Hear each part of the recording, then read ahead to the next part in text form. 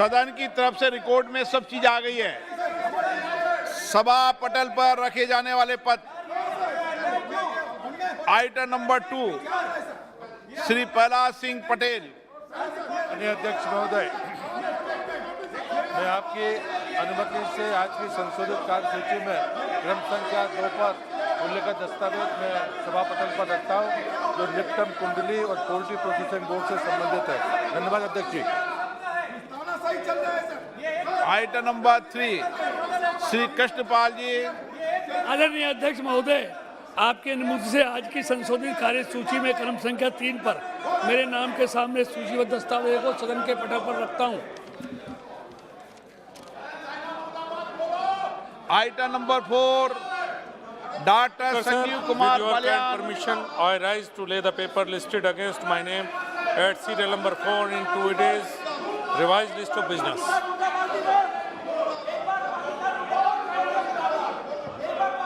Item number 5 Shri Nityanand Rai. आदरणीय अध्यक्ष महोदय, मैं आज की पुनरीक्षित कार्यसूची में क्रम संख्या पर मेरे 5 पर मेरे नाम के सम्मुख उल्लेखित दस्तावेज सभा पटल पर रखता हूँ। Item number 6 Shri Kailash Chaudhary ji.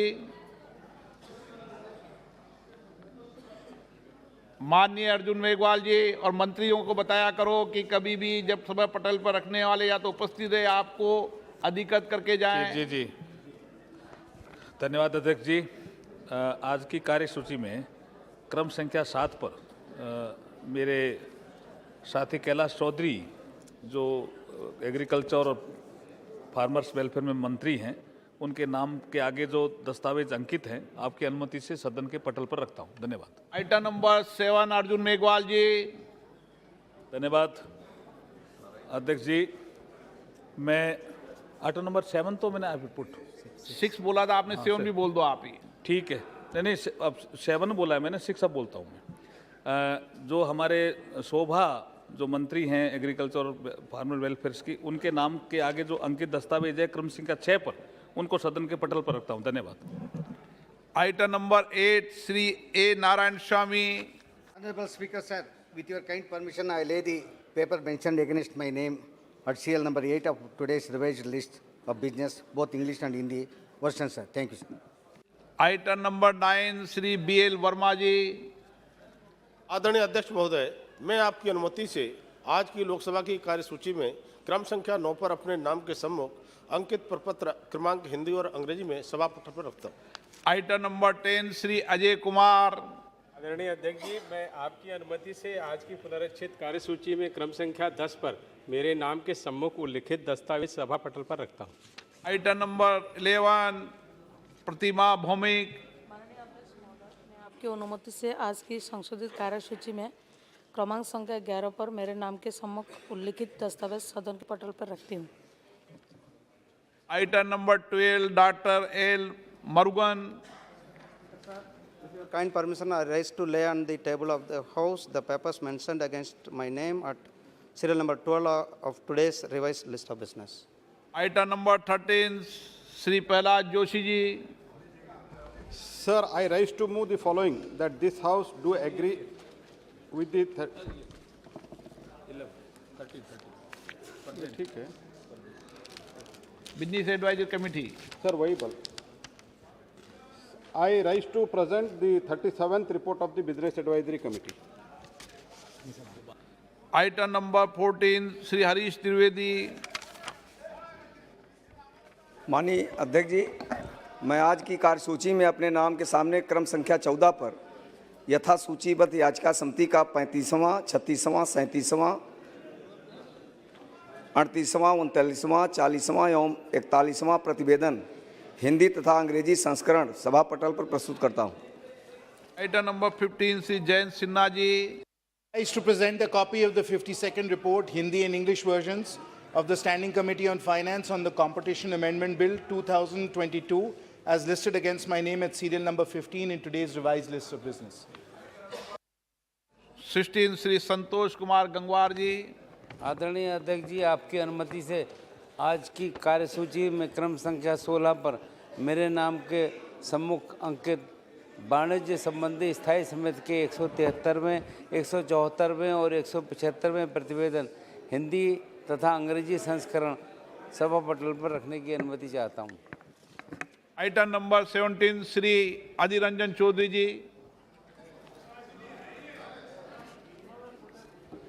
Sir, I beg to lay on the table a copy each of the 214 and 241 reports Hindi and English version of the Standing Committee on Home Affairs as mentioned in today's list of business against my name. Thank you, sir. Item number 18 Shri Tapir गांव। Honorable Speaker, sir, I raise to lay on the table a copy each of the 328, 329, 330, 331 and 332 report of the Standing Committee on Transport, Tourism and Culture listed against my name at serial number 18 in today's order paper. Thank you. Item number 19 Shri Prahlad Singh Patel. माननीय अध्यक्ष महोदय, मैं खाद्य प्रसंस्करण उद्योग मंत्रालय से संबंधित अनुदानों की मांगों 2022-23 के बारे में कृषि, पशुपालन और खाद्य प्रसंस्करण उद्योग संबंधी स्थायी समिति के 41वें प्रतिवेदन में अंतर्विष्ट सिफारिशों के क्रियान्वयन की स्थिति के बारे में एक वक्तव्य सभा पटल पर रखता हूँ। Item number 20 Shri doctor L Murugan. Respected Speaker, sir, with your kind permission, I rise to make a statement mentioned against my name at serial number 20 regarding the status of implementation of the recommendations, observation contained in the 34 report of the Standing Committee on Communication and Information Technology on the demands for grants 2022-23 pertaining to the Ministry of Information and Broadcasting. Thank you, sir. Item number 21 Shri Adhir Ranjan Chowdhury ji, business advisory committee report.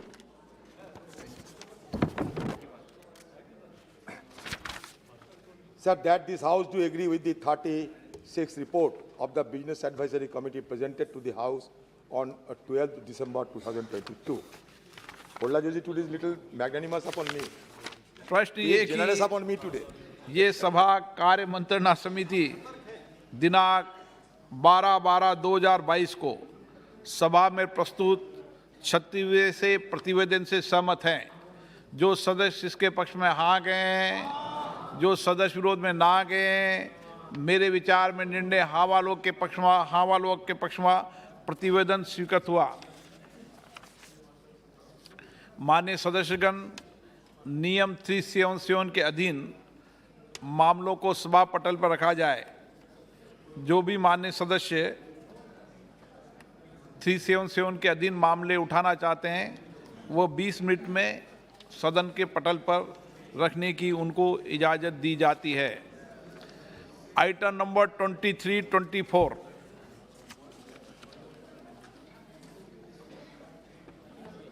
अनुदानों की अनुरक्त मांगों, अतिरिक्त अनुदानों की मांगों के संबंध में शून्यकाल माननीय मंत्री जी के जवाब के बाद शून्यकाल होगा। Shrimati Mahua Moitra. Honorable Speaker, sir, on behalf of my party, the All India Trinamool Congress, I rise to speak on the additional demand for grants 22-23. I begin by quoting the author Jonathan Swift. As the vilest writer has his readers, so the greatest liar has his believers. And it often happens that if a lie be believed for only 1 hour, it has done its work. Falsehood flies and truth comes limping after it. This government has us believe every February that this country's economy is going great guns. We are the fastest growing, most efficient global player. Everyone is getting employment. We're getting gas cylinders. We're getting electricity. We're getting pakka houses. This falsehood flies for about 8 to 10 months, and then the truth comes limping after it. And now we are in December, and the government says it needs another 3.26 lakh crores of additional funds over and above the budget estimate. The government and the ruling party coined the term pappu. You use it to denigrate, to signify extreme incompetence. Let me use the next few minutes to point out what the data, the statistics tell us as to who the actual pappu really is. NSO numbers were out yesterday. Industrial output has shrunk by 4% in October to a 26-month low. The manufacturing sector contracted 5.6%. Manufacturing is still the biggest generator of jobs.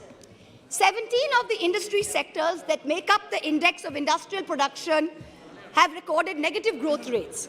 Forex reserves have fallen by $72 billion in under a year. The Honorable Finance Minister yesterday during question hour mentioned how apparently 50% of FII inflows into emerging markets are coming into India. Wonderful. But her colleague, the Minister of State for External Affairs, just last Friday, in response to a question in this very House, stated that almost 2 lakh people, 1,83,741 people, renounced their Indian citizenship in the first 10 months of 2022. This exodus in 2022 takes the total number of Indians renouncing Indian citizenship under this government in the past 9 years since 2014 to over 12.5 lakh people. This year has already seen more people giving up Indian citizenship than any single given year. High net worth individuals are willing to pay up to $1 million to get citizenship of Portugal, of St. Kitts, of Greece. Is this the sign of a healthy economic environment? Of a healthy tax environment? Who's the pappu now? There is an atmosphere of terror in this country with the sword of the Enforcement Directorate hanging over businessmen and high net worth individuals. The ruling party buys lawmakers for hundreds of crores, and yet members of the opposition represent 95% of lawmakers under investigation by the Enforcement Directorate. But forget politicians, they're tough, they can fend for themselves. Businessmen and high net worth individuals are soft targets. In the monsoon session, in response to a query from my honourable colleague from the JDU, Mr. Rajiv Ranjan Singh, the Finance Ministry informed this House that in the past 17 years, the ED has opened 5,422 investigations under the PMLA, but has convicted only 23 people. That is a conviction rate of a pathetic 0.5%. Since 2011, the ED has launched 1,600 investigations, 1,800 raids, and convicted only 10 people. In the supplementary demand for grants, I see that the government is asking for an additional 2,900 crores to buy land and ready-built accommodation, office accommodation for the Enforcement Directorate. The taxpayers, you and I, are paying for the ED's operations, for their prosecutions, for their investigations, for their foreign junkets. So do Parliament and public representatives have no right to ask this na khaunga, na khane dunga sarkar, who's presiding over the ED, why there is such a pathetic conviction rate of 0.5%? Is the ED's job only to harass people, or is it to actually track down and catch the perpetrators of financial crimes? What is this level of incompetence? Who's the pappu now? Members of the ruling party continue to spread falsehoods about the benefits of demonetization ad nauseum, with no regard to the actual data. You have not achieved the goals of a cashless digital economy. You have not achieved the goals of phasing out fake currency, even after 6 years of your dhamaka announcement. Currency in circulation has doubled from 18 lakh crores in November 2016 to 32 lakh crores in November 22. Cash management company CMS's cash index for ATM hit an all-time high this Diwali. Cash is still king. Demonetization did not achieve any of the 3 targets. Who's the pappu now? I've been reviewing the demand for additional grants, and there are various items in it that are shocking. From a total subsidy request of 1,09,000 crores in March, the Department of Fertilizers has asked for an equal amount in the supplementary request. Just urea alone is accounting for 86,000 crores. Phosphorus and potassium are controlled because they are nutrient-based subsidies. What is this government doing to stem the overuse of urea, which is killing the soil, killing productivity, and killing our health? What the soil needs is balanced use of fertilizers. Bengal has been promoting a balanced fertilizer blend of major fertilizers. And now we are suffering because the center is starving us of the most popular mix of NPK, which is the basal application for potato. During November 22, Bengal asked for a certain amount, and only 33% of our demand for balanced fertilizers was met by the center. Most of the urea-based subsidy is going to GAIL, because GAIL supplies the maximum gas to the fertilizer sector. When are we going to see the much promised reform and competition in this natural gas sector? When are we going to see the promised transmission system operator, the unbundling of GAIL? Is the government hiding and protecting GAIL under the garb of providing urea subsidies to people? Nearly 2,000 crores supplementary demand is for large industry, whereas only 233 crores is for the MSME sector. But the MSME sector accounts for 90% of jobs in the industrial sector. These are very distorted priorities. About 45,000 crores demand is for Manrega and other rural employment schemes. This is far too little, far too late. The rural sector accounts for nearly 2/3 of employment in this country. Field reports suggest that only a very small fraction of rural households are getting Manrega jobs. That too, not more than 30 to 40 days instead of the assured 100 days. That too, there's a 3 to 4 week lag in wage payment simply because there is inadequate allocation of funds. There is also no supplementary demand for subsidized food delivery under PDS. There's an overall anti-poor bias in the supplementary demand for grants. BSNL is being provided, this is very interesting, BSNL is being provided a viability gap funding of 18,000 crores for rural wireline operations. Prima facie, I don't have a problem with this. But if the government of India wants to keep giving BSNL viability gap funding, it is also giving it free spectrum worth 30,000 crores. Then why not make BSNL free roaming rural for everybody? If I'm not a BSNL user, I'm an Airtel user. I am paying for BSNL's free spectrum. It is not only BSNL subscribers who are paying for it. So if Airtel has poor network in a rural area, why can my phone not latch on to BSNL? Taxpayers are paying for this. Make it free for all in rural areas. The supplementary demand for grants will amount to an additional expenditure of about 4.36 lakh crores. This is going to raise the fiscal deficit above the target that you mentioned in the budget. So what is the government's additional revenue mobilization measures, especially non-tax revenue, that is going to make this up, make up the additional expenditure so we stay within the fiscal demand targets, fiscal deficit target? The Honorable Finance Minister yesterday stood in this house and she likened us, the opposition, to Videsh ka dushman. And she said, we have Jalan ka bhavna at India's growth.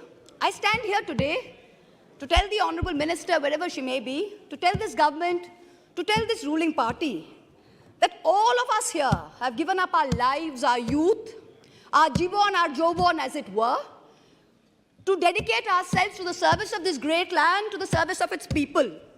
We represent the farthest corners of this country, from Karimpur to Kutch, from Katgodam to Kasargod.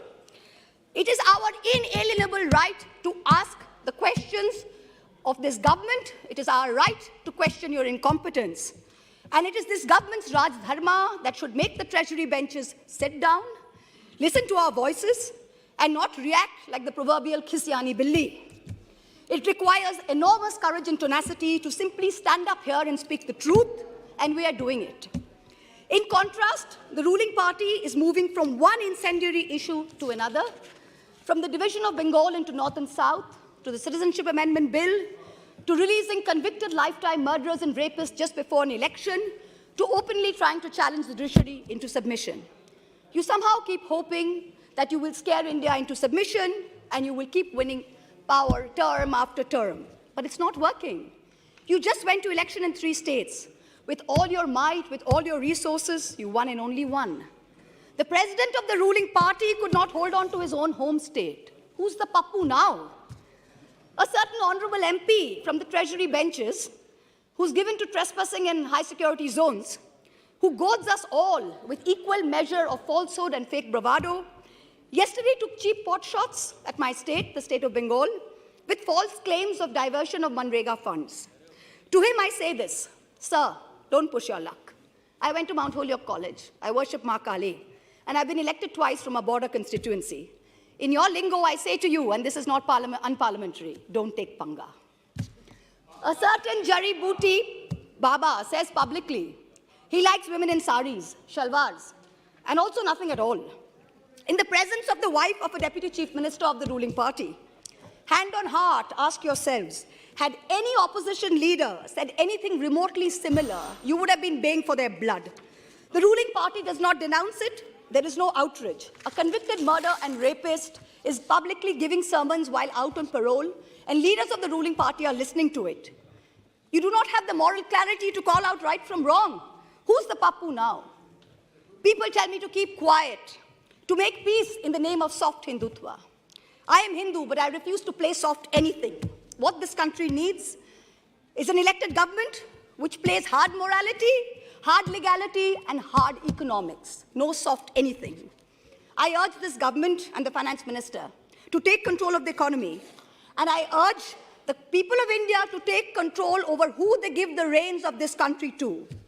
सवाल ये नहीं है कि बस्तियां किसने जलाई, सवाल यही है कि पागल के हाथ में माचिस किसने दी. This is a question that India needs to answer. Thank you very much. Jai Hind.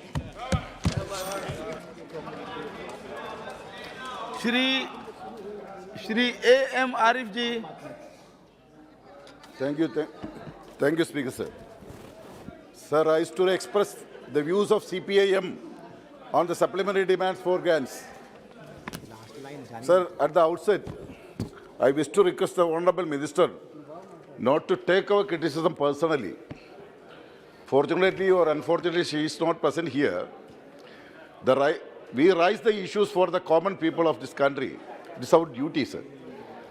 I read the latest report of Public Accounts Committee on excess over odds grants and charge appropriation for 2019-20.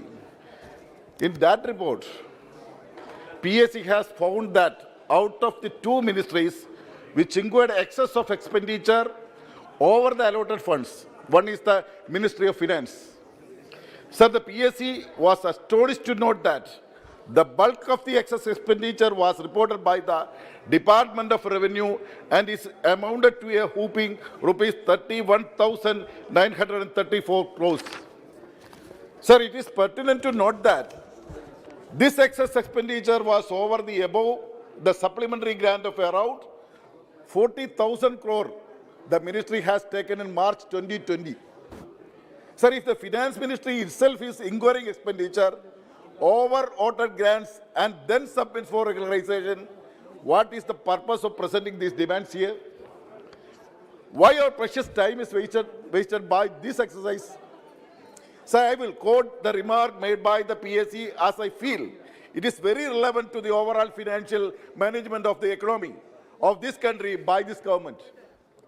So analysis of reason given by the ministries revealed that, I quote, like in the past, lack of continuous watch over the flow of expenditure, lack of timely review of financial requirements, and failure to properly anticipate the requirement of additional funds continue to be the main reasons for the excess expenditure. Sir, in 2021, at the time of COVID-19, Honorable Finance Minister announced a stimulus and relief package of 20 lakhs crore. What is the result of that packages? Sir, no one knows what relief these packages gave to common man other than false promises and tall claim like moratorium on bank loans. What they got was 5 kilogram rice every month and nothing else. And cook that rice, they are now spending huge amounts for their pockets as the LPG subsidy is not given for the past 2 years. And what about petroleum products? Luckily, due to the election to Gujarat and Himachal Pradesh assemblies, the government has applied sudden brake and stopped the increasing the prices. But today or tomorrow, surely, it will be skyrocketed. It has become crystal clear now that moratoriums on bank loans were mere eyewash and helped only increase the interest burden by the extending the loans. Sir, not a single paisa out of the loans taken by the poor people in this country was either written off or the interest waived by the stimulus packages. Similarly, lack of students who had taken the education loans were not given any respite, even though their studies were disturbed due to the COVID-19. Sir, I challenge this government to bring out a white paper on the Atmanirbhar Bharat stimulus package. But I know it will never, as the truth will get revealed. The government which was hesitant to help crores of the petty traders, farmers, self-employed and manual laborers affected by the COVID-19. But at the same time, government has no hesitation in writing off about 10 lakh crore bad loans of crony capitalists in the 5 years. Sir, it is better to change the name Atmanirbhar Bharat to Adani Nirbhar Bharat, as well as the asset of the country is handed over to the Adani Group. Sir, almost all major airports are in the hands of Adani. Seaports also not different. Sir, it is not a shame that we have been degraded as a country without national carrier with the sale of Air India. Sir, at the cost of national aircraft, the Honorable Prime Minister has purchased 2 aircrafts for his use. What did the spirit of nationalism? The Prime Minister reminds us every now and then fly away while selling their Air India. Sir, after Air India, seaports and airports, and then turn to railways. Already government has started the privatization of railway through back doors, and we will have to wait only another few years to see who is, sir, 1 minute, to who is going to take over it. What is happening in the accounts of COVID-19? See, sir, even for traveling distance of less than 5 kilometers, the government has to give ₹30 as the railway is running all the passenger train as express specials in the name of COVID-19. Similarly, the concession given to the senior citizen, in railway tickets was taken away in the name of COVID, and now the government says it will not be restored. It will not be restored. Sir, I wonder whether any other democratically elected government will do the people so cunningly in the name of pandemic after it has become completely under control. So COVID-19, global recession, Ukraine war, what else?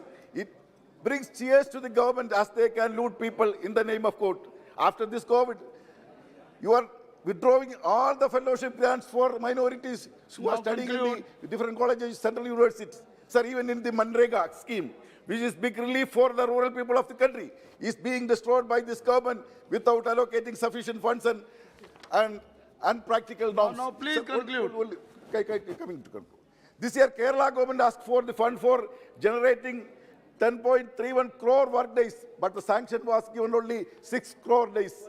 Also, this government is accusing the state governments by denying its due share of central tax and with the stopping the GST compensation. States are literally in the mercy of the central government. Sir, every time an assembly election comes, our Prime Minister reminds the people of the needs for double engine development, which itself against the spirit of the Constitution, sir. He is bound to do service to all states without any discrimination, whether it is BJP or non-BJP. Sir, it is a threat to the people of the state that if you elect different party other than BJP, your development will be halted. Sir, concluding. 1 minute. For reducing the unwanted expenditure and utilize the available resources of the maximum. For the past 2 years, I have been repeatedly inviting the attention of the Ministry of Education on the need for taking over project sector Kendriya Vidyalaya in Kayangulam in my parliament constituency. Sir, it would cost even ₹50 crores for taking over all the 14 project sector KVs which are on the verge of closure, and even now this government has been non-committal to spending such a small amount for the sake. Mohammed Bashir Sahab ji.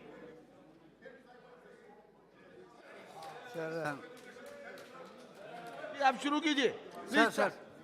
Sir, thank you very much. Sir, while discussing this demand, supplementary demand for grant, sir, we must be prepared for an introspection on 2 things. Number 1, whether the money allotted as a budget or supplementary demand for various schemes, whether it is properly spent and really attain the achievement. Second thing, whether the country have at least or partially succeeded in reducing the growth inequality between economically elite group and the downtrodden section of the society. So now coming to my first point.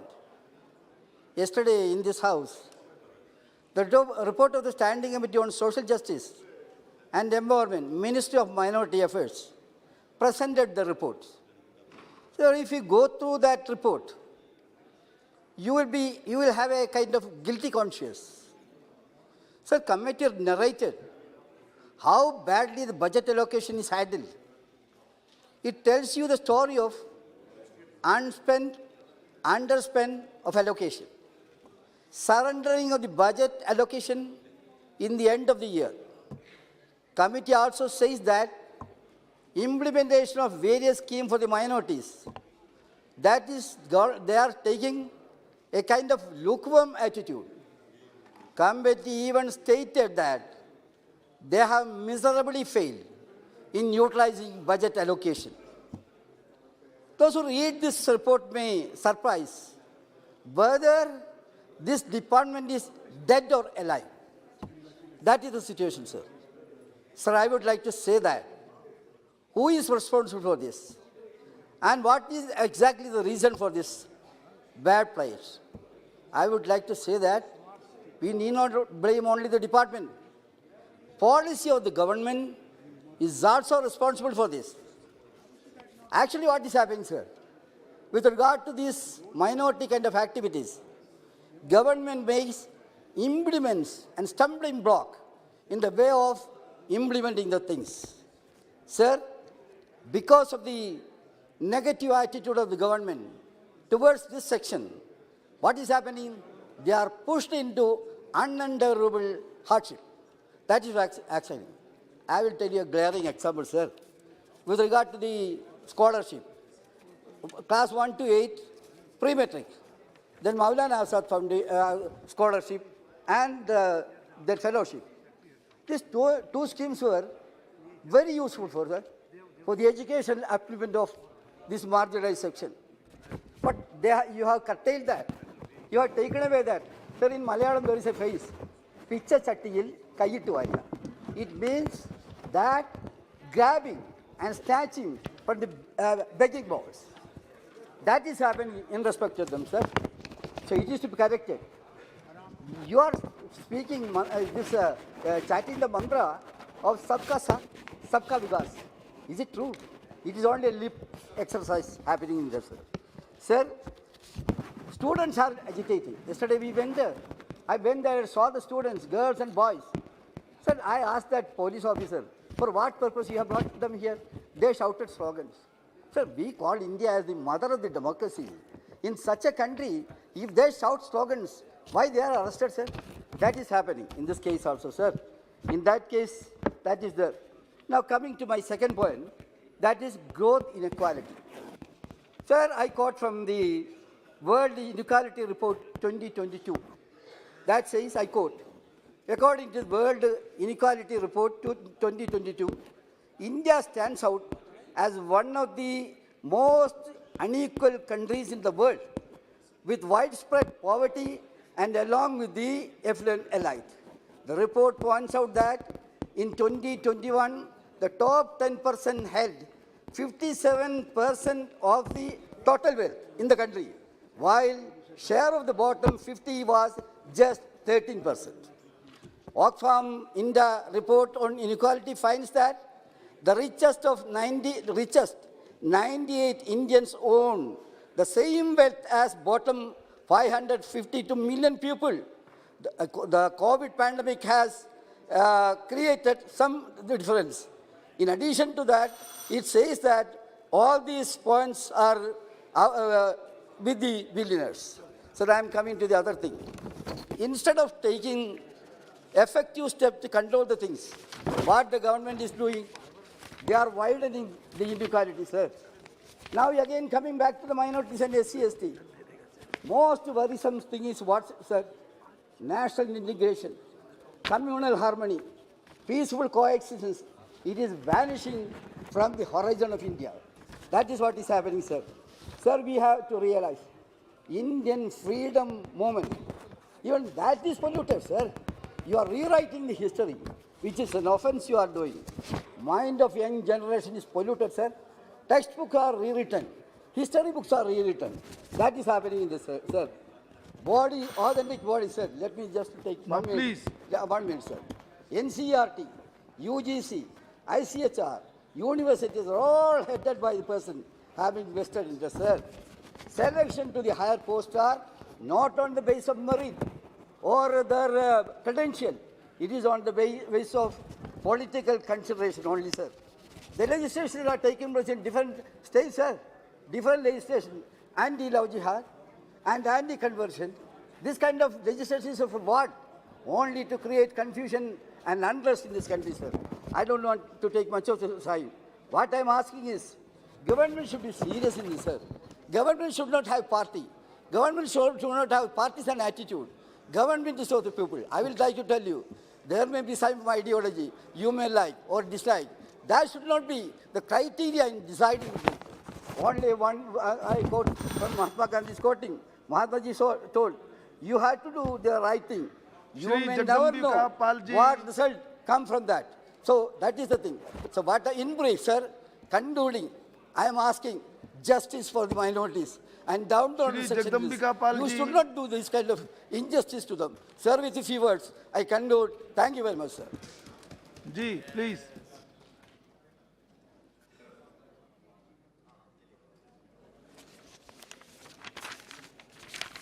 अधिष्ठाता महोदय, मैं आपका अत्यंत आभारी हूं कि आपने हमारी सरकार द्वारा सप्लीमेंट्री डिमांड्स फॉर ग्रांट्स जो प्रस्तुत किया गया उसके समर्थन में आपने मुझे बोलने का अवसर दिया। मैं काफ़ी देर से अपने सत्तापक्ष और विपक्ष के साथियों को बैठ के सुन रहा था। निश्चित तौर से जो हमारा सप्लीमेंट्री डिमांड्स फॉर ग्रांट्स है, इनमें जो हमने मांग की है, ये आश्चर्य है कि हमारे कुछ माननीय सदस्य ये कहें कि ये सप्लीमेंट्री डिमांड्स फॉर ग्रांट्स क्यों लाया, और उसके संबंध में जिस तरह की टिप्पणी की गई, पप्पू की टिप्पणी की गई, तो मुझे लगता है कि यहाँ पे बहुत वर्षों से लोग बैठे रहे हैं, काफ़ी वरिष्ठ लोग हैं, और ये बजट में एक प्रक्रिया है कि अगर बजट में जो हम साल का एक एनुअल आउटले का प्लान बनाते हैं, लेकिन ऐसी बहुत सी चीज़ें होती हैं जिसको हम फोर्सी नहीं कर सकते, और जब उसको हम फोर्सी नहीं कर सकते हैं तो स्वाभाविक है कि अगर उसकी ज़रूरत पड़ गई, चाहे नेचुरल क्लैमिटी हो, चाहे फ्लड हो, या किसी इंफ्रास्ट्रक्चर के लिए हो, या इस तरह की स्थिति हो कि शायद दुनिया का असर सब देशों पर पड़ता है, यूक्रेन का या रसिया का जिस तरीके का युद्ध हुआ, जिसके नाते फर्टिलाइज़र की सप्लाई जो यूक्रेन हमें करता था यूरिया का या रसिया करता था, उस युद्ध के नाते अगर हमको दूसरी कंट्रीज से लेना पड़ा, तो ये शायद शाश्वत नियम है कि हमेशा सप्लीमेंट्री डिमांड्स फॉर ग्रांट्स आता रहा, और ये हर सरकार में, हमारे कांग्रेस भी बहुत दिन सत्ता में रही है। मुझे तो लगता है ये फर्स्ट सप्लीमेंट्री डिमांड्स हम लेके आए, फर्स्ट सप्लीमेंट्री बैच हमारा है, और यहाँ तो बजट पास होने के बाद जैसे मानसून सेशन शुरू होता है, सप्लीमेंट्री डिमांड्स फॉर ग्रांट्स आ जाता है, और हम तो मानसून को विंटर सेशन में इसको लेके आए, और किन परिस्थितियों में लेकर के आए, सरकार की तरफ से भी कहा गया, और हमारे निशिकांत जी और यशवंत जी ने सारे लोगों ने विस्तार से कहा, मैं उसको दोहराना नहीं चाहता हूँ। लेकिन मुझे लगता है कि राज्यों में भी यह प्रक्रिया है, क्योंकि जिस तरीके से अगर जिसका बजट में प्राविधान नहीं आउटले और उसके खर्चे की ज़रूरत पड़ गई सरकार को, और सरकार उस खर्च को करती है, तो एक एक पैसे को बिना सदन से रेक्टिफाई कराए, चाहे विधानसभा हो चाहे लोकसभा हो, एक पैसे की सैंक्शन हो नहीं सकती। तो ये राज्य में भी होता है, और लगातार ये एक प्रक्रिया है बजट की। अगर बजट का ज्ञान हो तो निश्चित तौर से ये सप्लीमेंट्री डिमांड्स फॉर ग्रांट उसका एक अनिवार्य हिस्सा है। और मुझे लगता है कि अगर यहाँ पे कहा जाए कि आखिर ये कौन पप्पू है, तो इसका अंदर राज्य में अगर ये डिमांड फॉर ग्रांट्स आ रहा है तो बताना पड़ेगा उनके राज्य में कौन पप्पी है जो इस तरह के बजट लेकर के आया है।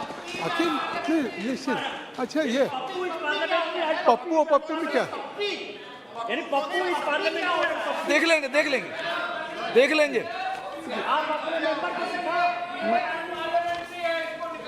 ओके। अब ये तो अधिष्ठाता महोदय आप तय करेंगे। ओके।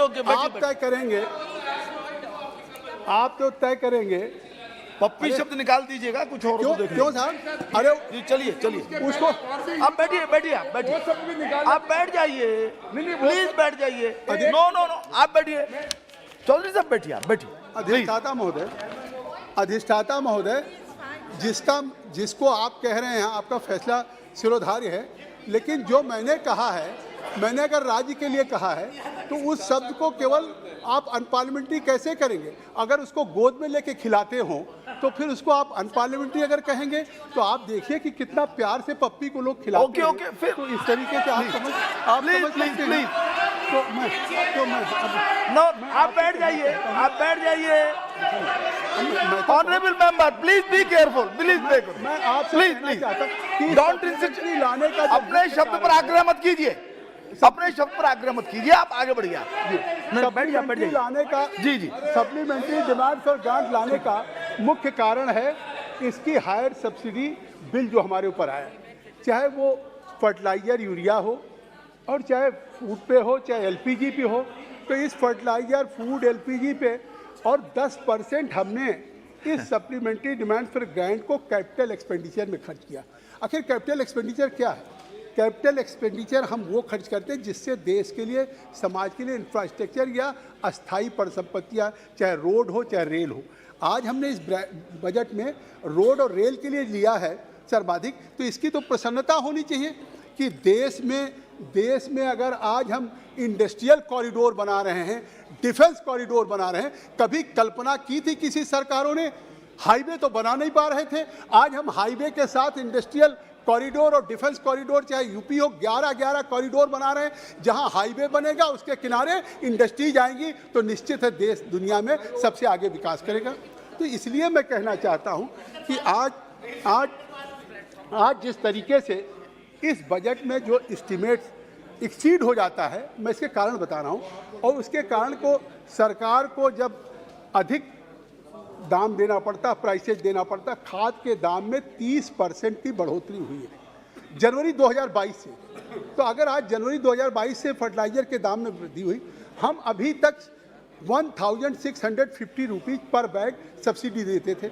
1650 रुपये का जिस बैग पे हम किसानों के देश के लिए, ये बात किसानों की करते हैं, किसान आंदोलन के समर्थन की बात करते हैं।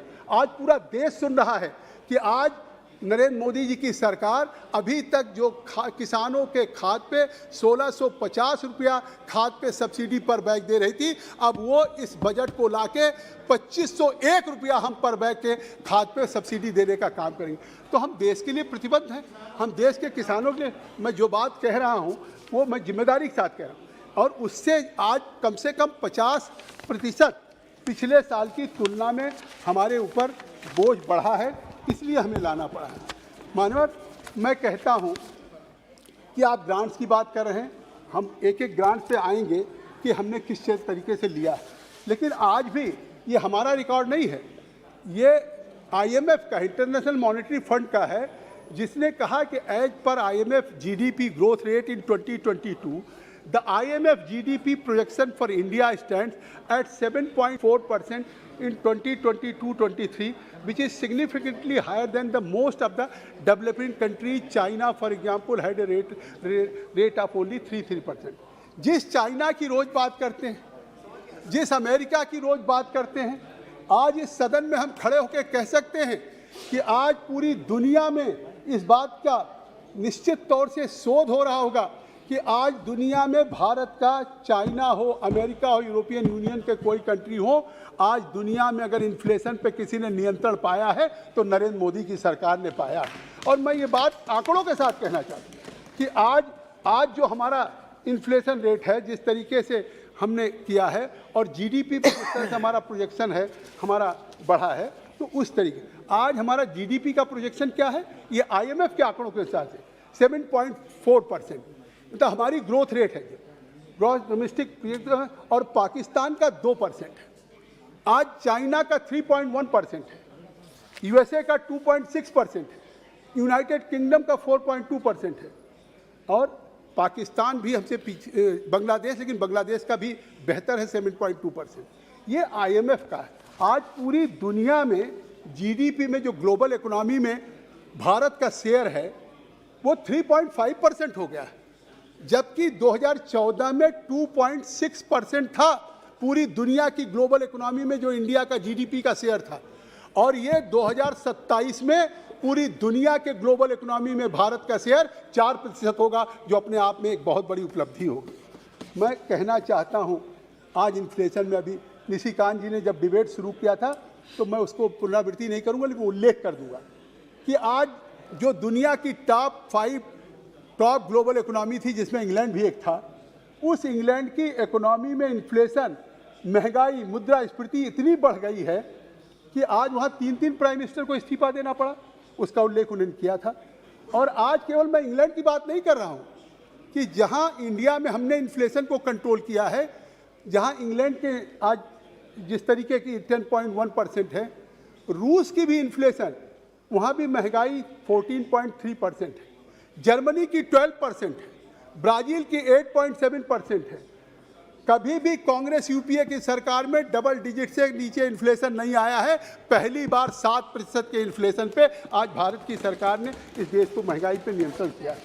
तो इसलिए नहीं, मैं कोई चीज़ें जो कह रहा हूँ, आप एनएसओ का रिकॉर्ड देख लीजिए कि नेशनल जो स्टैटिक्स हमारा है, इस नेशनल स्टैटिक्स का रिकॉर्ड क्या है कि हम 2019-20 में जब कोविड की वैश्विक चुनौती थी, उस महामारी के पूर्व जो हमारा जीडीपी था, आज ये नीतियां हमारी हैं, हमारे इस तरीके का आज संकल्प है, फाइनेंशियल डिसिप्लिन है कि हम भारत की अर्थव्यवस्था को महामारी के पूर्व की वास्तविक जीडीपी को पुनः 2022-23 के सेकेंड क्वार्टर में लाने पे हम ले आए हैं।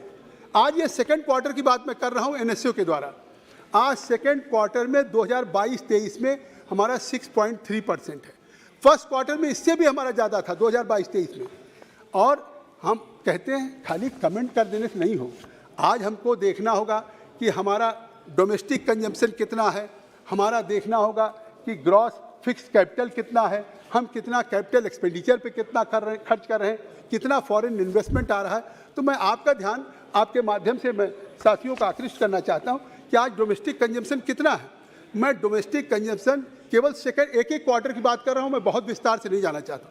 मैं डोमेस्टिक कंजम्पशन में भारत के सेकंड क्वार्टर की बात कर रहा हूँ कि जीडीपी का 2022-23 के सेकंड क्वार्टर की बात कर रहा हूँ, उसके जीडीपी का 58.4% आज डोमेस्टिक कंजम्पशन है। जहाँ दुनिया में लोग सड़कों पर प्रोटेस्ट कर रहे हैं, ब्रेड बटर के लिए प्रोटेस्ट कर रहे हैं, चाइना में जहाँ लॉकडाउन के खिलाफ सड़कों पे जैसा उल्लेख किया हमारे साथियों ने, और आज भारत में इस तरह का डोमेस्टिक कंजम्पशन बढ़ा है जो 58.4%। ये उपलब्धियाँ हैं। आप इस पे बात करिए, आप इस पे चर्चा करिए कि 2013-14 के बाद जो सभी वर्षों में हमारा जो अभी तो शुरू किया है। जी मुझे पार्टी की तरफ से समय है, मानवर दे लेने दीजिए। एकदम से समाप्त चाहता हूं कि नहीं, समाप्ति की तरफ बढ़िए, एकदम से समाप्त मत कीजिए। मानवर हमारी पार्टी, आपकी राय की आवश्यकता नहीं है। 10 मिनट जी, 10 मिनट तो देंगे। आप बोलिए, तो बोलिए। 10 मिनट भी नहीं देंगे हम, अब आप बता दीजिए। तो इसलिए आज उस कोविड की चुनौती के बाद जो हमारा ट्रेड है, होटल ट्रांसपोर्ट है या सर्विस सेक्टर है, उसके फर्स्ट क्वार्टर से सेकेंड क्वार्टर में 16% की वृद्धि हुई है। ग्रॉस फिक्स कैपिटल क्या होता है? ये निवेश को दर्शाता है। आज हमारी निवेश की स्थिति क्या है? निवेश की स्थिति दुनिया में 2022-23 की पहली छमाही में देखिए, कम से कम इसका जवाब तो दीजिए कि क्या भारत ने, आज अभी मैं काठमांडू गया था और वहाँ पे मेरी एम्बेसडर साहब से बात हो रही थी। ये केवल भारत का सवाल कि अभी भी चाइना दुनिया से अलग थलग है, अपने लॉकडाउन से जूझ रहा है। आज नेपाल में जहाँ हमारा व्यापारिक संबंध है, आज भारत का हर जगह एक्सपोर्ट बढ़ रहा है और उसका नतीजा है कि आज हमारे इस भारत के प्रति विश्वास भी बढ़ा है। नरेंद्र मोदी जी की सरकार के प्रति पूरी दुनिया के जो इन्वेस्टर्स हैं, उनको लगता है कि हमारे लिए एक मोस्ट फेवरेट डेस्टिनेशन भारत है, जहां हमारा निवेश सुरक्षित रह सकता है। और उसी की देन है कि 2022-23 की पहली छमाही में $20.2 बिलियन का FDI का इन्वेस्टमेंट हुआ है, जो अपने आप में एक रिकॉर्ड है भारत के लिए। तो इसलिए मैं कहना चाहता हूं कि अगर आज कभी इस पे तो नहीं चर्चा किया कि हमने किस तरह से स्टेट के डेवलपमेंट के लिए हम सबका साथ सबके विकास की केवल बात नहीं करते, हम कैपिटल एक्सपेंडिचर में ये सेंटर स्टेट्स को भी मदद करें, चाहे वो बंगाल हो, चाहे तमिलनाडु हो, चाहे आंध्रा हो, चाहे तेलंगाना हो। उसके लिए हमने 7.5 लाख करोड़ का कैपेक्स फंड बनाया। उस पर चर्चा कर लिए कि 7.5 लाख कैपेक्स फंड में हमने कितना दिया है। भारत सरकार ने 2022-23 के लिए इंफ्रास्ट्रक्चर के लिए, मशीनरी के लिए, नए प्रोजेक्ट्स के लिए, इनके लिए हमने कैपेक्स फंड 7.5 लाख का, और ये नहीं कि केवल फंड बनाया, अब तक उसमें हम 54% से अधिक अप्रैल से अक्टूबर तक अधिष्ठाता महोदय भारत सरकार खर्च कर चुकी है, राज्यों को भी दे चुकी है। ये है सेंटर स्टेट का फेडरल स्ट्रक्चर। अरे कम से कम बजट पे, देश की सुरक्षा पे, देश के इंफ्रास्ट्रक्चर पे, इस पे तो कम से कम हम राजनीति से ऊपर उठ करके बात करें, और कम से कम बजट पे जब बात करें तो बजट का ज्ञान तो रहना चाहिए कि आज हो।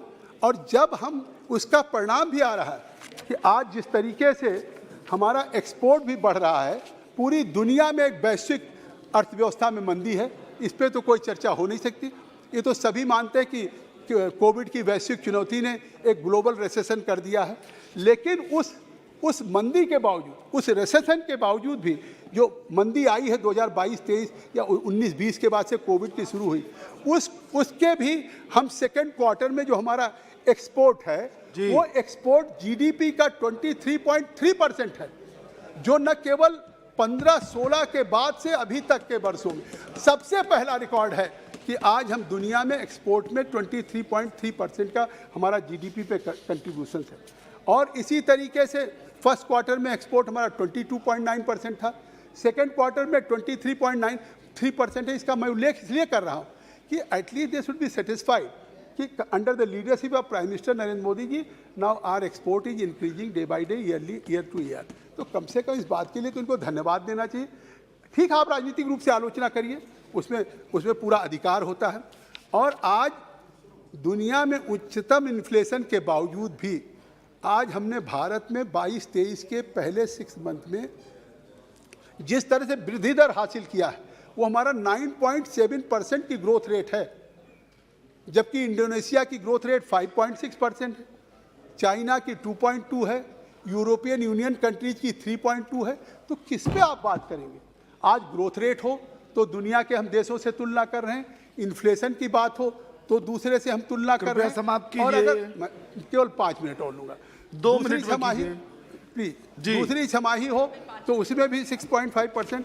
मैं कहना चाहता हूँ कि आज इस इंफ्रास्ट्रक्चर और इकोनॉमी के लिए ये हमने तय किया है कि 2024-25 तक हम अपने देश की $5 ट्रिलियन बनाएंगे। इसी पे कर लिए। मैं तो कल बिजनेस एडवाइजरी कमेटी में रिक्वेस्ट कर रहा था कि मान्यवर, आखिर आप तमाम चीज़ों पे चर्चा करेंगे। 193 पे एक चर्चा India emerging economy as a top 5 global economy, इस पे चर्चा कर लीजिए।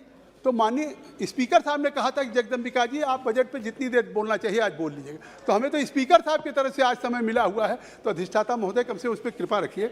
मैं कहता हूँ कि सुप्रिया मौजूद थी और तमाम लोग हमारे दादा मौजूद हैं कि 2014 में आप क्या कहते थे? 2014 में आप कहते थे कि कांग्रेस की सरकार में पॉलिसी पैरालिसिस आ गया। ये आपका भाषण है। तो 2014 में इस देश में आप स्वयं कहते थे कि पॉलिसी पैरालिसिस, सुप्रिया को भी याद होगा, ये बड़ा कॉमन वर्ड हो गया था, यहाँ की टर्मिनोलॉजी थी, गलत तो नहीं कह रहा हूँ किसी का, तो कि नीतियाँ पंग हो गई मनमोहन सिंह की सरकार। आप भी कहते थे policy paralysis, it was very common. और उस पॉलिसी पैरालिसिस में स्थिति ये हो गई थी कि एफडीआई आने की बात तो छोड़ दीजिए कि कोई फॉरेन इन्वेस्टमेंट आए। भारत के उद्योगपति अपनी पूंजी को यूरोपियन यूनियन में, साउथ अफ्रीका में वहाँ लगाने थे। चिंता का विषय हो गया था कि आखिर इस भारत से क्या हो रहा है कि लोग जा रहे हैं। और आज क्या स्थिति है कि आज उस इंफ्रास्ट्रक्चर और इकोनॉमी के लिए कि हम $5 ट्रिलियन को हमने सेट किया है। लोग तो कोविड की वैश्विक चुनौती पर अपनी जान बचाने के देश अपने परेशान हैं कि हम वैक्सीन दे सकें, हम लोगों को फूड सिक्योरिटी दे सकें।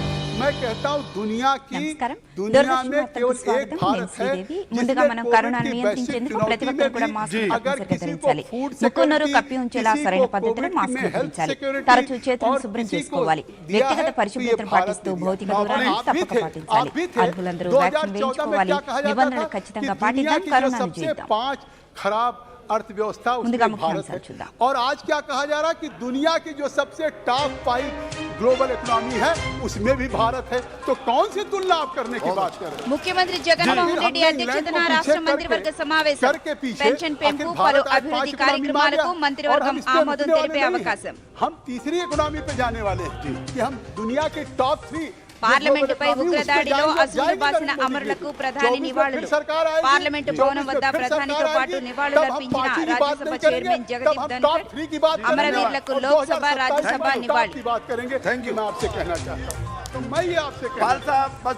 తవాంగ్ పరిస్థితులపై లోక్సభలో చర్చకు విపక్షాల పట్టు భారత్ చైనా సరిహద్దు వివాదంపై లోక్సభలో రక్షణ మంత్రి ప్రకటన చైనా సైనికుల ప్రయత్నాలను భారత్ దీటుగా ఎదుర్కొందన్న రాజ్నాథ్ సింగ్ భారత జవాన్లు ఎవరూ గాయపడలేదని వెల్లడి कि हम $5 ट्रिलियन की हमारी सरकार का मोदी जी का లాభాల్లో కొనసాగుతున్న దేశీయ స్టాక్ మార్కెట్లు 313 పాయింట్ల లాభంలో సెన్సెక్స్ 77 పాయింట్ల లాభంలో నిఫ్టీ डॉलर को अचीव करने के लिए हमको इंफ्रास्ट्रक्चर क्रिएट करना पड़ेगा ప్రధాని మన్ కీ బాత్ కార్యక్రమం ఈ నెల 25వ తేదీ ఆదివారం ఉదయం 11 గంటలకు తెలుగు అనువాదం వెనువెంటనే దూరదర్శన్ సప్తగిరి యాదగిరిలలో ప్రసారం तालाब होते थे बिहार हो यूपी हो चाहे तमिलनाडु चाहे बंगाल हो हर घर के ప్రపంచ ఫుట్బాల్ కప్ లో నేడు తొలి సెమీఫైనల్ క్రొయేషియాతో తలపడనున్న అర్జెంటీనా జట్టు आज पोखरे खत्म हो रहे हैं ప్రధానమంత్రి నరేంద్ర మోదీ నేడు శ్రీ అరబిందో 150వ జయంతి కార్యక్రమంలో పాల్గొననున్నారు ఆజాదీ కా అమృత మహోత్సవ్ కార్యక్రమాలలో భాగంగా పుదుచ్చేరిలోని కంబన్ కలై సంఘంలో జరుగుతున్న ఈ కార్యక్రమంలో మోదీ వర్చువల్ విధానంలో పాల్గొంటారు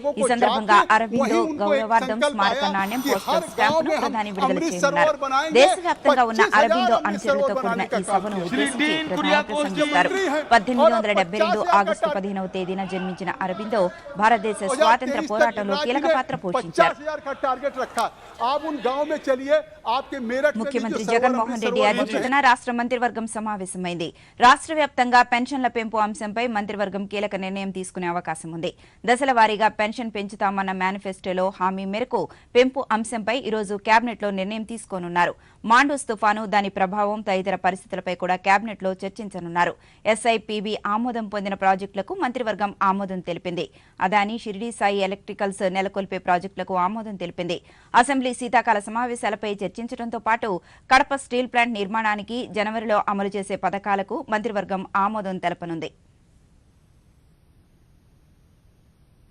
2001వ సంవత్సరం డిసెంబర్ 13వ తేదీన పార్లమెంటుపై ఉగ్రవాదులు జరిపిన దాడిలో అసువులు బాసిన పోలీసులకు దేశం నివాళులర్పిస్తోంది పార్లమెంటు భవనంపై పాకిస్తాన్కి చెందిన 5 జైషే మహ్మద్ ఉగ్రవాదులు పార్లమెంటుపై కాల్పులకు దిగారు ఉగ్రవాదులను అడ్డుకునే క్రమంలో ఢిల్లీ పోలీసులు 6 2 సీఆర్పీఎఫ్ సిబ్బంది పార్లమెంటు సిబ్బంది 1 తమ ప్రాణాలను కోల్పోవాల్సి వచ్చింది ఈ 5 ఉగ్రవాదులను భద్రతా బలగాలు పార్లమెంటు భవనం వెలుపలనే హతమార్చాయి ఈ ఘటనలో ప్రాణాలు కోల్పోయిన వారికి పార్లమెంటు భవనం వద్ద ప్రధానమంత్రి నరేంద్ర మోదీ రాజ్యసభ చైర్మన్ జగదీప్ ధన్ఖడ్ లోక్సభ స్పీకర్ ఓం బిర్లా పలువురు కేంద్ర మంత్రులు పుష్పాంజలి ఘటించి నివాళులర్పించారు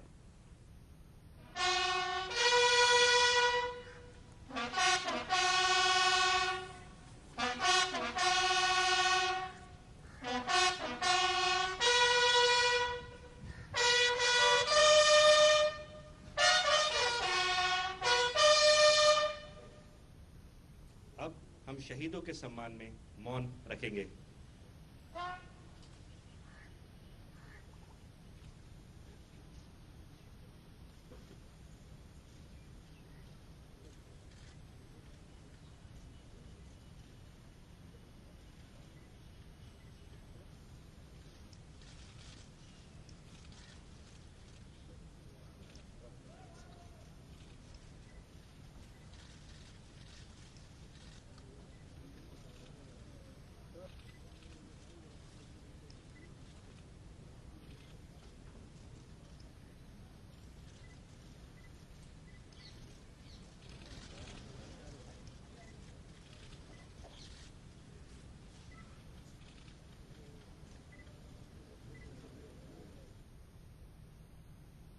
2001వ సంవత్సరం డిసెంబర్ 13వ తేదీన పార్లమెంటుపై ఉగ్రవాదులు జరిపిన దాడిలో అసువులు బాసిన పోలీసులకు లోక్సభ నివాళులర్పించింది.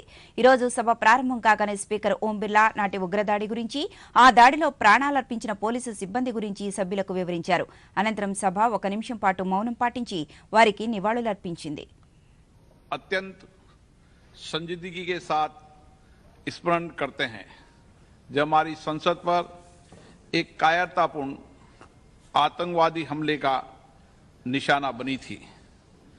इस दिन हम सतर्क सुरक्षा बलों की बहादुरी को भी स्मरण करते हैं जिन्होंने हमारे लोकतंत्र के प्रतीक पर हुए इस हमले को विफल कर दिया था। अब ये सभा दिवंगत आत्माओं के सम्मान में मौन रहेगी।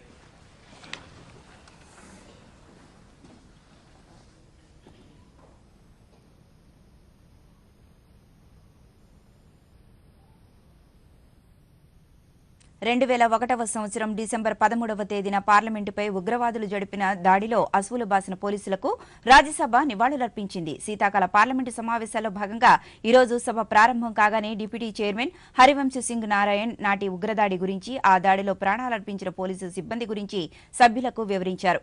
అనంతరం సభ 1 నిమిషం పాటు మౌనం పాటించి వారికి నివాళులర్పించింది. Security personnel displayed death-defying courage and valor to defend and protect the parliament and foil the audacious attempt of the terrorists to strike at the very soul of our nation. The attack took toll of 10 precious lives, 2 parliament security service staff, 5 Delhi police personnel, a women's Central Reserve Police Force constable, a gardener of CPWD and a camera person from ANI. Since then, on this day, we not only remember and express our deepest sympathies for lives lost and disrupted by this dastardly act, but also reiterate our unequivocal condemnation of terrorism in all its forms and manifestations. I request honorable members to rise in their places and observe a moment silence as a mark of respect to the memory of those who laid their lives in that dastardly attack.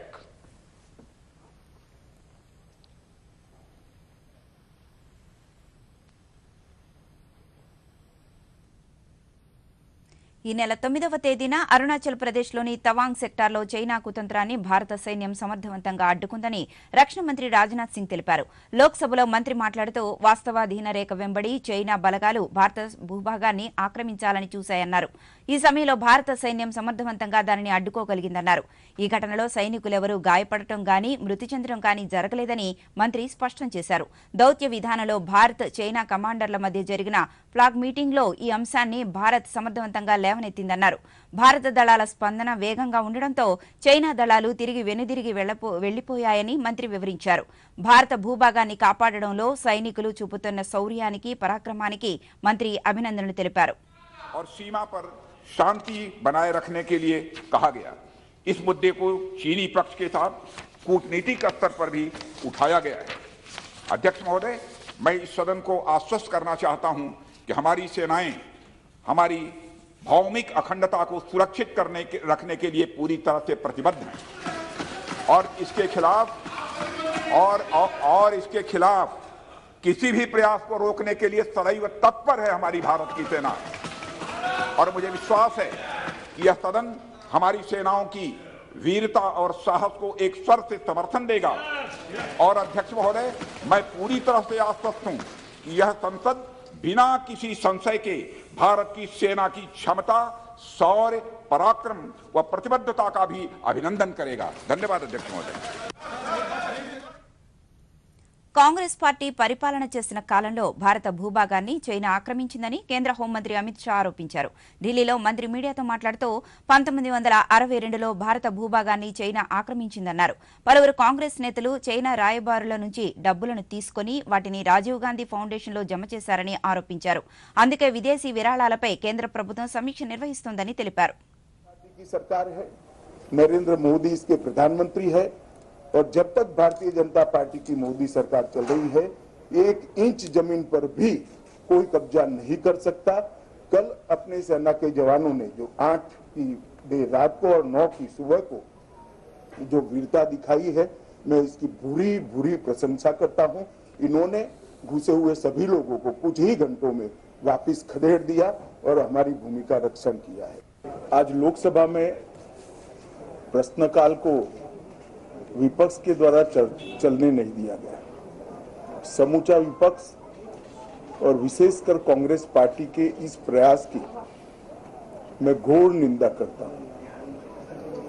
Arunachal में 8 की देर रात और 9 की सुबह घटी घटनाओं का हवाला देते हुए विपक्ष ने बहुमूल्य प्रश्नकाल को स्थगित करवा दिया। इसका कोई औचित्य इसलिए नहीं था कि पार्लियामेंट्री अफेयर्स मिनिस्टर ने स्पष्टता से कह दिया था कि 12 बजे इस देश के रक्षा मंत्री श्री राजनाथ सिंह जी इस विषय पर सदन के सामने अपना बयान रखेंगे। जब बयान रखने की बात कर ही दी तो इसका कोई औचित्य नहीं था। मैं कांग्रेस पार्टी को पूछना चाहता हूं, ये दोगला रवैया जनता के सामने नहीं चलता है। जनता सब देख रही है। आपके परिवार द्वारा चलाया गया फाउंडेशन, उसका FCRA रजिस्ट्रेशन चीन की दूतावास से मिले हुए अनुदान से समाप्त हुआ है। आपके ही समय में हजारों किलोमीटर भूमि अवैध रूप से हमसे हड़प ली गई है। आपके ही समय में हमें मिली हुई सुरक्षा परिषद की सदस्यता आपने निजी संबंधों को बनाने के लिए चीन की भेंट कर दी है। ये सारी जनता ये सभी विषयों को जानती है। ప్రధానమంత్రి నరేంద్ర మోదీ నేతృత్వంలో గత 8 ఏళ్లుగా అమలు చేస్తున్న సంస్కరణల కారణంగా భారత్ సాఫ్ట్ పవర్లో శక్తివంతమైన దేశంగా ఉద్భవించిందని కేంద్ర న్యాయశాఖ మంత్రి కిరణ్ రిజిజు అన్నారు. ఢిల్లీలో మంత్రి ఈ రోజు మీడియాతో మాట్లాడుతూ సాంస్కృతికంగా వారసత్వంగా అరుణాచల్ ప్రదేశ్ ప్రాచీన కాలం నుంచి భారత్లో అంతర్భాగంగా ఉందన్నారు. భారత్కు చెందిన ఒక్క అంగుళాన్నైనా చైనా ఆక్రమించలేదని మంత్రి స్పష్టం చేశారు. प्रदेश के बारे में अगर कोई कुछ कहेगा तो ये सीधा सीधा आता है कि ये तो प्राचीन काल से भारत के साथ जुड़े हुए हैं।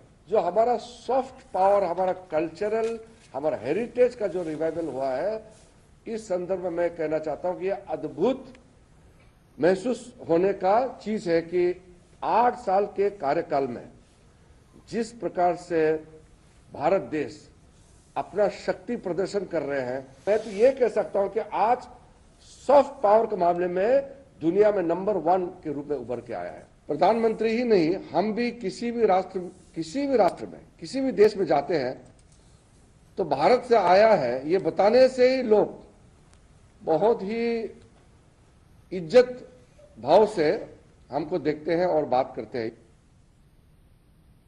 గత కొన్నేళ్లుగా ప్రపంచవ్యాప్తంగా G20 కీలక భూమిక పోషిస్తోందని G20 షెర్పా అమితాబ్ కాంత్ అన్నారు. G20 development working group DWG సమావేశం ముంబైలో జరగ్గా ఈ కార్యక్రమంలో అమితాబ్ కాంత్ మాట్లాడుతూ ఈ సమావేశంలో డిజిటల్ టెక్నాలజీ, డేటా వినియోగంపై భారత్ దృష్టి సారిస్తోందన్నారు. కోవిడ్ కారణంగా ప్రపంచ ఆర్థిక వ్యవస్థ ఎంతగానో దెబ్బతిందని, వేలాది మంది ఉపాధిని కోల్పోయారని, 70కి పైగా దేశాలు అనేక సవాళ్లను ఎదుర్కొన్నాయని తెలిపారు. ఇలాంటి సమయంలో G20 అధ్యక్ష బాధ్యతలు భారత్ తీసుకుందని చెప్పారు. భారత్ ఎంతో పారదర్శకంగా అభివృద్ధి ధ్యేయంగా పనిచేస్తోందన్నారు. ప్రత్యక్ష నగదు బదిలీ విధానం ద్వారా అందరికీ డిజిటల్ సేవలు ఎంతగానో చేరువయ్యాయని తెలియజేశారు. We are meeting at a point of time when the world is in the midst of a turmoil. Global growth has slowed down. There's a looming crisis of inflation. There is a huge crisis of vast number of people going below poverty line because of COVID. Almost 200 million people have gone below poverty line. Over 100 million people have lost their jobs. There's a crisis of global debt. 70 countries have been impacted by global debt. There's a huge crisis of climate finance and climate action. The global supply chains are disrupted. In the midst of all this, India has taken over the G20 presidency. Our belief is that every crisis is also a huge opportunity, and there cannot be a better opportunity than what the Prime Minister Modi has said, that India's G20 leadership will be decisive, will be inclusive, will be action-oriented. ఇప్పుడు ప్రకటనలు. Check. వెళ్ళి తీరాలి. అరే game వదిలేసా. నెలైంది complaint చేసి bank refund చేయడమే లేదు. Complaint చేయాలి. అరే కూర్చోండి ఇక్కడి నుంచి చేసేయండి ఆర్బీఐ అంబడ్స్మన్ కి. ఎలా? ఆర్బీఐ అధికృత బ్యాంకులు, ఎన్బిఎఫ్సిలు లేదా డిజిటల్ లావాదేవీల ప్లాట్ఫామ్స్ అన్నిటి గురించి మీరు ఫిర్యాదు చేయొచ్చు ఇంట్లోంచే ఆర్బీఐ సిఎంఎస్ పోర్టల్ పై. ఇదిగో చెక్ మేట్. కంప్లైంట్ చేయాలా?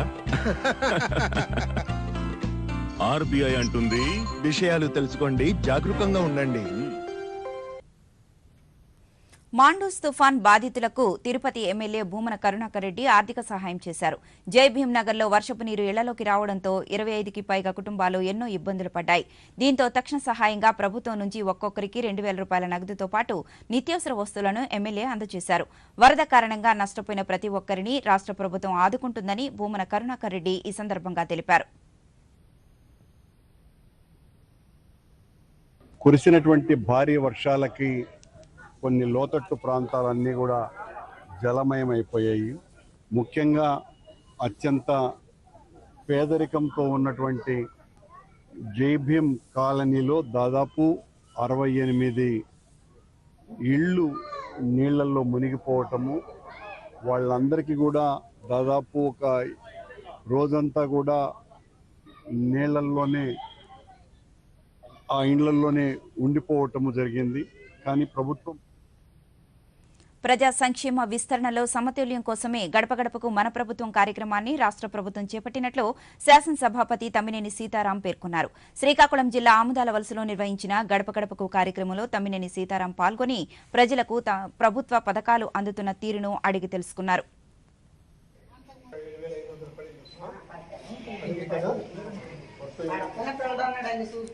వైఎస్ఆర్ అంటే జగనన్న విద్యార్థి చదువుతున్నాడమ్మా.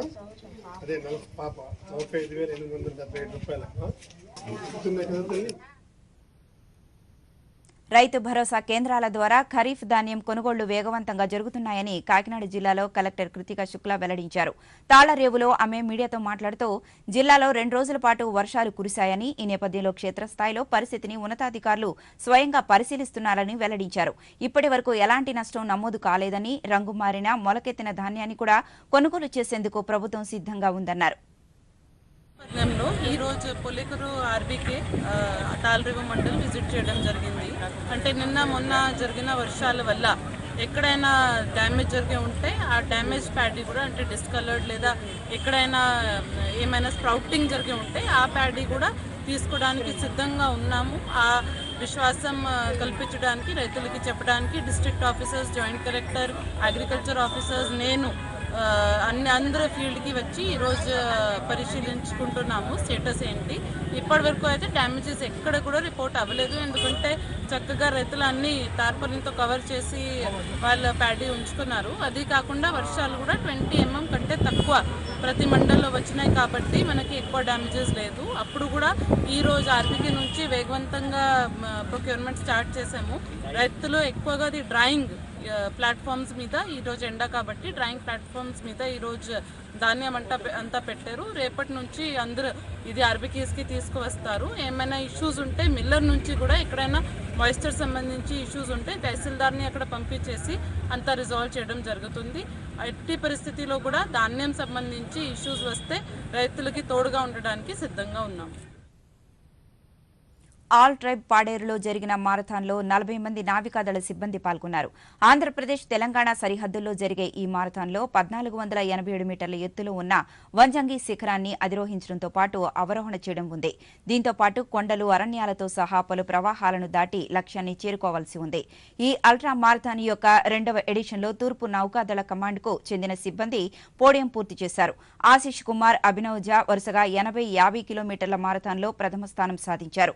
రజనీకాంత్ రేసులో 2వ స్థానం సాధించగా రంజన్ సేథి 25 కిలోమీటర్ల డెబ్యూ ట్రయల్ రేసులో 3వ స్థానంలో నిలిచారు.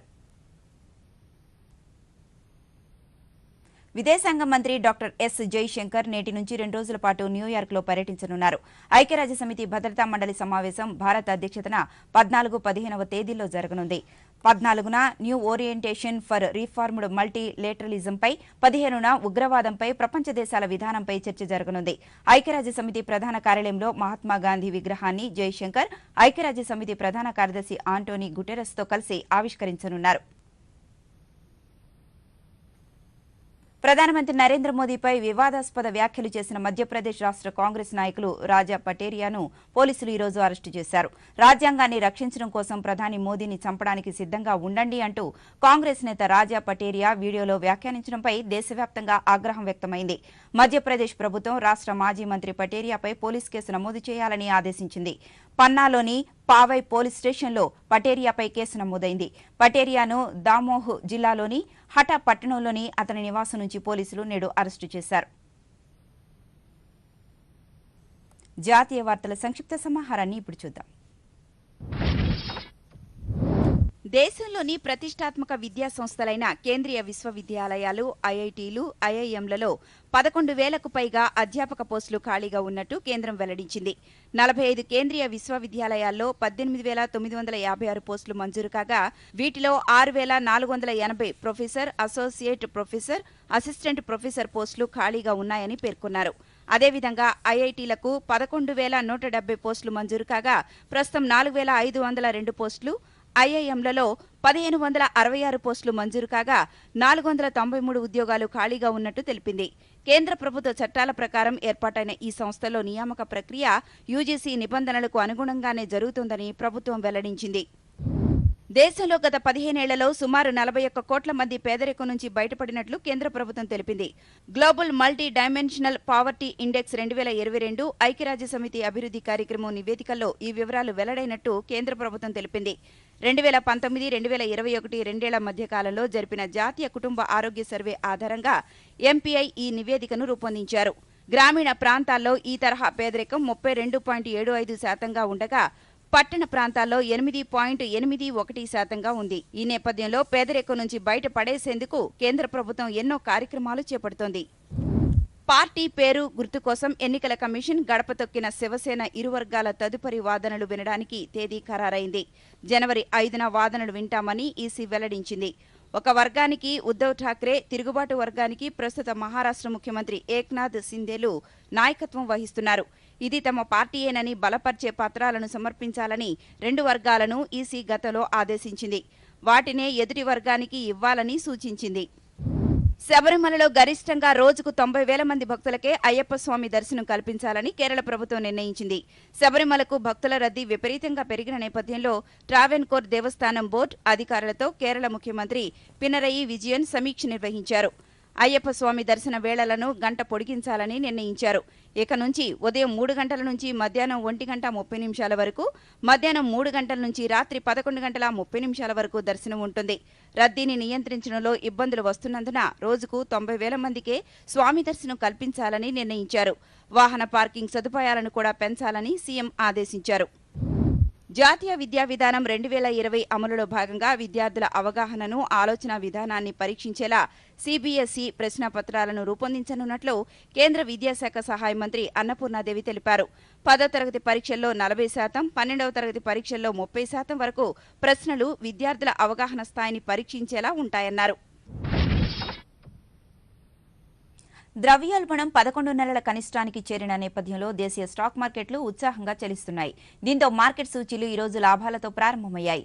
బాంబే స్టాక్ ఎక్స్చేంజ్ సెన్సెక్స్ 313 పాయింట్ల లాభంతో 62,444 పాయింట్ల వద్ద, నిఫ్టీ 77 పాయింట్ల లాభంతో 18,574 పాయింట్ల వద్ద ట్రేడ్ అవుతోంది.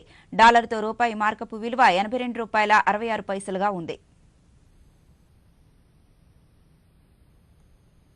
ప్రపంచ ఫుట్బాల్ కప్ 2 సార్లు విజేత అర్జెంటీనా, గత వరల్డ్ కప్ ఫైనలిస్ట్ క్రొయేషియా జట్లు ఈ రాత్రికి తొలి సెమీఫైనల్లో తలపడనున్నాయి.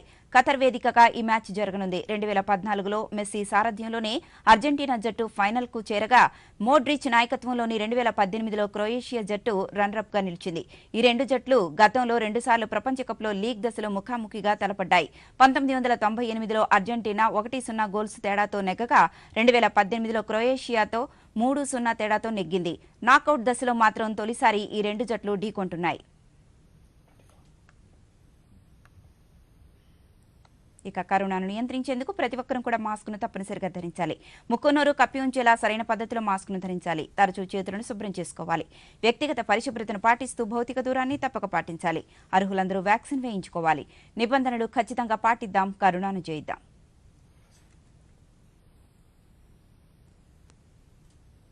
దూరదర్శన్ వార్తలు సమాప్తం. నమస్కారం.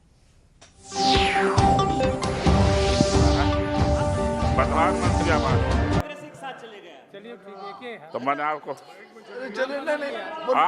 आज प्रधानमंत्री आवास योजना, मैं जो बात कह रहा हूं सर, जी जी, प्रधानमंत्री जी ने जो बात कहा था उसी को कह रहा हूं कि बजट में इसी यही लाना चाहिए था।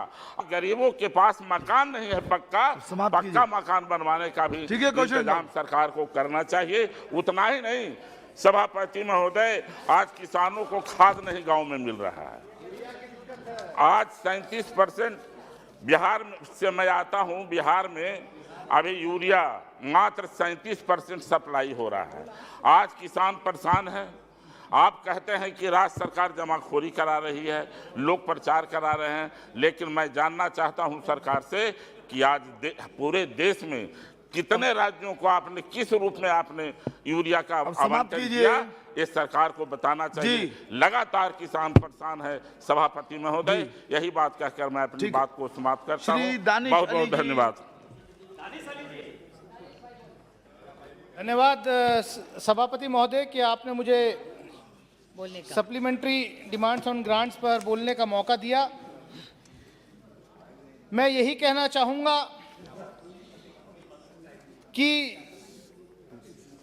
Demands on grant, supplementary demands on grants को तो हमें पास करना ही है, लेकिन इसकी स्क्रूटनी करना भी हमारा दायित्व बनता है।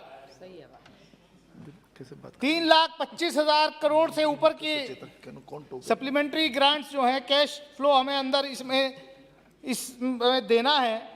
मैं आपसे के माध्यम से, माननीय वित्त मंत्री जी शायद इस वक्त यहाँ मौजूद नहीं हैं, एमओएस हैं, और मैं उम्मीद करता हूँ कि जब वो जवाब देंगे तो इस बात को भी ध्यान में रख कर के जवाब देंगे।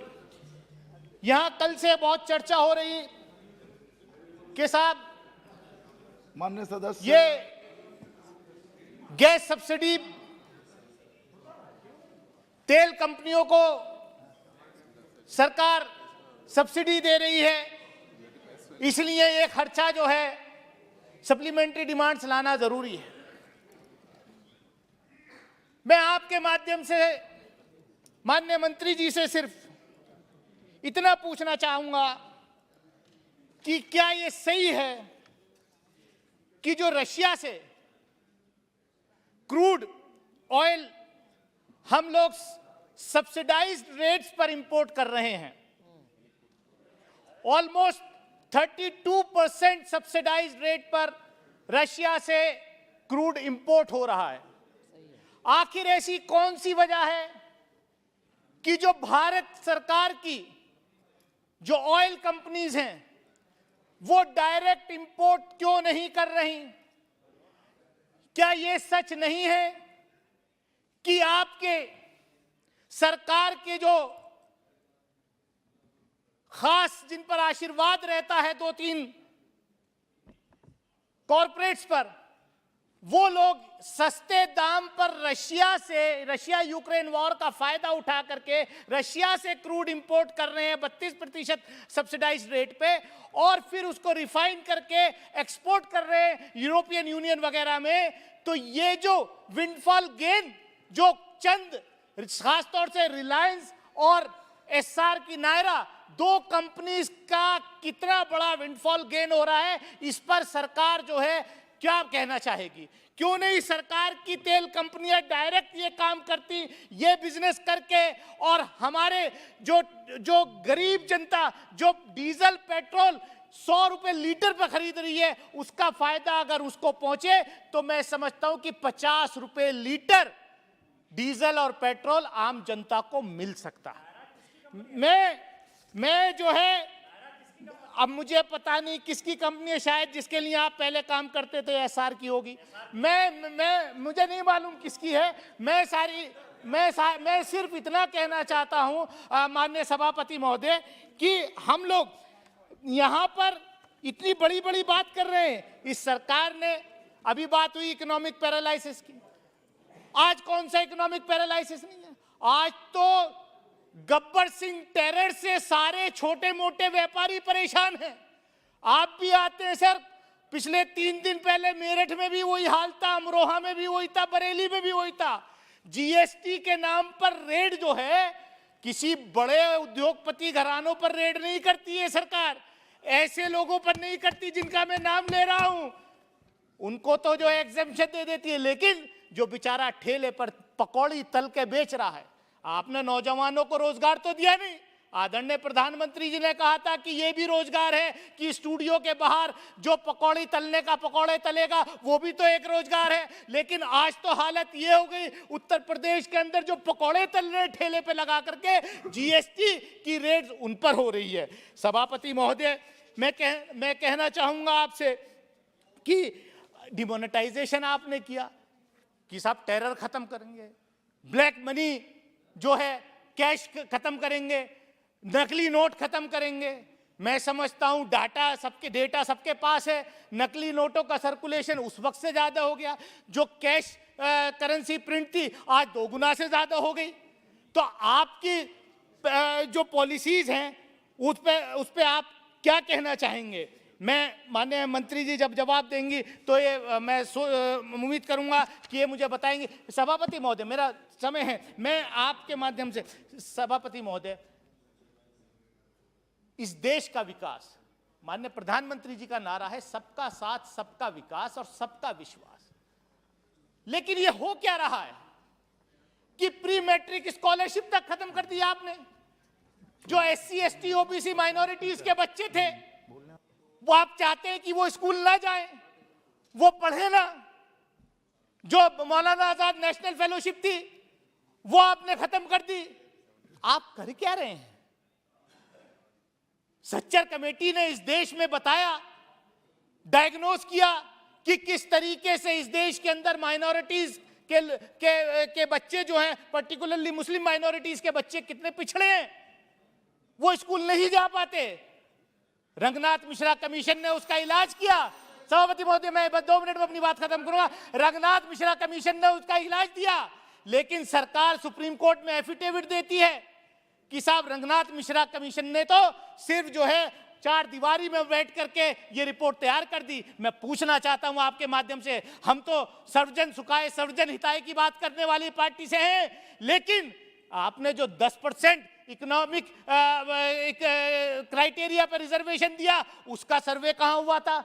वो कौन सा कमीशन था जिसने सर्वे दिया? उनको आपने रिजर्वेशन दिया। मैं सभापति महोदय, मैं इन्हीं बात के साथ मैं आपके माध्यम से चाहूंगा कि जो प्री मैट्रिक स्कॉलरशिप है उनको बहाल किया जाए। जो SC ST माइनॉरिटीज के OBC के बच्चों को जो पढ़ाई से रोकने की कोशिश की जा रही है, मैं माननीय वित्त मंत्री से चाहूंगा कि वो उसको बहाल करने का काम करें। बहुत बहुत शुक्रिया, धन्यवाद। Thank you, sir. So I speak here on the demands for grants. Sir, Jagdambika Pal ji शायद अभी निकल गए। उन्होंने 3-4 चीज़ें बोली, मैं थोड़ी संक्षेप में बोलना चाहूँगी कि उन्होंने कहा कि देश में बहुत अच्छा काम हुआ, कोविड में सेंट्रल गवर्नमेंट ने बहुत सारी चीज़ें की और राज्य ने और सारे सांसदों ने आभार मानने चाहिए केंद्र सरकार की कि बहुत मदद की। अच्छी बात है की ज़रूर, लेकिन 2-3 चीज़ें हैं जो रिकॉर्ड पे आनी चाहिए। उन्होंने जब राज्य का हिसाब किया, और सप्लीमेंट्री डिमांड्स ऑफ ग्रांट्स हर राज्य के बजट में आता है, कभी कभी ऐसा हो भी जाता है कि प्लान एक होता है, थोड़ा सा कम ज़्यादा होता है, तो ये सब जानते हैं, बहुत सालों से हम यहाँ हैं। तो सप्लीमेंट्री डिमांड, तो इसीलिए ये चीज़ कोई नई नहीं है, ना स्टेट के बजट में होती है ना देश के बजट में होती है। मैं 3-4 छोटी चीज़ें आपको बनाना चाहती हूँ सर, कि उन्होंने कहा कि राज्यों ने ज़्यादा कुछ नहीं किया, जो किया वो केंद्र सरकार ने किया। सही आपने वो, आप तो माई बाप सरकार है, देश का सबसे बड़ा बजट आप नहीं करेंगे तो कौन करेगा। लेकिन एक चीज़ देखनी चाहिए, एक सक्सेस स्टोरी मैं महाराष्ट्र की बताना चाहती हूँ, जहाँ महाविकास आघाड़ी की सरकार थी तब जो एमपी फंड था सर, वो इस डिपार्टमेंट ने, फाइनेंस डिपार्टमेंट ने विड्रॉ किया था 2.5 साल के लिए। अभी धीरे धीरे शुरू हो रहा है। आठवतं आपल्याला आपण खासदारांचा फंड बंद केला होता, लेकिन महाराष्ट्र के फाइनेंस मिनिस्टर ने कोविड के टाइम पे भी 1, 2, 3 नहीं, हर पार्टी के हर एमएलए को 5 करोड़ रुपया का कभी भी फंड बंद नहीं किया था। तो this is a success story. मैं सिर्फ एक सक्सेस स्टोरी की तरफ बता रही हूँ। दूसरी, वैक्सीनेशन के बारे में बहुत सारे सब बोले, वैक्सीनेशन दिया सबने, अच्छी बात है, लेकिन वो बनाया सरकार ने नहीं बनाया था। वो एक पूना डिस्ट्रिक्ट से जहाँ से मैं आती हूँ चुन के सर, वहाँ सीरम इंस्टीट्यूट नाम की संस्था है, उन्होंने बनाया। बांटा ज़रूर आपने, लेकिन स्टेट की इंफ्रास्ट्रक्चर ने। महाराष्ट्र में बीएमसी को सबसे अच्छा अवार्ड मिला कोविड में काम करने के लिए। किशोरीताई पेडनेकर और चहल जी दोनों ने चेस द वायरस जो प्रोग्राम बनाया, जिसमें भारत ने भी उसकी बहुत सराहना की, लेकिन भारत के बाहर भी एक अच्छा मॉडल तरीके से उन्होंने बनाया। और बजट का सबसे अच्छा मनी मैनेजमेंट, ये नहीं कह रही मैं, कराट साहब कह रहे हैं, उनका ही कोट कर रही हूँ कि सबसे अच्छा मनी मैनेजमेंट अगर किसी राज्य ने में किया हो कोविड के काल में तो वो महाराष्ट्र है। ये केंद्र सरकार का डेटा कह रही है सर, मैं नहीं कह रही हूँ। तो सबने मिलजुल के किया है, और ऐसे टाइम में जब कोई करता है तो सबका एफर्ट होता है। That's the only limited point I was bringing. Sir, दूसरी एक बात, काफ़ी लोगों ने, इम्तियाज़ भाई ने अभी ईपीएस के बारे में बहुत अच्छा उन्होंने मुद्दा उठाया, लेकिन उसको मैं थोड़ा सा ऐड करना चाहूँगी कि पिछले हफ्ते एक न्यूज़पेपर में, वर्तमान पत्र में एक न्यूज़ आई थी सर कि non performing NPA 10 lakh crore 10 lakh कोटी रुपयाचे बैंकों का उन्हें कर्ज ऋण माफ़ कर दिया, ऐसा पेपर में आया था। I am not a finance expert, मैं जो पेपर में पढ़ती हूँ समझ लेती हूँ कि सच है। और एनपीए का जो उसमें आर्टिकल में लिखा था कि 87% is the hair cut, only 15% was recovered, is what the news item said about NPS in banks.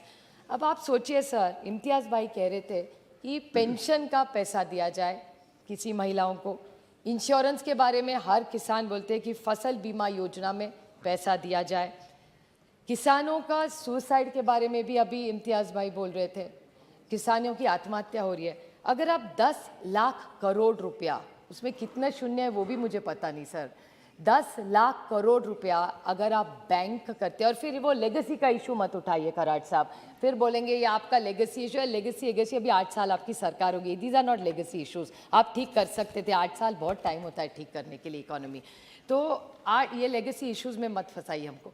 तो फार्मर्स लोन हो वो आप माफ़ कर सकते थे, आप अच्छा फसल बीमा योजना में पैसा दे सकते, वो नहीं आप करते। जो इम्तियाज़ भाई बोल रहे थे ईपीएस का, पेंशनर्स का पैसा ही नहीं दिखते, लेकिन 10 लाख करोड़ रुपया आपने ये बैंकों को माफ़ किया। वो किसका किया वो तो नहीं हम सबको पता, किसका भी किया होगा, लेकिन आप उनका भी कर सकते तो इनका भी करिए, इतनी सिर्फ मेरी विनती है, बाकी मेरी कुछ मांग नहीं है। दूसरी एक स्कीम है, इतना पैसा आपने मांगा है सर, वयोश्री नाम की बहुत अच्छी स्कीम है सोशल जस्टिस डिपार्टमेंट, बहुत अच्छी, इस सरकार का मैं कॉन्ग्रेचुलेट करती हूँ कि बहुत अच्छी स्कीम आपने बनाई। लेकिन मैं जिस निर्वाचन क्षेत्र से आती हूँ sir, it's the highest performing. पिछले साल भी बारामती लोकसभा मतदार संघ में Vayoshri Yojana was number 1, I topped the country, and I am very grateful to the central government कि आपने इतनी अच्छी स्कीम बनाई और हमने अच्छी तरह से इम्प्लीमेंट करने की कोशिश की। और उसमें जो शोषित है, पीड़ित है, जो दिव्यांग है, सीनियर सिटीजन है, उसको मदद मिलती है। इस साल भी सबसे ज़्यादा हमारे डिस्ट्रिक्ट में ये इम्प्लीमेंट हुई, 1 लाख से ज़्यादा लोगों को बेनिफिशियरी मिला। और जब भी सोशल डिपार्टमेंट को हम फॉलोअप करते हैं, वो कहते हैं कि हमारे पास पैसा नहीं है, तो क्यों नहीं सोशल जस्टिस डिपार्टमेंट ने पैसा मांगा। आपने फर्टिलाइजर्स के मांगा, अच्छी बात है, आपने फ्यूल के लिए मांगा, अच्छी बात है, आपने किन किन चीज़ों के लिए मांगा है उसके लिए अच्छी बात है, मनरेगा के लिए, फूड सब्सिडी लिए। फिर सोशल जस्टिस, जो शोषित है, पीड़ित है, वंचित है, जिसको दिव्यांग है, जो सीनियर सिटीजन है, उसके लिए आप पैसा क्यों नहीं मांग रहे? क्योंकि मुझे डिपार्टमेंट से बताया जाता है सर कि Vayoshri you are a high performer, अच्छी बात है, लेकिन आज तक ना एक हियरिंग एड आया है, ना एक चश्मा आया है, ना एक कठी आई, ना कुछ है। Sir 2 minutes, just 2 very small point. तो ये वयोश्री, एक और पॉइंट सर, छोटा सा पॉइंट है लेकिन इंपॉर्टेंट है, मैं जल्दी में बोल दूंगी सर। सब ने कल मैंने थोड़ा सा डिबेट मिस किया सर, लेकिन सब निशिकांत जी भी यहाँ है, कल उसके बाद उनका मैंने देखा यूट्यूब पे भाषण, बहुत अच्छा बोले, लेकिन उन्होंने एक चीज़ ऐसी कही कल कि ये डॉलर का जो है ना उसमें चिंता ना करे, क्योंकि डॉलर भी 80-85 कितना भी बढ़े कोई बात नहीं, बाकी करेंसी से हम लोग बहुत अच्छे हैं, तो उसमें बड़ी बात है। ये बहुत अच्छा बोले, वो सही है बात, बाकी सब करेंसी से हम अच्छा है। लेकिन एक दो छोटा सा मैं उनको सिर्फ याद दिलाना चाहती हूँ इस सरकार को, मैं सुषमा जी को कोट करूँगी, हमारी सबकी वरिष्ठ नेता थी, अगर अगली पार्टी में भी होगी तो हमारी भी नेता थी, और सुषमा जी ने का एक कोट है, मैंने खुद सुना था सर यहाँ बैठ के, उन्होंने कहा कि करेंसी के साथ देश की प्रतिष्ठा जुड़ी होती है, करेंसी के साथ देश की प्रतिष्ठा जुड़ी होती है, जैसे जैसे करेंसी गिरती है वैसे वैसे देश की प्रतिष्ठा गिरती है। ये सुषमा जी का कोट है सर। और एक छोटा सा पॉइंट मैं कराट जी से पूछना चाहती हूँ कि बाकी सब का हमारा क्या है, डॉलर का रिश्ता ज़्यादा क्यों बनता है, क्योंकि जो ट्रेडिंग होता है वो सिर्फ डॉलर में होता है। वो रेट हाइक आप जब कह रहे हैं, when you are talking about a rate hike and the economy is doing very well, आज ही एक न्यूज़पेपर में आया है that India's industrial production has contracted 4 to 5%. If industrial growth is not going, unemployment is going up, you are saying we are a great, the whole world is going into recession. You are saying how will we, if the dollar price is an issue, today exports will slow down today. So how is this a very good economy, and we are no more an insulated economy? You want to be the top 5. How are we insulated? So how are you saying? Do you have a roadmap? The world is going into a world economy crisis. In a crisis, how is India going to be protected? If you could kindly give me clarification on this. Sir, our 3-4 PLI scheme के 2-4 मुद्दे हैं, but I won't see it, but at least if you could tell me with what did you achieve in this fuel also, what have you done? Because fuel, you are saying the subsidies are going down, but how will the subsidies go if the dollar is there? So the whole buck stops at the dollar, which you are taking so lightly, and we were very pained when the Honorable Finance Minister said we are what, jealous or insecure. Why should we be jealous or insecure? We are happy. आप देश अच्छा चलेगा तो हमारा क्षेत्र भी अच्छा चलेगा, राज्य अच्छा चलेगा. So I request you to clarify the stand on the dollar, because I think you're misleading the nation by putting up an economic situation which is not true. So please do not mislead the nation. इजाज़त देने के लिए बहुत शुक्रिया जनाब. जब भी ये मौका आता है सप्लीमेंट्री ग्रांट्स का, तो ज़िमनी जब मुतालबात किए जाते हैं तो एक खुद एहतसाबी का अमल शुरू ज़रूरी बन जाता है. तो जो मुल्क की मईशत है हर सूरत में उसमें एक चैलेंज है. कोई भी इंडिकेटर जो है मईशत का, सही मईशत का, मजबूत मईशत का, वो सारा ये दिखाता है कि मईशत कोई अच्छी पोजीशन में नहीं है. जनाब, अगर जो सोशल सेक्टर में कुछ कामयाबियाँ हुई हैं, लेकिन मजमूई तौर पर जहाँ पर एम्प्लॉयमेंट की बात है, जहाँ पर जनाब कारोबार की बात है, कीमतों की बात है, तो कोई अच्छा खबर हमें नहीं मिलती है जो मुल्क की मईशत है उसके बारे में. जनाब, जम्मू कश्मीर की बात जब करें तो 5 अगस्त 2019 को जब जम्मू कश्मीर की खसूसी पोजीशन ख़त्म की गई और इसको एक 5000 साल पुरानी रियासत को एक तकसीम किया गया, तो हमने उसी वक्त ये मुतनब्बे किया था कि जो कदम आप उठा रहे हैं सही नहीं उठा रहे हैं और इससे कुछ हासिल होने वाला नहीं है. और वक्त ने वही साबित किया. हमें नॉर्मलसी का वादा दिया गया था, हमें कहा गया था कि खुशहाली के दिन आएंगे, एक नया कश्मीर होगा, और आजकल हम देख रहे हैं कश्मीर की क्या पोजीशन. जब तक सियासी पहलुओं पर आ जाएंगे, जब आज भी तशद्दुद के वाक़ात हो रहे हैं, हर दिन किसी से किसी तशद्दुद की इत्तला हमें मिलती है. जब इस वक्त भी कई सौ नौजवान जम्मू कश्मीर से दूर जेलों में, डिस्ट्रिक्ट बरेली में, अम्बेडकर नगर में, आगरा में, जबकि AK रॉय में वाले केस में सुप्रीम कोर्ट ने वाज़ेह कहा कि जो भी प्रिवेंटिव डिटेंशन में हो उसको वहाँ से दूर नहीं रखा जाना. इतना ही नहीं, जो बिल्कुल मजहबी स्कॉलर्स हैं, मौलाना अब्दुल दाऊदी हैं, जनाब मुश्ताक साहब वीरी हैं, तो वो तक पाबंद सलासल है. तो ये बात यह है कि देखिए, किसी हम वाइट टाइट कंपार्टमेंट्स नहीं कर सकते हैं. जब सियासत है और मईशत का एक दूसरे का चोरी दामन का साथ है. जनाब, वो खा भी रहा. इन्वेस्टमेंट्स की बात हुई, कोई इन्वेस्टमेंट नहीं हुई. आप देखिए जनाब, आप चाहिए असली आंकुर पर आ जाइए. अब जनाब वही कहूँगा ना जनाब, मुझे इजाज़त दीजिए जनाब, जहाँ तक अनएम्प्लॉयमेंट है जम्मू कश्मीर में मुल्क में सबसे ज़्यादा है. तो 20% के आसपास इस वक्त अनएम्प्लॉयमेंट कश्मीर में. तो जनाब एजुकेशन तो नाम की है जनाब, 2 यूनिवर्सिटियां बनाई गई, आप हैरान रह गए कि साउथ कैंपस में सिर्फ 6 डिपार्टमेंट्स है और 16 और जनाब ये अभी दिल्ली का, ये अभी दिल्ली के जख्म ये सहला रहे हैं। तो अब जनाब 6 डिपार्टमेंट्स है और 16 खुलती फैकल्टी है। सेंट्रल यूनिवर्सिटी एजुकेशन जनाब कहीं है ही नहीं जनाब। जहाँ तक एम्स है जम्मू में, अगर जो वहाँ पर स्टूडेंट्स लाए गए हैं, लेकिन कश्मीर में कहीं और स्टूडेंट्स है और कहीं और एम्स बन रहा है। तो जनाब अनएम्प्लॉयमेंट और अंडर एम्प्लॉयमेंट की बात की, कोई 1 लाख के करीब daily wagers, CIC workers, casual workers, need based workers, hostel development fund workers इस वक्त अपनी तनख्वाहों का इंतजार कर रहे हैं, रेगुलराइजेशन का इंतजार कर रहे हैं। और ख़ासकर जनाब जो ये और आप जम्मू कश्मीर बैंक की बात देखिए, एक छोटा सा बैंक है, 2054 करोड़ रुपए उन्होंने माफ़ किए।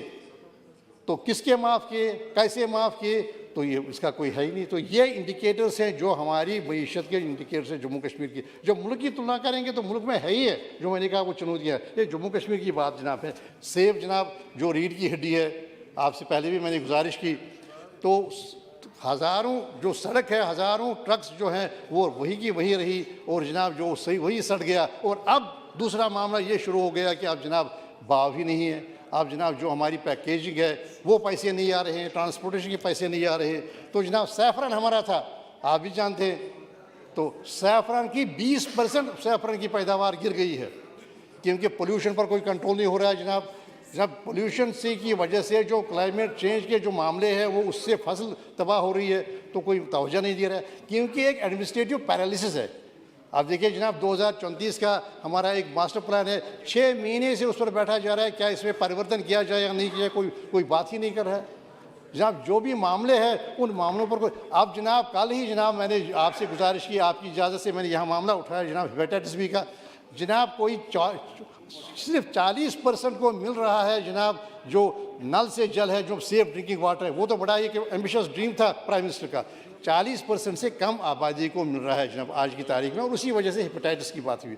तो अब जनाब हेल्थ केयर की बात देख लीजिए जनाब, सारे 1 करोड़ लोगों के लिए सिर्फ 1 पेट स्कैन है। मैंने गुजारिश की थी कि साउथ कश्मीर में वो मुस्तकम करने के लिए कि 1 पेट स्कैन लगाइए। सारे जम्मू कश्मीर में एक इंस्टीट्यूट है जिस पर निर्भर है लद्दाख का भी और कश्मीर का भी, वो है institute of medical science Srinagar.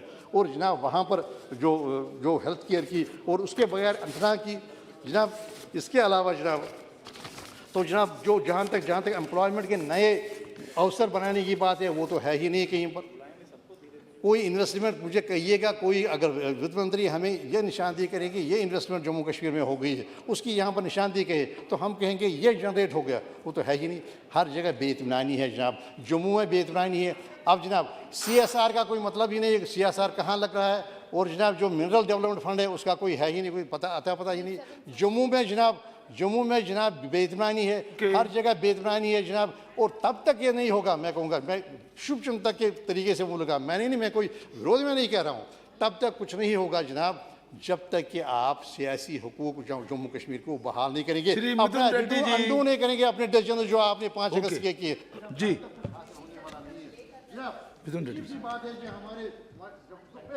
Thank you sir. 1 second please जी, तुरंत समाप्त कीजिए। तुरंत सेंटेंसेस जनाब। एक अच्छी बात हुई जनाब, हमारे जो लॉ मिनिस्टर है वो उन्होंने कहा कि नहीं 5 अगस्त का सब सही है, ठीक था, लेकिन वो अरुणाचल से, क्या वो अरुणाचल के बारे में भी यही कहे कि ILP खत्म कीजिए, वहाँ का जो खुसूसी पोजीशन है वो खत्म कीजिए, वो तो होगा नहीं। तो जनाब जब Thank you, sir, for letting me talk on the supplementary demand for grants. Sir, I would like to start on a positive note. Last session and during one of the finance discussions, we had raised a demand for setting the GST right for mango puree and mango pulp. We had given a representation. So I would like to thank the Honorable Finance Minister Nirmala Sitharaman ji and Karat ji for setting that right and helping our mango farmers. So I hope they have all the best wishes from the farmers. Sir, and coming into the supplementary demand for grants, sir, if you see that there has been an increase in the allocation for Manrega by 16,400 crores. But if you see overall, it is a reduction of 8,600 crores compared to the previous year. Sir, it is not right in cutting down the funds for Manrega because especially after the pandemic, Manrega supported the downtrodden, Manrega supported the livelihoods of the poor people. So I urge the government not to cut down on Manrega. If you see for the case of Andhra Pradesh, sir, only 14 crore man-days have been allotted and it's a reduction of 9.68 crore man-days.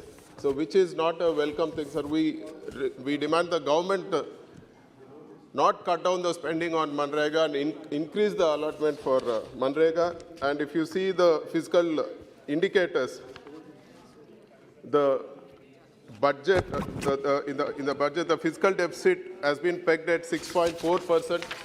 But if you see, it is concerning that the fiscal deficit in the first half of financial year 22-23 rose to 6.2 lakh crores compared to 5.27 lakh crores the previous year. So the government should explain how it is going to peg the fiscal deficit at 6.4% of GDP, and also, without cutting the capex allocation, sir. So we also want to know, is the government going to spend the complete 7.5 lakh crore they have allocated for capital expenditure, which is 24% higher than the previous year? But it's only 4 months left, and we don't know, sir, how the government is going to reach their capex targets without a proper capex allocation. It's very difficult for the economy to bounce back. And like all the states, sir, we also have a demand. We demand the central government to extend the GST compensation by 5 more years because of the pandemic and various other reasons prevailing in the economy. And it is also very concerning to note that the central government's revenues from cesses and surcharges has increased from 10.4% in 2011-12 to 26.7% in 21-22, sir. This is not fair because the state's revenues, what this money the states have to get is going in the form of surcharges. So we demand that the surcharges also be part of the devolution of taxes to the states. And such an increase, sir, if you see in the last 10 years, 10% has become 26.7%, which is not good, sir.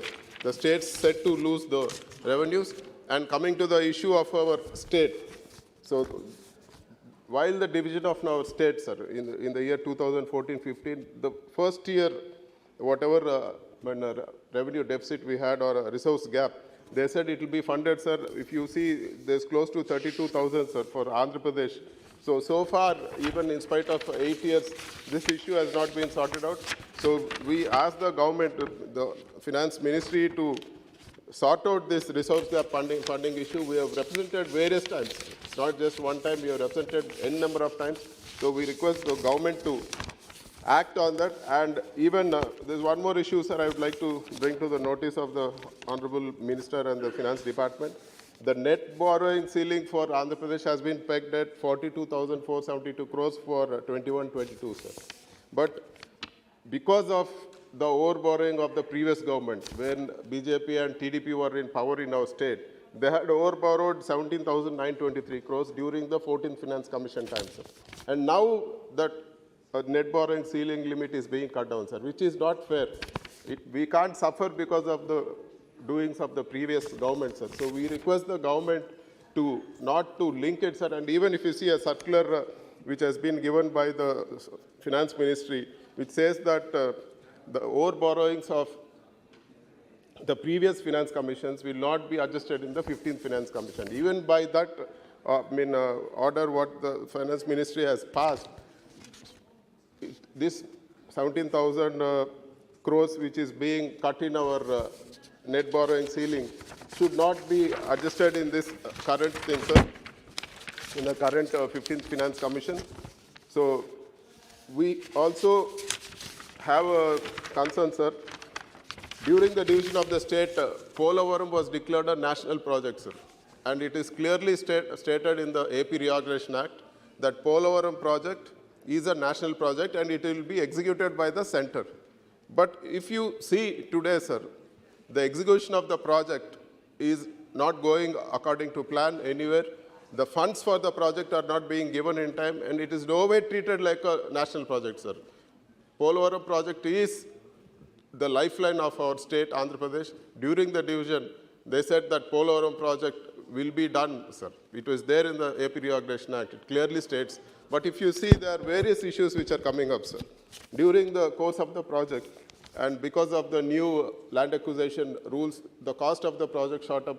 The land acquisition and R&R cost shot up, and the central government and Jal Shakti approved the cost estimate at 55,548 crores. The technical advisory committee passed it in 2019, sir. But still now the finance department is yet to ratify it, and it's still pending for approval from the finance department, which is not good, sir. It is not happening with any national project. And there is more surprising is that in any dam which is being built, or the dams which are built previously in all the national projects, nowhere the drinking water component and the irrigation component was made separate, sir. Here they are saying that the drinking water component is not part of this, and we are going to exclude this amount, which is 4,068 crores, which is not good, sir. You can't build a dam and say it's not meant for drinking, it's only for irrigation, and if you are going to use for drinking water purpose, we are going to reduce the amount. It is not fair for the department to say this, and we demand that the drinking water be also part, like any other national project which have been done in our country. And we also demand for removal of component-wise restrictions, sir. In spite of all the restrictions we are having, during the course of the project, there will be various components which will come up based on the designs. So any change in components, now they are restricting payments, sir, which is not good. If you take, for example, a national highway project, the length of the bridge might go up, or the length of the road might go up, but still the execution happens, the whole road is completed.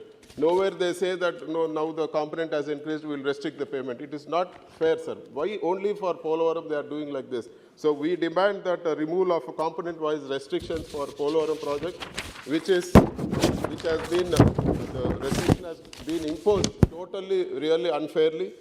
And we also demand that the issues related to land acquisition, R&R be sorted out. So as proposed by Jal Shakti, it was requested that the LA bills be scrutinized and paid directly to the beneficiaries under DBT, but there's been extraordinary delay. The project is getting delayed. The cost of land acquisition is going up, which is a loss for the country and loss for the state, loss for the people, sir.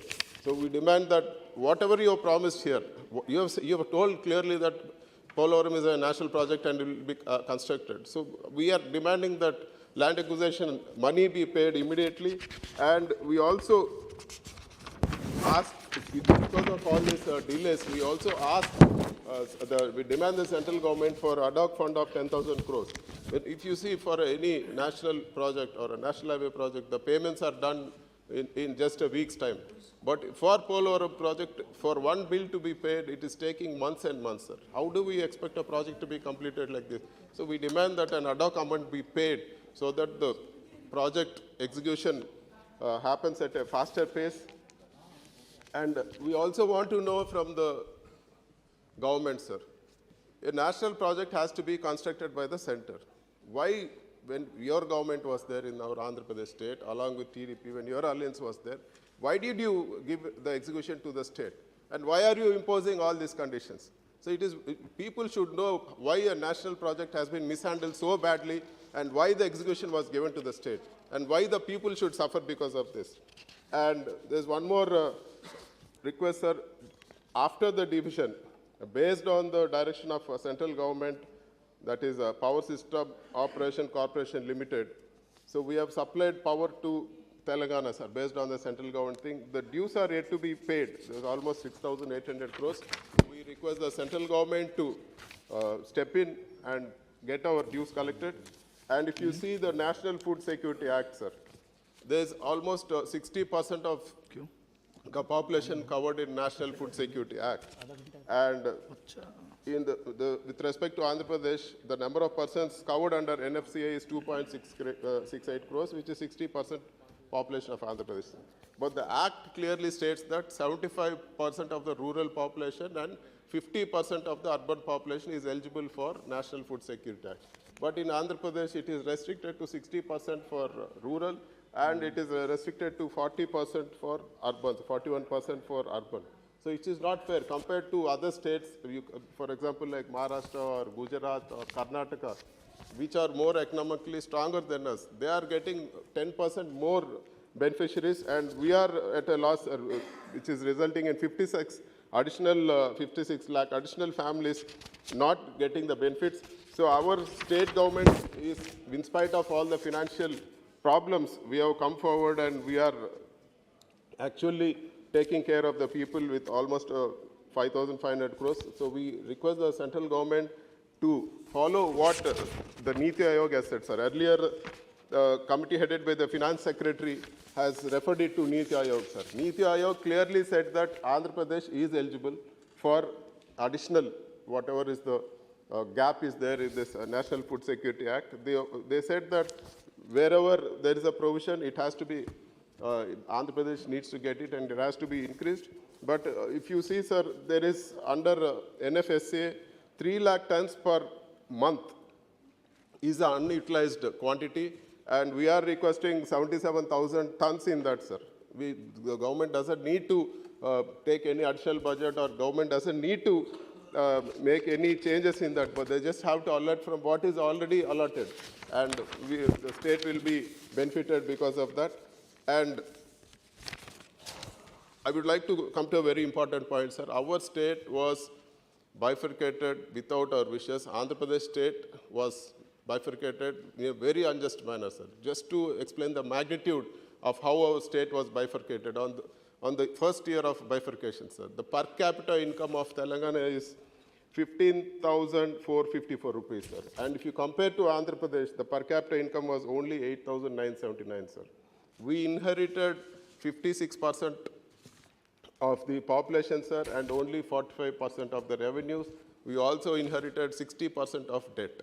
And in these circumstances, it was promised on the floor of this House by the Prime Minister that special category status will be given. It has been 8 years, sir. It was passed in the cabinet. And I will tell you, sir, for the record, we are more than 20 MPs in the Lok Sabha, sir. We have raised this issue more than 100 times, sir. In various formats, we have raised more than 100 times. But the government is yet to come back on the thing, sir. We demand special category status, sir. It is the right of the people of Andhra Pradesh. So it is a very important issue, sir. And we also want to bring to the notice of the government, sir, we have 26 districts, and we only have 14 medical colleges. In that, only 3 are funded by the center, sir. We are seeing in the news, we are seeing everywhere our students are going to Philippines, our students are going to Ukraine, they are spending lakhs and lakhs of money, sir. So we demand from the government, we request the government to consider setting up of another 12 additional government colleges for the districts where we don't have government medical colleges. We are a new state, we don't have tier 1 cities, we don't have proper hospitals. So setting up these medical colleges will definitely improve our state. And if you see, sir, I would like to bring to the notice of the Karadji and even Nirmala Sitharamanji, sir. The amount what the students, if you take amount spent by the students abroad for 5 batches, you will get the cost of 1 new medical college. It makes sense, sir. Why should our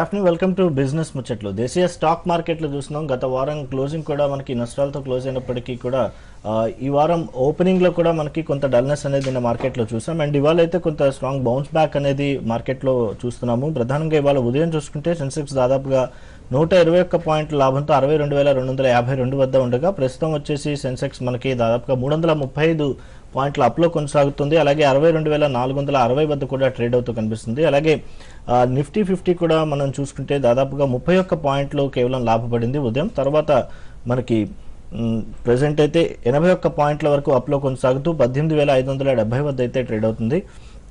ఇక ప్రధానంగా ఇవాళ market అంతా కూడా చూసుకుంటే ఎక్కువగా మనకి investors అంతా కూడా ఫైనాన్షియల్ స్టాక్స్ వైపు ఎక్కువగా మొగ్గు చూపినట్టు కనిపిస్తుంది. అండ్ అలాగే ఒక స్ట్రాంగ్నెస్ అనేది కూడా మనం మార్కెట్లో చూడొచ్చు.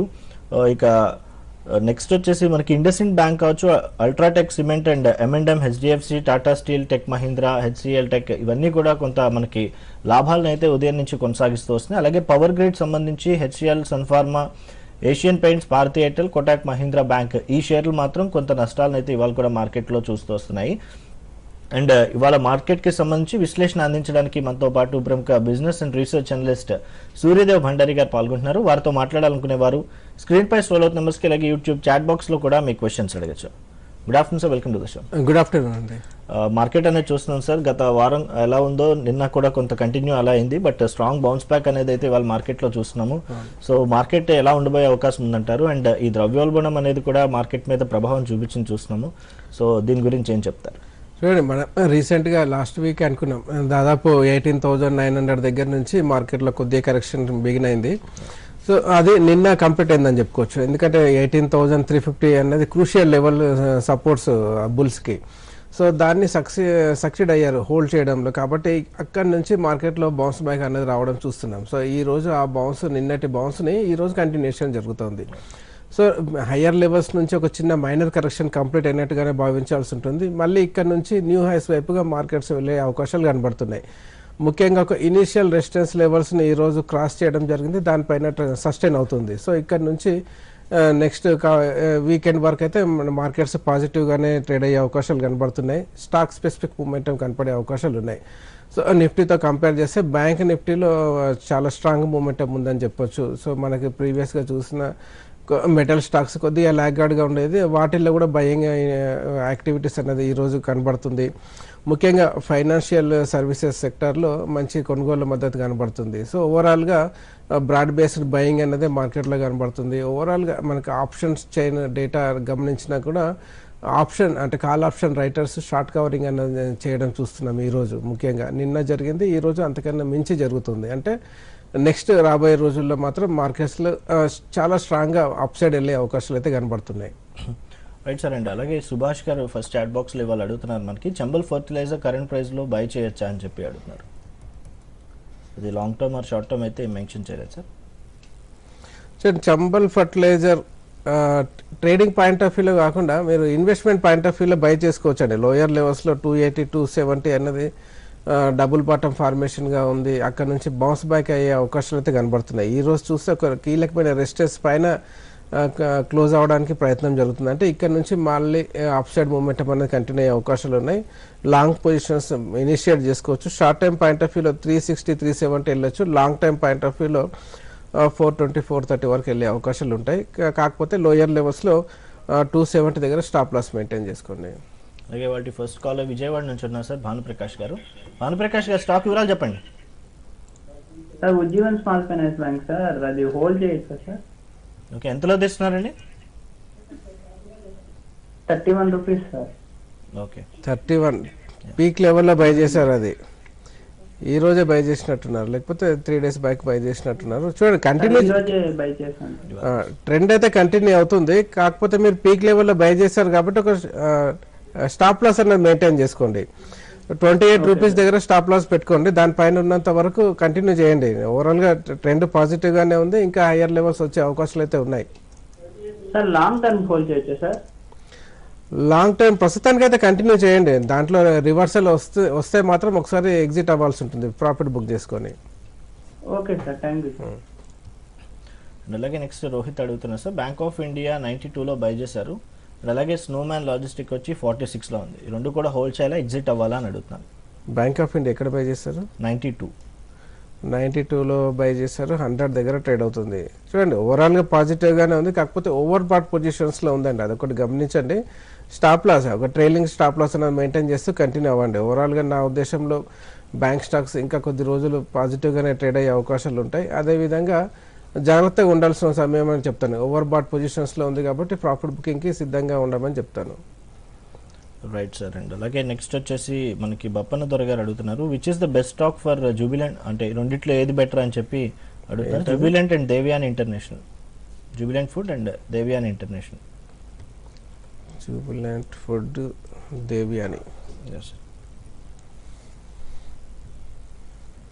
చూడండి, జూబిలెంట్ ఫుడ్ వర్క్స్ చూస్తే కనుక అండర్ పర్ఫామ్ చేస్తుంది. సో మార్కెట్ పాజిటివ్గా ఉన్న, ఇది మాత్రం హయ్యర్ లెవెల్స్ నుంచి అంటే దాదాపు 650 లెవెల్స్ దగ్గర నుంచి ఈరోజు చూస్తే 521 లెవెల్స్ వరకు సెల్లింగ్ ప్రెజర్లోనే ఉంది. ఇంకా కొనసాగే అవకాశాలు అయితే కనబడుతున్నాయి. దేవియాన్ ఇంటర్నేషనల్ అదే టైంలో చాలా స్ట్రాంగ్గా ట్రేడ్ అవుతున్న స్టాక్ అని చెప్తాను. కాబట్టి రెండింటిని కంపేర్ చేస్తే మాత్రం దేవియాని పాజిటివ్గా ట్రేడ్ అయ్యే అవకాశాలు ఉన్నాయి, దీంట్లో ఇన్వెస్ట్మెంట్ చేయొచ్చు.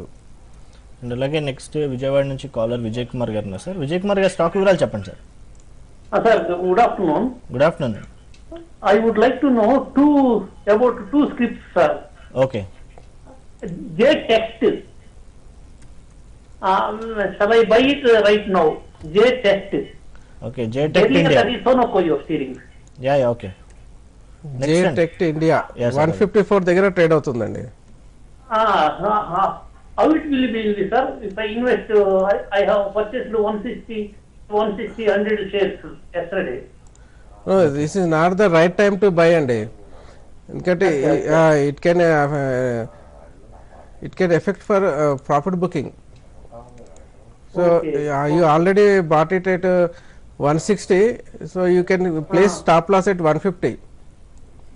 Okay, sir. So if stop loss it, you can exit. అది ఆయన హయ్యర్ లెవెల్స్లో బై చేశారు, అది ప్రాఫిట్ బుకింగ్కి రెడీగా ఉంది. సో ఈ లెవెల్ అయితే అది బై చేయడానికి అనుకూలంగా లేదు. Okay. And next Durga Prasad గారు అడుగుతున్నారు sir, Titan and Tata steel ఈ రెండు కూడా కరెంట్ ప్రైస్లో తీసుకోవచ్చా అని చెప్పి అడుగుతున్నారు sir. Titan, Tata steel. So Titan ప్రస్తుతానికి సైడ్ వేస్ కన్సాలిడేషన్ మోడ్లో ఉందండి, అలా అని పెద్దగా బేరిష్ మూమెంటం అయితే లేదు. కాకపోతే లోయర్ లెవెల్స్లో 2500 ఆ జోన్ దగ్గర మల్టిపుల్ సపోర్ట్స్ ఉన్నాయి, కాబట్టి అక్కడ నుంచి బౌన్స్ బ్యాక్ అయ్యే అవకాశాలు అయితే ఉన్నాయి. కాబట్టి బై అండ్ డిప్స్ అని చెప్తాను టైటాన్ విషయానికి వస్తే. టాటా స్టీల్ విషయానికి వస్తే టాటా స్టీల్ పాజిటివ్గానే ట్రేడ్ అవుతుందండి, పాజిటివ్ జోన్లోనే ఉంది, మీరు ఫ్రెష్ బయింగ్ చేసుకోవచ్చు. Right sir. అలాగే నెక్స్ట్ కాలర్ ఉన్నారు సార్ మెదక్ నుంచి సుభాష్ గారు. సుభాష్ గారు స్టాక్ వివరాలు చెప్పండి సార్. సార్ ఇది లారస్ ల్యాబ్ నేను 483 పర్చేజ్ చేశాను సార్. ఓకే. లారస్ ల్యాబ్ 283 ఇప్పుడు చాలా తక్కువలో ఉంది సార్. ఓకే. అది మరి ఉంచమంటారా? 482 అన్నారా? 283 అన్నారు. అవును సార్, 483. 100 పాయింట్స్ డౌన్లో ఉంది ప్రస్తుతానికి. చూడండి, లారస్ ల్యాబ్స్ విషయంలో కొన్ని అలర్ట్స్ వస్తున్నాయండి కొద్ది యుఎస్ ఎఫ్డిఏ నుంచి. కాబట్టి కొద్దిగా నెగటివ్ న్యూస్ అనేది దీనిపైన చాలా ఎక్కువ తీవ్రంగా ప్రభావం కనబడుతుంది.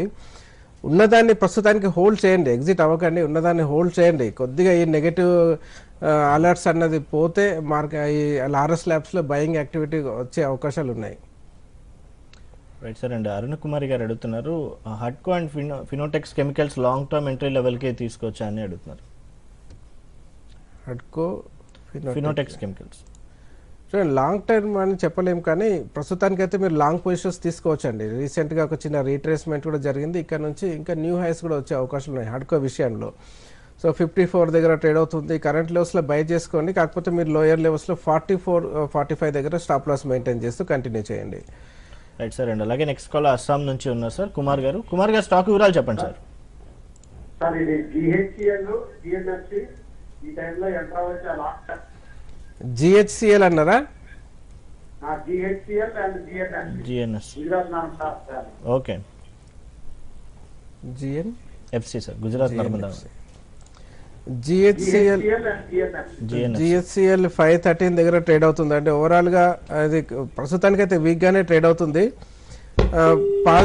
లాంగ్ టైమ్ వ్యూ ఉంటే ఇన్వెస్ట్మెంట్ పాయింట్ ఆఫ్ వ్యూలో కరెక్షన్స్లో కొద్ది అక్యుములేషన్ చేసుకోవచ్చు అండి. GNFC Gujarat Narmada valley fertiliser, ఇది కూడా ఇన్వెస్ట్మెంట్ పాయింట్ ఆఫ్ వ్యూలో అంటే లాంగ్ టర్మ్ గురించి మీరు ఇన్వెస్ట్ చేయాలనుకుంటే కరెంట్ లెవెల్స్ నుంచి మీరు ఇనిషియేట్ చేసుకోవచ్చు, బై చేయొచ్చు. Yeah sir. నెక్స్ట్ రవి గారు అడుగుతున్నారు చాట్ బాక్స్లో, ఓమ్ ఇన్ఫ్రాటెల్ 46 దగ్గర బై చేశారు అండ్ జమ్మూ కాశ్మీర్ బ్యాంక్ వచ్చి 45, ఈ రెండు కూడా షార్ట్ టర్మ్ పర్పస్ తీసుకున్నారు, వీటి గురించి అడుగుతున్నారు. ఓమ్ ఇన్ఫ్రా ఎక్కడ బై చేశారు? 46. ఆయన కొన్నదే పీక్ లెవెల్, అంటే 46 నుంచి ఈరోజు చూస్తే 42 దగ్గర ట్రేడ్ అవుతుంది. ప్రస్తుతానికి కంటిన్యూ చేయండి, పెద్దగా రివర్సల్ ప్యాటర్న్ కనపడట్లేదు, పాజిటివ్గానే ట్రేడ్ అవుతుంది, కంటిన్యూ చేయండి. 40 రూపీస్ దగ్గర స్టాప్ లాస్ మెయింటైన్ చేసుకోండి ఓమ్ ఇన్ఫ్రాలో. ఇంకొకటి ఏమన్నది నెక్స్ట్ వచ్చేసి ఇంకొకటి మనకి బ్యాంక్ జమ్మూ కాశ్మీర్ బ్యాంక్ 45లో బై చేశారు, ఇది కూడా అడుగుతున్నారు. 45లో బై చేశారు, ఇది కూడా ప్రస్తుతానికి పీక్ లెవెల్లోనే సైడ్ వేస్ కన్సాలిడేషన్లు ఉందండి. నా ఉద్దేశంలో కంటిన్యూ చేయండి, కాకపోతే ట్రైలింగ్ స్టాప్ లాస్ మెయింటైన్ చేయండి. మీరు 45లో బై చేశారు, 50 రూపీస్ దగ్గర ట్రైలింగ్ స్టాప్ లాస్ పెట్టుకోండి. ప్రస్తుతానికి 60 రూపాయల దగ్గర ట్రేడ్ అవుతుంది, ఇంకా న్యూ హైస్ కూడా వచ్చే అవకాశాలు ఉన్నాయి. Right sir. అండ్ అలాగే నెక్స్ట్ కాల్ విజయవాడ నుంచి శివప్రసాద్ గారు ఉన్నారు. శివప్రసాద్ గారు స్టాక్ వివరాలు చెప్పండి సార్. నమస్తే సార్. నమస్తే అండి సార్, బండే గారికి నమస్తే. నమస్కారం అండి, చెప్పండి సార్. నేను అనంతరాలు వచ్చి 70 రూపాయలు కొన్నాను సార్, 500 షేర్లు. ఓకే. సో అది అమ్మేసి ఉద్యోగం స్మాల్ ఫైనాన్స్ బ్యాంక్ తీసుకోవాలనుకుంటున్నాను. నెక్స్ట్ పీటీసీ ఒకటి బై చేయాలనుకుంటున్నాను. లాస్ట్ స్టాక్ ఏంటి? PTC India. అండి. Okay okay. ఇది లాంగ్ టర్మ్ అండి, షార్ట్ టర్మ్ పర్పస్ చూస్తున్నారు? Long term. Long term. Okay. చూడండి, లాంగ్ టైమ్ వ్యూ ఉంటే మీరు జీవన్ స్మాల్ ఫైనాన్స్కి షిఫ్ట్ అవ్వడం కన్నా అనంతరాల్లోనే కంటిన్యూ చేయండి. అనంతరాల్లోనే ఇంకా న్యూ హైస్ అన్నది వచ్చే అవకాశాలు ఉన్నాయి. ఉజ్జీవన్ స్మాల్ ఫైనాన్స్ ఏంటంటే ఓవర్ బాట్ పొజిషన్స్లో ఉంది, కొద్దిగా ప్రాఫిట్ బుకింగ్కి గురయ్యే అవకాశాలు ఉన్నాయి. కాబట్టి అనంతరాజ్లోనే ప్రస్తుతానికి కంటిన్యూ చేయండి మీరు. Right sir. అండ్ అలాగే నెక్స్ట్ వచ్చేసి మనకి గణేష్ గారు అడుగుతున్నారు, గుజరాత్ ఫ్లోరో కెమికల్స్ అండ్ అలాగే ఫెయిర్ కెమికల్స్ ఆర్గానిక్ ఈ రెండు కూడా ఎంట్రీ ప్రైస్ చెప్పండి అని అడుగుతున్నారు. సెకండ్ ఏదన్నా ఫెయిర్ సిమ్స్ 1 సెకండ్ చూస్తున్నా. Fair chemical organic sir. Okay. Gujarat fluoro chemicals విషయానికి వస్తే అండర్ పర్ఫామ్ చేస్తుంది, బేరిష్ మూమెంటంలో ఉంది, ప్రస్తుతానికి ఓవర్సోల్డ్ పొజిషన్స్లో ఉందండి. కొద్దిగా ఒక బేస్ ఫార్మేషన్ ప్రాసెస్లో ఉంది. సో బౌన్స్ బ్యాక్ అయ్యే అవకాశాలు అయితే ఉన్నాయి. 3200 అన్నది చాలా స్ట్రాంగ్ సపోర్ట్ అని చెప్పుకోవచ్చు గుజరాత్ ఫ్లోరో కెమికల్స్కి. సో దానిపైన ఉన్నంత వరకు మళ్ళీ బౌన్స్ బ్యాక్ అయ్యే అవకాశాలు ఉంటాయి. సో బౌన్స్ బ్యాక్ అయితే మళ్ళీ 3700 ఆ జోన్ వరకు ర్యాలీ వచ్చే అవకాశాలు ఉన్నాయి. ఆల్రెడీ ఉంటే కంటిన్యూ చేయండి. నెక్స్ట్ కాలర్ ఉన్నారు సార్, కామారెడ్డి నుంచి రవీందర్ గారు. రవీందర్ గారు స్టాక్ వివరాలు చెప్పండి సార్. సార్ సీక్వెన్స్ ఏంటి సార్? ఓకే. తీసుకోవాలనుకుంటున్నారా అండ్ ఆల్రెడీ ఉన్నాయి? ఆల్రెడీ ఉన్నాయి సార్. 66. ఏ ప్రైస్లో బై చేశారు? యాక్చువల్గా యావరేజ్ ప్రైస్ ఇప్పుడు 200 దగ్గర ఉంది సార్. 200 చాలా పైన ఉంది మీది. పైన ఉంది. యావరేజ్ చేయాలా, హోల్డ్ చేయాలా? వద్దండి, యావరేజ్ చేయొద్దు, ఉన్నదాన్ని కంటిన్యూ చేయండి. ఆల్రెడీ యావరేజ్ చేస్తున్నారు కాబట్టి ఇంకా యావరేజ్ చేయొద్దు, ఉన్నదాన్ని కంటిన్యూ చేయండి. ఒకసారి 100 రూపీస్ పైన సస్టైన్ అయింది అంటే మాత్రం మంచి ర్యాలీ కనపడే అవకాశాలు ఉన్నాయి సీక్వెన్స్ సైంటిఫిక్లో. కాబట్టి ఉన్నదాన్ని కంటిన్యూ చేయండి. Okay sir, thank you. Next Radhika garu అడుగుతున్నారు చాట్ బాక్స్లో, ఎల్ఎన్టీ ఫైనాన్స్ కరెంట్ ప్రైస్లో బై చేయొచ్చా 1 year కోసం అని చెప్పి అడుగుతున్నారు sir. L&T finance fresh buying అడుగుతున్నారు కదా? ఎస్ సార్, 1 year కోసం బై చేయొచ్చండి. 90 to 90 దగ్గర కనబడుతుంది, కాకపోతే ఒకే ప్రైస్ పాయింట్లో అయితే వద్దు. కొద్దిగా రీట్రేస్మెంట్స్ జరిగితే కనుక 88 నుంచి 84 రూపీస్ వరకు కూడా ఒక చిన్న డిప్ వచ్చే అవకాశాలు ఉన్నాయి. ఆ డిప్ వచ్చినప్పుడు ఇంకా కొద్దిగా అక్యుములేషన్ చేయండి. ఒకే ప్రైస్ పాయింట్లో కాకుండా ఒక 2-3 ప్రైస్ పాయింట్స్లో మీరు అక్యుములేషన్ చేసుకోండి. అలాగే నెక్స్ట్ కాలర్ హైదరాబాద్ నుంచి నళినీకాంత్ గారు ఉన్నారు సార్. నళినీకాంత్ గారు స్టాక్ వివరాలు చెప్పండి.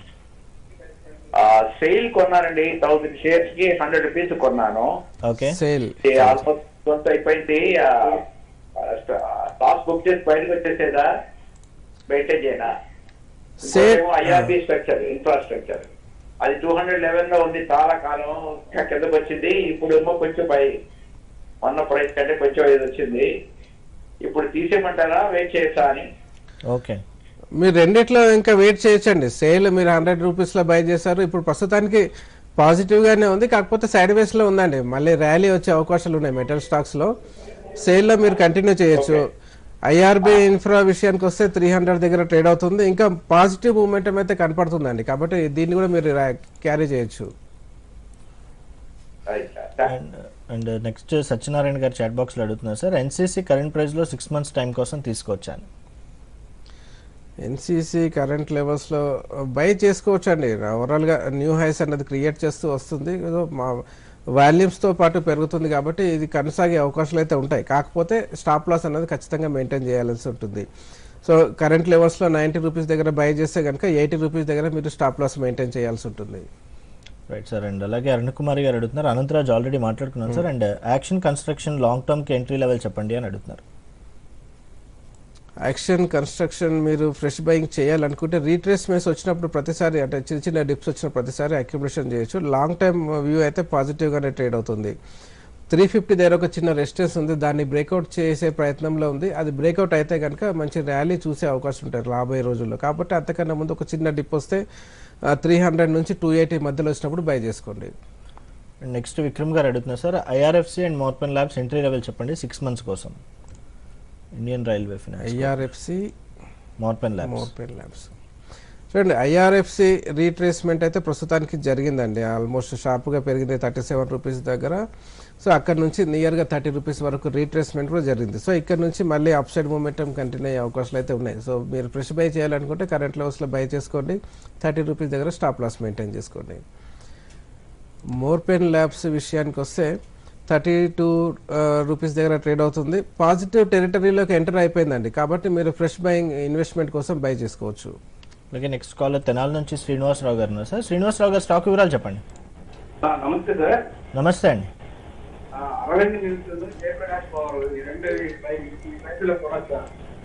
సార్ మీ వాయిస్ క్లియర్ గా లేదు సార్, డిస్టర్బెన్స్ గా ఉంది. అరవింద్ లిమిటెడ్ అన్నారా? మిల్స్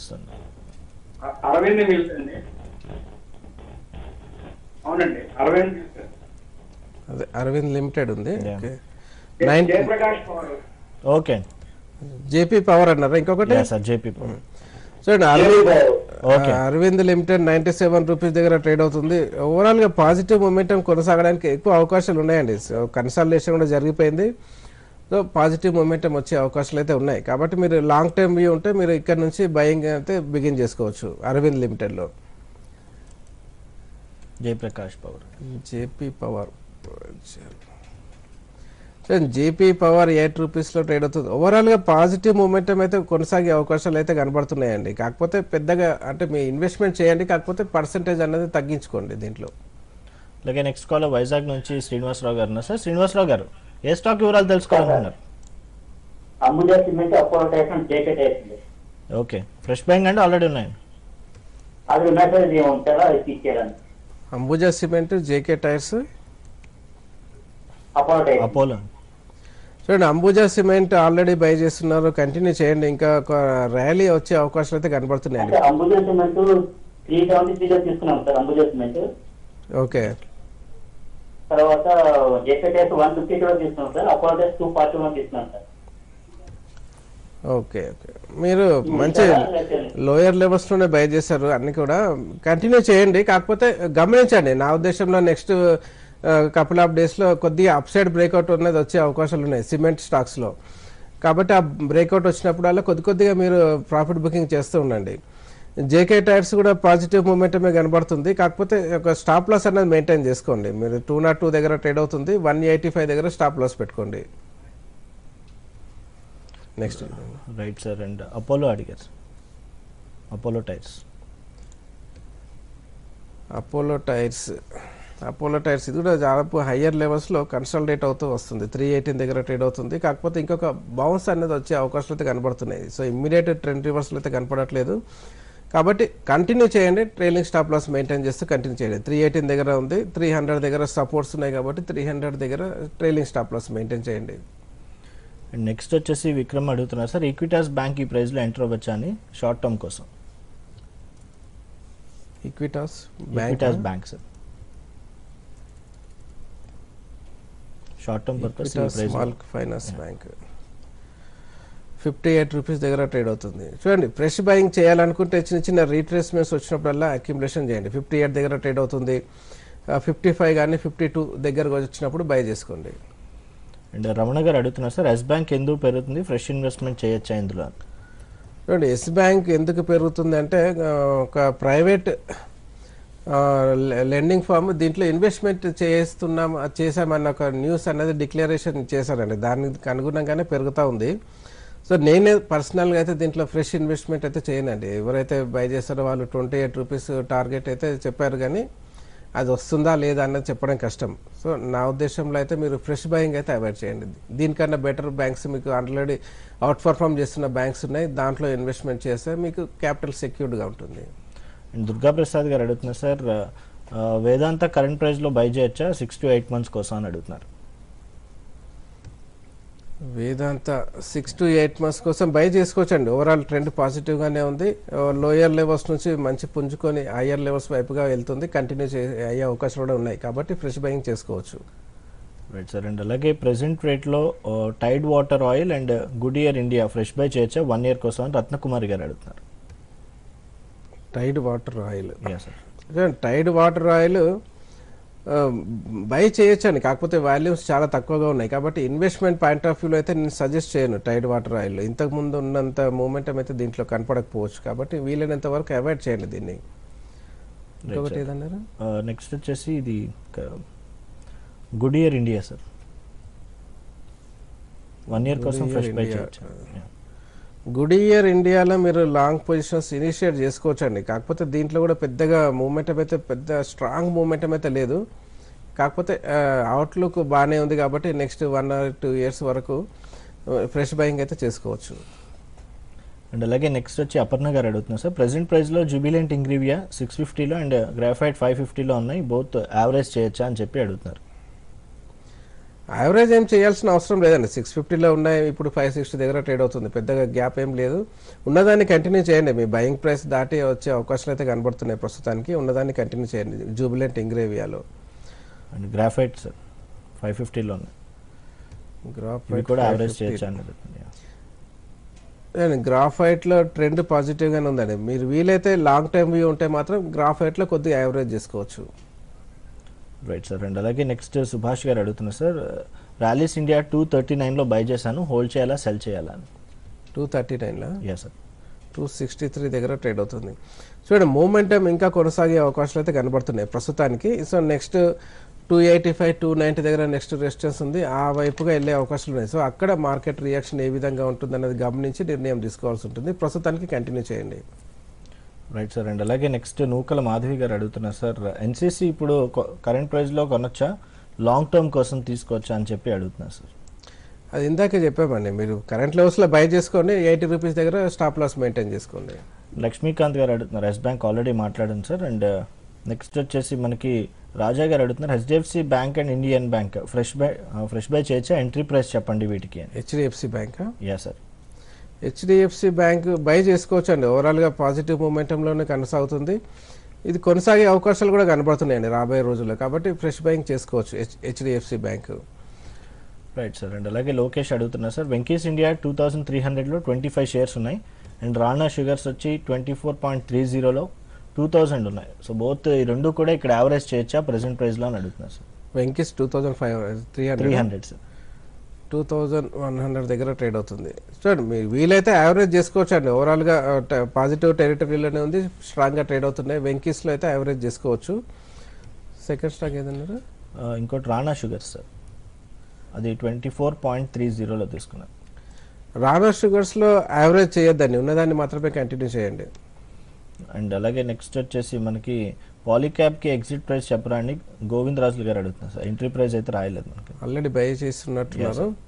చూడండి పాలీక్యాబ్ ఇంకా హయ్యర్ లెవెల్స్ వెళ్ళే అవకాశాలు అయితే కనబడుతున్నాయండి. ఇలాంటి స్ట్రాంగ్ మూమెంటంలో ఉన్న స్టాక్లో మీరు టార్గెట్లు చెప్పడం కష్టం, కాబట్టి మీరు ట్రైలింగ్ స్టాప్ లాస్ మెయింటైన్ చేస్తూ ఉండండి. డైలీ చార్ట్స్లో ఎప్పుడైతే రివర్సల్ క్యాండిల్ ఏర్పడుతుందో అప్పుడు ప్రాఫిట్ కంప్లీట్గా బుక్ చేసుకొని ఎగ్జిట్ అవ్వాల్సి ఉంటుంది. ప్రస్తుతానికి స్ట్రాంగ్గా ట్రేడ్ అవుతుంది, కంటిన్యూ చేయండి.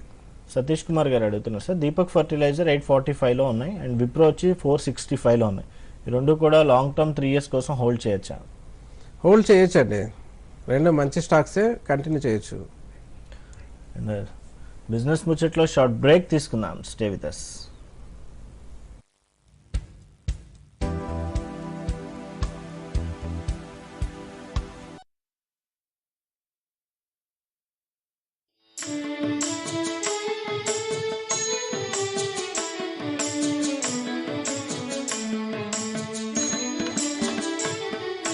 సుభాష సుధాశాల ప్రభాకళ వికాసాల శుభాహ్వాన గానమై తిలకించగ పిలిచే సుభాష సుధాశాల ప్రభాకళ వికాసాల శుభాహ్వాన గానమై తిలకించగ పిలిచే శభాషాంధ్ర ప్రదేశమై విహరణకై వెలిసే శభాషాంధ్ర ప్రదేశమై విహరణకై వెలిసే శభాష్ ఆంధ్రప్రదేశ్ కార్యక్రమం ప్రతి శనివారం రాత్రి 7:30 తిరిగి ఆదివారం ఉదయం 9 గంటలకు మీ దూరదర్శన్ సప్తగిరిలో ప్రసారమవుతుంది.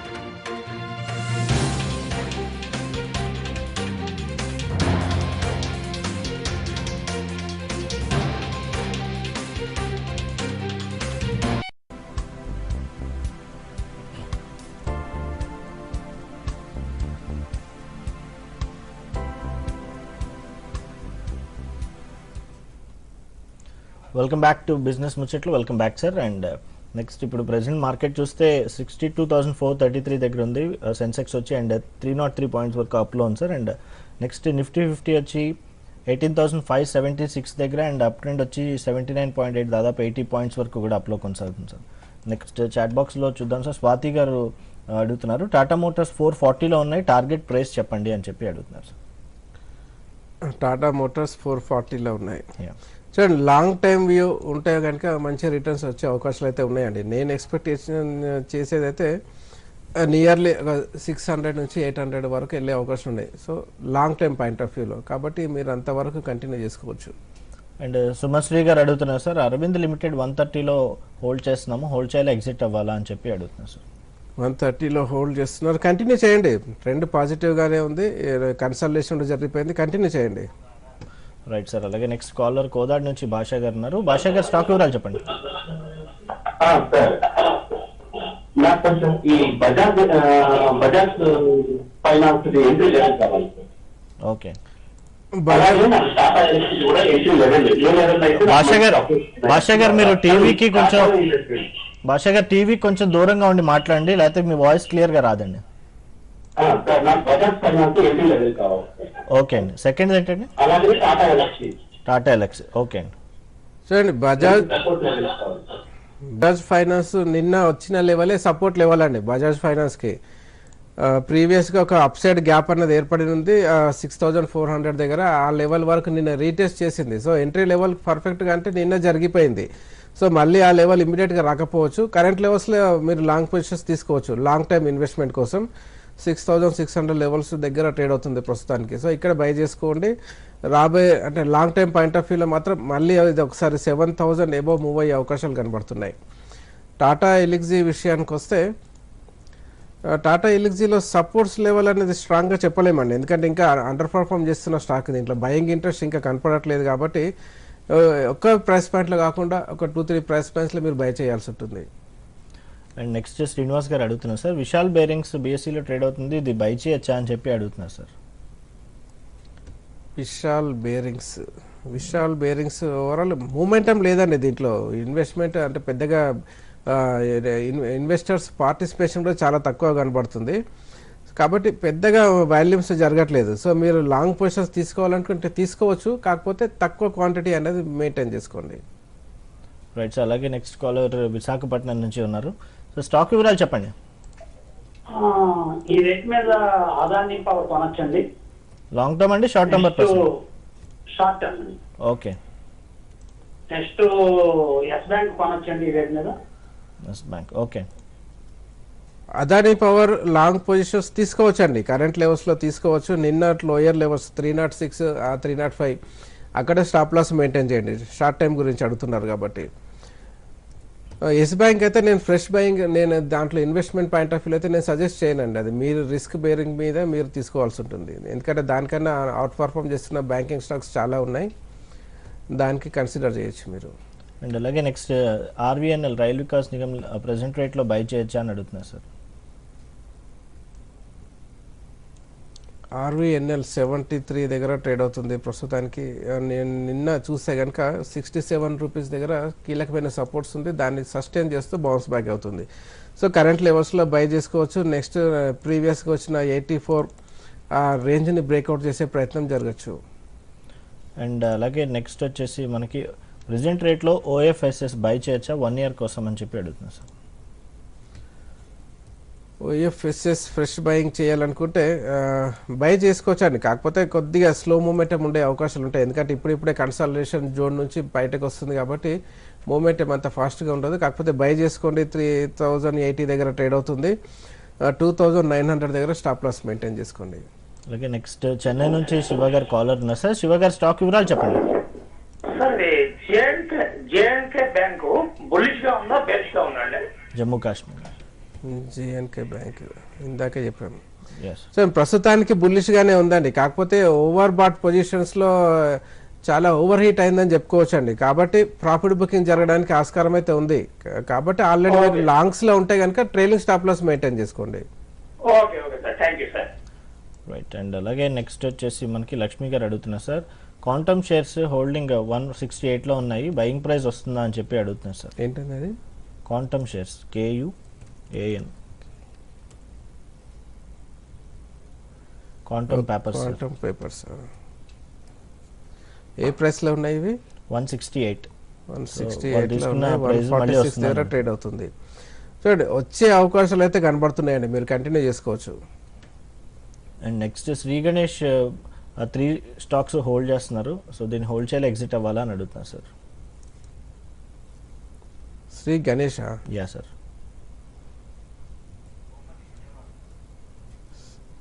శ్రీ గణేష్ లేదు, శ్రీ గణపతి ఉంది అనుకుంటా. ఓకే సార్, నెక్స్ట్ చూద్దాం. కోమలి గారు ఉన్నారు సార్ కాలర్ విజయవాడ నుంచి. కోమలి గారు స్టాక్ వివరాలు చెప్పండి.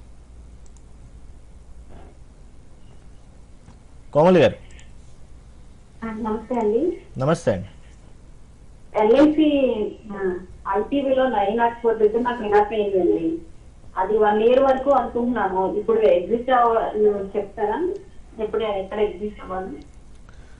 చూడండి LIC IPOలో వచ్చినప్పటి నుంచి చాలా అండర్ పర్ఫామ్ చేసిన స్టాక్ అండి. అక్కడ నుంచి చూస్తే రీసెంట్గా 580 590 వరకు కరెక్షన్ జరిగింది. అక్కడ నుంచి కొద్దిగా పుంజుకోవడం అయితే స్టార్ట్ అయిందండి. ప్రస్తుతానికి కంటిన్యూ చేయండి. 715 దగ్గర ట్రేడ్ అవుతుంది. సో ఇప్పుడే అప్ సైడ్ మూమెంటంలోకి ఎంటర్ అవుతుందని అనిపిస్తుంది. సో టెక్నికల్గా పాజిటివ్ మూమెంటం అనేది బిగిన్ అయిందని చెప్పుకోవచ్చు. కాబట్టి ఉన్నదాన్ని కంటిన్యూ చేయండి. IPO ప్రైస్ వరకు వెళ్ళకపోయినా నియరెస్ట్గా వరకు అయితే వెళ్ళే అవకాశాలు అయితే కనబడుతున్నాయి. అండ్ నెక్స్ట్ గణేష్ గారు అడుగుతున్నారు సార్ చాట్ బాక్స్లో, ఇనాక్స్ గ్రీన్ 63కి 17,000 షేర్స్ ఉన్నాయి, ఫండమెంటల్స్ చెప్పమని అడుగుతున్నారు. ఇనాక్స్ గ్రీనా? Yeah sir. ఏ ప్రైస్లోనే 63 సార్. 17,000 చాలా తక్కువ డేటా ఉందండి. రీసెంట్గా లిస్టింగ్ అనుకుంటాను, ఇది 54 దగ్గర ట్రేడ్ అవుతుంది ప్రస్తుతానికి. సో చాలా తక్కువ డేటా ఉందండి దీనిలో. దీన్ని బట్టి మనము టెక్నికల్గా చెప్పడానికి అయితే వీలు కాదు. సో లాంగ్ టర్మ్ వ్యూ ఉంటేనే కంటిన్యూ చేయండి. అండ్ నెక్స్ట్ BV రమణ గారు అడుగుతున్నారు sir, Zomato and Tata Motors present ప్రైస్లో బై చేయొచ్చా అని చెప్పి. జొమాటోకి అయితే ఇన్వెస్ట్మెంట్ పాయింట్ ఆఫ్ వ్యూలో నేను సజెస్ట్ చేయనండి. దీంట్లో పెద్దగా గ్రోత్ కనపడే అవకాశాలు అయితే ప్రస్తుతానికి కనపడట్లేదు. జొమాటోని అవాయిడ్ చేయొచ్చు. టాటా మోటార్స్ అన్నారా? టాటా మోటార్స్లో మీరు ఇన్వెస్ట్మెంట్ పాయింట్ ఆఫ్ వ్యూలో బై చేసుకోవచ్చండి. అలాగే నెక్స్ట్ కాలర్ ఉన్నారు సార్ రఫీ గారు కడప నుంచి. రఫీ గారు స్టాక్ వివరాలు చెప్పండి. సార్ నమస్తే సార్. నమస్తే సార్. నమస్కారం అండి, చెప్పండి. సార్ HCL నా దగ్గర 300 షేర్స్ ఉన్నాయి సార్. HCL technology? లేదు sir, HCL Finotex Chemicals Limited. FCL Finotex Chemical. Okay. 100 ఉన్నాయి సార్ 300 దగ్గర. ఓకే. అది నేను లాంగ్ టర్మ్ కానీ తీసుకున్నానా, అది ఏమన్నా యావరేజ్ ఎక్కడ చేయమంటారు సార్ దాన్ని? ప్రస్తుతానికి యావరేజ్ చేయొద్దండి, కొద్దిగా అండర్ పర్ఫామ్ చేస్తుంది. కొద్దిగా స్టేబుల్ అయ్యే వరకు వెయిట్ చేయండి. 280 దగ్గర కొద్దిగా సపోర్ట్ తీసుకొని బౌన్స్ బ్యాక్ అయ్యే అవకాశాలు అయితే ఉన్నాయి. కాబట్టి మీరు కొద్దిగా వెయిట్ చేయండి. కొద్దిగా సస్టైన్ అయింది, మళ్ళీ అప్ ట్రెండ్లోకి ప్రవేశించింది అన్నప్పుడు యావరేజ్ చేయండి. అప్పటి వరకు ఉన్నదాన్ని కంటిన్యూ చేయండి. నెక్స్ట్ కావూరు లీలాకృష్ణ గారు అడుగుతున్నారు సార్, ప్రెసెంట్ రేట్లో లాంగ్ టర్మ్కి Canara Bank and tube invest buy చేయొచ్చా అని చెప్పి అడుగుతున్నారు sir. Canara Bank fresh buy చేయొచ్చండి, కాకపోతే స్టాప్ లాస్ అనేది స్ట్రిక్ట్గా మెయింటైన్ చేయాల్సి ఉంటుంది. ఎందుకంటే పీక్ లెవెల్లో ఉన్నది కాబట్టి కొద్దిగా ప్రాఫిట్ బుకింగ్ రిస్క్ అనేది ఖచ్చితంగా ఉంటుంది. కాబట్టి ట్రైలింగ్ స్టాప్ లాస్ మెయింటైన్ చేసేటట్టు అయితే కంటిన్యూ ఫ్రెష్ బయింగ్ చేయొచ్చు కెనరా బ్యాంక్లో. Tube invest tube investments India ఇది కూడా పీక్ లెవెల్లో ఉందండి ప్రస్తుతానికి. కాకపోతే అప్ సైడ్ మూమెంట్ కంటిన్యూ అయ్యే అవకాశాలు అయితే ఉన్నాయి. సో ఫ్రెష్ బయింగ్ చేయండి. 2800 దగ్గర స్టాప్ లాస్ మెయింటైన్ చేసుకోండి. అండ్ అలాగే జూబిలెంట్ ఫుడ్ ప్రెసెంట్ ప్రైస్లో తీసుకోవచ్చా 1 year 10 year కోసం అని చెప్పి అడుగుతున్నారు సార్ నరేష్ గారు. జూబిలెంట్ ప్రస్తుతానికి అయితే అండర్ పర్ఫార్మ్ చేస్తుందండి. కాబట్టి కొద్దిగా కరెక్షన్స్ వచ్చిన ప్రతిసారి కొద్ది అక్యుములేషన్ చేయండి, ఒకే ప్రైస్లో అయితే వద్దు. నెక్స్ట్ కాలర్ ఉన్నారు సార్ పుష్ప గారు హైదరాబాద్ నుంచి. పుష్ప గారు స్టాక్ వివరాలు చెప్పండి. హలో అండి. హలో చెప్పండి. మాది 197 ఉందామండి. స్టాక్ పేరు చెప్పండి. పేటిఎం అండి. Paytm okay. పేటిఎం ఒకటిను పాలసీ బజార్ 492లో తీసుకున్నాను. ఓకే ఈ రెండు హోల్డ్ చేయొచ్చా అని అడుగుతున్నా sir. Paytm and Policy Bazaar. Paytm hold చేయొచ్చండి. ప్రస్తుతానికైతే హోల్డ్ చేయండి. 450 దేవర్స్ దగ్గర నుంచి బౌన్స్ బ్యాక్ అవుతుంది. ఇంకా కొనసాగే అవకాశాలు ఉంటాయి. సో 650 వరకు వెళ్ళే ఛాన్సెస్ ఉన్నాయి. పేటిఎం కంటిన్యూ చేయొచ్చు. పాలసీ బజార్ ఒకటి. పాలసీ బజార్ కదా. పాలసీ బజార్ 460 దగ్గర ట్రేడ్ అవుతుంది ప్రస్తుతానికి. ఇది కంటిన్యూస్ డౌన్ ట్రెండ్ తర్వాత ఇప్పుడే అప్ సైడ్ రావడానికి ప్రయత్నం అయితే జరుగుతుందండి. కాబట్టి దీంట్లో కూడా మీరు కంటిన్యూ చేసుకోవచ్చు. సో 460 దగ్గర ట్రేడ్ అవుతుంది. 500 ఒకసారి బ్రేక్అవుట్ అయ్యి దానిపైన సస్టైన్ అయిందంటే కనుక స్లోగా అప్ సైడ్ వెళ్ళే అవకాశాలు అయితే ఉన్నాయి. కాబట్టి ఉన్నదాన్ని కంటిన్యూ చేయండి, యావరేజ్ చేయొద్దు దేంట్లోనూ. నెక్స్ట్ కాలర్ ఉన్నా సార్ నెల్లూరు నుంచి శ్రీనివాస్ గారు. శ్రీనివాస్ గారు స్టాక్ వివరాలు చెప్పండి. నమస్కారం సార్. నమస్తే అండి. చంబల్ పెట్టిన చెట్టు నా దగ్గర 330 రూపాయలు ఉన్నాయి. ఓకే హోల్డ్ చేయొచ్చా? కొంచెం కొనాలనుకుంటున్నాము. ఎక్కడ? తర్వాత వచ్చి ఇండియన్ ఎక్కడ బై చేయొచ్చు? ఏ స్టాక్ అండి? సెకండ్ ఏదన్నారు? Indian hotel. Indian hotel. రెండు long term. Indian hotels. So Chambal fertiliser మీ బయింగ్ ప్రైస్ వచ్చే అవకాశాలు అయితే ఉన్నాయండి. మీరు యావరేజ్ చేయాలనుకుంటే ఇంకా కొద్దిగా అక్యుములేషన్ కూడా చేసుకోవచ్చు కరెంట్ లెవెల్స్లో. సో ఇక్కడ నుంచి బౌన్స్ బ్యాక్ అయితే మళ్ళీ 370 దగ్గర ఒక రెసిస్టెన్స్ ఉంది షార్ట్ టైం పాయింట్ ఆఫ్ వ్యూలో. లాంగ్ టైంలో 430, 440 లెవెల్స్ వరకు వెళ్ళే అవకాశాలు అయితే ఉన్నాయి. So Indian hotels fresh buying చేయాలనుకుంటే డిప్స్లో అక్యుములేషన్ చేసుకోండి, ఒకే ప్రైస్ పాయింట్లో అయితే వద్దు. 326 దగ్గర ట్రేడ్ అవుతుంది. దీనికి ముఖ్యంగా సపోర్ట్స్ 300 దగ్గర ఉన్నాయండి. సో 300 దగ్గరకు వస్తే ఇంకా కొద్దిగా అక్యుములేషన్ చేసుకోండి. Right sir. And Leelakrishna garu అడుగుతున్నారు ప్రెసెంట్ రేట్లో tin plate IDFC First Bank buy చేయొచ్చా అని. టిన్ ప్లేట్ ఫ్రెష్ బయింగ్ చేసుకోవచ్చండి. 325 దగ్గర ట్రేడ్ అవుతుంది. కన్సాలిడేషన్ జోన్ నుంచి అప్ సైడ్ వెళ్ళడానికి ప్రయత్నంలో ఉంది. సో పాజిటివ్ మూమెంటంలోకి ఎంటర్ అయింది కాబట్టి ఫ్రెష్ బై చేసుకోవచ్చు. ఇంకొకటి ఏదైనా IDFC sir. IDFC First bank. IDFC First Bank by చేయొచ్చండి. కాకపోతే చాలా పీక్ లెవెల్లో ఉంది కాబట్టి చాలా జాగ్రత్తగా ఉండాల్సి ఉంది. స్టాప్ లాస్ని మెయింటైన్ చేస్తూ ఉండాల్సి ఉంటుంది. దీంట్లో 60 రూపీస్ దగ్గర ట్రేడ్ అవుతుంది. 56 దగ్గర స్టాప్ లాస్ మెయింటైన్ చేయండి. రాబోయే రోజుల్లో మాత్రం ఇంకొక బౌన్స్ వచ్చే అవకాశాలు అయితే కనబడుతున్నాయి. ఓకే నెక్స్ట్ కాలర్ లక్ష్మీరాజ్యం గారు ఉన్నారు సార్ కరీంనగర్ నుంచి. లక్ష్మీరాజ్యం గారు చెప్పండి సార్. సార్ ఒకటి Ujjivan Small finance Bank. Okay 28లో తీసుకున్నా సార్. 28లో బై చేశారు. 32 దగ్గర ట్రేడ్ అవుతుంది. South Indian Bank sir 17. Okay చూసుకోమంటారా? ప్రస్తుతానికి కంటిన్యూ చేయండి. ఉజ్జీవన్ స్మాల్ ఫైనాన్స్ కానివ్వండి, సౌత్ ఇండియన్ బ్యాంక్ కానివ్వండి, చిన్న ర్యాలీ ఇంకా వచ్చే అవకాశాలు అయితే కనబడుతున్నాయి కాబట్టి గమనించండి.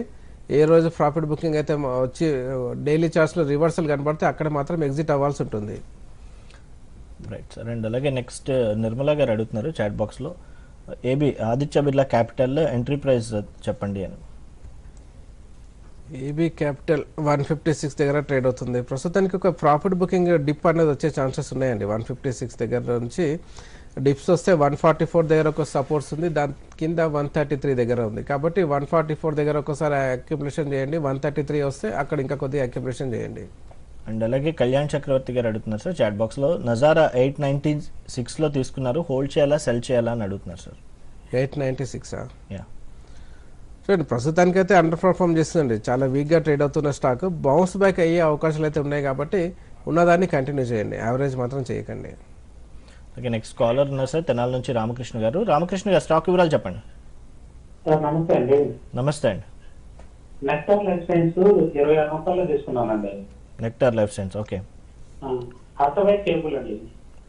ఏంటండి? Hathway. Okay okay, Hathway cable 9 రూపాయలు తీసుకున్నాను. నెక్టార్ ఎక్కడ బై చేశారు? 26 అన్న. 26 హోల్డ్ చేయొచ్చండి. నెక్టార్ లైఫ్ సైన్స్ మీరు ఇప్పుడిప్పుడే అప్ సైడ్ మూమెంటంలోకి ఎంటర్ అవుతుంది కాబట్టి కంటిన్యూ చేయండి. మీ బయింగ్ ప్రైస్ దాటి పైకి వెళ్ళే అవకాశాలు అయితే కనబడుతున్నాయి. హాత్వే కేబుల్ విషయానికి వస్తే ఇది కూడా సిమిలర్గానే అండి, కన్సల్టేషన్ జోన్ నుంచి బయటకు వచ్చింది, అప్ సైడ్ మూమెంటంలోకి ఎంటర్ అవుతుంది కాబట్టి దీన్ని కూడా మీరు కంటిన్యూ చేసుకోవచ్చు. Right sir. అలాగే నెక్స్ట్ కాలర్ ఉయ్యూరు నుంచి ప్రదీప్ గారు ఉన్నారు. ప్రదీప్ గారు స్టాక్ వివరాలు చెప్పండి సార్. నమస్తే సార్. నమస్తే అండి. ప్రెసెంట్ లెవెల్లో వరుణ్ బ్యావరేజ్, ఓకే. ఈ లెవెల్లో తీసుకోవచ్చు. లాంగ్ టర్మ్ అండి, షార్ట్ టర్మ్ కండి? 1 or 2 years కోసం. 1 or 2 years కోసం అయితే డిప్స్లో బై చేసుకోండి. ప్రస్తుతానికి 1360 దగ్గర కొద్దిగా వీక్నెస్ అయితే కనబడుతుంది. సో డిప్స్ వస్తే 1261 దగ్గర ఒకసారి 1160 ఆ లెవెల్స్ వస్తే కనుక అక్కడ కొద్దిగా అంటే ఒకే ప్రైస్ పాయింట్లో కాకుండా డిప్స్ వచ్చినప్పుడు 1260 నుంచి 1160 మధ్యలో వచ్చినప్పుడు బై చేసుకోండి. Right sir. అండ్ అలాగే నెక్స్ట్ వచ్చేసి బిఈఎల్ ప్రెసెంట్ రేట్లో బై చేయొచ్చా అని చెప్పి అడుగుతున్నా సార్. బిఈఎల్ కన్సల్టేషన్లో ఉందండి, సైడ్ వేస్ కన్సల్టేషన్ జోన్లో ఉంది, ఇంకా అప్ సైడ్ మూమెంటంలోకి అయితే రాలేదు కాబట్టి ఫ్రెష్ బయింగ్ కోసం అయితే కొద్దిగా వెయిట్ చేయమని చెప్తాను. అండ్ అలాగే నెక్స్ట్ జిహెచ్సిఎల్ డౌన్ అవుతుంది ఎందుకు అని చెప్పి అడుగుతున్నా sir. Gujarat heavy chemicals GHCL down అవుతుంది అంటే టెక్నికల్గా అయితే అదే టెక్నికల్గా వీక్ పాయింట్లోకి ఉందండి, కాకపోతే ఓవర్ సోల్డ్ పొజిషన్స్లో ఉంది. కొద్దిగా సపోర్ట్ తీసుకొని మళ్ళీ బౌన్స్ బ్యాక్ అయ్యే అవకాశాలు అయితే కనబడుతున్నాయి. ప్రస్తుతానికి కొద్దిగా వెయిట్ చేయాల్సి ఉంటుంది దానికోసం. Right sir. అండ్ అలాగే నెక్స్ట్ వచ్చేసి మనకి శివకుమార్ గారు అడుగుతున్నారు, రియల్ ఎస్టేట్లో రైట్స్ తీసుకోవాలా sir, short term and long term కోసం ఏవి తీసుకోవాలో చెప్పగలరా అని అడుగుతున్నారు. రైట్సా? Yeah sir. రైట్స్ 381 దగ్గర ట్రేడ్ అవుతుందండి. ప్రస్తుతానికి ట్రెండ్ పాజిటివ్గానే ఉంది, ఇంకా ర్యాలీ వచ్చే అవకాశాలు అయితే కనబడుతున్నాయి. సో కరెంట్ లెవెల్స్లో బై చేసుకోండి, 350 దగ్గర స్టాప్ లాస్ మెయింటైన్ చేసుకోండి. అండ్ దేవి గారు అడుగుతున్నారు సార్, బ్యాంక్ ఆఫ్ మహారాష్ట్ర 28.90లో తీసుకున్నారు, హోల్డింగ్స్ కూడా ఉన్నాయి, ఎగ్జిట్ అవ్వమంటారా లేదా హోల్డ్ కంటిన్యూ చేయమంటారా అని అడుగుతున్నారు.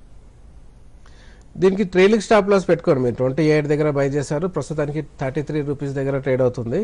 ట్రెండ్ పాజిటివ్గానే కనబడుతుంది. ఈరోజు ముఖ్యంగా నేను రీసెంట్గా వచ్చిన పీక్ లెవెల్ని బ్రేక్అవుట్ చేసి స్ట్రాంగ్గా ట్రేడ్ అవుతుంది. ఇది ఇంకా కపుల్ ఆఫ్ డేస్ అయితే కంటిన్యూ అయ్యే అవకాశాలు అయితే కనబడుతున్నాయండి. కాబట్టి ఇలాంటి స్టాక్స్లో మీరు ట్రైలింగ్ స్టాప్ లాస్ మెయింటైన్ చేస్తూ కంటిన్యూ చేయండి. ఇంకా వెళ్తే కనుక నియర్గా 35 నుంచి 40 రూపీస్ వరకు వెళ్ళే అవకాశాలు ఉన్నాయి. మీరు షార్ట్ టైం కోసం అయితే ఆ 40కి దగ్గరకు వచ్చినప్పుడు ఇది బుక్ చేసుకోండి. రాము గారు అడుగుతున్నారు సార్, లారస్ ల్యాబ్ బై చేయొచ్చా అని. లారస్ ల్యాబ్స్ కొద్దిగా అండర్ పర్ఫామ్ చేస్తుందండి. ఫ్రెష్ బయింగ్ అయితే కరెంట్ లెవెల్స్లో అవాయిడ్ చేయమని చెప్తాను. లాంగ్ టైం వ్యూ ఉంటే మాత్రం ఎవ్రీ డిప్లో కొద్దిగా అక్యుములేషన్ చేయండి, ఒకే ప్రైస్ పాయింట్లో మాత్రం వద్దు. చెంబల్ ఆల్రెడీ మాట్లాడుకున్నాం సార్. అండ్ శ్రవంతి గారు అడుగుతున్నారు, hi sir, TCS and doctor Reddy labs buying level చెప్పండి అని. టీసీఎస్ ఫ్రెష్ బై చేయాలనుకుంటే కరెంట్ లెవెల్స్లో బై చేసుకోవచ్చు అండి. ఇది డౌన్ ట్రెండ్ మూమెంటం నుంచి అప్ ట్రెండ్లోకి ప్రవేశించింది, దాంట్లో కూడా ఒక రీసెంట్గా ఒక రీట్రేస్మెంట్ కూడా జరిగిపోయింది. సో ఇక్కడ నుంచి పైకి వెళ్ళే అవకాశాలు అయితే కనబడుతున్నాయి. కరెంట్ లెవెల్స్లో బై చేసుకోండి, 3200 దగ్గర స్టాప్ లాస్ మెయింటైన్ చేయండి టీసీఎస్కి. నెక్స్ట్ వచ్చేసి నాగమణి గారు అడుగుతున్నారు, ఏజీఐ 335లో ఉన్నాయి అండ్ జొమాటో ఆల్రెడీ మాట్లాడుకున్నాం సార్, యాక్సిస్ బ్యాంక్ 854లో ఉన్నాయి, రెండు కూడా హోల్డ్ చేయాలా ఎగ్జిట్ అవ్వాలా? యాక్సిస్ బ్యాంక్ ఇంకొకటి ఏజీఐ సార్, ఏజిలెంట్ అనుకుంటా సార్, స్పెల్లింగ్ చెప్పండి ఒకసారి. ఏజీఐ అని రాశారు సార్, అంటే చాలా ఉంది ఇందులో. ఏజీఐ గ్రీన్ ప్యాక్ అనుకుంటా మేబీ. ఏజీఐ ఇన్ఫ్రా కూడా ఉంది చూడండి. Axis Bank green pack sir 314లో ఉంది, 335లో కొన్నారు. యాక్సిస్ బ్యాంక్ ఫ్రెష్ బై అడుగుతున్నారా? 854లో ఉన్నాయి సార్, అది కూడా హోల్డ్ ఆర్ ఎగ్జిట్ అడుగు. 854 హోల్డ్ చేసుకోవచ్చు అండి. ఇంకా నా ఉద్దేశంలో నెక్స్ట్ ఇంకా కొద్దిగా ర్యాలీ కొనసాగే అవకాశాలు అయితే ఉన్నాయి. సో 944 దగ్గర ఉంది, 1000 దగ్గరకు వచ్చినప్పుడు ఒకసారి ప్రాఫిట్ బుక్ చేసుకునే ప్రయత్నం చేయొచ్చు. ఏజీఏ గ్రీన్ ప్యాక్ విషయానికి వస్తే 315 దగ్గర ట్రేడ్ అవుతుంది. ఒక చిన్న రీట్రేస్మెంట్ కూడా జరిగిపోయింది, మళ్ళీ బౌన్స్ బ్యాక్ అయ్యే అవకాశాలు అయితే కనబడుతున్నాయండి. కాబట్టి కంటిన్యూ చేయండి. 290 దగ్గర స్టాప్ లాస్ మెయింటైన్ చేసుకోండి. నెక్స్ట్ వచ్చి వెంకటేశ్వరరావు గారు అడుగుతున్నారు సార్, పీనీర్ ఎంబ్రాయిడరీస్ 63లో తీసుకున్నారు, సెల్ చేయాలా హోల్డ్ చేయాలా? 63లో బై చేశారా? 43 దగ్గర ట్రేడ్ అవుతుంది. చూడండి, ఇది 63లో బై చేశారు, కాకపోతే 42-46 మధ్యలో కన్సల్టేషన్ అవుతుందండి. సో వీక్నెస్ అయితే ప్రస్తుతానికి కనపడట్లేదు, పాజిటివ్గానే ఉండే అవకాశాలు ఉన్నాయి. కాకపోతే కన్సల్టేషన్ ఎన్ని రోజులు జరుగుతుందనేది చెప్పడం కష్టం. కాబట్టి ఉన్నదాన్ని కంటిన్యూ చేయండి. పోకర్న వచ్చి 620లో తీసుకున్నారు సార్, సెల్ ఆర్ హోల్డ్ అడుగుతున్నారు. పోకర్ని ఇక్కడ 620 సార్, 620లో బై చేశారు, 420కి దగ్గరగా ట్రేడ్ అవుతుంది, 417.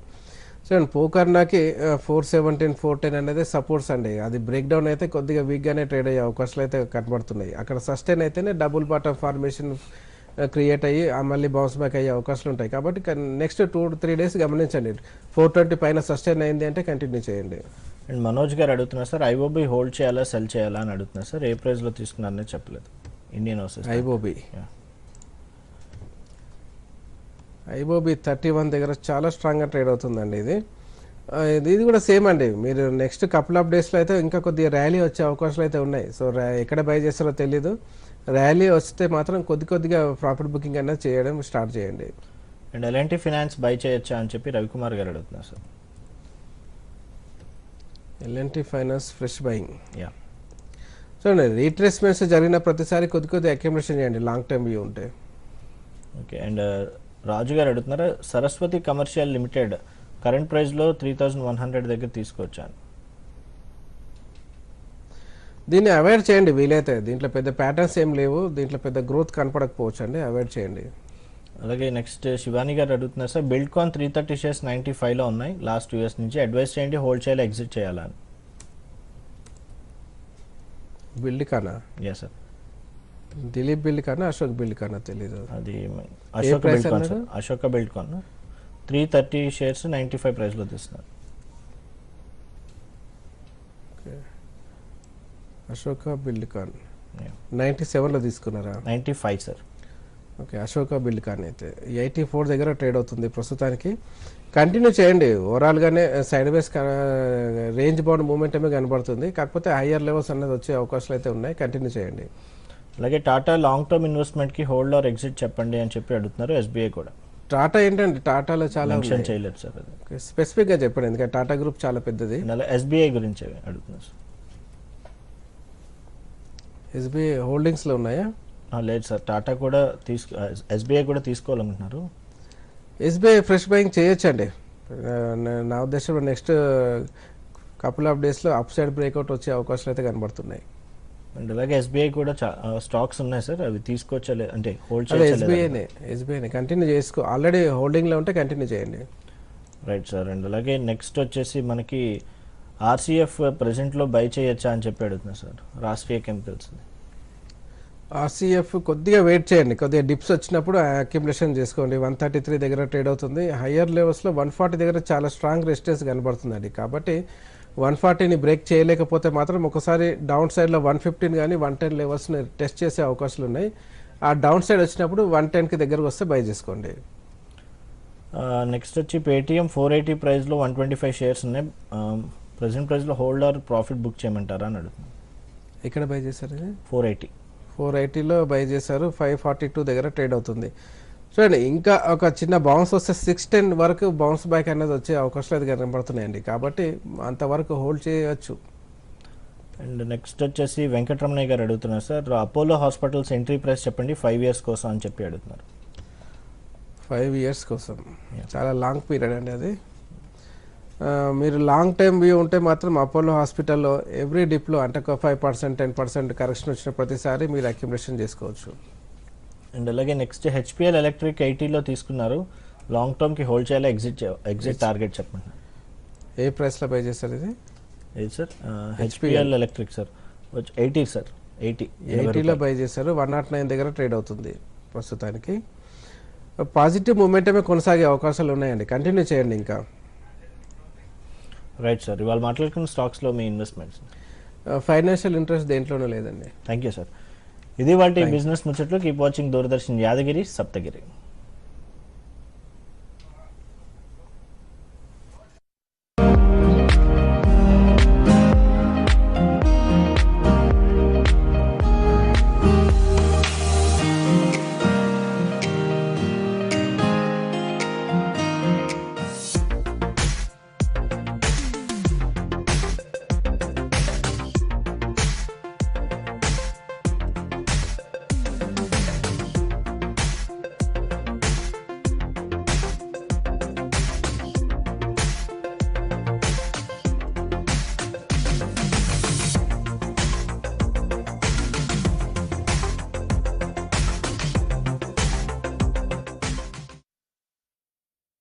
ఆరోగ్యమే మహాభాగ్యం. ఈ మధ్య కాలంలో మనలో చాలామందికి ఆరోగ్యం అందని ద్రాక్షలా ఊరిస్తూ ఉంది. మన శరీరం ఒక యంత్రం లాంటిది. ఇంధనం లేకపోతే యంత్రం ఎలా పనిచేయదో, సరైన ఆహారం తీసుకోకపోతే మన శరీరం కూడా అంతే. ఆధునిక జీవన శైలిలో, ఉరుకుల పరుగుల జీవితంలో మనం ఎటువంటి ఆహారం తీసుకుంటున్నామో తెలుసుకునే పరిస్థితుల్లో కూడా మనం లేము. ఇప్పుడు చాలా కుటుంబాల్లో చక్కటి ఆహారాన్ని తయారు చేసుకునే సమయం ఉండటం లేదు. ఒకవేళ మంచి ఆహారం లభ్యమైనా తినే ఓపిక ఉండటం లేదు. పిల్లలు, యువత విషయానికొస్తే అమ్మ చేతి వంటని ఫాస్ట్ ఫుడ్స్ భర్తీ చేసేస్తున్నాయి. ఇటువంటి ఆహారం కారణంగా జీవనశైలి వ్యాధులు అంటే బీపీ, షుగర్, ఒబెసిటీ వంటివి అనుకోని అతిథుల్లా మన శరీరంలో తిష్టవేస్తున్నాయి. అందుకే మనం తీసుకునే ఆహారం మన ఆరోగ్యాన్ని నిర్దేశిస్తుంది.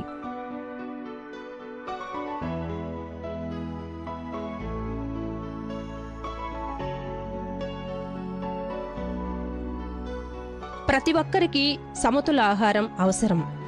మనం అన్ని పోషకాలని ఒకే ఆహారం నుండి పొందలేం. ఏ ఆహారం అయితే మనకి అన్ని పోషకాలని ఇచ్చి వ్యాధుల్ని దూరం పెడుతుందో దాన్ని సమతుల ఆహారం అనవచ్చు. సమతుల ఆహారంలో ముఖ్యంగా స్థూల పోషకాలు, సూక్ష్మ పోషకాలు అని ఉంటాయి. స్థూల పోషకాలలో మొదటిది కార్బోహైడ్రేట్స్ అంటే పిండి పదార్థాలు. ఇవి ప్రధానంగా శక్తినిస్తాయి. మనం తీసుకునే ఆహారంలో పిండి పదార్థాలు. So I urge upon the government, central government, to provide something for at least 2,500 crores for the support of the rubber growers. Madam, there are so many railway projects which are pending in my constituency, especially in the Kottayam district and Ernakulam district. In fact, more than 632 kilometer long railway line has been doubled and electrified, but the efficiency of the running of the train is not up to the mark. I would request that the system of the signal system, if it can be converted into sufficient funds is provided for converting the manual signal system to automatic switching system, the efficiency of the train services can be multiplied, and that will be beneficial to the passengers. Kerala is blessed with more than 2,500 kilometers of inland waterways. The government should provide sufficient funds for developing those waterways so that that will be a boost for the Kerala's economy. The Kumaragam, madam, only one point. Kumaragam is in my constituency, which is declared as an iconic tourism center. It was declared in 2017. So far, no fund has been provided by the government for developing that tourism center. It is an internationally famous tourism center. I have earlier in this house requested that the government should provide some funds for construction of a tourism highway from Kottayam via Kumaragam to Cherthala, so that the tourism progress will be. धन्यवाद madam. मैं आपका भी धन्यवाद करती हूँ और हमारे party all India Trinamool Congress को भी धन्यवाद जनाती हूँ क्योंकि मुझे सप्लीमेंट्री डिमांड्स फॉर ग्रांट्स में बोलने का मौका दिया मैडम। 75 ग्रांट्स में 6 अप्रोप्रिएशंस के including the first budget of supplementary demands on grants which the finance ministry has submitted a revised gross expenditure plan totally approximately 4.36 crore for the approval by the parliament. The revised net cash expenditure is estimated to be 3.26 crore, of which 1.1 lakh crore comes from the increased receipt and existing outlay savings. Madam, हम जिस क्षेत्र से आते हैं या हमारे जो district से हम आते हैं मैडम, ये टोटली जो है कृषि प्रधान इलाका है और 2021 साल में एक ही साल में 3 बार बाढ़ आया था। दुर्गा पूजा के 15 दिन पहले भी बाढ़ आ चुका था, तो एक साल में 3 बार, मतलब आप समझ ही रहे हैं कि वहाँ के किसान लोगों का क्या क्या समस्या है वो क्या क्या समस्या से जूझते हैं मैडम। और सबसे ज़्यादा हमारे क्षेत्र में और उस डिस्ट्रिक्ट में चावल आलू का पैदावार सबसे ज़्यादा होता है। तो इस हिसाब से जो है हमारे राज्य सरकार इस बार जो खाद के लिए नवंबर महीना में केंद्र सरकार को लिखा था कि 2.5 मीट्रिक टन हमको खाद की ज़रूरत है। उस जगह पर जो है जो आलू के किसान या जो खेती करते हैं उनको उस जगह पर 2.5 लाख टन की जगह पर सिर्फ 70,000 टन की जो खाद है उनको दिया गया, जो सफिशिएंट नहीं था। और इसके वजह से वहाँ के किसान लोगों को काफ़ी प्रॉब्लम हुआ और दुगनी तिगनी दानों में भी कुछ किसान लोग खरीदे। और ये चीज़ पर भी जो है हम चाहेंगे कि गृह मंत्री जी ध्यान दें। और हमारे जो क्षेत्र हैं जो SC ST OBC इलाका सबसे ज़्यादा वहाँ पर पॉपुलेशन है, उस जगह पर जो है 2021 साल दिसंबर से लेके टिल डेट जो है मनरेगा के 100 दिन का काम का पैसा बाकी था। तो बताइए जो ग्रामीण इकोनॉमी इस चीज़ पर निर्भर है, उस जगह पर वहाँ के आम आदमी का क्या प्रॉब्लम से वो लोग जूझ रहे थे। ये हम चाहेंगे कि हमारे गृह मंत्री जी, वो भी एक महिला है, वो ये चीज़ को महसूस कर सकते हैं। क्योंकि वित्त मंत्री जी कोई बात नहीं, वित्त मंत्री के बाद वो गृह मंत्री भी बन सकते हैं। तो वित्त मंत्री जी को हम चाहेंगे कि ये चीज़ वो समझे कि कितने पीड़ा के सहित वो लोग अपने दिन काट रहे थे मैडम। और जो है हमारे एजुकेशन पर जो है जितने भी स्कॉलरशिप्स है वहाँ पर जो है कटौती हो रहे हैं। इवन मौलाना आज़ाद फेलोशिप प्रोग्राम में भी कटौती हुए हैं। 2014 में 6,722 जन में से सिर्फ 700 जन को ही दिया गया है। तो ये सब माइनॉरिटीज़ के जो स्टूडेंट्स हैं, इन लोगों पर जो ये कटौती हो रहा है स्कॉलरशिप पे, ये चीज़ पर भी ध्यान देना चाहिए। और जो सबसे बड़ी समस्या आज के डेट में है कि 2 करोड़ के जो नौकरी देने का 2014 से वादा किया गया था, लेकिन जो भी है नहीं हुआ। क्यों नहीं हुआ ये तो मंत्री जी ही जवाब देंगे। लेकिन आज एम्प्लॉयमेंट के नाम पे कॉन्ट्रैक्चुअल बेसिस लोगों को लिया जा रहा है और इससे किसको लाभ हो रहा है? सिर्फ ठेकेदारों को। जो ठेकेदार कॉन्ट्रैक्चुअल बेसिस पर नौकरी दे रहे हैं किसी को, उनको लाभ हो रहा है। क्योंकि जो लोग नौकरी कर रहे हैं ना उनका PF है ना मेडिकल फैसिलिटी है, तो वो अपने परिवार को कैसे पालेंगे ये तो सोचना पड़ेगा। आज it's high time for the government to think about it. Rail में भी वैकेंसीज खाली पड़े हुए हैं।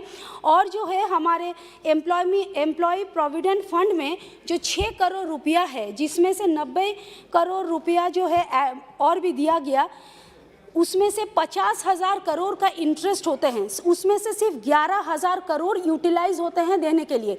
बाकी जो पैसा बचे हुए हैं, क्यों नहीं हम लोग EPS 95 में जो हमारे पेंशन स्कीम है उसमें 65 लाख जो बेनिफिशियरी है उन लोगों को दिया जाए। ये चीज़ भी सोचना चाहिए। और हमारे FD रेट्स जो दिन ब दिन कम होते जा रहे हैं, तो जो हमारे सीनियर सिटीज़न हैं उन पर भी सोचिए। क्योंकि जो सारा ज़िंदगी जॉब करने के बाद फिर वो कुछ पैसे फिक्स डिपॉजिट के हिसाब से रखते हैं, लेकिन अगर उनका फिक्स डिपॉजिट रेट्स भी दिन ब दिन कम होते, चाहे उसको एकदम एक अमाउंट ठीक रखिए या नहीं, तो इस तरह कम होने से उन लोगों का दिक्कत हो रहा है। और जो है, और 1 मिनट आपसे लेंगे मैडम। और हमारे जो क्षेत्र है आरामबाग, वो मैंने पहले ही कहा 2021 में हमने 3 बार बाढ़ को फेस किया है। अब बताइए PMGSY के जो रास्ते हैं वो भी पानी में डूबे हुए रहते हैं, तो वो तो खराब होने ही होने हैं। और खानाकुल जो पानी में डूबा हुआ रहता है, वहाँ पर गणेशपुर टू नतीपुर फेरी घाट जो 250 मीटर एक लकड़ी के ब्रिज है, उस चीज़ को हम मांग रखते हैं कि हमारे फिनेंस मिनिस्टर जो है इसको कंक्रीट ब्रिज बनाने का सोच रखते हैं। और हमारे रेल के 4 मांग है, जो चंदनपुर सबवे, भवादीगी टू कामरपुकुर जो हमारे इसके पहले बीजेपी के सांसद हमारे सौमित्र खान ने कहा, ये बहुत जरूरी है मैडम। भवादीगी टू कामरपुकुर जो है Ramakrishna.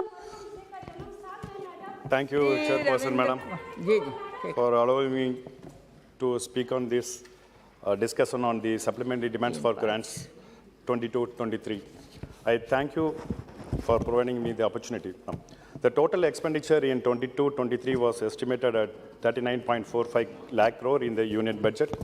Our finance minister, on behalf of our government, seeks the approval of this House to authorize GRAS additional expenditure of 4.36 lakh crore. The need for supplementary grant has arisen to meet the development plans and priorities of our government. However, if we see one of the main factors, it is because the fertilizer subsidy burden has exceeded the budget estimates in the back. If war in Europe and need of the government to continue support additional requirements for providing food grains to our brothers and sisters. Madam, as a rebounding effect, this has impacted the oil prices, in turn causing the inflation level to rise. It is always the economically weakest section of our society who are affected badly by this economic disruption. It is hence the duty of the government to provide the population with a support system, at the same time improving the macroeconomic parameters of our economy. It is with this intention our government has sought the approval of this additional expenditure towards food subsidy, food procurement, and additional allocation under Pradhan Mantri Garib Kalyan Yojana.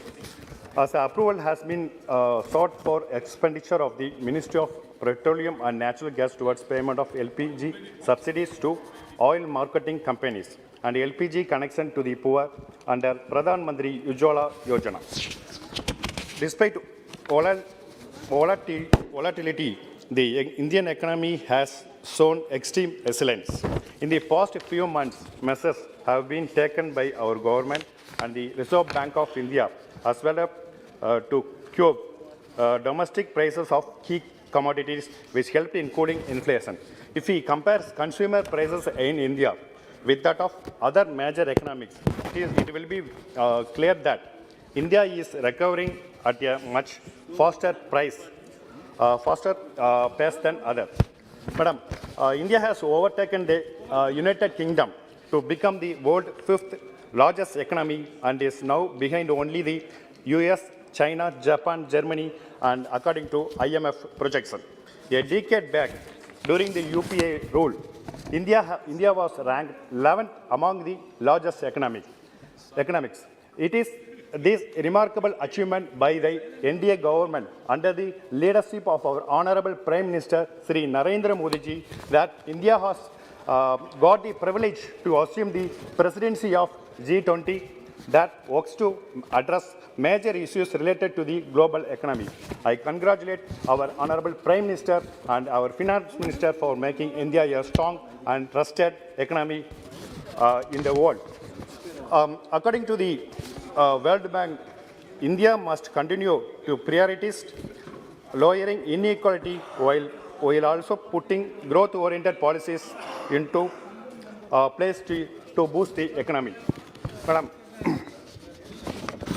even in terms of economic growth, India is projected to be the fastest growing among other economics, according to the IMF latest World Economic Output report, as per the report. And I once again congratulate our government and our minister for this remarkable success. With this, I support this. Thank you. Sri Katir Anand ji.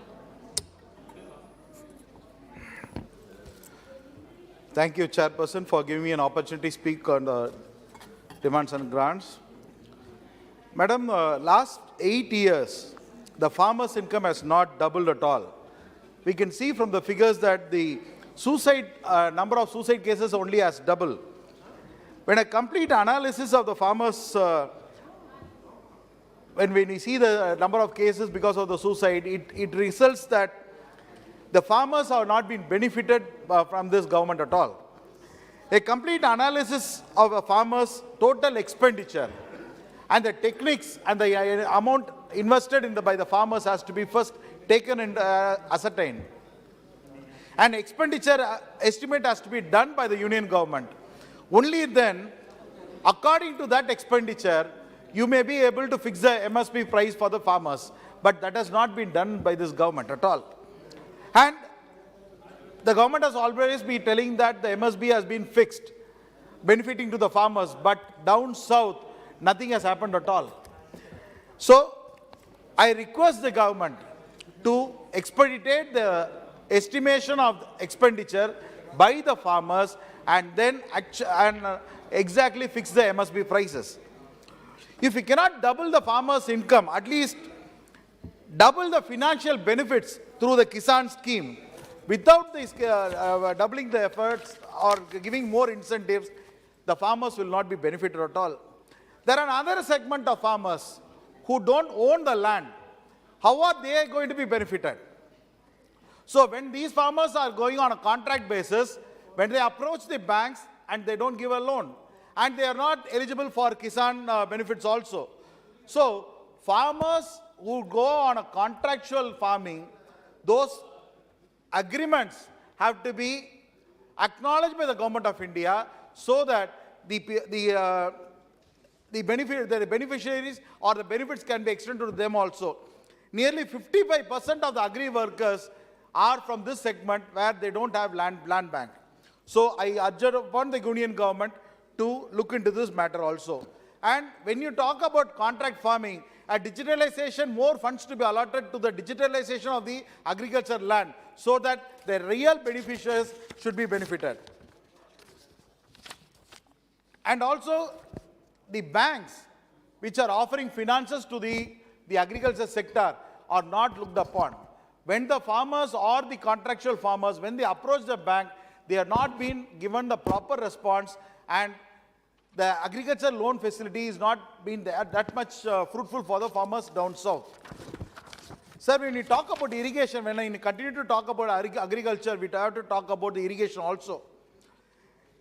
Like, water is the main source of oxygen for irrigation, and linking of the peninsular rivers, that is a major scheme that has to be looked upon by the Government of India, and more funds to be allotted to that. But the government is not keen on interested or linking of these rivers. That is what we can see from the figures. I urge upon the Union government to allocate more funds for linking the rivers. Sir, as a lower riparian state in Tamil Nadu, we are struggling to get right share of water from the neighboring states, especially Karnataka and also other states. So I urge upon the chairperson, through you, I urge upon the Government of India to request the neighboring states to release the right share for water, especially from Karnataka. Thank you. And also, when we talk about, after we talk about agriculture, we have to talk about the road infrastructure. Our Tamil Nadu Chief Minister has been repeatedly asking the Union government to speed up the 8 roads that the Chief Minister already returned to the Government of India to speed up on. But this government is not ready to do that. It is all on the papers, but the more funds have to be allotted and necessary steps have to be taken to speed up those kind of a process. And this government has to look upon not only allocation of the funds, but also materializing those contracts. So I urge upon the Government of India, Union government, to look at road sector and implementation as soon as possible, sir. Sir, when we talk about roads, I have to talk about Nahai also. Sir, last government, in the last financial budget, in my constituency, Vellore, nearly about 20 crores has been allotted to a Perumugai bridge. Nothing has happened. Virjipuram bridge, which is 28 crores allotted on the Nahai highway, nothing has happened. Pututhaku, which has been 28 crores, nothing has happened. So everything is there in the papers. We are happy about the budget figures, but we are not happy about the progress of the activities or the money which is spent upon. Sir, Nitin Gadkari ji announced in this August House that there will be no toll roads between 0 to 60 kilometers. That is what is the announcement that has been recorded in this House. But in my constituency, they have built up a toll road in Vellore Parliamentary constituency, in KV Kuppam Assembly constituency. They have built up a toll road. I was the convener of the meeting along with the district collector. When I asked the Nahai authorities, they were stubborn and they didn't give me any answer at all. They said, we just built it. There are no evidences, there are no paper records to substantiate the toll road. So the 0 point is Bhadrapalli in Andhra Pradesh. From there, the toll road is less than 12 kilometers, but they have built up a toll plaza. I urge upon the union government to abolish it as soon as possible. Sir, regarding railways, I don't know why this government, whenever a member of parliament approaches the railway ministry to requesting them to stoppage of any trains or any facility, that has not been acted upon. But a number of money, crores and crores has been spent by the railway department, but when, as a member of parliament, when you go and ask for simple things, it does not happen. But I'm concluding, madam. 2 minutes, I'm concluding, madam. But in this August House, I want to talk about a project that is linking of Chennai and Viluppuram via Vellore. So that project was commenced, funds were allocated. That is only one lane. But this government went upon taking up of nearly land bank where 40,000 people are living. Without any notice, the government has started doing that. That is in my Vellore constituency.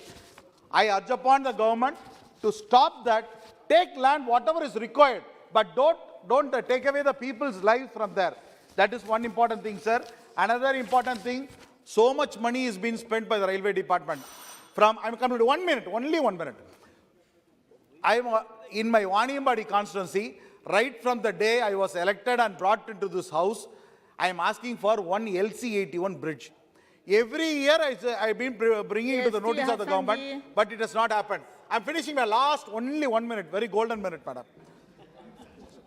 I am telling this August House, sir, I want the LC81 bridge to be constructed as soon as possible, funds to be allotted.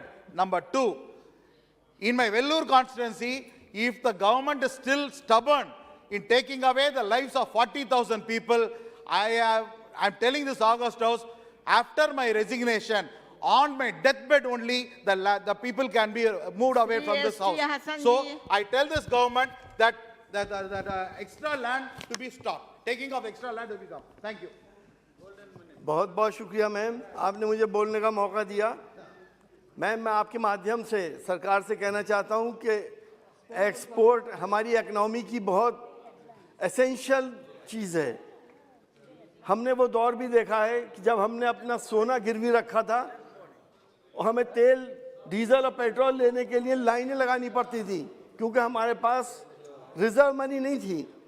आज export के ऊपर incentive बिल्कुल बंद कर दिए गए हैं। मैं आपके माध्यम से कहना चाहता हूं कि एक MEIS स्कीम थी जिसके तहत 7% इंसेंटिव दिया जाता था, उसकी जगह रोड टैप स्कीम लेके आए जिसके अंदर 1% से भी कम 0.6% इंसेंटिव दिया जा रहा है। मैडम, आज के दौर में जंग के बादल हमारे ऊपर भी छाए हुए हैं, न जाने कब तीसरी जंग अजीम शुरू हो जाए और वही कंट्री सर्वाइव करेगा जिसके पास फॉरेन रिजर्व होगा। वो रिजर्व हमारे पास सिर्फ एक्सपोर्ट से आ सकता है। इसलिए मेरी ये रिक्वेस्ट है कि एक्सपोर्टर्स को ज़्यादा से ज़्यादा बेनिफिट दिए जाएं और उनको इंसेंटिव दिए जाएं। हमारा मुकाबला चाइना से होता है। आपको हैरत होगी, कंबोडिया जैसे कंट्री ने, नेपाल जैसे कंट्री ने हमसे ज़्यादा फैसिलिटीज़ एक्सपोर्ट में दे रखी हैं। तो मैं आपसे यही कहना चाहता हूं। दूसरा, जो ICD जितने भी हमारे कंटेनर जाते हैं जो शहरों के अंदर हैं, वहाँ पे 11 बजे के बाद नो एंट्री खुलती है और एक्सपोर्ट का माल ले जाने में परेशानी पड़ती है। शहर से बाहर ICD का कंटेनर डिपो होना चाहिए। मैडम, माइनॉरिटीज़ इस देश का बहुत बड़ा हिस्सा है, 20% लोग रहते हैं। हिंदुस्तान की दूसरी बड़ी आबादी माइनॉरिटीज़ की है। मौलाना आज़ाद स्कॉलरशिप को बंद कर दिया गया जिससे मुसलमान, सिख, जैन, बौद्ध इन सब पे इफेक्ट हुआ है। क्या सरकार नहीं चाहती कि माइनॉरिटीज़ के लोग भी रिसर्च करें और PhD वगैरह अपनी पूरी सकें? मेरिट कम मीन्स को बंद कर दिया गया है जो सिर्फ टारगेट है सिर्फ माइनॉरिटी के लिए, बाकी तो सारे काम हो रहे हैं। मैं आपके माध्यम से कहना चाहता हूँ इन स्कॉलरशिप को जल्द से जल्द शुरू किया जाए। मैडम, आज की एक बहुत बड़ी समस्या है, बाजार के अंदर अगर 2 सांड लड़ जाते हैं तो पूरा मार्केट बंद हो जाता है और जब पूछा जाता है तुमने मार्केट क्यों बंद किया तो कहते हैं हमें लगा GST की टीम आ गई। जीएसटी के लोगों ने हमारे छोटे व्यापारियों को चोर बना रखा है। कहीं ना कहीं उनको परेशानी इतनी जबरदस्त हो रही है, हर जगह इसके पुट हो रहे हैं। हमारी डिमांड है कि जीएसटी वालों के ऊपर लगाम लगाई जाए और हमारे छोटे व्यापारियों को तंग ना किया जाए। मैडम, हेल्थ बहुत बड़ा फैक्टर है। हमारे पश्चिमी उत्तर प्रदेश में बहुत कम फैसिलिटीज़ हैं। हमें मालूम है प्रधानमंत्री जी की एक बहुत महत्वाकांक्षी और बहुत अच्छी योजना एम्स एस्टेब्लिश करने की है। मुरादाबाद पश्चिम उत्तर प्रदेश का सेंटर है और मैं आपको आपके माध्यम से बताना चाहूँगा कि मुरादाबाद के अंदर 42 साल पहले 800 एकड़ ज़मीन का अधिग्रहण किया गया था। मेरी डिमांड है कि उस ज़मीन के ऊपर एक एम्स बना दिया जाए ताकि लोगों को दिल्ली ना आना पड़े और दिल्ली में तारीख पे तारीख उनको ना मिले। एक मिनट मैम, मैं बहुत बार कह चुका हूँ मुरादाबाद से बॉम्बे की ट्रेन चलाने के लिए, लेकिन मुख्तलिफ बहाने अधिकारी लोग लेते हैं। मेरे आपके माध्यम से रिक्वेस्ट है कि ये ट्रेन बहुत इंपॉर्टेंट ट्रेन है। जब से हिंदुस्तान आज़ाद हुआ है, जब से मुरादाबाद की ये डिमांड है, आपके माध्यम से अगर सरकार इस पर संज्ञान ले तो बहुत बहुत मेहरबानी होगी। शुक्रिया मैम। आजम जी, अजमल जी। मैडम, आपका बहुत बहुत शुक्रिया कि इस इम्पोर्टेंट बिल के ऊपर मुझे बोलने का मौका दिया। मैडम, पूरे हिंदुस्तान की बातें सारे साथियों ने कर ली।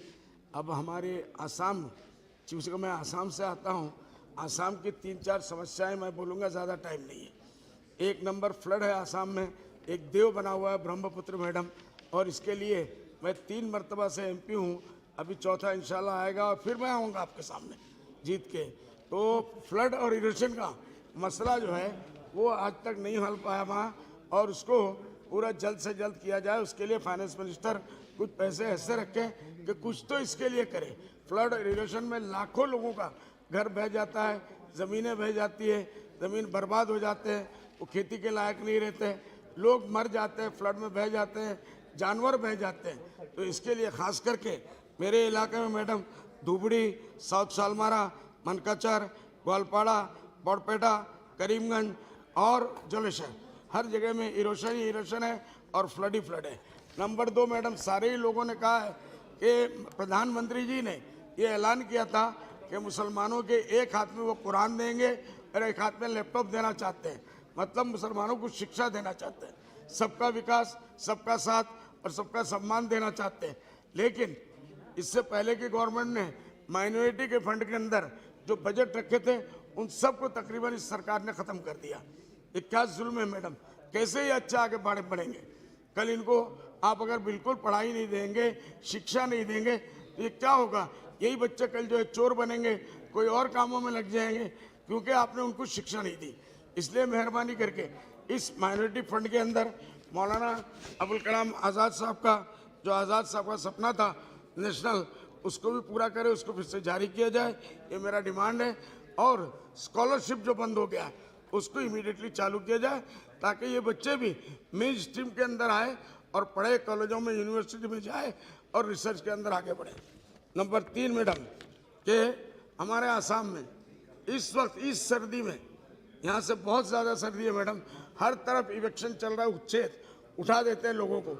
जो 50-50 साल से लोग बैठे हैं उनको रातों रात कोई बगैर नोटिस दिए रात को लाके नोटिस समझाते हैं और सुबह बुलडोजर लगा देते हैं और लगा के उनकी पूरी आबादियों को ख़त्म कर देते हैं। कम से कम मैडम जो भी कानूनी कार्रवाई है वो ज़रूर करें, हमें इससे कोई आपत्ति नहीं।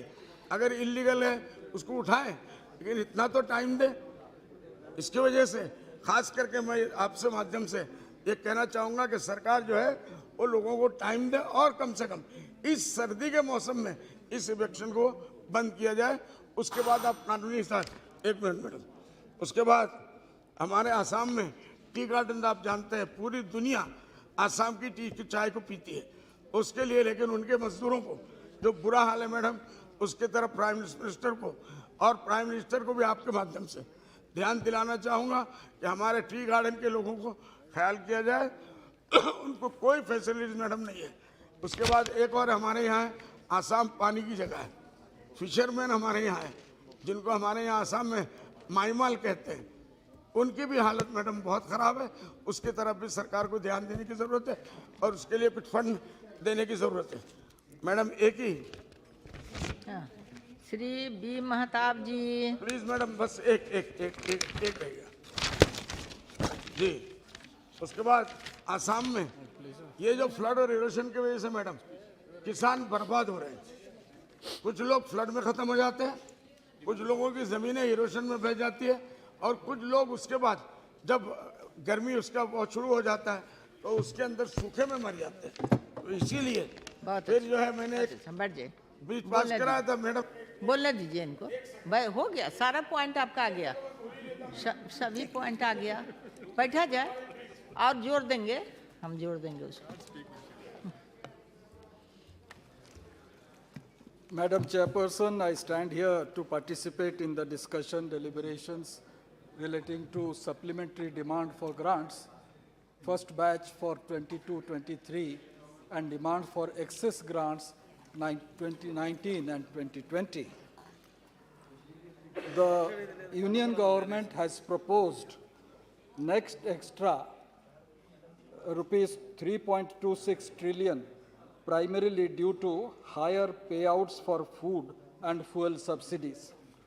This is over and above the estimates outlined in Budget 22-23 and includes additional outgo of over rupees 1.09 lakh crores towards fertilizer subsidy.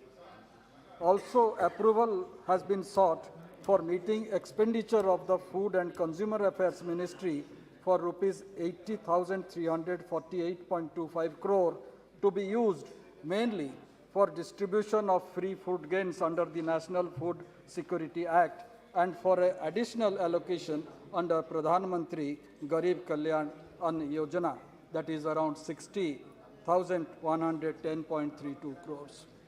This reminds me about the kartavya which this government is doing. 3 years ago, in 2019, when there was the first virus broke down in Wuhan in China, and we got affected after 4 months by March 2020, the government came out with a very good scheme providing 5 kg of rice to every poor family. Around 80 crores of families were provided 5 kg, and still it continues. And I believe that was the kartavya of the union government to provide that much of succor to the poor people. At the same time, I would say, just providing paddy free of cost to the people became a success because state governments also at the same time saw to it that it is reaching the needy people. So therefore, I would say in Odisha, when Navin Patnaik government started providing 5 kg of rice to every needy people in 1 rupee per kg, that is 5 rupees per 5 kgs in Odisha. Before that, we had experience in Odisha when Congress was in power. The lot of bungling was taking place. It was not reaching the poor beneficiaries. So one clarion call was given by our Chief Minister saying, अगर किसी ने ये चावल धोंधला किया तो वो पाप है. Reminding everyone that if you indulge in this type of activity, it is sin. ये पाप है. So therefore, I would say, Prime Minister showed us the kartavya path, and the Chief Minister of Odisha showed us what is dharma and what is niti. So in that respect, when both the wheels work together, state and the center work together, then we have progress. And actually the poor are the greatest beneficiary. This reminds me, in 1965 during the Indo-Pak War, the then Prime Minister had requested the whole country that skip one dinner or one meal per day. And whole country agreed to it. पूरा देश उसको माना और कई लोग उस समय चावल खाना भी छोड़ दिया और हर सोमवार को रात को खाना भी बंद कर दिया. 1971, we had Bangladesh war, and that time the Prime Minister, Mrs. Indira Gandhi, imposed a refugee tax, I would say. Every one of us during that period a refugee stamp was put on inland post or in the postcard or in the envelope. And that money was collected to benefit the refugees. Lakhs of refugees had come from Bangladesh. And to provide them, every individual of this country also contributed. Similarly, I would say now, the present Prime Minister, during the COVID-19 period, also gave a clarion call that we also have our duty to perform, our duty for our countrymen and also for the people at large who are very much poor, who are bereft of any employment. In that respect, I would say now we could do this because there is enough and more. In the 70s, we saw to get a phone line connection was a luxury. Now we have mobile, even money is getting transferred through QR codes. In the late 90s, to get a gas connection was a Herculean task. As MPs, we were issued some quotas. Now there is plenty.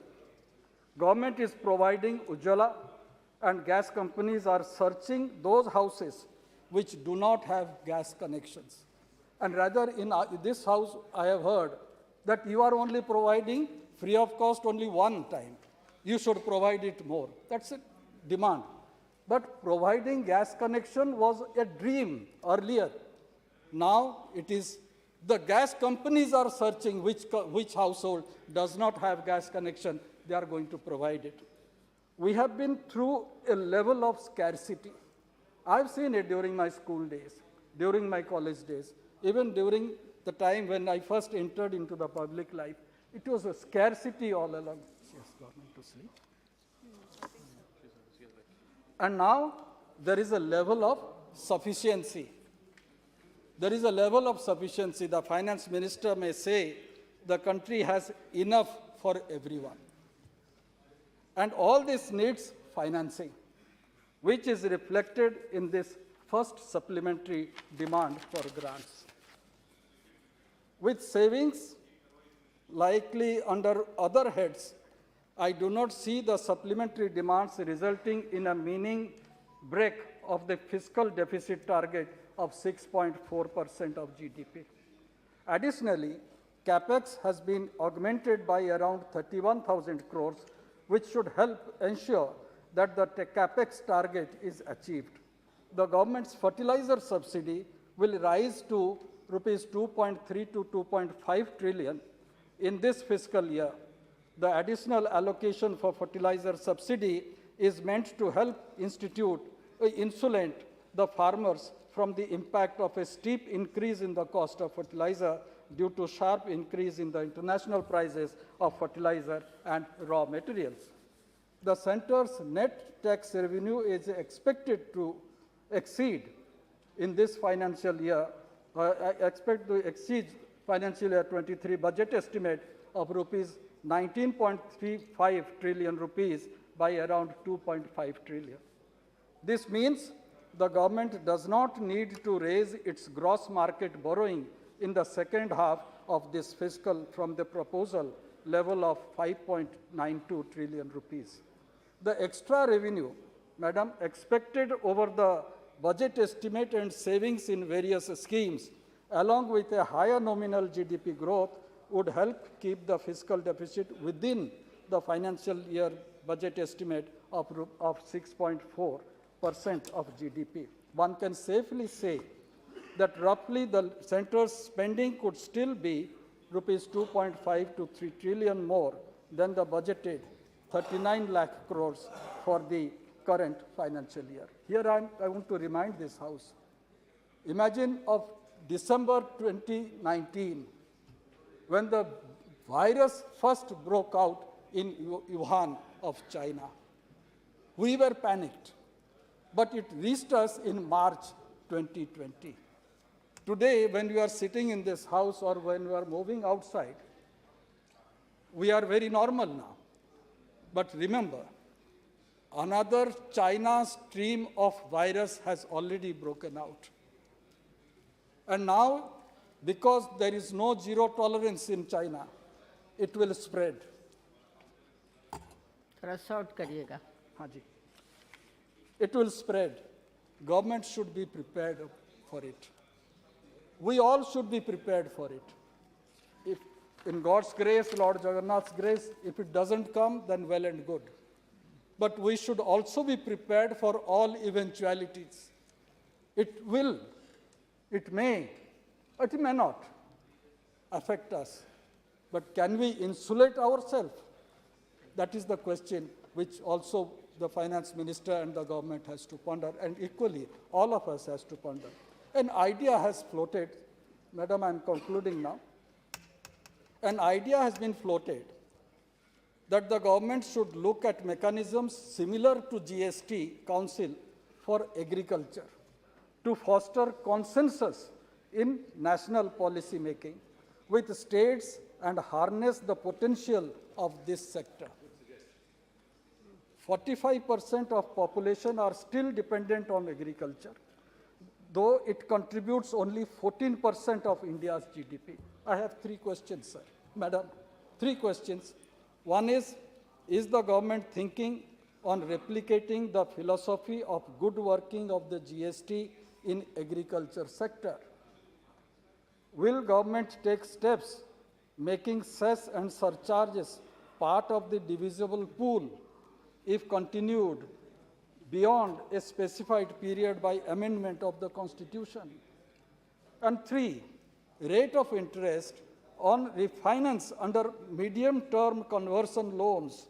Question is whether NABARD be advised to provide refinance at par with the interest rate charged on STSAO refinance to facilitate the farmers to avail the relief measures of conversion, residualment of crop loan on account of crop loss exceeding 33% caused by natural calamities. It is much, much beyond. I think the finance ministry has to look over it. With these words, I conclude, Madam.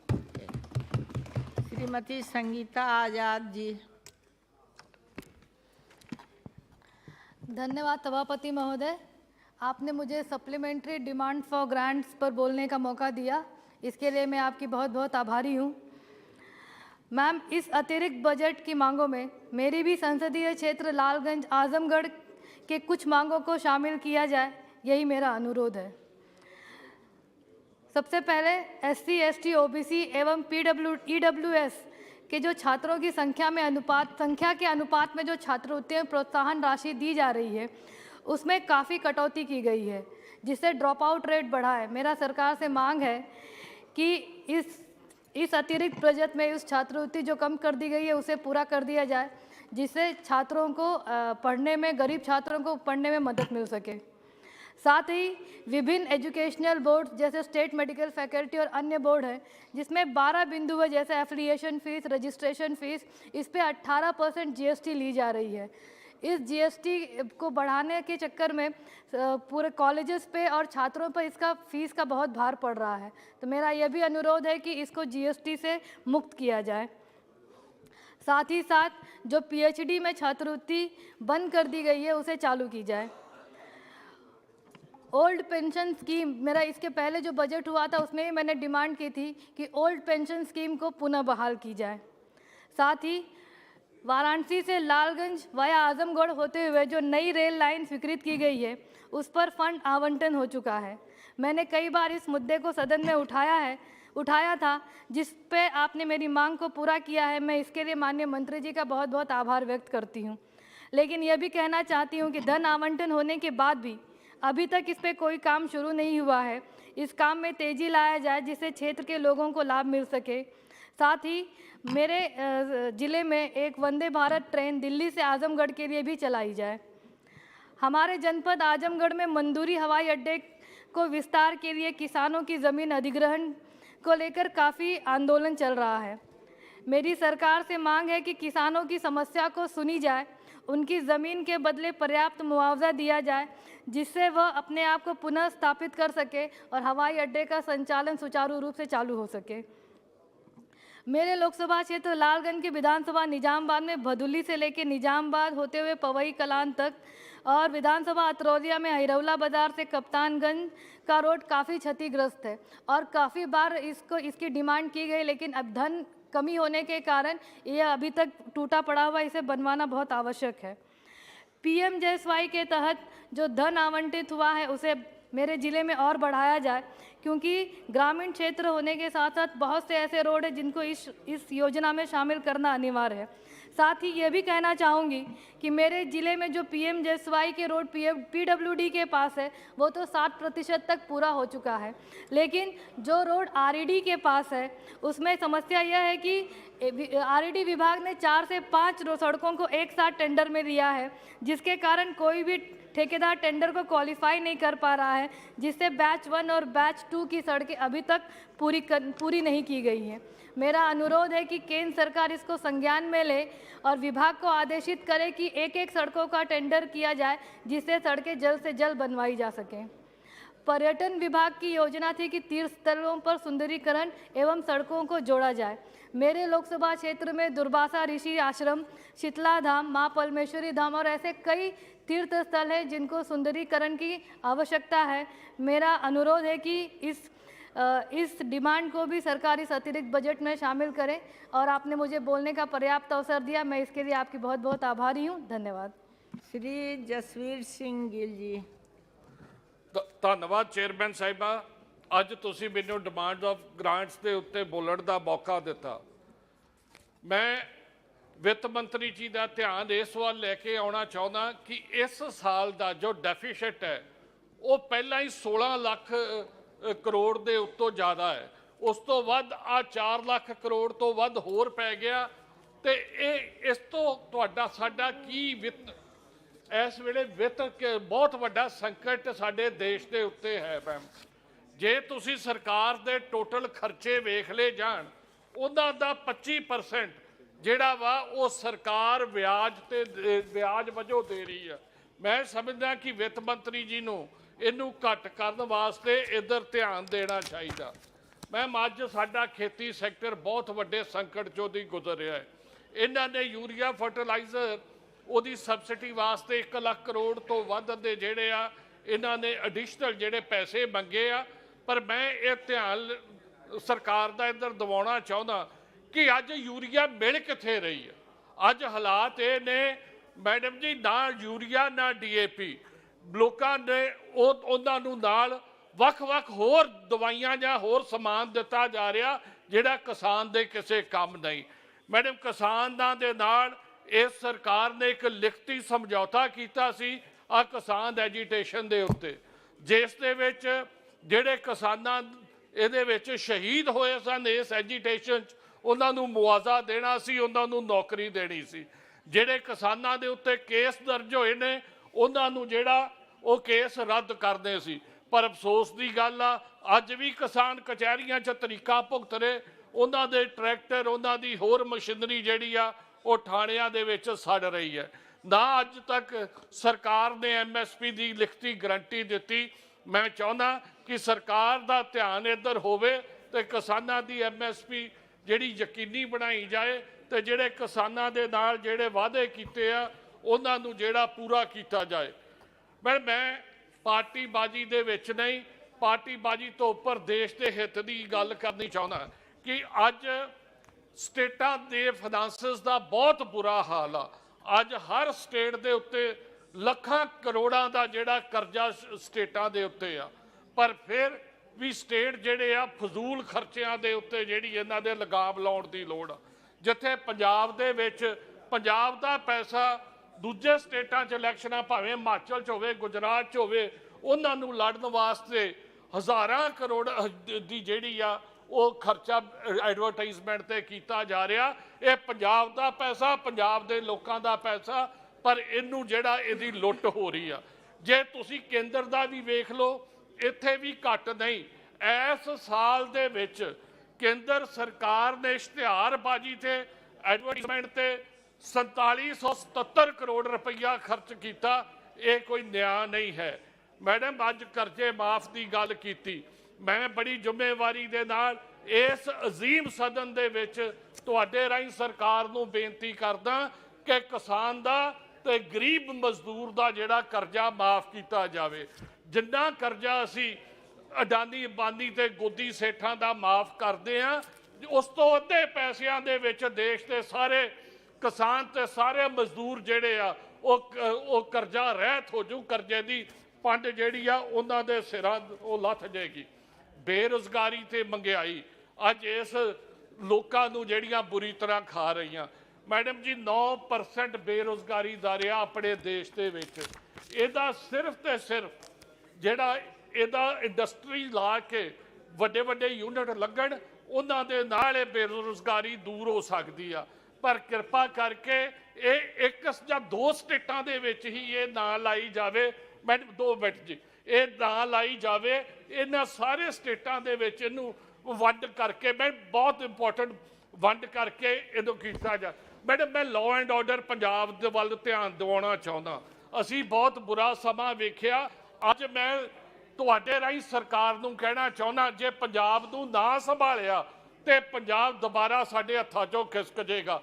ਅੱਜ ਨਿਤ drone ਆ ਰਹੇ ਆ, ਅੱਜ drone ਆ ਰਹੇ ਆ, ਨਸ਼ਾ ਤੇ ਹਥਿਆਰ ਪਾਕਿਸਤਾਨ ਤੋਂ ਪੰਜਾਬ ਦੇ ਵਿੱਚ ਆ ਰਿਹਾ। ਅੱਜ ਸਰਹਾਲੀ ਥਾਣੇ ਦੇ ਉੱਤੇ ਜਿਹੜਾ RPG ਦਾ ਅਟੈਕ ਹੋਇਆ, ਨਕੋਦਰ ਦੇ ਵਿੱਚ ਕਤਲ ਹੋਏ, ਇਸ ਤੋਂ ਪਹਿਲਾਂ ਇੰਟੈਲੀਜੈਂਸ ਦੇ ਹੈੱਡਕੁਆਟਰ ਦੇ ਉੱਤੇ RPG ਦਾ ਹਮਲਾ ਹੋਇਆ। ਮੈਡਮ ਪੰਜਾਬ ਪੁਲਿਸ ਨੂੰ ਸਪੋਰਟ ਦਿਓ, ਉਹਨਾਂ ਨੂੰ ਬਣਦੇ ਜਿਹੜੀਆਂ ਉਹਨਾਂ ਨੂੰ ਚੀਜ਼ਾਂ ਚਾਹੀਦੀਆਂ ਦਿਓ, ਫ੍ਰੀ ਹੈਂਡ ਦਿਓ, ਤੇ ਪੰਜਾਬ ਦੇ ਵਿੱਚ ਅਸੀਂ ਇਹ ਦੁਬਾਰਾ ਮਾਹੌਲ ਖਰਾਬ ਨਹੀਂ ਹੋਣ ਦੇਣਾ। ਜਿਹੜਾ ਪਾਕਿਸਤਾਨ ਤੋਂ ਅਸਲਾ ਬਰੂਦ ਆ ਰਿਹਾ, ਉਹਨਾਂ ਨੂੰ ਉਸੇ ਤਰੀਕੇ ਦੇ ਨਾਲ ਜਵਾਬ ਦਿੱਤਾ ਜਾਏ, ਤੇ ਜਿਹੜੇ ਡਰੋਨ ਇਹਨੂੰ ਟਰੇਸ ਕਰਨ ਵਾਸਤੇ ਪੋਰਟੇਬਲ ਰਡਾਰਸ ਦਿੱਤੇ ਜਾਣ, ਹੋਰ ਜੋ ਚੀਜ਼ ਆ ਉਹ ਮੁਹੱਈਆ ਕਰਾਈ ਜਾਏ। ਮੇਰੀ ਇੱਕ ਲਾਸਟ ਪੁਆਇੰਟ ਰਹਿ ਗਿਆ ਜੀ। ਅੱਜ ਵੰਦੇ ਭਾਰਤ ਵਰਗੀਆਂ ਪ੍ਰਧਾਨ ਮੰਤਰੀ ਜੀ ਦੇ ਮਨ ਦੀਆਂ ਸਕੀਮਾਂ ਨੇ ਜਿਹੜੀਆਂ ਚੰਗੀ ਟ੍ਰੇਨ ਚਲਾ ਰਹੇ ਆ। ਵੰਦੇ ਭਾਰਤ ਦੀ 160 ਕਿਲੋਮੀਟਰ ਜਿਹੜੀ ਆ ਪ੍ਰਤੀ ਹਾਰ ਉਹਦੀ ਸਪੀਡ ਆ, ਪਰ ਅਫਸੋਸ ਦੀ ਗੱਲ ਆ ਪੰਜਾਬ ਹਰਿਆਣਾ ਇਸ ਨਾਰਥ ਦੇ ਖਿੱਤੇ 'ਚ ਸਿਰਫ ਜਿੰਨੀਆਂ ਰੇਲਵੇ ਲਾਈਨਾਂ ਉਹਨਾਂ ਤੇ 130 ਕਿਲੋਮੀਟਰ ਪ੍ਰਤੀ ਘੰਟਾ ਦੇ ਸਪੀਡ ਦਾ ਜਿਹੜੀ ਟ੍ਰੇਨ ਚੱਲ ਸਕਦੀ ਆ। ਇਹਨਾਂ ਨੂੰ ਵੀ ਅਪਗ੍ਰੇਡ ਕੀਤਾ ਜਾਵੇ। ਧੰਨਵਾਦ। ਜੈ ਹਿੰਦ, ਜੈ ਪੰਜਾਬ। श्री अरविंद सामत जी। माननीय चेयरमैन महोदया, हमारी वित्त मंत्री जी ने अब ये एडिशनल एक्सपेंडिचर का 4,36 करोड़ का फिस्कल अपने सदन में पेश किया है। उसमें 1,9 लाख इसके लिए फर्टिलाइजर्स के लिए है, और सब्सिडी भी फूड पे 80,348 करोड़ की है। अब इसमें देखते हैं तो किसानों की अवस्था जो है वो आज भी इतनी बुरी है कि आप जानती हो कि पिछले वर्ष में खास करके जनवरी से लेकर अक्टूबर 2022 तक जो वातावरण में बदलाव आए, उसमें 3 से 4 दिनों में 271 दिन विभिन्न वातावरण रहा। उसमें 2,592 किसानों की मृत्यु हुई, 1.81 दशलक्ष हेक्टेयर उपज खत्म हुई, बर्बाद हुई, 4,22,812 घरों का नुकसान हुआ, 69,390 जानवरों की मृत्यु हुई। ये पूरे देश की हालत है। इसमें हमारे महाराष्ट्र में भी बहुत सारी मृत्यु हुई। आप जानती हो कि महाराष्ट्र में तौक्ते और एक निसर्ग नाम का चक्रवाक आया। उस चक्रवाक में हम अपेक्षा कर रहे थे कि राज्य की सरकार, केंद्र की सरकार से हमें बहुत मदद मिलेगी, लेकिन जितनी मदद मिलनी चाहिए थी उतनी मदद मिली नहीं।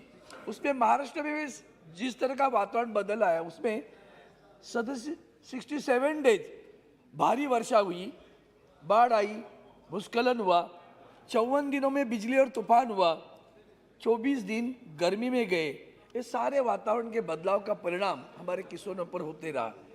और इसमें फसल बीमा योजना जो आपकी है, प्रधानमंत्री फसल बीमा योजना जी, माननीय अर्थ मंत्री जी यहाँ राज्य मंत्री जी बैठे हैं, आप जानते हो कि बीमा कंपनियाँ किस तरह के चेक दे रहे हमारे किसानों को, 52 रुपया, 50 रुपया। तो ये फसल योजना है या फंसी हुई योजना है? इसके ऊपर भी आप, मैं चाहता हूँ कि आप इसके ऊपर अपना भाष्य करें। हमारे यहाँ गाँव में जो PMGSY में जो रास्ते बनने हैं, सड़कों की मांग है, उस सड़कों की मांग पर आज सुबह हमारे विनायक राव जी का भी और हमारे ओम राजे निम्बालकर का सवाल था। उस सवाल में भी आप देखिए कि PMGSY में जो सड़कों की मांग होती है 6000 किलोमीटर की बात ही है, इस बार तो सिर्फ 271 किलोमीटर दिए, तो 3000 किलोमीटर बचे हुए हैं। इतने इतने छोटे छोटे दे दोगे। छत्तीसगढ़ को जब 5000 किलोमीटर देते हो तो महाराष्ट्र को 400 किलोमीटर देते हो, तो ये अच्छा नहीं लगता। इसमें आपको ध्यान देने की आवश्यकता है, मैं मांग करता हूँ। सागरमाला योजना के तहत 70 करोड़ रुपए आपने दिया। आप महाराष्ट्र के हो, विशाखापट्टनम का पुनर्विकास के लिए पैसे दिए, बहुत स्वागत करता हूँ। क्यों मुंबई बंदरगाह के बारे में बात नहीं करते? जब हमारे मंत्री जी आदरणीय गडकरी साहब थे तो उन्होंने पूरे पूर्व किनारे का विकास करने की बात की थी, एक प्रोजेक्ट बनाया था। आज तक उस प्रोजेक्ट के बारे में कुछ भी बात नहीं हो रही है। मैं चाहता हूं कि इसके बारे में भी सागरमाला में ध्यान देने की आवश्यकता थी। मुंबई बंदरगाह, JNPT बंदरगाह, वहाँ अदानी पोर्ट की बात होती है, दोनों बंदरगाह डब्बे में जा रहे हैं और कुछ भी नहीं मदद करेंगे, आप ध्यान में नहीं दोगे। और आप महाराष्ट्र के होकर भी ये वो तो छोड़ो, मुंबई भी ये मत सोचो, ये महाराष्ट्र का अभिमान की बात होगी अगर आप उसके ऊपर ध्यान दोगे तो। और आपके पास अभी जो इंफॉर्मेशन टेक्नोलॉजी के मिनिस्ट्री ऑफ इंफॉर्मेशन में आपने दिया, आप जानते हो मुंबई के दूरदर्शन पर आप जाइए, वहाँ के कर्मचारियों की हालत बहुत है, खास करके कल्चर जो एक्टर्स है उनके बारे में भी बहुत बड़े सवाल है, उस पर आपको ध्यान देने की आवश्यकता है। Ministry of law and justice, ये तो बहुत बड़ी समस्या अभी देश में खड़ी हुई है। माननीय चेयरमैन मैडम, हमारे मंत्री जी कहते हैं कॉलेजियम नहीं चाहिए, फाइल क्यों भेजते हो? वहाँ से राष्ट्रीय जो न्याय आयोग बना उसको बर्खास्त कर दिया सुप्रीम कोर्ट ने। ये लड़ाई अपने लिए अच्छी नहीं है। संविधान के तहत जो चारों महत्वपूर्ण स्तंभ है, अगर वो आपसे लड़ते रहेंगे, आपस में लड़ते रहेंगे, तो न्याय किस कब मिलेगा? आप ये लगता है। मिनिस्ट्री ऑफ रेलवे में आपने 12000 करोड़ दिया, मैं स्वागत करता हूँ, लेकिन एक बात आपको बोलता हूँ कि हमारे मुंबई में विक्टोरिया टर्मिनस था, उसका नाम छत्रपति शिवाजी महाराज टर्मिनस हुआ। हमने केवाड़िया स्टेशन बनाया, हमारे आदरणीय लौह पुरुष वल्लभ भाई पटेल जी का स्टैचू बनाया, स्टेशन के उसके परिसीमा में भी स्टैचू बनाया। हमने कर्नाटक में विश्वेश्वरैया का स्टैचू बनाया, एक इंटरनेशनल स्टेशन बनाया, लेकिन छत्रपति शिवाजी महाराज टर्मिनस पर छत्रपति शिवाजी महाराज का स्टैचू नहीं है। और वो स्टैचू बनाया था, फिर भी आज तक वो स्टैचू वहाँ नहीं बन रहा है। अब वो वहाँ के GM कहते हैं हमारे हाथ में नहीं है, तो स्टैचू कैसे बनाया था? पुतला तो बनाया था। तो मैं मांग करते रहा हूँ आपकी उसमें ये स्टैचू जल्दी से जल्द बन जाए, ऐसी मैं अपेक्षा करता हूँ। डिपार्टमेंट ऑफ एटॉमिक एनर्जी, अच्छी बात की आपने, न्यूक्लियर फ्यूल कॉम्प्लेक्स के लिए भी और न्यूक्लियर रिसाइकलिंग बोर्ड के लिए पैसे दिए। सर परसों मैं इतवार को मैं अणुशक्ति नगर में गया था, वहाँ की यूनियन का कुछ प्रोग्राम था, तो वहाँ एक 5 मिनट लगेंगे प्लीज। वहाँ ये मांग हुई कि मुझे बुरा लगा इस बात का, इतना महत्वपूर्ण अभिमान का वो एटॉमिक एनर्जी का प्रकल्प, वहाँ के कर्मचारियों की सुनवाई अधिकारी नहीं कर रहे हैं, थोड़ा सा असंतोष वहाँ पैदा हुआ है। मैं आपको विनती करता हूँ उसके आप ध्यान दीजिए और जल्दी से जल्दी। MTL BNCL के बारे में तो सभी बता रहे, आपने उसका जो वैलिडिटी गैप फंडिंग किया है, स्वागत करता हूँ। 1.64 करोड़ का वो बना था। 22 जुलाई की जो मीटिंग हुई कैबिनेट में, उसमें 1.65 करोड़ का आपने रिवाइवल पैकेज दिया है, लेकिन अभी भी उसके ऊपर जब मर्जर की बात नहीं हो रही, इसमें MTL को पूरा मतलब दुर्लक्षित किया जा रहा है। क्या कर रहे हैं? मुंबई और दिल्ली शहर में हम सर्विस दे रहे हैं, आप यहाँ ही इतनी तकलीफ दीजिए। देखो अपनी सर्विस कैसी है मैडम। एक 2 मिनट और 2 मिनट में खत्म। तो एटलीस्ट मैं अपेक्षा करता हूँ वो मर्जर की जो बात है वो जल्दी से जल्दी करिए और उससे लोगों को, हमारे कर्मचारी को राहत दीजिए। मिनिस्ट्री ऑफ टेक्सटाइल, आप जानते हो मुंबई शहर में NTC कितनी मिली, उसका पुनर्विकास की बात आती है, उसमें ध्यान देने की आवश्यकता है। समय कम है, इसकी ज़्यादा डिटेल में नहीं जाता हूँ। मिनिस्ट्री ऑफ एजुकेशन में आपने जो दिया है उसमें मैं बार बार मांग करता हूँ, नए बच्चे को साइबर क्राइम सिखाओ, मॉरल सिखाओ, क्योंकि आजकल बच्चे जो जिस तरह से अपराध में मिल रहे हैं वो बहुत बुरा लग रहा है। राष्ट्रीय संपत्ति का उनको एक कल्चर पैदा करने की आवश्यकता है, स्वच्छता अभियान की करने की आवश्यकता है, उसमें आपको ध्यान देने की आवश्यकता है। आखिर में दो ही मुद्दे, अनएम्प्लॉयमेंट का एक मुद्दा बोलता हूँ और LIC का जो आपने अभी इन्वेस्टमेंट की जो बात की है, LIC को आपने कहा कि IDBI बैंक के आपकी जो 15% स्टेक था वो 51% करने को लगाया और LIC ने 25,000 करोड़ रुपया IDBI में डाला। अब आप कहते हो कि LIC के शेयर 30% वापस बेचने को ला रहे हो और बिकने जा रहे, तो LIC ने वो 60 रुपीज़ में खरीदा था, अब कितने क्या दाम में आप बेचने जा रहे हो? और उसमें आपने यहाँ जो रिपील एक्ट, IDBI का रिपील एक्ट बना था, तो कर्मचारियों को गारंटी दी थी कि आपकी जॉब सुरक्षित रहेंगे। इसके बारे में उनके मन में शंका है और इसलिए मैं आपसे प्रार्थना करता हूँ, एक वाक्य में करता हूँ। और इसलिए आज अनएम्प्लॉयमेंट की जो बात आ रही है वो बहुत बहुत गंभीर प्रश्न लेगी। किसानों के बारे में दुर्लक्ष्य हुआ, आज कर्मचारियों के बारे में दुर्लक्षित हो रहा है और इसके लिए कहीं भी प्रावधान नहीं है। हम एम्प्लॉयमेंट, अनएम्प्लॉयड एटलीस्ट कुछ उनको कुछ देने के लिए तो रखो, कोई रहा ही नहीं, जॉब नहीं, कंपनियां बंद करते जा रहे हो और लोगों का अनएम्प्लॉयमेंट बढ़ रहा है। कुमार जी, மாண்புமிகு பேரவைத் தலைவர் அவர்களே வணக்கம். இந்த சப்ளிமெண்ட்ரி டிமாண்ட் மீதாக பேசுவதற்கு வாய்ப்பளித்ததற்கு நன்றி தெரிவித்துக் கொள்கின்றேன். கடந்த நிதிநிலை அறிக்கையிலேயே தமிழ்நாட்டுக்கு ஒதுக்க வேண்டிய நிதி என்பது மிக குறைவாகவே ஒதுக்கப்பட்டது. குறிப்பாக ரயில்வே தொடர்பான திட்டங்கள் பீகாருக்கு 6,606 கோடி ரூபாய் ஒதுக்கப்பட்டது, ஆந்திராவுக்கு 7,032 கோடி ரூபாய் ஒதுக்கப்பட்டது.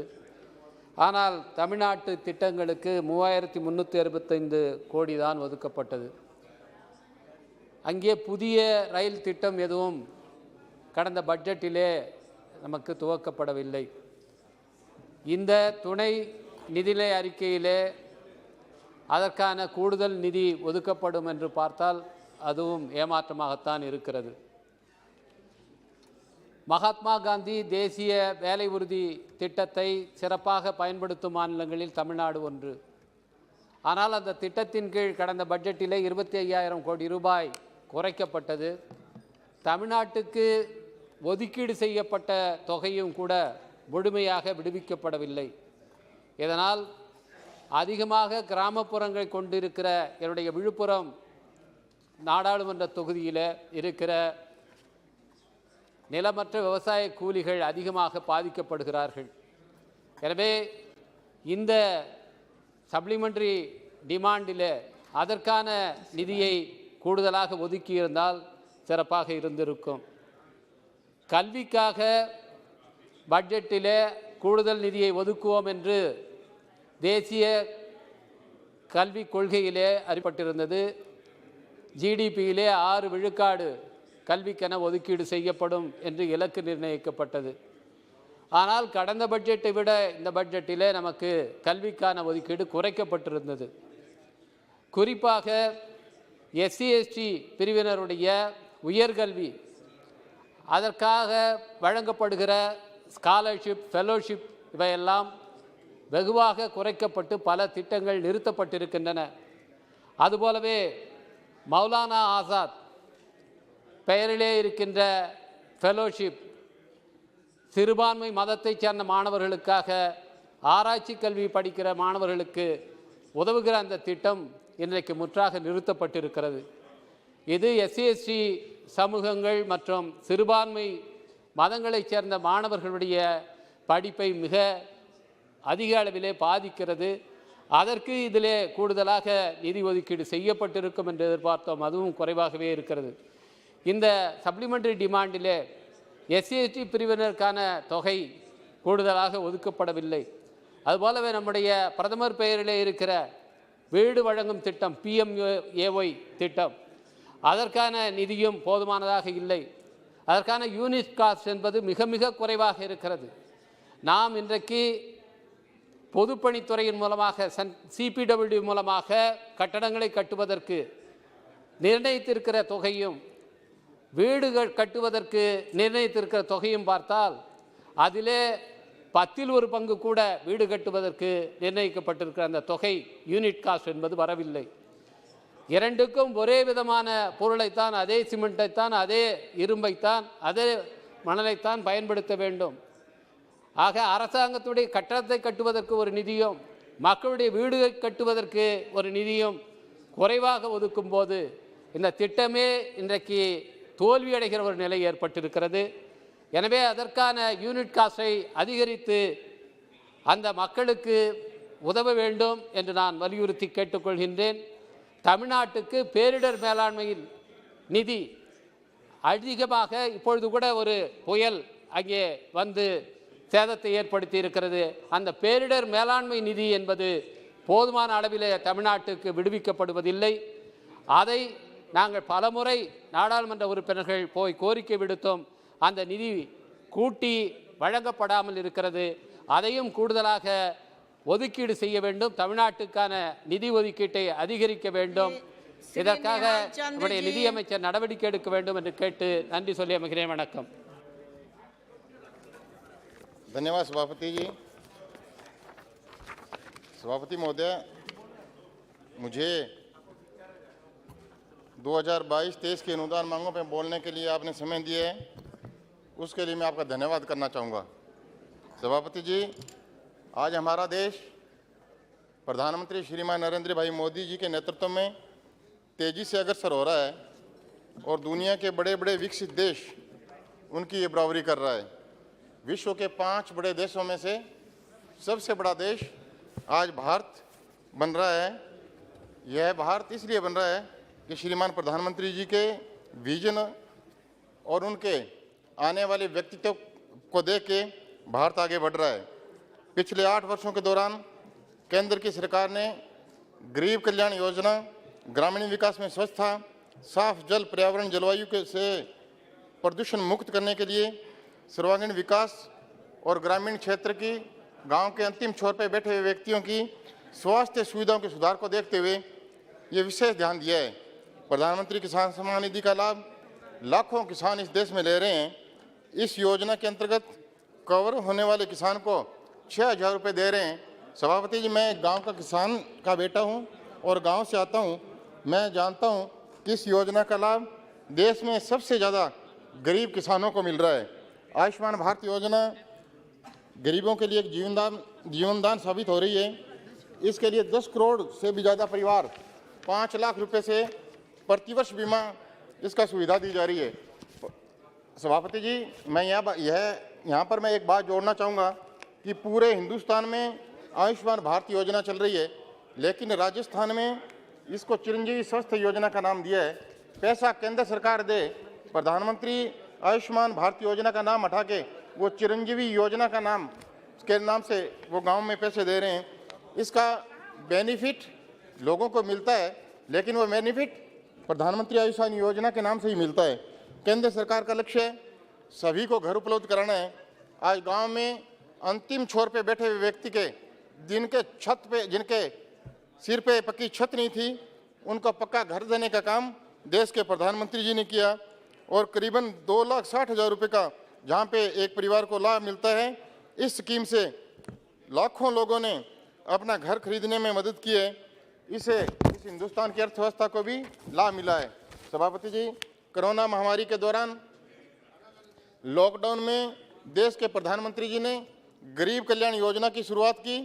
5 किलो मुफ्त का राशन देकर इस योजना का सीधा लाभ गांव के ग्रामीण व्यक्ति को पहुंचाया और मैं समझता हूं कि 80 करोड़ लोगों से ज़्यादा लोगों को लाभ प्रधानमंत्री जी ने गरीब कल्याण योजना में दिया है।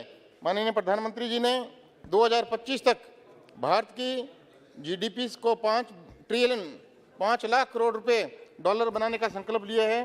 केंद्र सरकार इस पर प्रतिबद्ध है और उस दिशा में केंद्र सरकार काम भी कर रही है। मेरी तरफ से मैं सदन की तरफ से माननीय प्रधानमंत्री जी को धन्यवाद देना चाहूँगा कि माननीय प्रधानमंत्री जी भारत को एक नए युग की ओर कदम रख रहे हैं। मैं भारत यूनाइटेड किंगडम को पछाड़कर विश्व की सबसे बड़ी 5 शक्तिशाली अर्थव्यवस्था वाला देश भारत बन रहा है। मैं देश के प्रधानमंत्री जी को बधाई देना चाहूँगा कि आज भारत की जीडीपी 7.5% है, क्योंकि हमने देखा है कि वर्ष 2021-22 के दौरान देश का कुल खाद्यान्न उत्पादन 315.72 मिलियन टन था, जो अब तक का हिंदुस्तान की आज़ादी के बाद अब तक का सबसे बड़ा खाद्यान्न रहा है। सभापति जी, मैं इसमें कुछ अपनी बातों को जोड़ना चाहूँगा, क्योंकि एक अनुदान मांग है। अनुदान मांग में मैं मेरे इलाके की बातों को भी जोड़ना चाहूँगा। मेरा इलाका सीमावर्ती क्षेत्र है, जहाँ पे सिर्फ खेती का काम होता है। बहुत बड़े एक खेती का क्षेत्र है, वहाँ पे सारा इरिगेटेड क्षेत्र है। वहाँ पे एक एग्रीकल्चर यूनिवर्सिटी की मैं डिमांड करूँगा कि इस अनुदान मांग में उसको भी जोड़ा जाए। सभापति जी, मैं एक और डिमांड करूँगा कि एक कर्बखोर इफ्को खात है, वो सिर्फ सहकारी समिति पे जाती है। इसके अलावा प्राइवेट IPL, चंबल, NFL जो भी खात है वो प्राइवेट कंपनियों में जाती है, प्राइवेट लोगों के पास में जाती है। उससे किसानों को सही समय पे खाद मिल नहीं पाती। और मैं आपके माध्यम से सरकार से मैं गुजारिश करूंगा कि राजस्थान को भी ऐसा डायरेक्शन दे कि इफ्को और कर्बखो की खाद सबसे ज़्यादा पहुँचे, ताकि वो ग्राम सेवा सहकारी समिति पे जाएगी तो गाँव के किसानों को वो बहुत जल्दी और आसानी से मिल पाएगी। मैं थोड़ी सी बात कह के अपनी बात को समाप्त करूंगा। हमारे यहाँ पे, मैं राजस्थान से आता हूँ सभापति जी, राजस्थान में 13 ऐसे जिले हैं जहाँ पे हम लोग गंदा पानी पी रहे हैं, सतलुज का पानी हम लोग पी रहे हैं। केंद्र सरकार ने 774 करोड़ रुपए की राशि पंजाब सरकार को दी है, यानी सारी फैक्ट्रियाँ जो केमिकल युक्त गंदा पानी है उसकी फैक्ट्रियों पे वहाँ पे STP लगाने के लिए, लेकिन अभी तक उसका काम भी स्टार्ट नहीं हुआ है। मैं आपके माध्यम से सरकार से गुजारिश करूँगा कि उसको भी काम की शुरुआत करें। मैं सीमावर्ती क्षेत्र में आता हूँ। केंद्र सरकार की एक योजना है सीमा दर्शन योजना। मैंने कल भी एक प्रश्न उठाया था कि मेरी कॉन्स्टिट्यूंसी में नग्गी एक जगह है जहाँ पे 28 दिसंबर को एक सार्वजनिक मेला लगता है। वहाँ पे एक माता का बहुत बड़ा मंदिर है।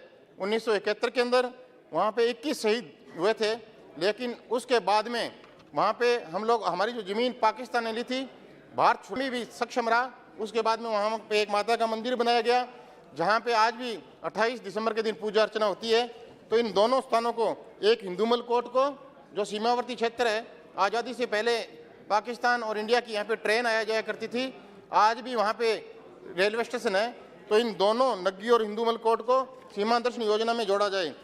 सभापति जी, मैं एक और ध्यान आकर्षित करना चाहूँगा कि 29 अगस्त 2017 को उदयपुर में माननीय नरेंद्र भाई मोदी जी की सभा में हमारे केंद्रीय मंत्री जी ने, नितिन जी ने एक सड़क की घोषणा की थी, जो सूरतगढ़ से 18 SPD जाखड़ा वाली भैरोसरी, रावसर, नौर और भादरा होते हिसार तक उसको राष्ट्रीय राजमार्ग घोषित किया था।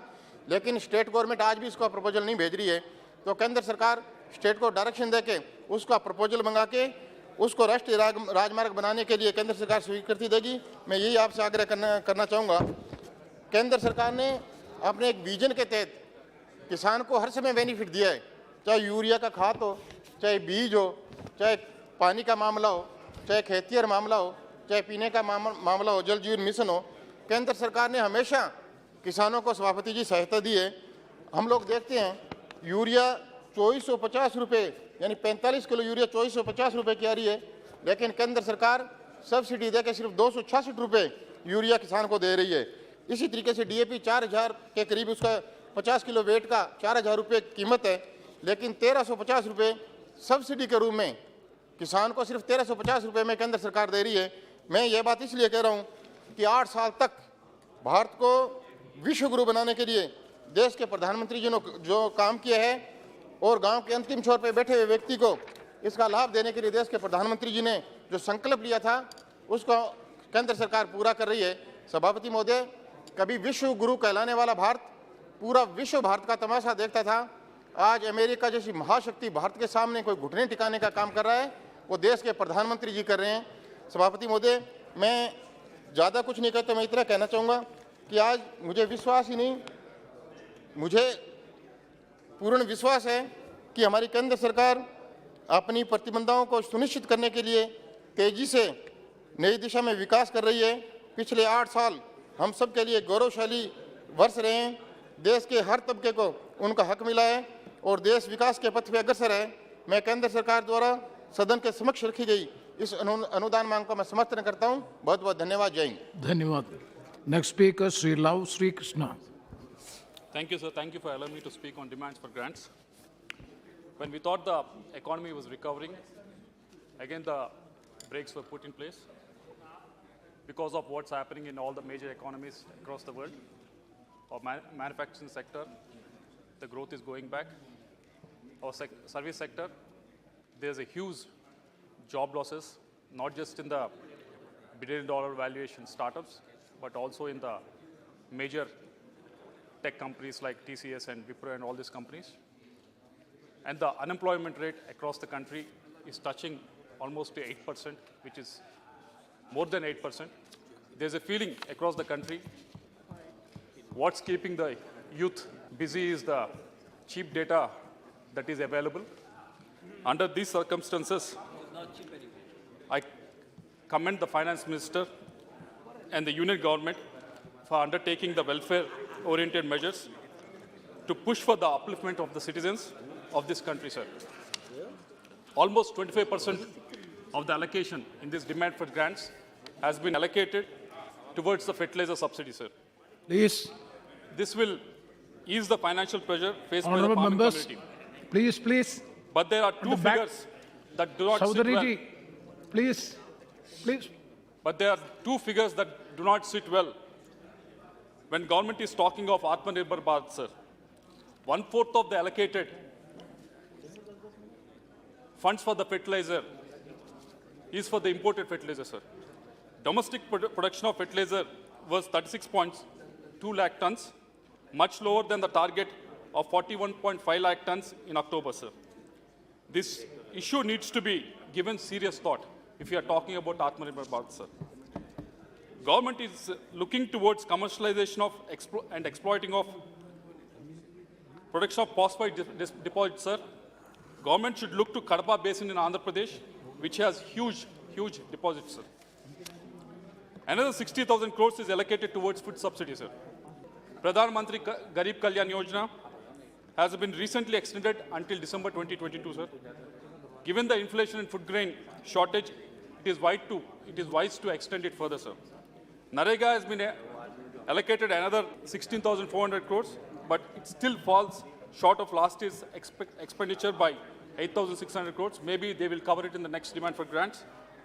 Andhra Pradesh was allocated only 14 crore mandates, sir, which was reduced to 9.68 crore mandates.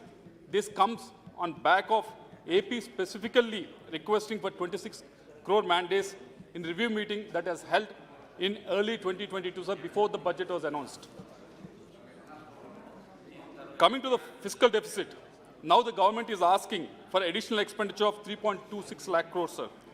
This will definitely push the central fiscal deficit to exceed the budget target of 6.4% by around 80,000 to 1 lakh crores, sir. Center has many times schooled states for exceeding the fiscal deficit. It's time center to lead either by example or understand the state's concerns and increase the borrowing limit, sir. 9,951 crores has been given as GST compensation to the states. It's very much appreciable, sir. But center's revenue from cesses and surcharges has raised from 10.4% in 2011 to 26.7% in 21-22, sir. To strengthen the federal structure, either extend the GST compensation by 5 years or share the surcharges with the states, sir. Because PMGSY, JJM, and land acquisition costs that has to be incurred by the states towards the roads and railways has to come from the states, sir. Unless, if these projects has to go forward, and if central government wants states to take this forward, these cess and surcharges has to be shared with the state governments. Otherwise, states like Andhra Pradesh, no projects can go forward, sir. In 22-23 budget, it's all about capex expenditure, sir. Minister has talked about capex expenditure. We all members have talked about capex expenditure, and everyone said it's a silver bullet for all the problems that is there in this country, sir.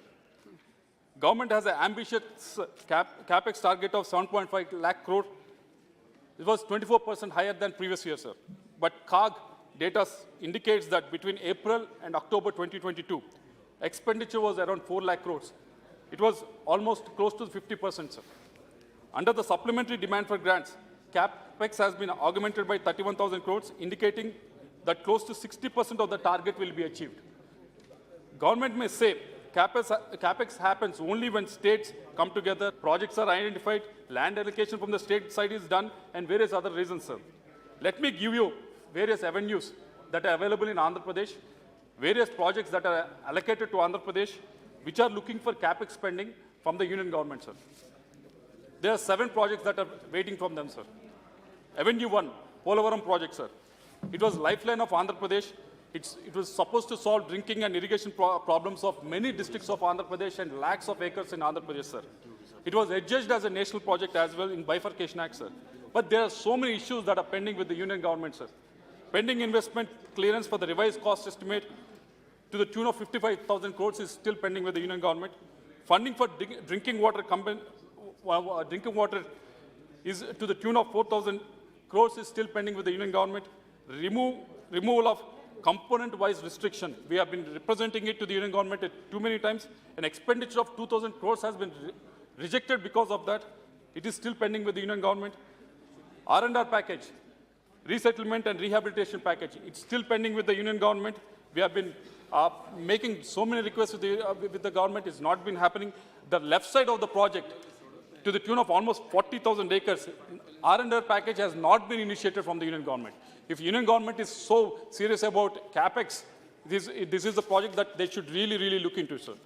Avenue number 2, education institutions, sir. There were so many education institutions that was promised for Andhra Pradesh after the state has been divided. IIT, IIM, ISR, NIT, Central University, Petroleum University, Agri University, IIIT, Tribal University, and AIMS, except AIMS. None of the institutions that I have mentioned are running from a own campus, sir.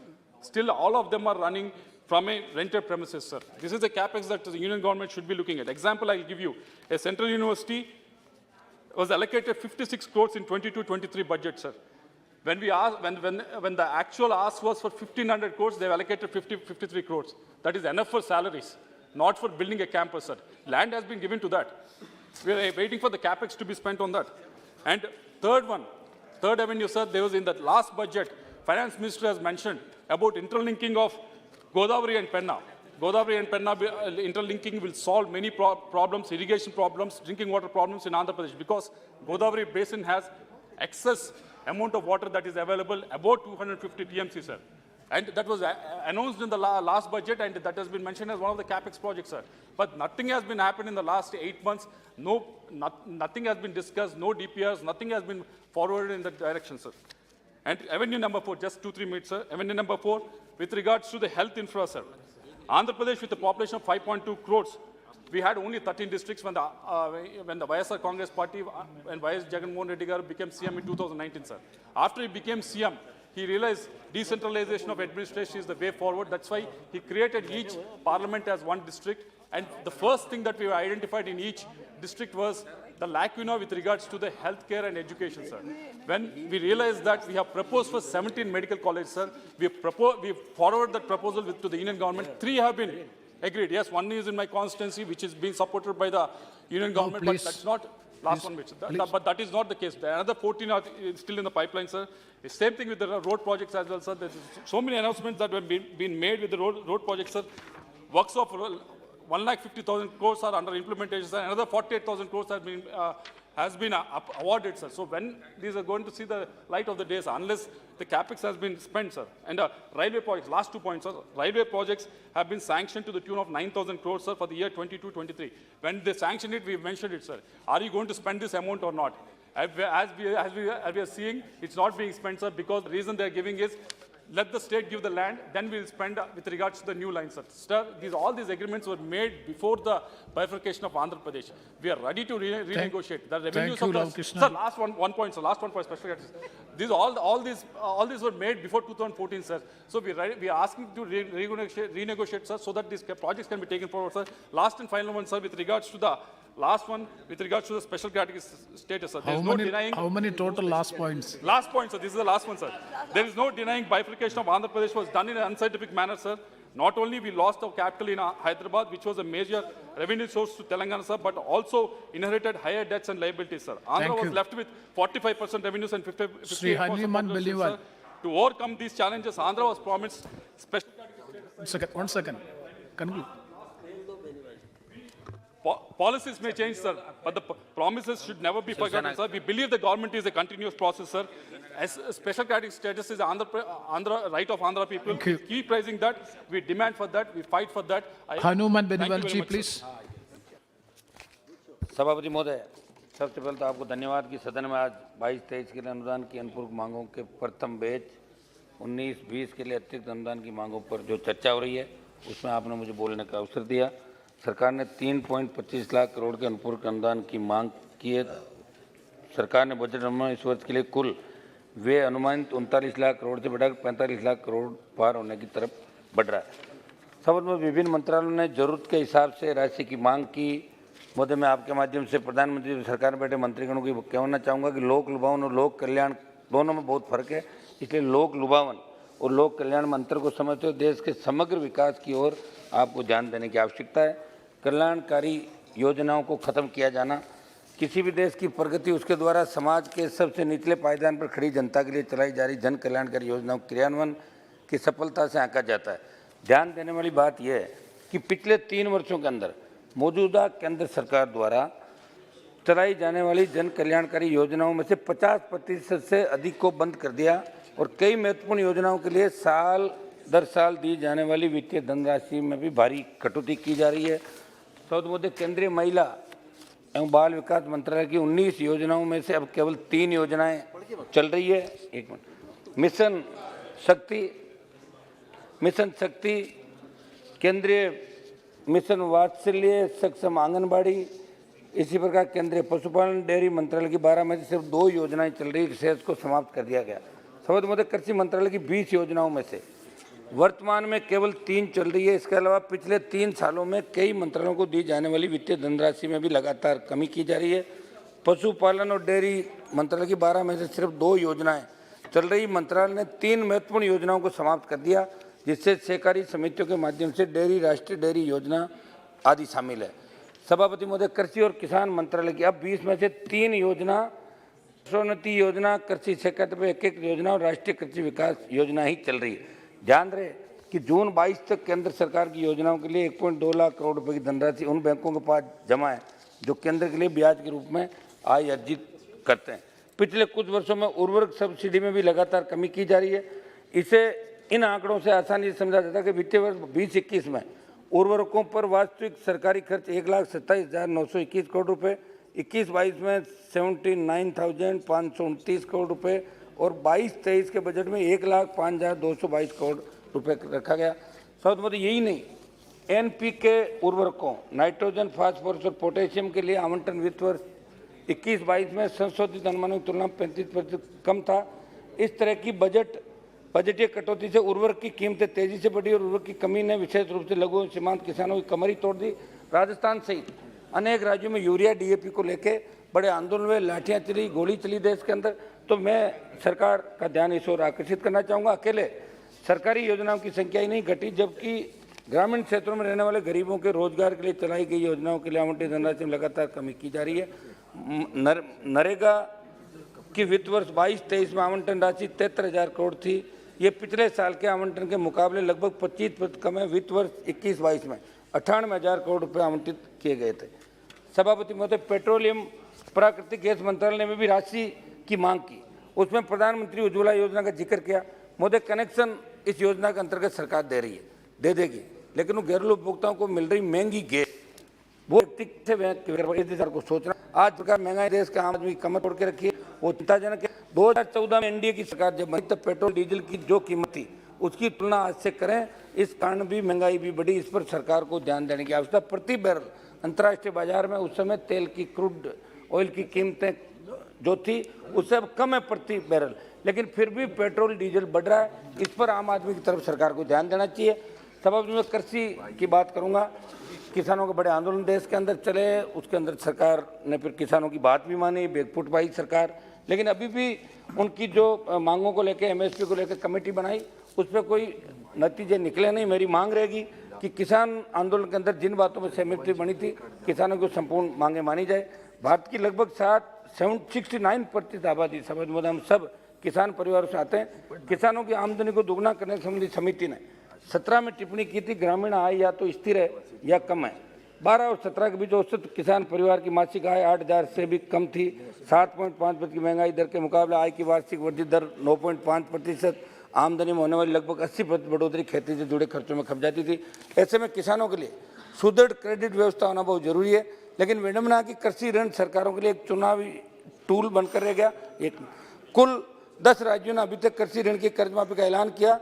RBI ने 13 सितंबर 2019 को report of the internal working group to review agriculture credit जारी किया था। इन 10 राज्यों में 8 ऐसे राज्य जो सबसे ज्यादा कृषि क्षेत्र ऋण में डूबे हुए हैं। हालांकि इन राज्यों के जरिए कृषि कर्ज माफी का ऐलान करना और उसे पूरा कर पाना दोनों में काफी फर्क दिखाई दे रहा है। सभापति महोदय, आज जो नेता भारत जोड़ो यात्रा के नाम से देश को जोड़ने की बात कर रहे हैं, उन्होंने राजस्थान में चुनाव के दौरान ये कहा था कि 10 दिनों में किसानों का कर्जा माफ होगा।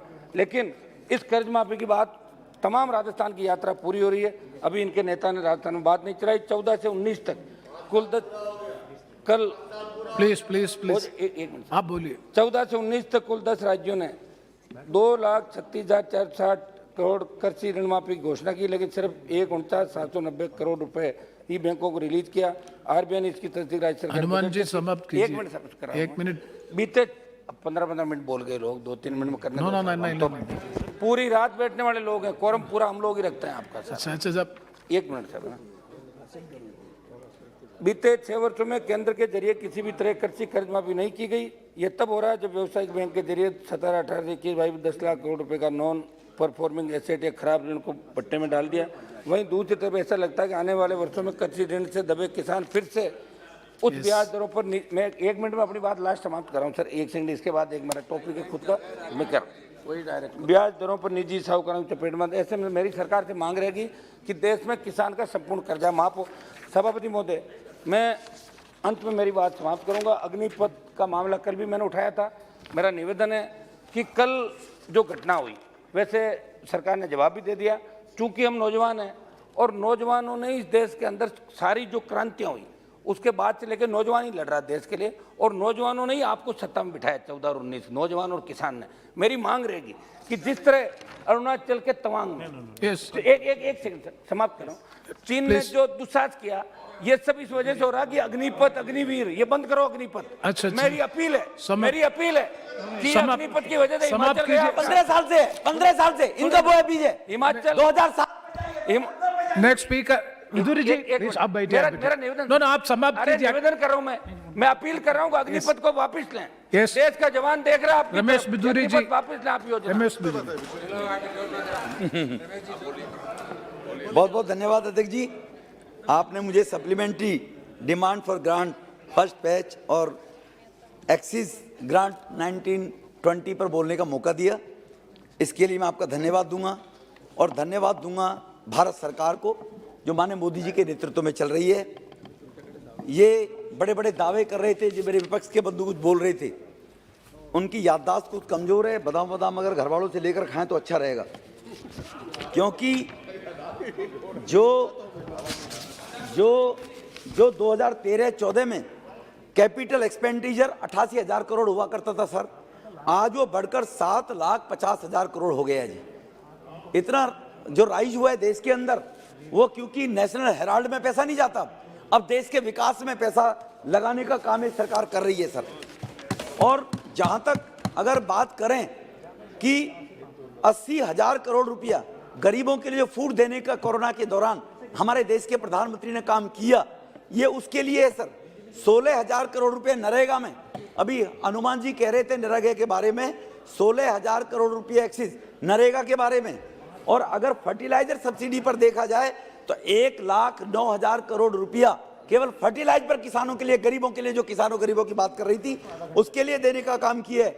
जहां तक प्रधानमंत्री आवास योजना, जिस गरीब का सपना होता है कि मेरा अपना पक्का मकान हो, जिसकी 7 पीढ़ियां गुजर गई देश की आजादी में, कच्चे मकान, कच्चे छप्पर में रहते हुए खेतों के अंदर खेती बाड़ी का, मजदूरी का काम करने वाला जो किसान था, अनुसूचित जाति वर्ग का था, ओबीसी वर्ग का था, आदिवासी वर्ग का था, ऐसे लोगों को 20,000 करोड़ रुपए जो एक्सपेंडिचर होना था उनको मकान बनाने के लिए, उसमें 28,000 करोड़ रुपया एक्स्ट्रा देने का काम इस सरकार ने किया है, मोदी सरकार ने सर। इस बजट के अंदर लगातार गरीबों को मकान मिलना चाहिए। और अगर रोड और रेलवे पर मैं जाऊं तो वो 30,000 करोड़ रुपया एक्स्ट्रा दिया गया है, जो बहुत मेरे वक्ताओं ने इसके बारे में जानकारी दी होगी सर।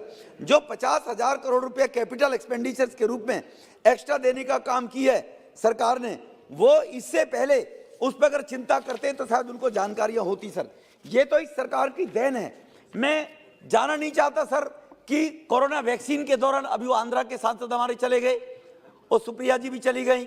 मैं पूछना चाहता हूं, कोरोना के अंदर 200 करोड़ डोज लगाकर देश के लोगों को मुफ्त में वो इलाज देने का काम किया। 1 साल के अंदर अंदर पहले इस प्रकार की दवाइयां पोलियो से लेकर चेचक से लेकर 20-20 साल लग जाते थे वैक्सीन को आने के अंदर, लेकिन उसी साल के अंदर पैदा करके भारत की बनी वैक्सीनेशन से भारत के लोगों को इंग्लैंड, ब्रिटेन, अमेरिका हिल गया कोरोना के अंदर, लेकिन भारत अपनी जगह खड़ा रहा और भारत में हाहाकार नहीं मच पाई। 1 हफ्ते में कंट्रोल करने का काम किया है। इसलिए ये क्या इस बजट की बात करेंगे और क्या करेंगे। मैं अभी एक महामानव है दिल्ली के अंदर मुख्यमंत्री, उनके बारे में जरूर आपको जानकारी देना चाहता हूं जी।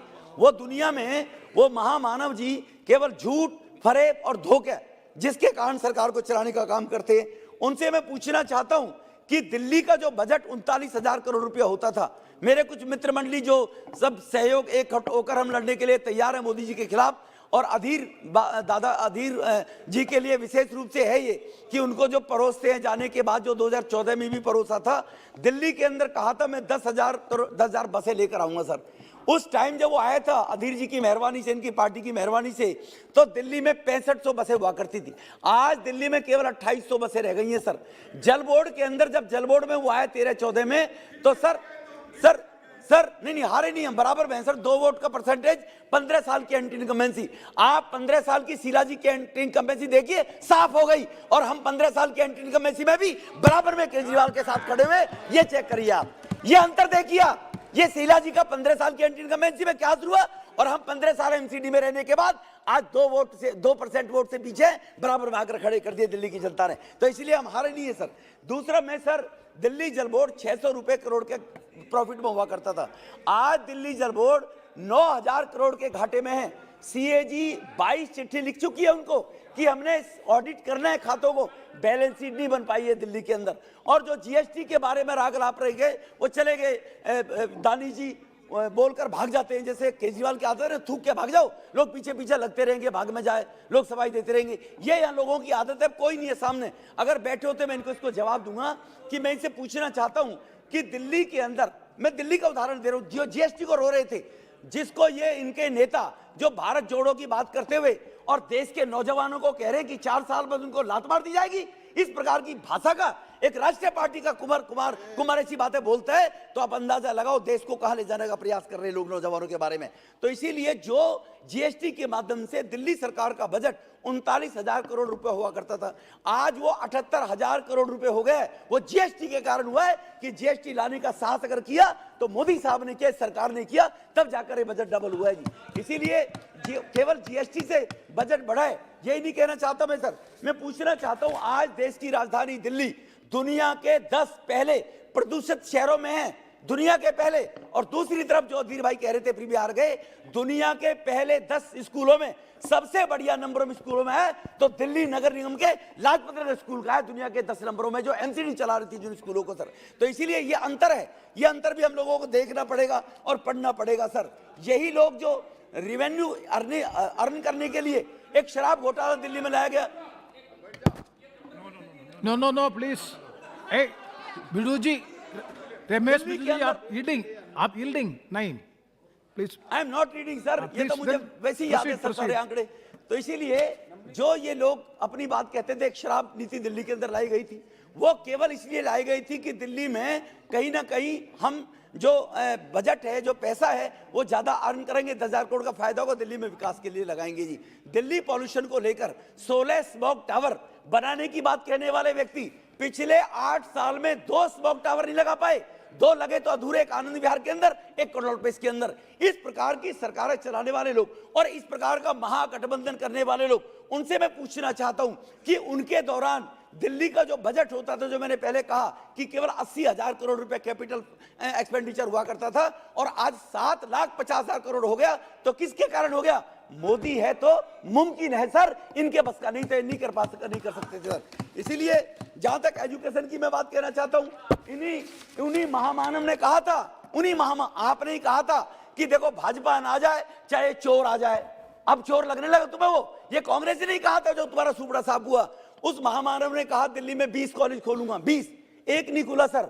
लेकिन इस मोदी सरकार के कारण से दिल्ली विश्वविद्यालय का एक कॉलेज सेंट्रल गवर्नमेंट ने दिल्ली में खोल दिया, लेकिन बीजेपी उसकी सरकार, जो दिल्ली की सरकार से एक कॉलेज नहीं खोल पाया था।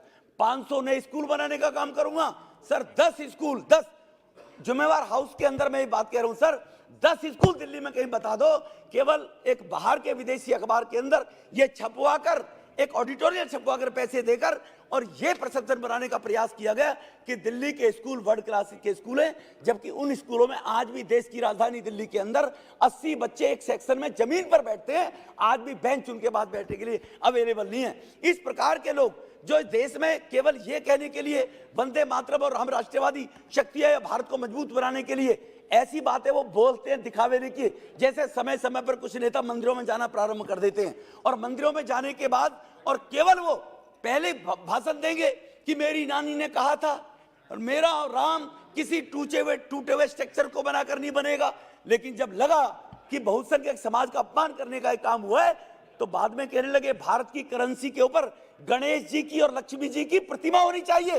अरे महामानव बंधुवर, अगर गणेश जी सुख समृद्धि देती है लक्ष्मी, तो आप पंजाब और दिल्ली के अंदर जहां महात्मा गांधी अंबेडकर जी की मूर्ति है, उसके बराबर में रेजुलेशन लेकर आओ दिल्ली सरकार के अंदर, रेजुलेशन लेकर आओ पंजाब सरकार के अंदर, और सरकारी दफ्तर भी धन धान्य से भरपूर रहे, वैभव बढ़ता रहे सरकारों का। गणेश जी की, लक्ष्मी की मूर्ति सरकारी दफ्तरों में लगाइए, विधानसभा दिल्ली के अंदर और दिल्ली पंजाब के अंदर लगना चाहिए था।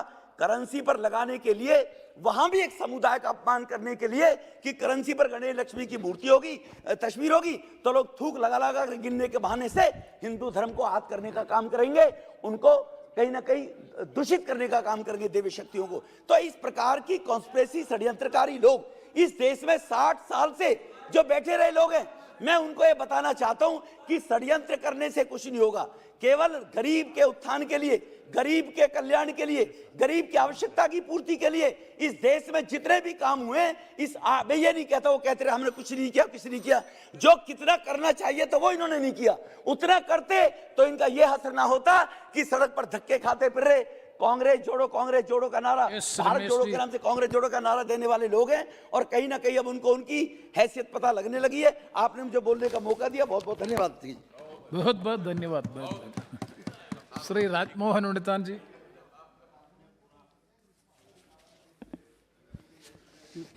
Thank you very much, Speaker sir, for giving an opportunity to speak on supplementary demand for grant. Yes. Benuval ji, please wait here. Sir, yes, please. will you please keep mum? Please continue. So, Ramesh Biduri ji, you spoke within the time and again you are speaking. Thank you very much, Speaker sir, for giving an opportunity to speak on supplementary demand for grant. Sir, our economy is on the verge of collapse. I recall a cartoon drawn by Satish Acharya. In the cartoon, Prime Minister Modi ji is depicted as a chowkidar at an ATM. The people like Nirav Modi and Vijay Mallya are running away with money looted from the ATM.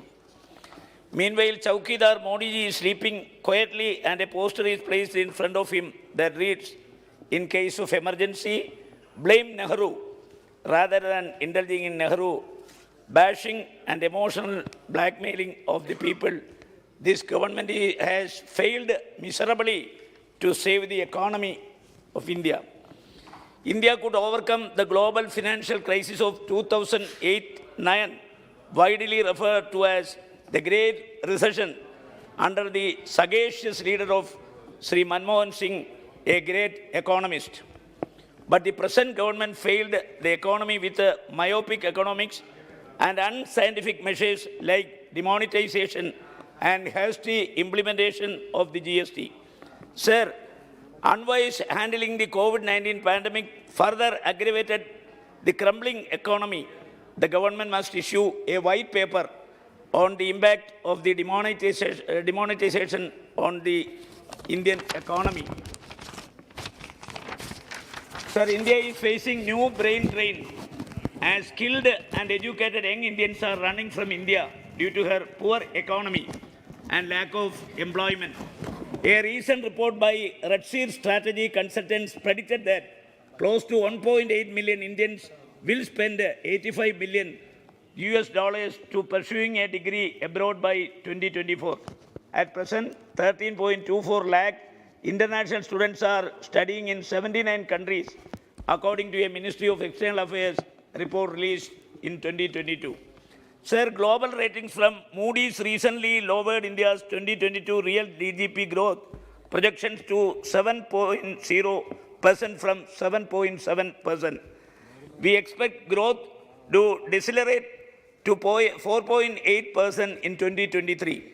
The Moody's said the downward revision assumes higher inflation, high interest rates, and slowing global growth will dampen economic momentum by more than we had previously expected, the Moody's forecasted.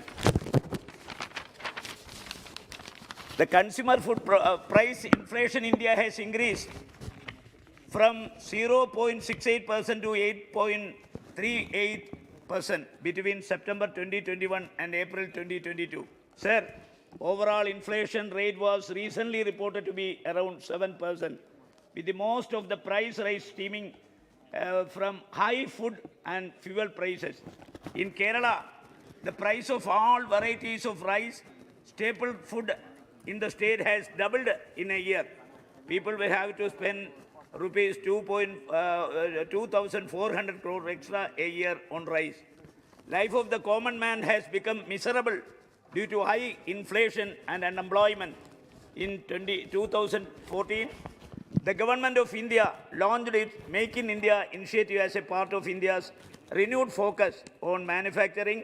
The Atmanirbhar Bharat campaign announced in 2020 was also intended to further boost local manufacturing under its stated goal of making India economically self-sufficient. Sir, but the government could not make any headway in this sector, mainly because of India's poor infrastructure. India uses only 3% of its GDP for infrastructure construction each year as compared to China's 20% of its GDP. The farming community is facing a severe crisis in India.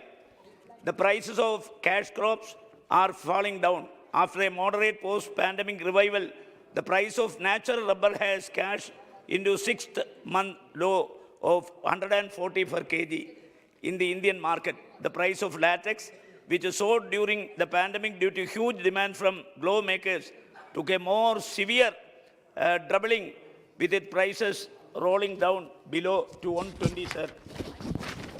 Sir, the government of India has discontinued the railway budget, so it should be resumed. Kerala has very inadequate railway infrastructure. Much awaited Kanyanad-Kannur railway lane connecting Kanyanad, Kerala with Mysore and Bangalore through Kannur, Karnataka, and the Shabari rail link connecting Angamali with Erumeli is still pending with the Southern Railway for approval. Sir, the construction of railway flyovers in North Malabar has commenced years back. In my constituency, Kasaragod, 10 such flyovers have been proposed, but still all work is progressing at snail's pace. The construction of some flyovers have not even started, and other ROBs still await approval.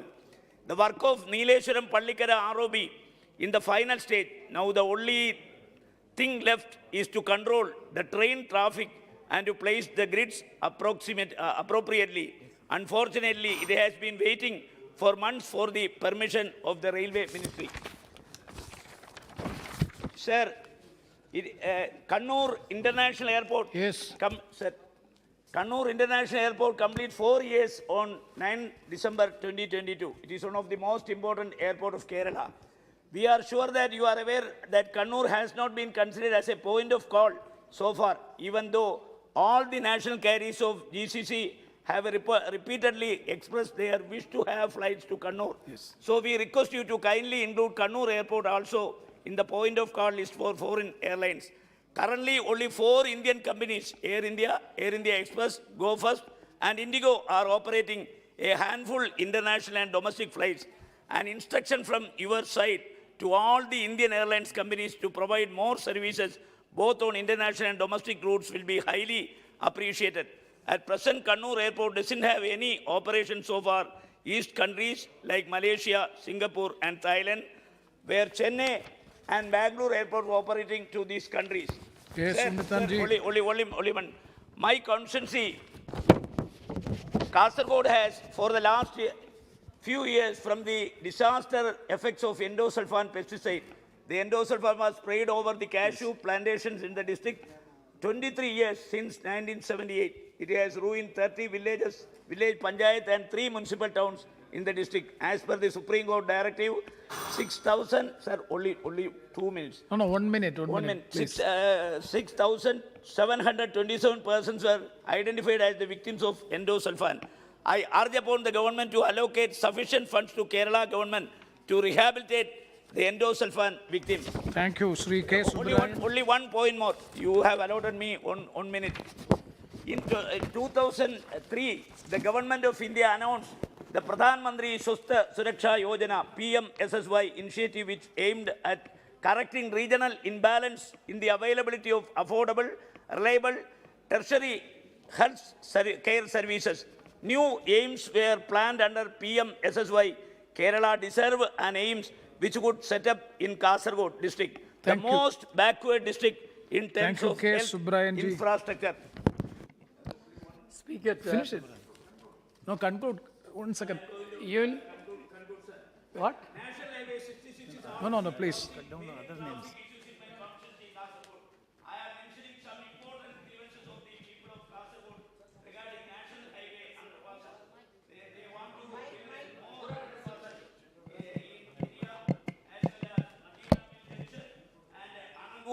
And Mavungal, likewise Indira Nagar, Adakatuvayal, Parwad, Muttamgate, and Hidayat Nagar, and Kaikaba. And Subrahmanyam ji, please. With this point, I conclude. Speaker, sir, ஒன்றிய அரசாங்கத்தினுடைய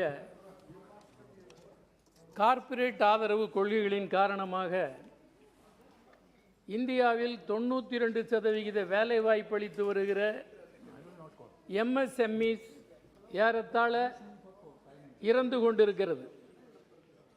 பெருவீத அளவில் வேலைவாய்ப்பு அளிக்கக்கூடிய அந்த சிறு தொழில் சிறுக சிறுக அழிந்து வருகிறது என்பதற்கு என்னுடைய தொகுதியில் திருப்பூர் மாநகரில் கொசைரி இண்டஸ்ட்ரி பெரிய அளவுக்கு பாதிக்கப்பட்டிருக்கிறது. ஏறத்தாழ 30% ஒன்றிய அரசாங்கத்தினுடைய பொருளாதார கொள்கையின் தீய விளைவுகளால் சாகடிக்கப்பட்டு விட்டது. இப்பொழுது மீதி 70% கொஞ்சம் தத்தி நடந்து கொண்டிருக்கிற நெருக்கடி நிலையில் இருக்கிறது. இதற்கு காரணமாக இருக்கிற அவர்களின் கொள்கையை மாற்ற வேண்டும் என்பதை நான் இங்கே குறிப்பிட விரும்புகிறேன். ஒரு உதாரணத்திற்கு, உலகில் 5 கண்டங்களில் உள்ள எல்லா நாடுகளுக்கும் இந்தியாவிலும் சப்ளை செய்யக்கூடிய உற்பத்தியை செய்கிற திருப்பூர் மாநகரத்திற்கு அங்கு உற்பத்தியாகிற அதே டி-ஷர்ட்டை பங்களாதேஷிலே இருந்து இறக்குமதி செய்கிறது ஒன்றிய அரசு. எவ்வளவு புரிந்து கொள்ளாத, உள்நாட்டு நிலைமைகளை கூட சரியாக மதிப்பீடு செய்யாமல் வெளிநாட்டிலிருந்து இறக்குமதி செய்கிறார்கள். அதுவே உள்நாட்டில் உற்பத்தியாகி கொண்டிருக்கிறது. இந்த நெருக்கடியை ஒன்றிய அரசு புரிந்து கொள்ளவில்லை. நான் இங்கே குறிப்பாக குறிப்பிட விரும்புவது, உலகம் முழுவதும் ஏற்றுமதி செய்கிற அந்த பனியன் தொழிலை காப்பாற்ற வேண்டுமானால் அந்த பனியன் இண்டஸ்ட்ரி மூலம் ஒவ்வொரு வருடமும் பல ஆயிரம் கோடிகள் ஃபாரின் எக்ஸ்சேஞ்ச் ஒன்றிய அரசுக்கு வருகிறது. அந்த ஃபாரின் எக்ஸ்சேஞ்சில் குறிப்பிட்ட அளவு, குறிப்பிட்ட சதவிகிதம் திருப்பூரின் உள்கட்டமைப்பு வசதிகளை மேம்படுத்துவதற்காக, திருப்பூர் மாவட்டத்தினுடைய உள்கட்டமைப்பு வசதிகளை மேம்படுத்த ஃபாரின் எக்ஸ்சேஞ்சில் குறிப்பிட்ட சதவிகிதத்தை திருப்பூர் மாவட்டத்திற்கு ஒதுக்க வேண்டும் என்று நான் அழுத்தம் திருத்தமாக வலியுறுத்த விரும்புகிறேன். அதே மாதிரி ஒரு ஸ்பெஷல் ஃபண்ட் ஒதுக்கீடு செய்து திருப்பூரில் ஃபாரின் எக்ஸ்சேஞ்ச் ஈட்டி தருகிற ஒரு நகரம் என்ற முறையிலும் வட இந்தியாவிலிருந்து பெரும்பகுதியினருக்கு வேலை வாய்ப்பு அளிக்கிறது திருப்பூர் இண்டஸ்ட்ரி. வட மாநிலத்திலிருந்து மட்டுமல்ல, தமிழ்நாட்டின் தென் மாவட்டங்களில் இருந்தும் ஆயிரக்கணக்கானவர்களுக்கு வேலை வாய்ப்பு அளிக்கிறது. அந்த திருப்பூரை காப்பாற்ற ஒன்றிய அரசு கடமைப்பட்டிருக்கிறதா இல்லையா? ஒன்றிய அரசுக்கு இதன் மீது அக்கறை இருக்கிறதா இல்லையா? பெருவீர் அளவில் வேலை வாய்ப்பு அளிக்கிற அந்த திருப்பூரை காப்பாற்ற வேண்டும் என்று கொஞ்சம் கூட சிந்திக்கவில்லை ஒன்றிய அரசு என்பதை அவர்களின் நடைமுறை அனுபவங்கள் உணர்த்துகின்றன. அதை திருத்திக் கொள்ள வேண்டும் என்று இங்கே நான் வலியுறுத்துகிறேன். அதே மாதிரி ரோடுகள், ஃபாரினர்ஸ் அதிகமாக வருகிற ஒரு நகரம், ரோடுகள் எங்குமே சரியாக இல்லை. உள்ளூருக்குள் போகவே முடியாது கார்களில். அந்த அளவிற்கு டிராபிக் கன்ஜஸ்டடாக இருக்கிறது. எந்த விதமான ரோடும் முழுமையடையவில்லை, நல்ல முறையில் தரம் உயர்த்தப்படவில்லை. அதற்காக 250 கோடி ரூபாயை திருப்பூரின் உள்கட்டமைப்பு வசதிகளுக்காக ஸ்பெஷல் ஃபண்டை இந்த ஒன்றிய அரசு ஒதுக்க வேண்டும் என்பதையும் கேட்டுக்கொள்கிறேன். அடுத்து நான் தமிழ்நாட்டிற்கு ஜிஎஸ்டியில் மாநிலத்திற்கு வழங்க வேண்டியது வழங்கப்படவில்லை. ஒரு யூனியன் அரசு சத்தியமேவ ஜெயதே என்ற முழக்கத்தின் கீழ் ஆண்டு கொண்டிருக்கிற ஒரு அரசு தன்னுடைய அதிகாரம் செலுத்துகிற மாநிலங்களுக்கு அதிக உதவியும், தன்னை எதிர்க்கக்கூடிய கட்சிகள் ஆளுகிற மாநிலங்களுக்கு பழி வாங்குகிற முறையில் குறைந்த நிதி ஒதுக்குவது தர்மம் அல்ல. தர்மத்தை போதிக்கிற உங்களுக்கு ஒருபோதும் அது தர்மமாக விளங்காது. எனவே தமிழ்நாட்டின் தேவைகளை நிறைவேற்ற உரிய நிதியை ஒதுக்கீடு செய்ய வேண்டும் என்பதை கேட்டு முடித்துக் கொள்கிறேன். Thank you. Sri Nawaz Kaniji. Sri S. Venkatesan. கூடுதல் நிதி வழங்கலுக்கான இந்த விவாதத்தில் அவைத்தலைவருக்கு எனது வணக்கம். மதுரை எய்ம்ஸ் பற்றி தொடர்ச்சியாக இந்த அவையில் நாங்கள் கேள்வி எழுப்பிக் கொண்டே இருக்கின்றோம். ஆனால் எப்பொழுது கேள்வி எழுப்பினாலும் மதுரை எய்ம்ஸ் எப்பொழுது கட்டி முடிக்கப்படும் என்ற பதிலையே இந்த அவையிலே அமைச்சர்கள் தெரிவிக்கிறார்கள். நேற்றைய தினம் கூட அமைச்சர் 2026 அக்டோபரிலே மதுரை எய்ம்ஸ் கட்டி முடிக்கப்படும் என்று தெரிவித்தார். எங்களது கோரிக்கை எப்பொழுது கட்டி முடிப்பீர்கள் என்பதல்ல, எப்பொழுது துவக்குவீர்கள் என்பதை நாங்கள் கேட்கிறோம்.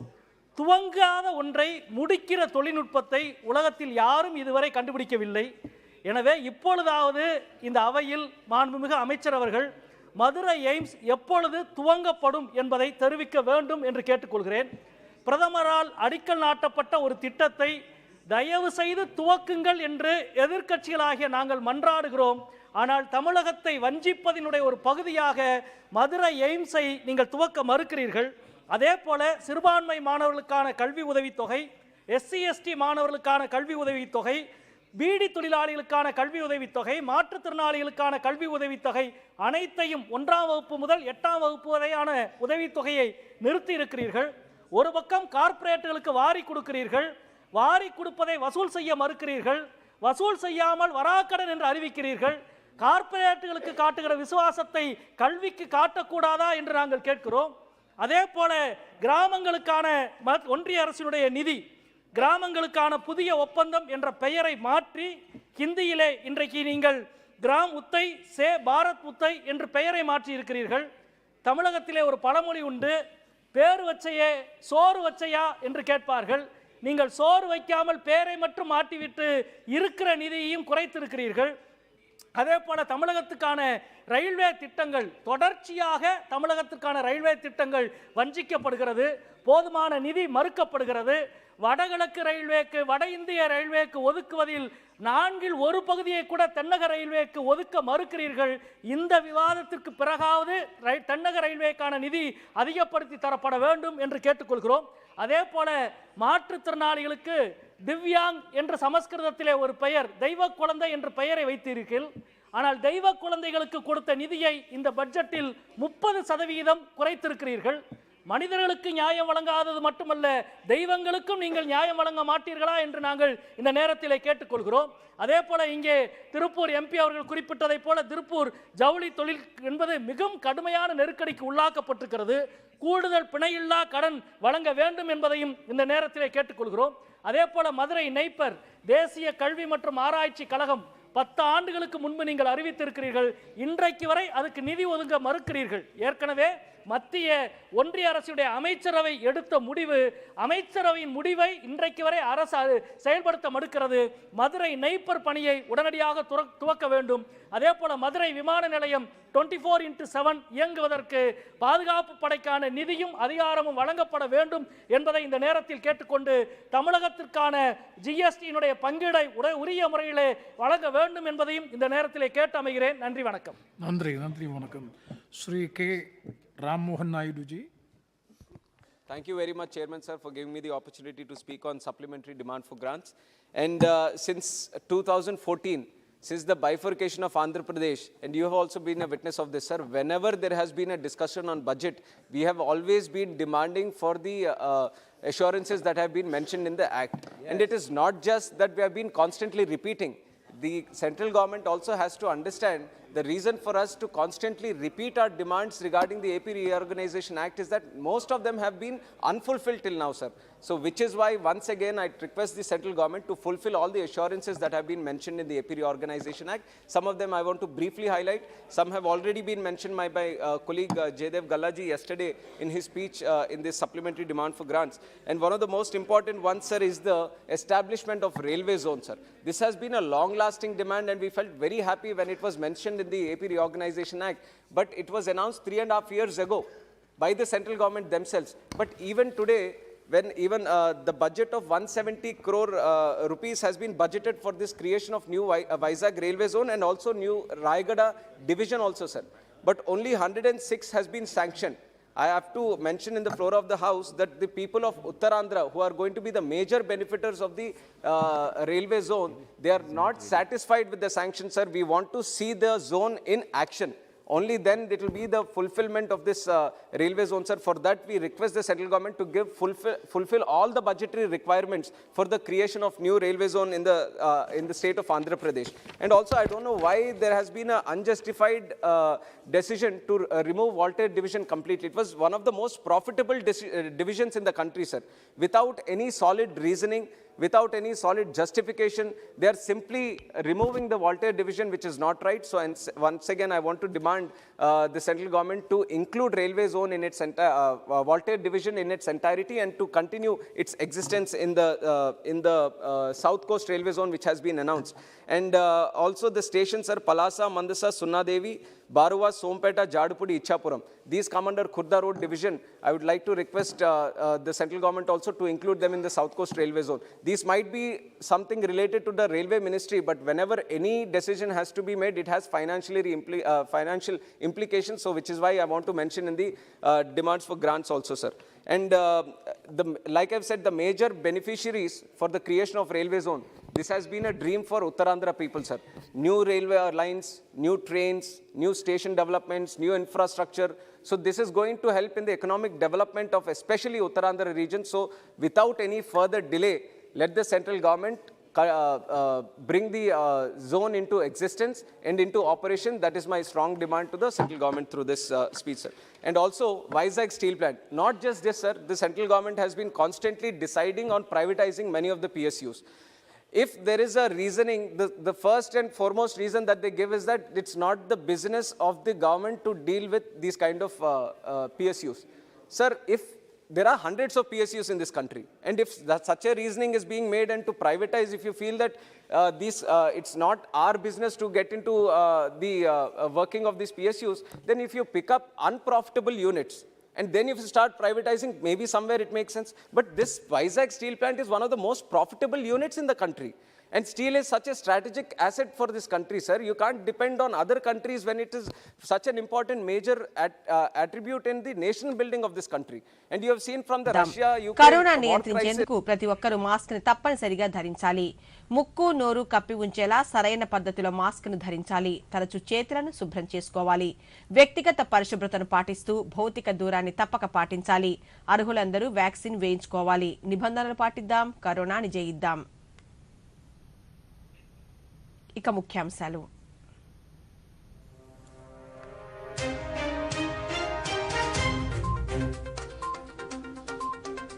ప్రైవేటు పాఠశాలలకు ధీటుగా ప్రభుత్వ పాఠశాలల్లో నాణ్యమైన విద్యాబోధన అందిస్తున్నాం. బైజూస్ ట్యాబ్ల ద్వారా విద్యా వ్యవస్థలో సంస్కరణలు తీసుకువచ్చామన్న చిత్తూరు జిల్లా విద్యాశాఖ అధికారి విజయేంద్రరావు.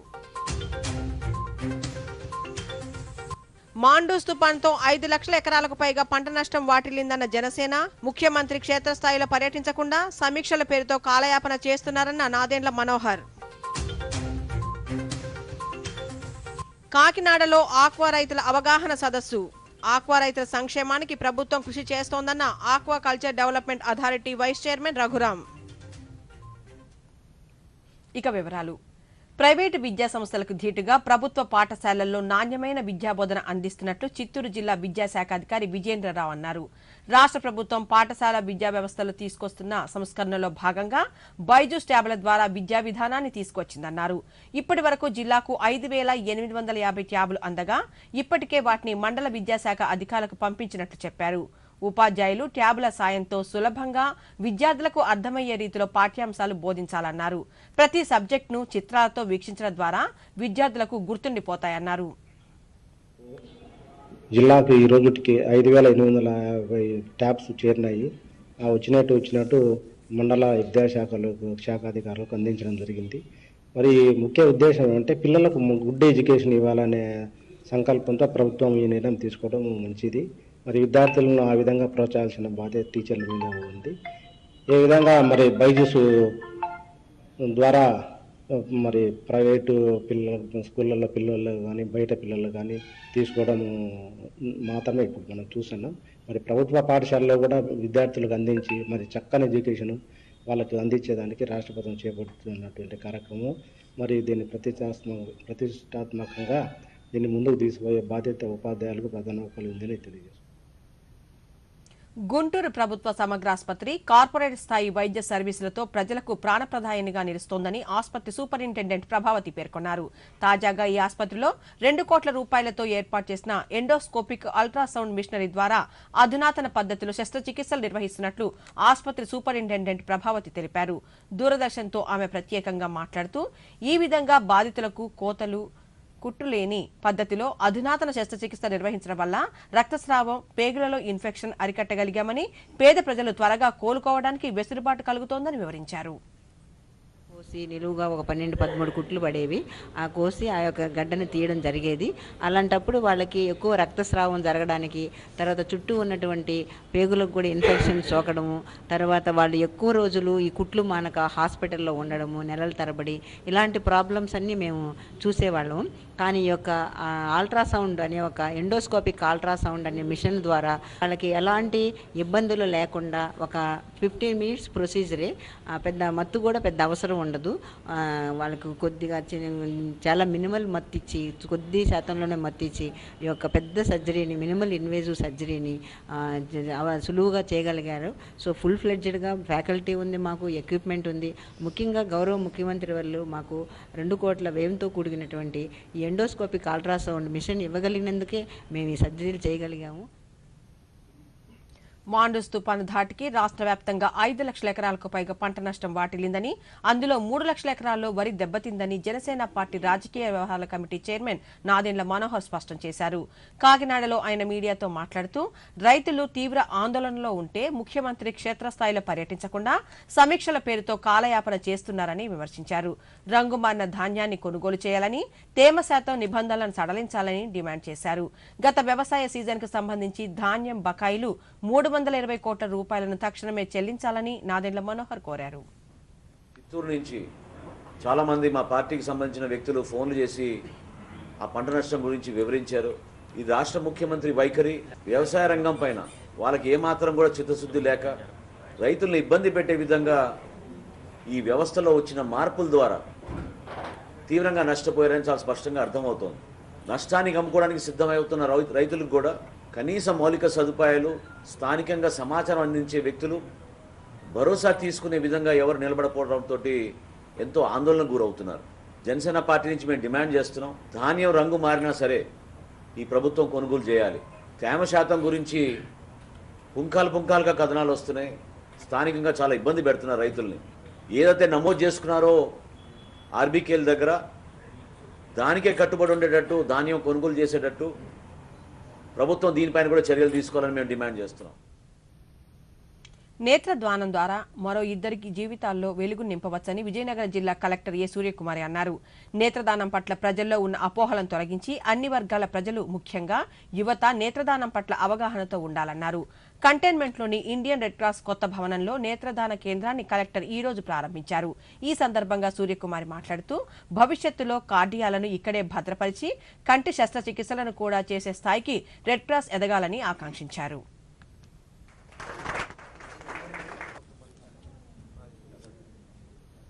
ఇంకా ఇటువంటి కన్సర్న్ తీసుకోవటం కానివ్వండి, దీన్ని ప్రజల్లోకి తీసుకెళ్లడం కానివ్వండి, రెడ్ క్రాస్ సక్సెస్ఫుల్గా చేయగలుగుతుందన్న నమ్మకం ఉంది. చాలామందికి అపోహ ఏంటంటే చనిపోయిన తర్వాత కన్ను డొనేట్ చేస్తే పీకేస్తారు గుడ్డంతా అనుకుంటారు. అలాంటిది ఏమి ఉండదండి. కార్నియా పొర ఒక్కటే తీస్తారు. అసలు డెడ్ బాడీకి సంబంధించింది ముఖంలో మార్పు ఏమి ఉండదు. మీరు ధైర్యంగా రావచ్చు. ఆ చనిపోయిన వారి యొక్క కన్ను ద్వారా ఇంకో 2కి విజన్ వస్తుంది. వాళ్ళ జీవితంలో ఒక మరో అధ్యాయం అని చెప్పుకోవచ్చండి. అంత మంచి పనికి మన దగ్గర పనికిరాని వస్తువే అది. పూడ్చిపెట్టాకో కాల్చాకో దానికి నిరర్థకం అయిపోయే ఒక ముఖ్యమైన అంశం మనం ముందుకు జరుపుకొని తీసుకెళ్తున్నాం. కాబట్టి దాని విలువ తెలిసి అందరం కూడా మలుచుకోవాలనుకుంటున్నాము.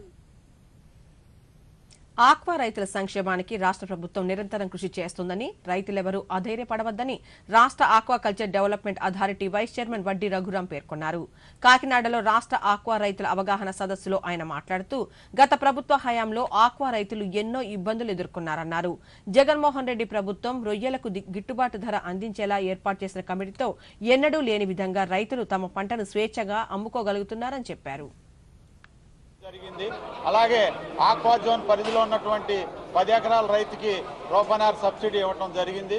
ఈ రాష్ట్ర ముఖ్యమంత్రి వైఎస్ జగన్మోహన్ రెడ్డి గారు ఎంతమంది రైతులు ఉన్న ఆక్వా జోన్ పరిధిలోకి రమ్మనండి, ఎంతమంది లక్షలాది మంది రైతులు వచ్చినా కూడా రూపాయల సబ్సిడీ ఇవ్వడానికి ఈ ప్రభుత్వం సిద్ధశుద్ధితో ఉందని చెప్పడం జరిగింది. ఇదివరకు ఆక్వా జోన్ పరిధిలోకి ఒక 30,000 ఎకరాల లోపే ఉండేది. ఇవాళ ఆక్వా జోన్ పరిధిలోకి 1,08,000 ఎకరాలు వచ్చింది. వాళ్ళకి ఇంకా కూడా ఆక్వా జోన్ పరిధిలోకి రావడానికి ఇంకా ప్రభుత్వం టైం ఇచ్చింది. ఇంకా అలాంటి మంది రైతులు ఎవరైనా ఉన్నా కూడా 1000 రూపాయలు ప్రభుత్వానికి రుసుము చెల్లించి ఆక్వా జోన్ పరిధిలోకి రావడానికి ఇంకా వాళ్ళకి టైం బాండ్ అనేది ఒక టైం లిమిట్ లేకుండా కూడా ఇంకా టైం వచ్చింది.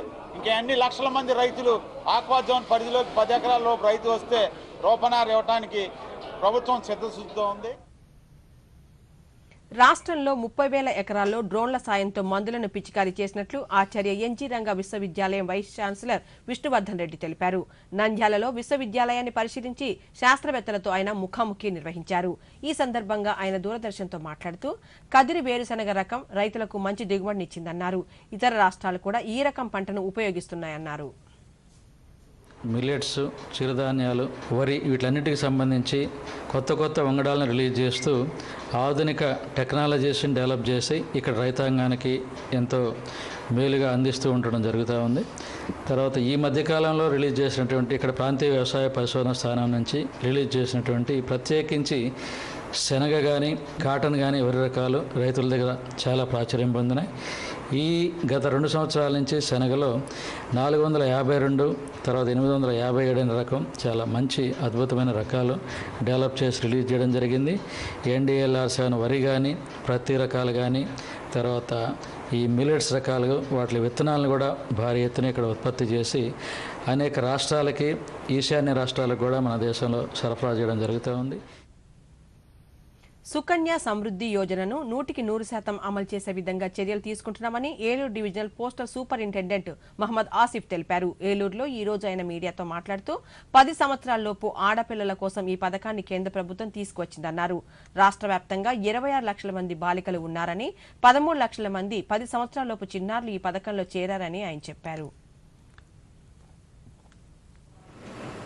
ఏలూరు డివిజన్లో 3 నియోజకవర్గాల ఎమ్మెల్యేలు ఆనరబుల్ ఎమ్మెల్యేస్ ఉన్నారండి. దెందులూరు, చింతలపూడి మరియు ఏలూరు. వారి ముగ్గురికి కూడా మేము వెళ్ళి మా టీం ద్వారా అందరం కలిసి వెళ్ళి ఈ పథకాన్ని వివరించి చెప్పడం జరిగిందండి. మా ఉద్దేశం ఏంటంటే ఈ 13 లక్షల మంది రిమైనింగ్ అందరూ కూడా కవర్ కావాలి. చంద్రగిరి నియోజకవర్గం ఒక నియోజకవర్గంలో పూర్తిగా చెవిరెడ్డి భాస్కర్ రెడ్డి గారు ఎమ్మెల్యే గారు ఆధ్వర్యంలో ఆయన స్పాన్సర్షిప్ మేరకు చాలామంది అంటే పూర్తిగా కవర్ చేసి 100% సుకన్య నియోజకవర్గంగా అవి అవడం జరిగింది. అదేవిధంగా మిగతా 174 అసెంబ్లీ నియోజకవర్గాలు కూడా కవర్ కావాలనేటటువంటి ఉద్దేశంతో ఈ కార్యక్రమం చేపట్టడం జరిగిందండి. కావున ప్రజలందరూ కూడా ఈ పథకాన్ని 10 సంవత్సరాల లోపు ఉన్నటువంటి వయసు ఉన్నటువంటి ఆడపిల్లలకి అందరూ కూడా అకౌంట్ ఓపెన్ చేసి దీన్ని ఉపయోగించుకోవాల్సిందిగా కోరుచున్నాము. ఈ వార్తలు ఇంతటితో సమాప్తం. నమస్కారం.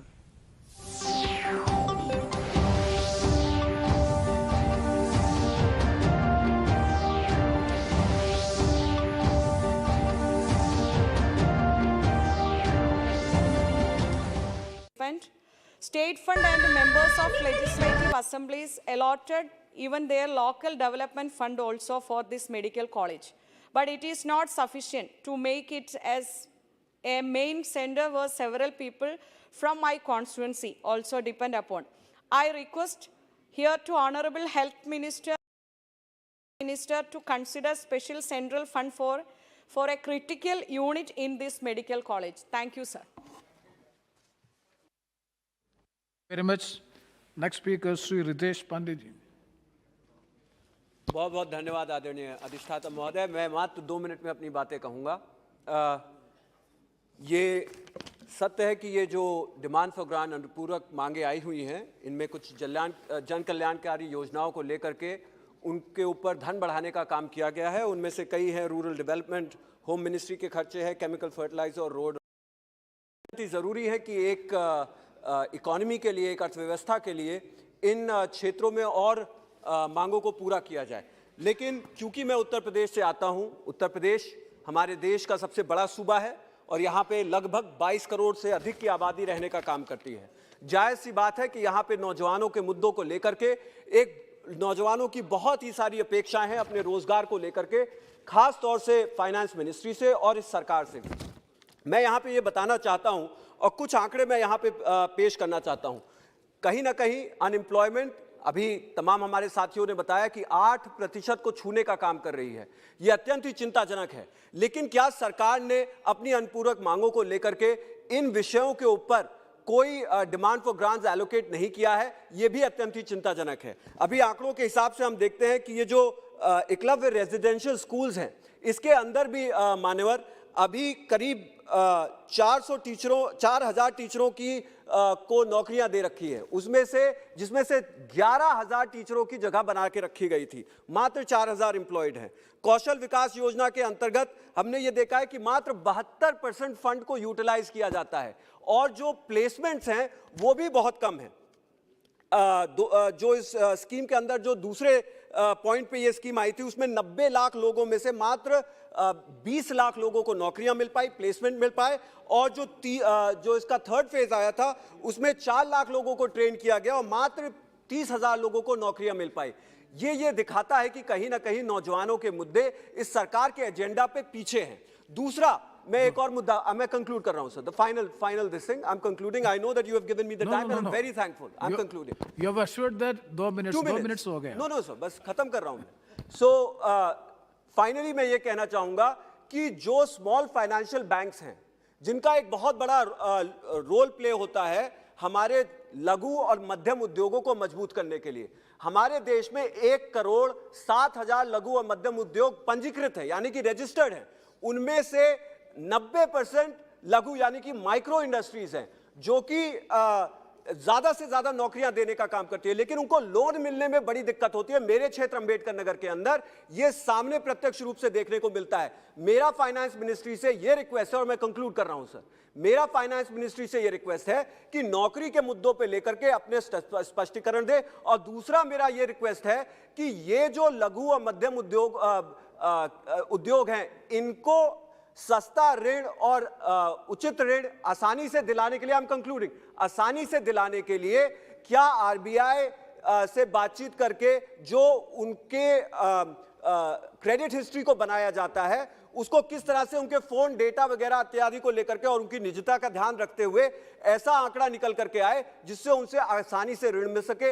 इसके लिए फाइनेंस मिनिस्ट्री आगे क्या करेगी, इस पर भी प्रश्न करता हूं। बहुत बहुत धन्यवाद। बहुत बहुत धन्यवाद Shri Amar Singh ji. Thank you, Sabhapati ji. I'm really grateful to you. With your permission, sir, Honorable Finance Minister is here. So I want to ask one or two queries, Honorable Finance Minister, Madam, through the Honorable Chairperson, that the supplementary demands are described in the Constitution in Article 115. There are 6 parameters.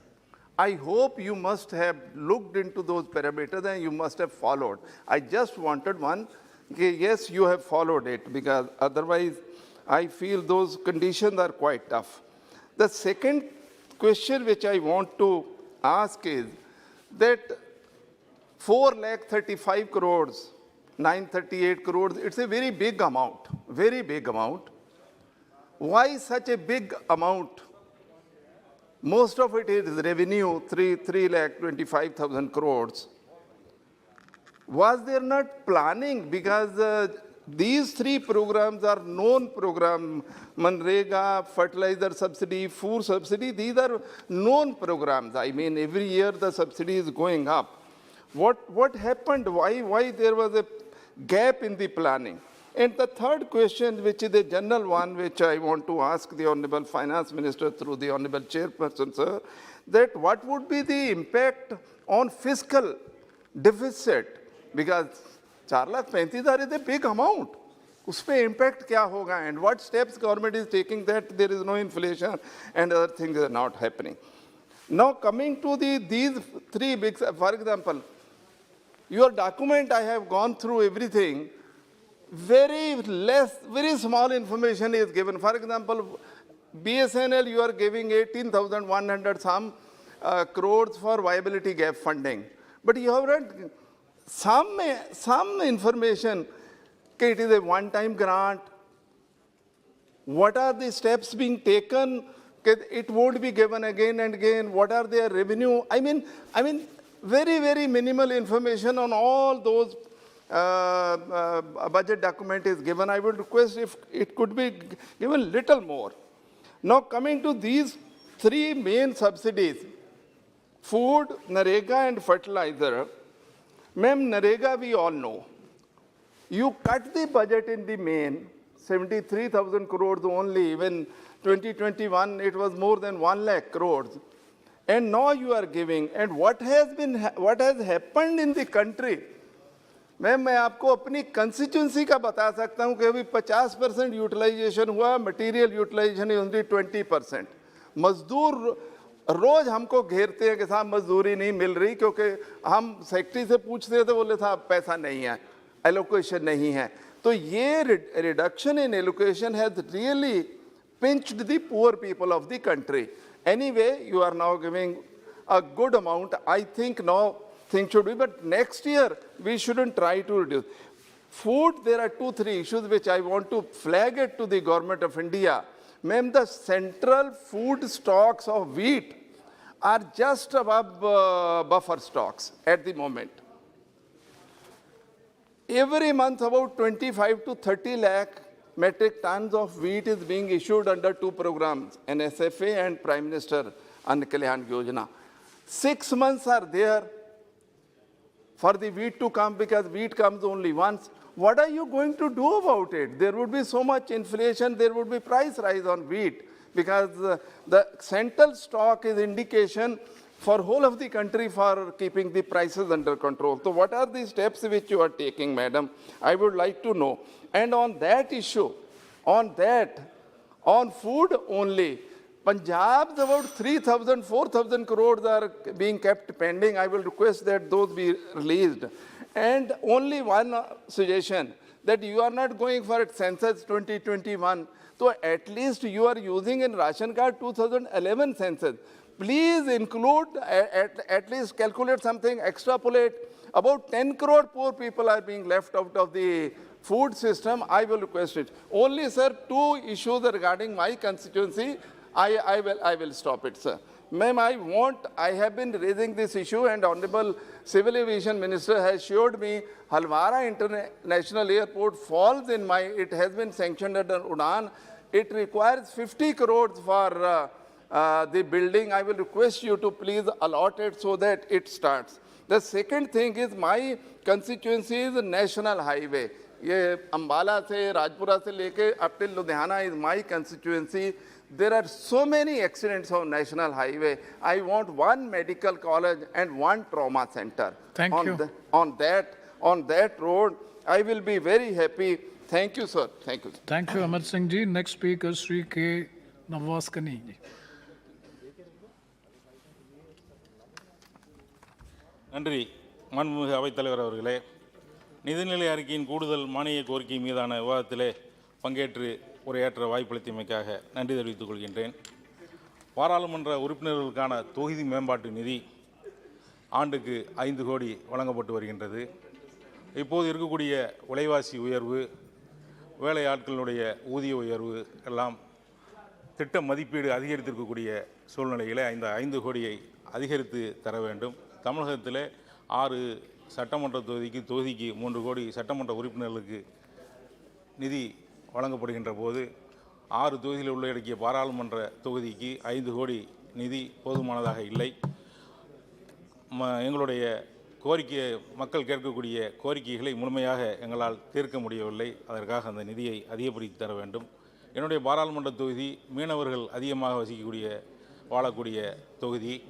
மீனவர்கள் இலங்கை கடற்படையால் கைது செய்யப்படுவதும் அவர்களுடைய படகுகள் மூலமாக விடுவிக்கப்படாததும் தொடர்ந்து நடைபெற்று கொண்டிருக்கின்றது. அதற்கு தீர்வாக இந்த அரசு ஆழ்கடல் மீன்பிடிப்பு அதை ஊக்குவிக்க வேண்டும் என்று வலியுறுத்துகின்றது. ஆனால் ஆழ்கடல் மீன்பிடிப்பிற்கு 80% மானியமும் 10% வங்கி மூலமாக கடனும் அளிக்கக்கூடிய நிலையிலே அந்த ஆழ்கடல் மீன்பிடிப்பு படகுகள் வாங்குவதற்கு மீனவர்கள் முன்வருவதில்லை. காரணம், படகிற்கு மட்டும் இந்த 80% மானியம் கொடுக்கின்றார்கள். வலை முற்ற உபகரணங்கள் வாங்குவதற்கு 40 முதல் 50 லட்சம் ரூபாய் தேவைப்படுகின்றது. அதையும் சேர்த்து அதிலிருந்து 80% மானியமும் 10% வங்கி கடன் அளித்தால் மீனவர்கள் அதிகமாக அந்த படகுகள் வாங்குவதற்கு முன் வருவார்கள்.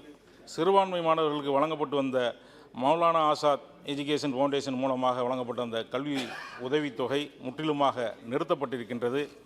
சிறுபான்மை மாணவர்களுக்கு சிறுபான்மை நலத்துறை சார்பாக 1 முதல் 10ஆம் வரைக்கும் ப்ரீமெட்ரிக் ஸ்காலர்ஷிப் வழங்கப்பட்ட வந்த நிதி கல்வி உதவித்தொகை 8ஆம் வகுப்பு வரைக்கும் தற்போது நிறுத்தப்பட்டிருக்கின்றது. கல்வி உரிமை சட்டம் 2009 படி 8ஆம் வகுப்பு வரை இலவச கல்வி வழங்கப்படுவதை சுட்டிக்காட்டி காரணம் காட்டி இந்த நிதி நிறுத்தப்பட்டிருக்கிறது. இந்த நிதியை மீண்டும் சிறுபான்மை நலத்துறை பரிசீலனை செய்து சிறுபான்மை மாணவர்களுக்கு 1 முதல் 8ஆம் வகுப்பு வரை பயிலக்கூடிய மாணவர்களுக்கு அந்த கல்வி உதவித்தொகையை மீண்டும் வழங்க வேண்டும். சிறுபான்மை மாணவர்கள் மற்ற மாணவர்களோடு சம வாய்ப்பை ஏற்படுத்தக்கூடிய வகையிலே சமூக நீதி அடிப்படையிலே கல்வி உதவித்தொகை வழங்குவது அரசினுடைய கடமை. சிறுபான்மை மாணவர்கள் கல்வி பொருளாதாரத்தில் வேலைவாய்ப்பில் எந்தளவு பின்தங்கியிருக்க என்பதை சர்ச்சாருடைய நீதியரசர் சர்ச்சாருடைய அறிக்கைகளெல்லாம் தெளிவாக குறிப்பிடக்கூடிய நிலையில் சிறுபான்மை மாணவர்களுக்கு வழங்கப்பட்டு வந்த நிதியை நிறுத்துவது மிகப்பெரிய அநீதியாகும். அதை மறுபரிசீலனை செய்ய வேண்டும் என்று கேட்டுக்கொள்கின்றேன். சிறுபான்மை நலனுக்காக கடந்த ஆண்டு வழங்கப்பட்ட நிதி 5029 கோடி 4810 கோடியாக குறைக்கப்பட்டிருக்கு. இதில் கல்வி உதவித்தொகை 6% குறைக்கப்பட்டிருக்கின்றது. கடந்த ஆண்டில் ஒதுக்கப்பட்ட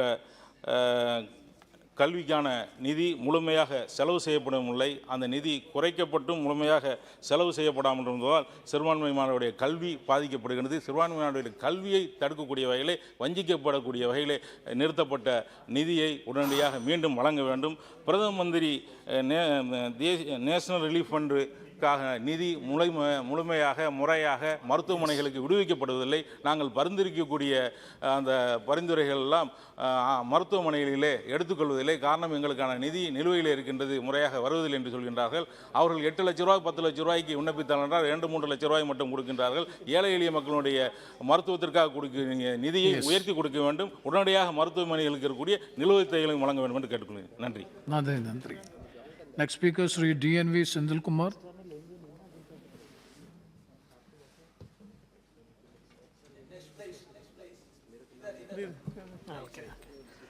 Vanakkam, Chairperson. I'd like to emphasize on 3 major failures in the financial sector. Sir, the first is the demonetization. I don't want to go into the lines of burn me alive if I don't deliver. I just want to concentrate on what affected the common man. So when it was introduced, it was said to do away with the black money. And of course, it's a simple logic. The higher the denomination, it is much more easier for the black money holders to print the money. There was a technical glitch. These ATMs were not working. Then there was a week's time. So the main thing of the demonetization that time was the 2,000 rupee note. I would like to know from the finance minister, isn't it true that not one ATM in India delivers 2,000 rupee note in the ATMs? Nor is it not true that even one bank gives away, when you withdraw cash, 2,000 rupee note? Is it an internal circular that you collect all the 2,000 rupee notes and then go print those with 500 notes? I would like to have a clarification from the finance minister regarding that. So that was a major failure in the demonetization sector. So coming to the second point, there is 2.4 lakh crores defaulters, and these defaulters are not the common man. These 2.4 lakh crores is defaulted just by 16 people, and these 16 people just belong to the BJP ruled states. Isn't it the duty of this government to go collect money from the defaulters? It's not the problem with the common man. So another one major, the third main factor which I would like to stress again and again is that I would like to have a CAG audit on it. Sir, the intention of the government in Swachh Bharat to give toilets was a very, very welcome scheme. It is to eradicate open defecation scheme. But the amount, say from rupees 10,000 to 12,000, which is both state government sponsored and union government sponsored. Madam, I would like to reiterate again and again, say that 12,000 rupees, not 10,000 rupees, is not at all enough to construct a functional toilet. And I take it as a challenge. I will give you 12,000 rupees. You send me anybody from your ministry, from your finance ministry, and show me that with 12,000 rupees, a functional toilet can be built. So what I mean to say is 10.9 crore people, they have built a toilet. And in Tamil Nadu alone, it is 55 lakh people. The amount that they have spent is 66,000 crore in Tamil Nadu, and throughout India, it is 1,30,800 crores. So this money has just simply gone, not just into the drain, it has gone into the sewage. I say that, madam, this is again, I say it is a very good scheme, but in the first phase itself, we'll know whether the scheme is a success or failure. You could please, I would request you to increase the amount for building the Swachh Bharat toilets so that it would be useful to the common man. And please, I want this government to approach the common man not with arrogance but with grace. Thank you, sir, for giving me this opportunity. Thank you, Mr. Sindhil Kumar. That's the last speaker, Sri Adhir Ranjan Chaudhary ji. One more speaker.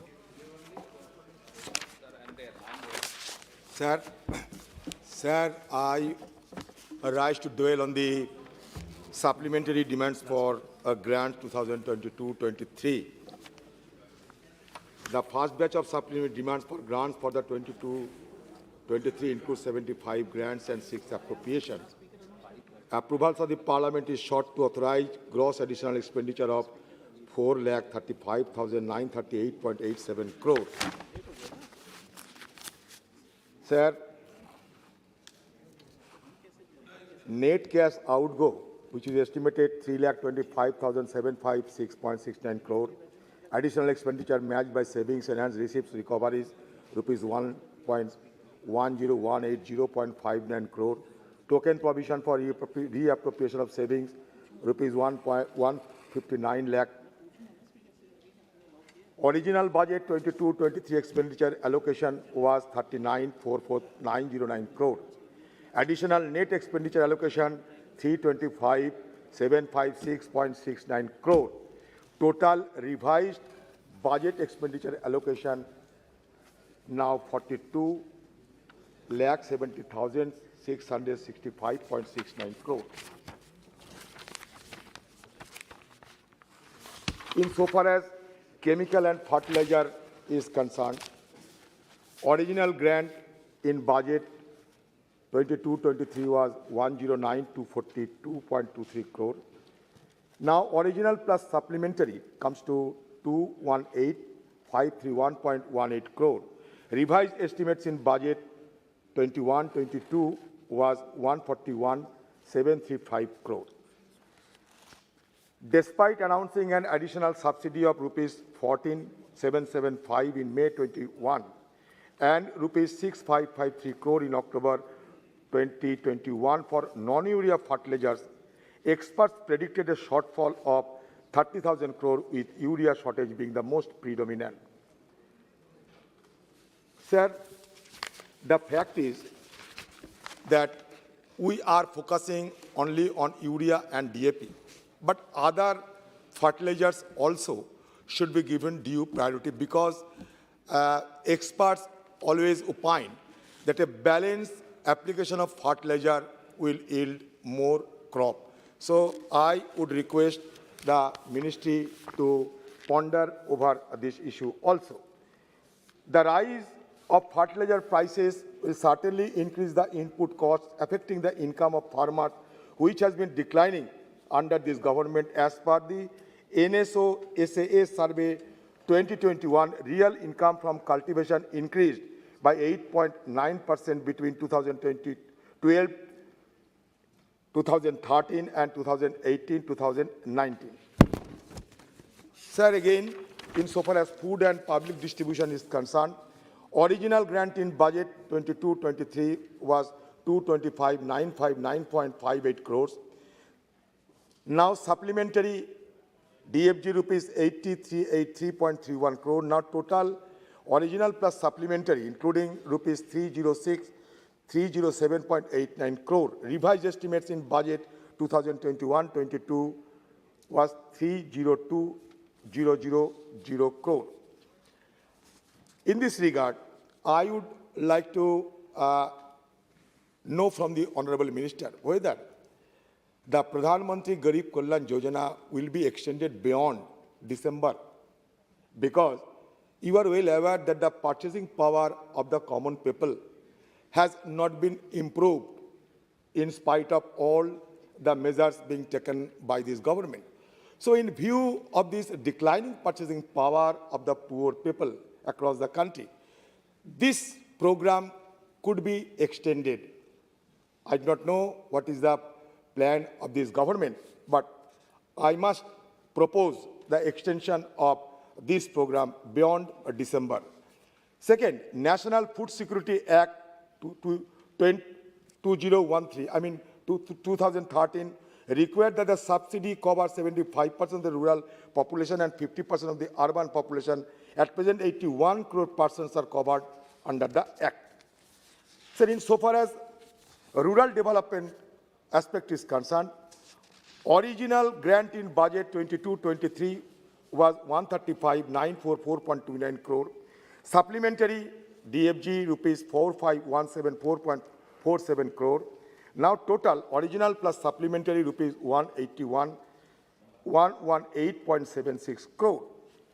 So I do not want to harp on the issues being raised by my esteemed predecessors, but in this regard, I would like to simply draw the attention of the minister that the allocation for this scheme Manrega is 73,000 crore, 35% lower than last year's revised estimates, which includes the 40,000 crore allocation of the PM Cares Fund. Madam, सदन के अंदर सत्ता पक्ष के नुमाइंदे कहते हैं कि मनरेगा बंद करना चाहिए, कभी हमारे प्रधानमंत्री भी कहते हैं कि ये धरोहर है कांग्रेस और यूपीए जमाने की जो नाकामी का, ये धरोहर को बचाए रखना चाहिए। फिर जब कोविड आते हैं, तब बड़े जोर शोर ये कहा जाता है कोविड के समय वो बुरी हालत से बचाने के लिए आम लोगों को मैंने मनरेगा में बहुत सारे पैसा दिए। तो सरकार की एक एक रूख, एक एक रवैया ऐसा क्यों होता है? क्यों सरकार की तरफ से मंत्री हो या नुमाइंदे हो, क्यों ना एक स्वर में मनरेगा की जो लाभ होते हैं, ये मनरेगा की लाभ के बारे में क्यों नहीं स्पष्टीकरण किए जाते हैं, वो बिना किसी रोक टोक के? ये मेरा जरूर एक सवाल है। In so far as revenue is concerned, original grant in budget 22-23 rupees 227,552.52 crore, supplementary rupees 19,728.49 crores, total, I mean original plus supplementary 247,281.01 crore. In June 2020, reports indicated that the central government informed the Parliamentary Standing Committee on Finance that it did not have the funds required to honor its statutory commitment to state to provide them GST compensation.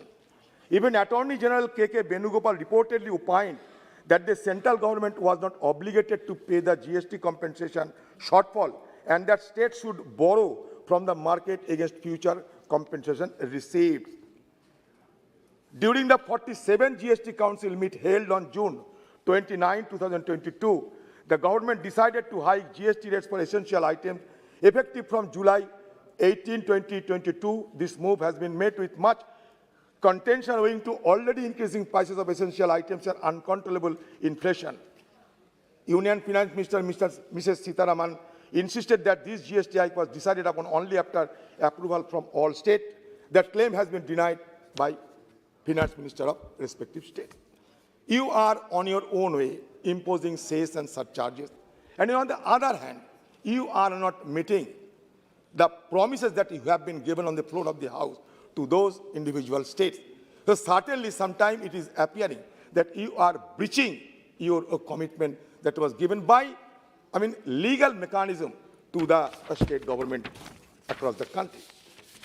Madam, I would like to flag this attention that fiscal deficit, so far as fiscal deficit is concerned, India's tax revenue collection are likely to be higher than budget estimate by rupees 2 or 2.5 lakh crore. In spite of that, the fiscal deficit is likely to overshoot the government's target of 6.4% of GDP by rupees 0.8 to 1 lakh crore.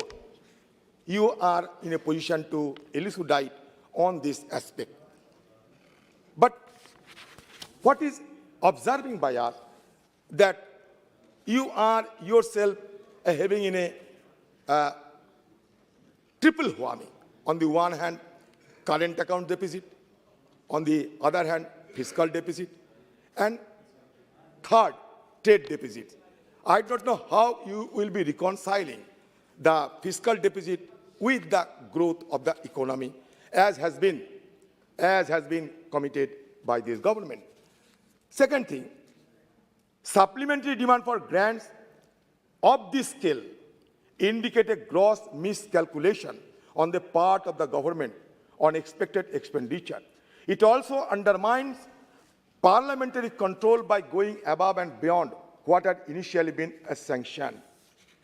Insofar as fertilizer is concerned, I have already indicated that the NPK ratio refers to the proportion of volume of nitrogen, phosphorus, potassium in fertilizer. The ideal average NPK ratio is 4:2:1, but the ratio increased to 7.7:3.1:1 in 2021-22.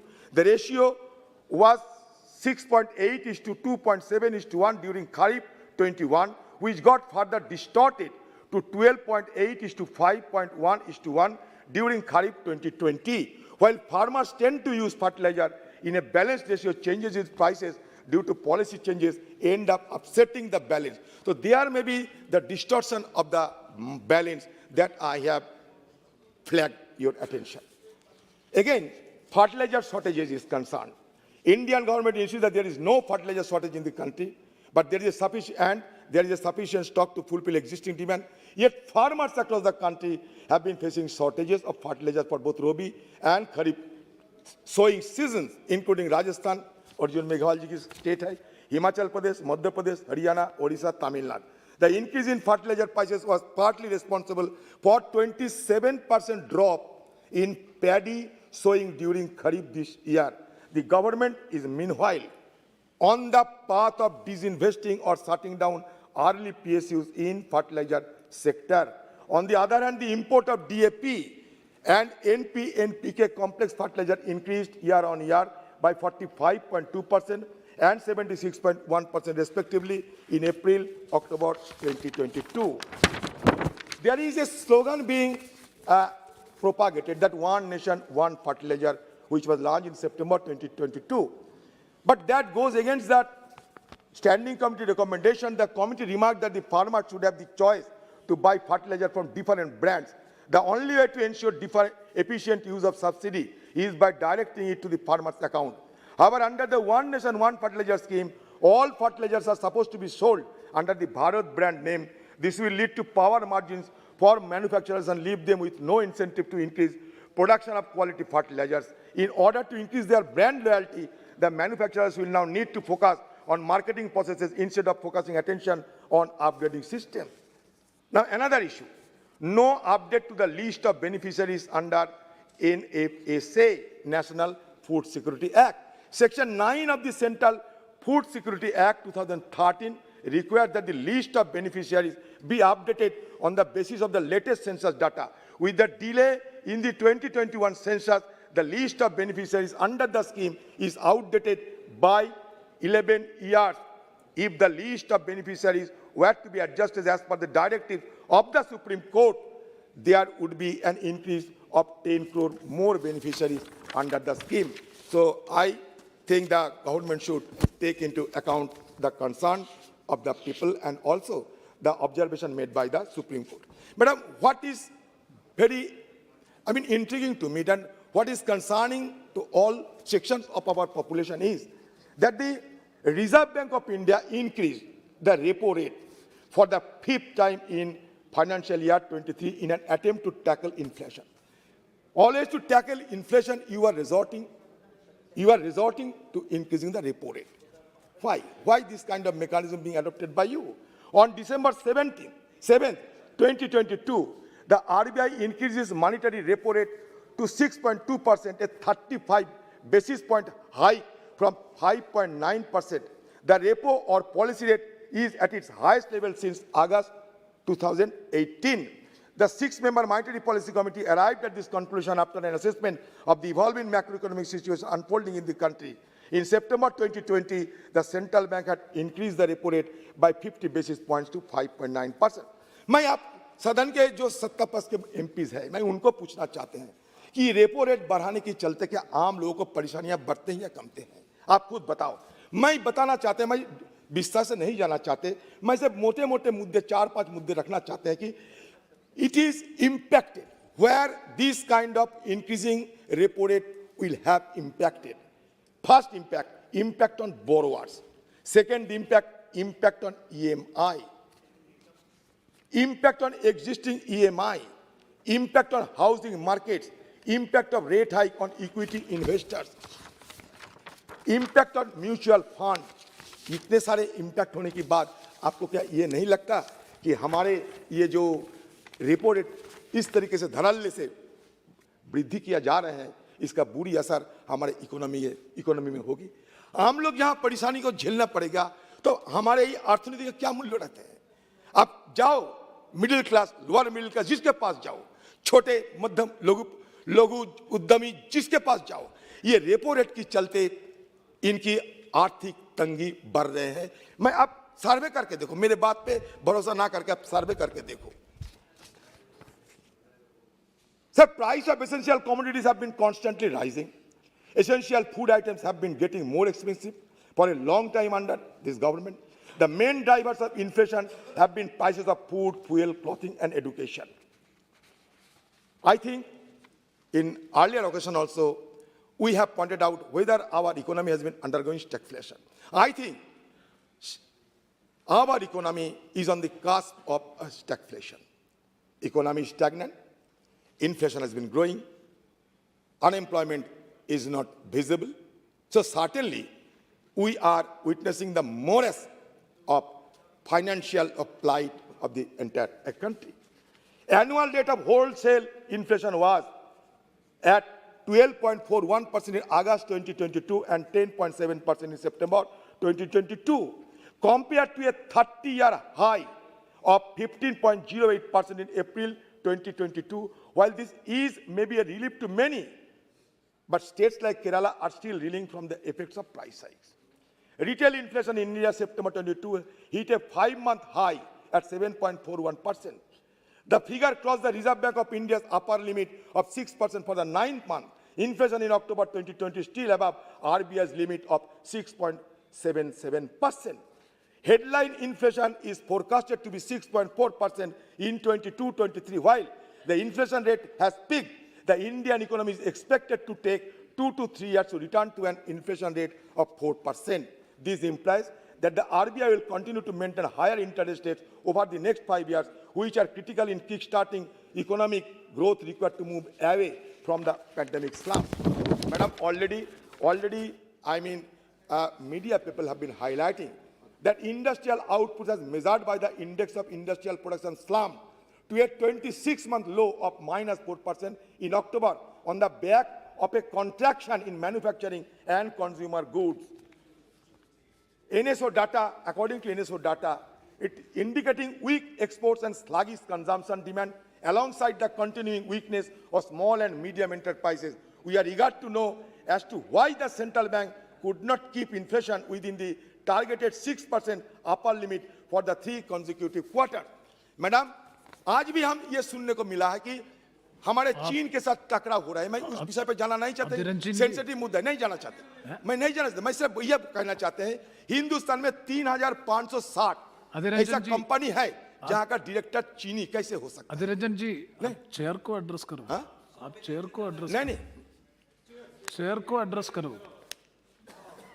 Sir, मैं ये इस मुद्दे के अंदर नहीं जाना चाहते। मैं ये कहना चाहते कि 3560 हिंदुस्तान की कंपनियों ने जहां चीनी डायरेक्टर कैसे बन गया, चीन का साथ हमारा ट्रेड किस तरह है, हमारा एक्सपोर्ट इंपोर्ट ट्रेड बैलेंस चीन के साथ किस स्तर पे है, मैडम थोड़ा सदन को जानकारी दिया करो।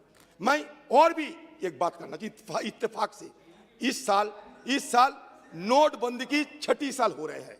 नोटबंदी की 6ठी साल, ये डिमोनेटाइजेशन कहूं या डिमोनाइजेशन ऑफ इकोनॉमी कहूं, ये मुझे सोचना पड़ेगा। डिमोनाइजेशन और डिमोनेटाइजेशन क्या है? ये 2016 में 8 November at 8 PM a organized loot of this country took place. Cash in circulation at that time was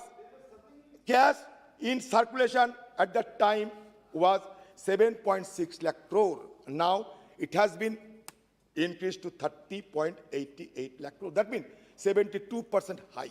Whether it was committed at that time that we are moving towards digital economy, black money will be wiped out, terrorists will be finished, and fake currency will have been done away with.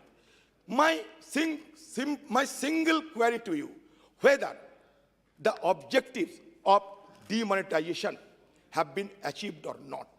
Because as per your RBI report, it is palpably clear that not a single objective as was enunciated during the demonetization has not been achieved so far. See, Swiss Bank in its report stated that in the last 14 years, Hindustan में सबसे ज्यादा Swiss bank में हिंदुस्तानी के लोगों को पैसा जमा किया है। इसका कितना राशि? 30,500 करोड़। आप कहते हैं कि भ्रष्टाचार को दूरीकरण करने के लिए डिमोनेटाइजेशन की जरूरत थी, ठीक है। ये करप्शन इंडेक्स क्या है हिंदुस्तान की? 79 थे, अभी 85 चले गए। ये हमारी नहीं, ट्रांसपेरेंसी इंटरनेशनल की रिपोर्ट है। फेक करेंसी, और सुन लीजिए, फेक करेंसी 500 डिनोमिनेशन की जो fake currency 102%।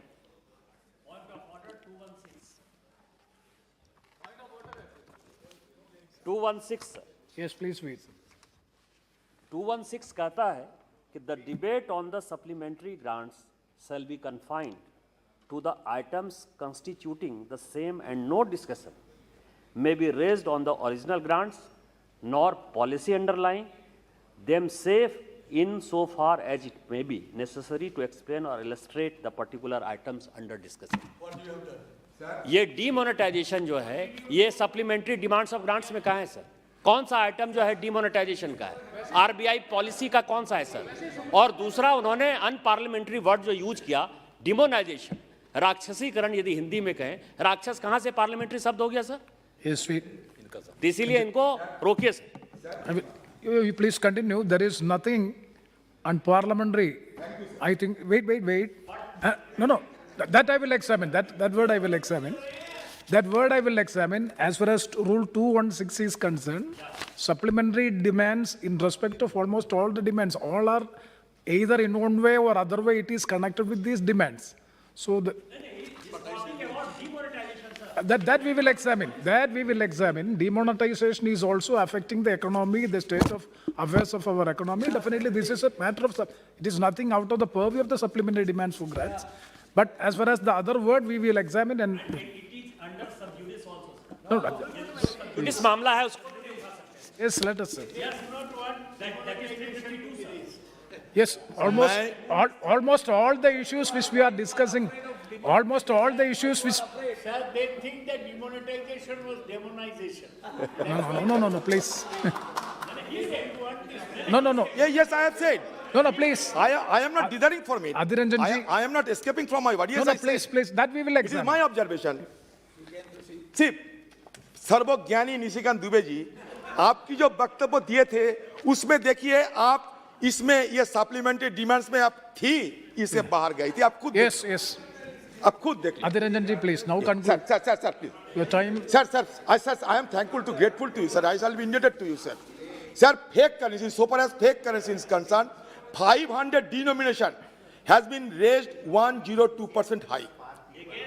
In so far as 2000 denomination, it has been raised by 57%. It has been raised it has been high 57%. सरकार ने एक एफिडेविट दिया है, उसको देख लेते हैं क्यों सुप्रीम कोर्ट की बात को चर्चा करते हैं. 2000 डिनोमिनेशन नोट जो है ये 214 करोड़ नोट्स है. अब ये बंद करते जा रहे हैं आपकी सरकार. लेकिन ये जो 214 करोड़ नोट थे, उनका जो मूल्य था, किसके पास है, वो कहाँ गया, उसका भी ब्यौरा हमें देना चाहिए. When demonetization was done, 2016-17 growth, sir ये समझाने के लिए Nishikant ji, please. Yes, that is common. Yes, so many. Yes, Nishikant Dubey ji, everybody knows that most of the issues which we are discussing in the house. Yes, so many issues which we are not going to the merits of the case. Kindly, please, Adhir Ranjan ji, please conclude. Sir, yes, sir. Sir, I am at, sir, because of demonetization, हमारे हिंदुस्तान की आर्थिक हालत सबसे खराब हो चुके, ध्वस्त हो गए. हिंदुस्तान की आर्थिक हालत ध्वस्त हो चुके हैं सर. Yes. हमारा जो डेमोग्राफिक डिविडेंड और डेमोग्राफिक डिजास्टर में बदल गए sir.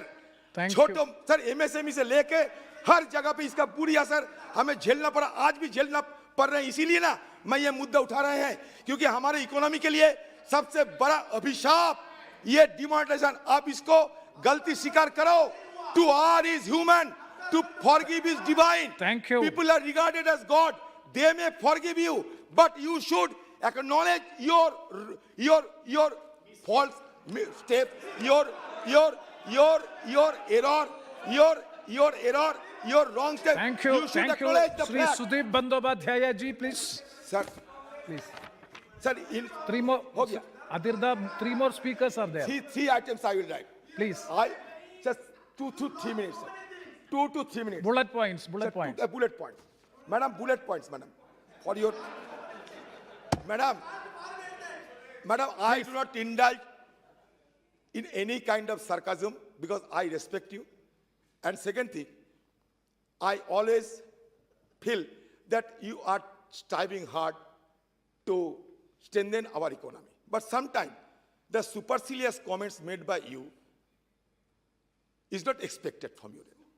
Like dollar versus rupee, you compared that dollar has been strengthened, but that does not mean that the value of rupee has been declining.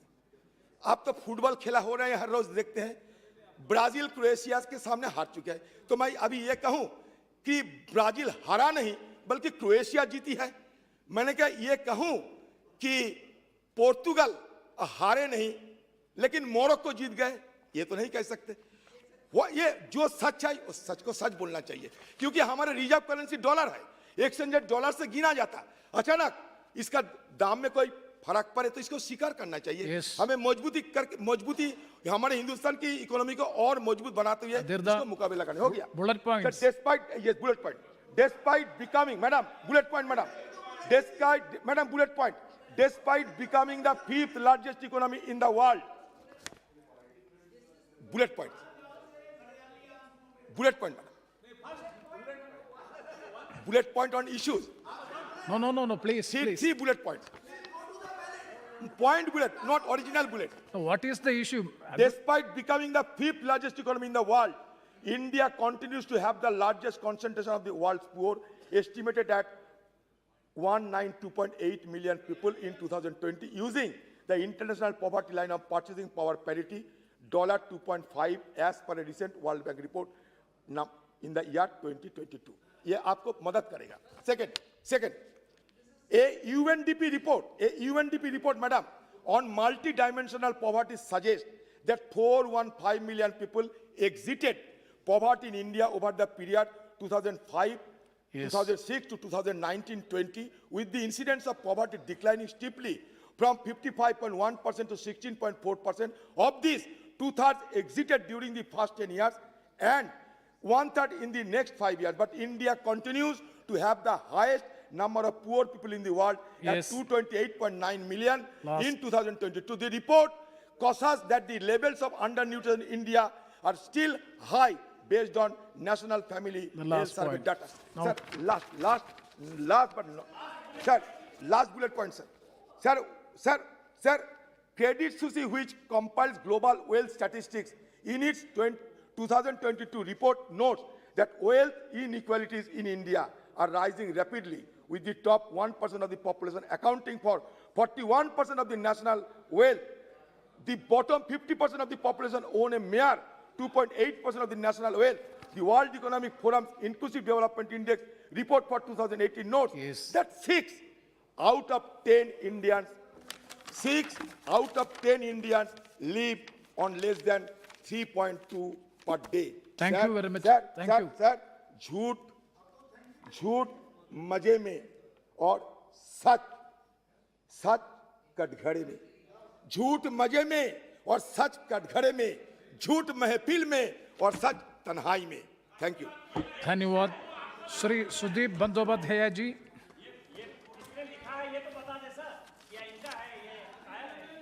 ये coating है, ये coating है और आपका है। ये किसका है कोट? किसका होगा, गलत तो नहीं है। सुदीप बंदोपाध्याय जी। झूठ मजे में सुदीप दा प्लीज सर और सच तन्हाई में।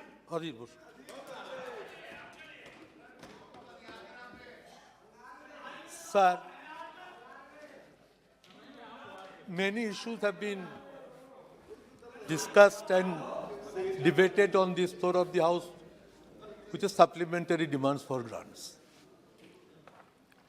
Normally, supplementary demands of grants are limited within a very short term. It has not such enormous place to be discussed. But Honorable Speaker is kind enough, he decided in the BA committee meeting that 12 hours time will be allotted. Appropriation bill is nothing but we have to give the consent to the government. Don't misappropriate the money, and appropriation bill is passed, because without appropriation, money cannot be spent. So few issues we are aware, but today many issues have been discussed. So I thought it better to place only 2-3 issues of my state in front of our Honorable Finance Minister.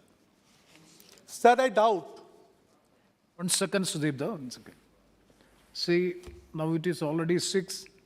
If the House agrees, the time of the House can be extended up to the discussion of some more 3 more members to speak, and after the completion of the zero over list.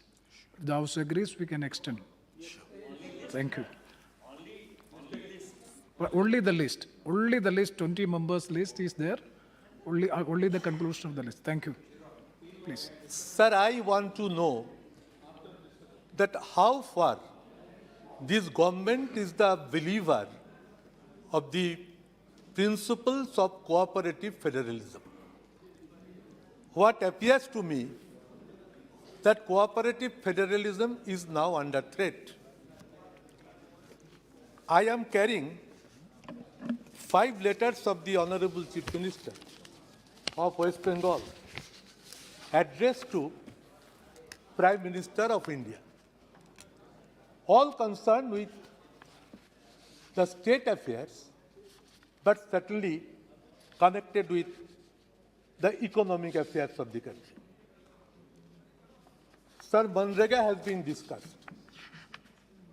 Since last 8 months, Manrega funds have been blocked for the state of West Bengal. I, along with 10 MPs, including Sogat Roy, interacted with Giriraj Singh Ji for long 1 hour with officials, and which was decided that the few proposals and ideas of the central government are to be accepted, and for which the state minister is to be sent. Our state minister came 3 weeks back, had a discussion with Giriraj Singh, but still now, Manrega amount of more than 6,500 crores rupees have been kept blocked, and it is most unwanted. Our government has accepted all the proposals. Minister came, visited. I want to draw the attention of the Honorable Finance Minister. I will hand over you the letters also. Our Chief Minister has written that we have due funds the Government of India 1,968 crores, and the details are attached herewith. It is a letter addressed to the Honorable Prime Minister by the Chief Minister, and the date of the letter is August 5, 2022, and I authenticate the letter. Sir, when we are raising the voice for Manrega, Chief Minister is writing to the Prime Minister that I am anguished by the statement made yesterday in Kolkata by Sri J.P. Nadda.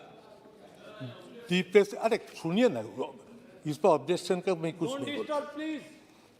the President of BJP, that the funds have not been released to the state government, he admitted, on account of non-submission of utilization certificate for the funds received under Mahatma Gandhi Narega in the last 3 years. It is a complaint he made publicly. But what Chief Minister is writing to the Prime Minister, that this is nothing but a blatant lie intended to gain political mileage of the cost of lakhs and lakhs of the rural poor in the state, who are passing through most distressing times due to non-payment of wages for their works. This is most unfortunate and sad. The Chief Minister is writing to the Prime Minister. I will hand over this letter to Honorable Finance Minister. In addition, the total due of the government.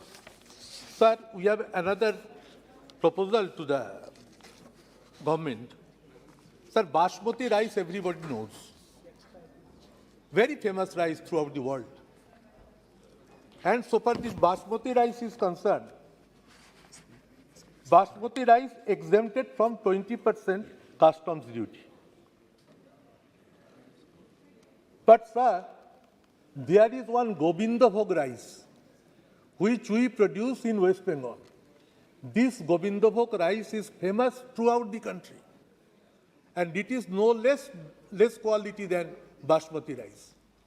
So we would urge that this Govindabhog rice's customs duty, which is being given to the Basmati rice, be withdrawn, by which thousands and lakhs of farmers will be benefited if this decision is taken. So I propose that this issue, this Govindo demand of grant पे चल रही है ना बस तो हाँ sir आप तो सब भूल दिया ग्रांट पे मैं पहले डिमांड और ग्रांट पे जो 12 घंटा का सब्जेक्ट ये नहीं है 4 घंटा का भी नहीं आप ही 12 घंटा कर दिया मैं इसका मौका लेता हूँ I am here since 12 Lok Sabha so I know what is what चलिए तो जियोग्राफी आप सीनियर लीडर आप तो कम से कम उस विषय पे बोले geographic identification sir I told you that I will place only few letters of the Chief Minister addressed to the Prime Minister. I will give these letters which are all connected with the state fund issues. पत्रों को इस संबंध में विषय में पत्र नहीं थे आप सीनियर हुए इसलिए बाकी तो कुछ बोलते रहे Sir, Ganga erosion. I raised it in the all-party meeting. You told that half an hour discussion I am trying to provide to the opposition. This is a very important issue. Sir, Ganga erosion is कटाई जो नदी का कटाई होता है extremely worse situation in our state. Malda, Murshidabad and Nadia.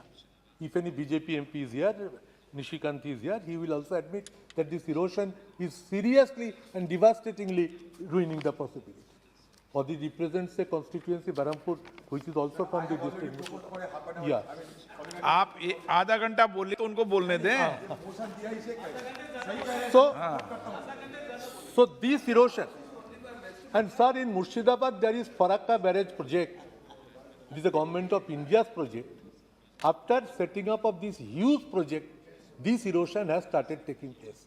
I request the government to direct the Farakka barrage project to take positive steps by which we can be saved from this erosion and from this Katai problem. And this is a very positive issue which I want to mention. Sir, cooperative federalism is a part of our constitution.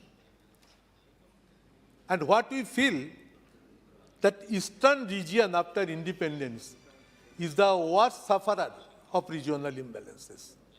And West Bengal is also there.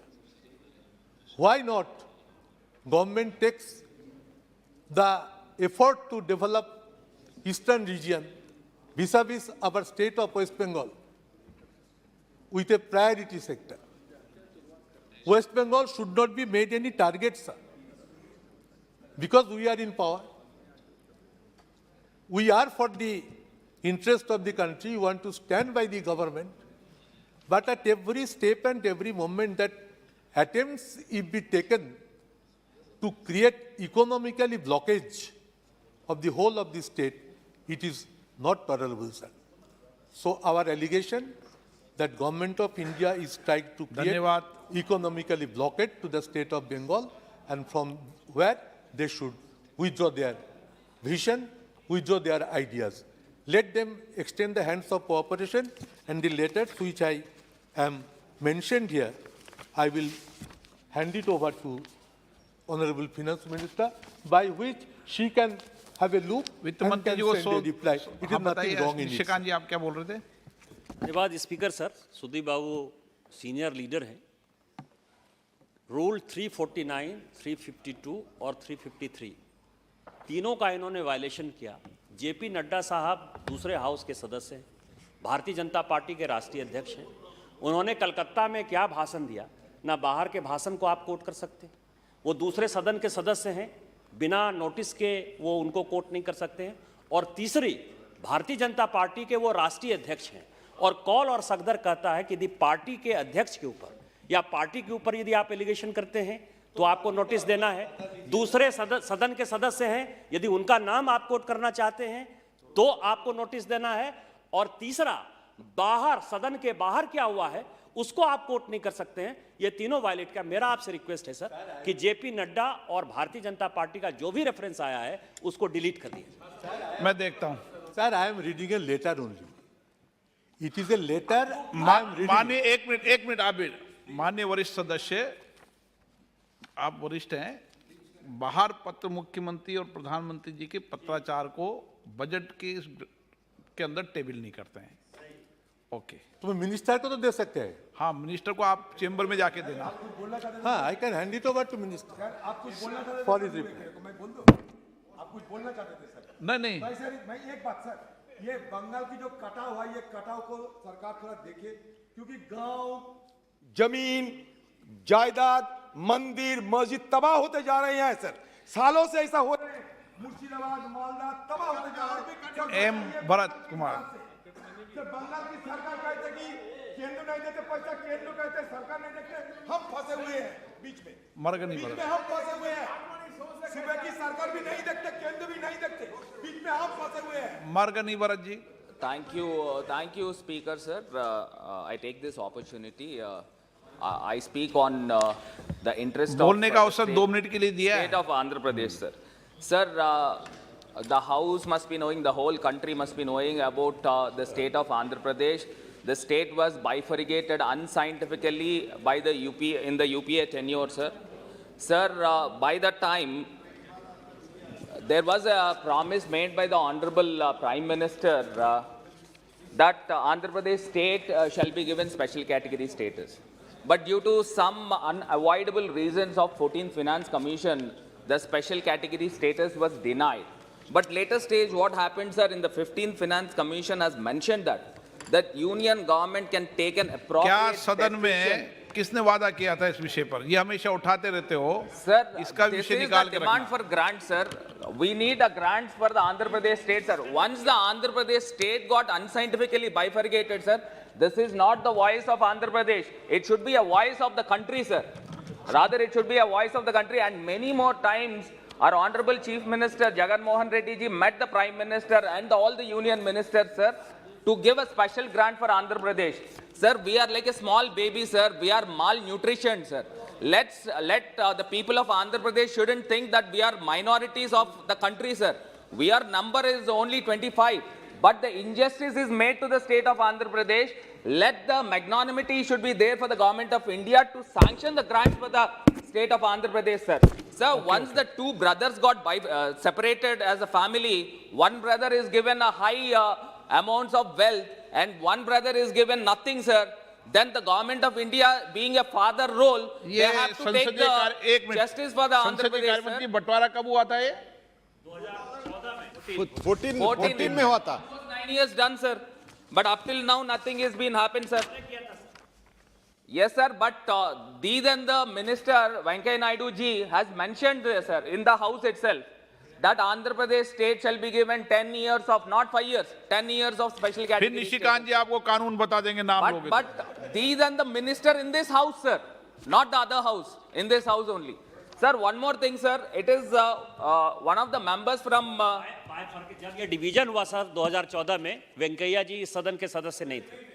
उन्होंने वहां राज्यसभा में क्या कहा क्या नहीं कहा ये यहाँ थोड़े डिस्कस हो सकता है। He has and he was mentioned not in minister. this Lok Sabha He house, was I not guess. minister. And he was But- not in Lok Sabha. But he was mentioned in Lok Sabha, sir. By the time, and also the Honorable Prime Minister, then the Prime Minister, sir. Manmohan Singh was the Prime Minister, assured the House that Andhra Pradesh will be given special category status at the Not time for of the 5 division. years, 10 years. Dr. Manmohan Singh as Prime Minister. Sir, assured. we are seeking a different parts, sir, different ways to go with a private member bill, sir, for AP Reorganization Act of Private Member Bill of 2022. In that, we wanted to include special category status, sir. Okay, so why धन्यवाद. such kind of situation has to happen, sir? Sir, one more point, sir. Finally, I wanted to make one more point, sir. One of the members of TDP, sir, who is fabricating lies and voicing false statements right now, sir. Sir, I wanted to quote, sir, we are not that poor enough to pay salaries, sir. We are abundant enough to pay salaries. But one more thing, sir, the Minister of Finance has informed the state that 17,923 crores has been reduced against the NBC for 2021 to 22 due to the over-borrowing of fiscal irresponsible by TDP government, sir, during 14th Finance Commission, sir. But that is being readjusted, that is being adjusted now what central government is giving to the state, that is being adjusted, sir. But the TDP tenure, they did all the mistakes and now what the funds is being given to the state, that is being reduced, sir. How can it be possible, sir? Is any action has to be taken by the central government to that past government, let it be, sir. But the what all the finances has to come to the state, that has to taken care by the central government, sir. Sir, one more point I'd like to quote, sir. And regarding the Polavaram project, sir, the Polavaram project is the lifeline for the Andhra Pradesh state. Once the Hyderabad, the capital city, is being given to the Telangana, the Polavaram project funds has to be given to the state of Andhra Pradesh, sir. Sir, first time in the history of the country, sir, any national project, once the state is investing money and the central government is reimbursing the money, sir, how can it be possible, sir? Still more than 2,800 crores has to come to the state of Andhra Pradesh.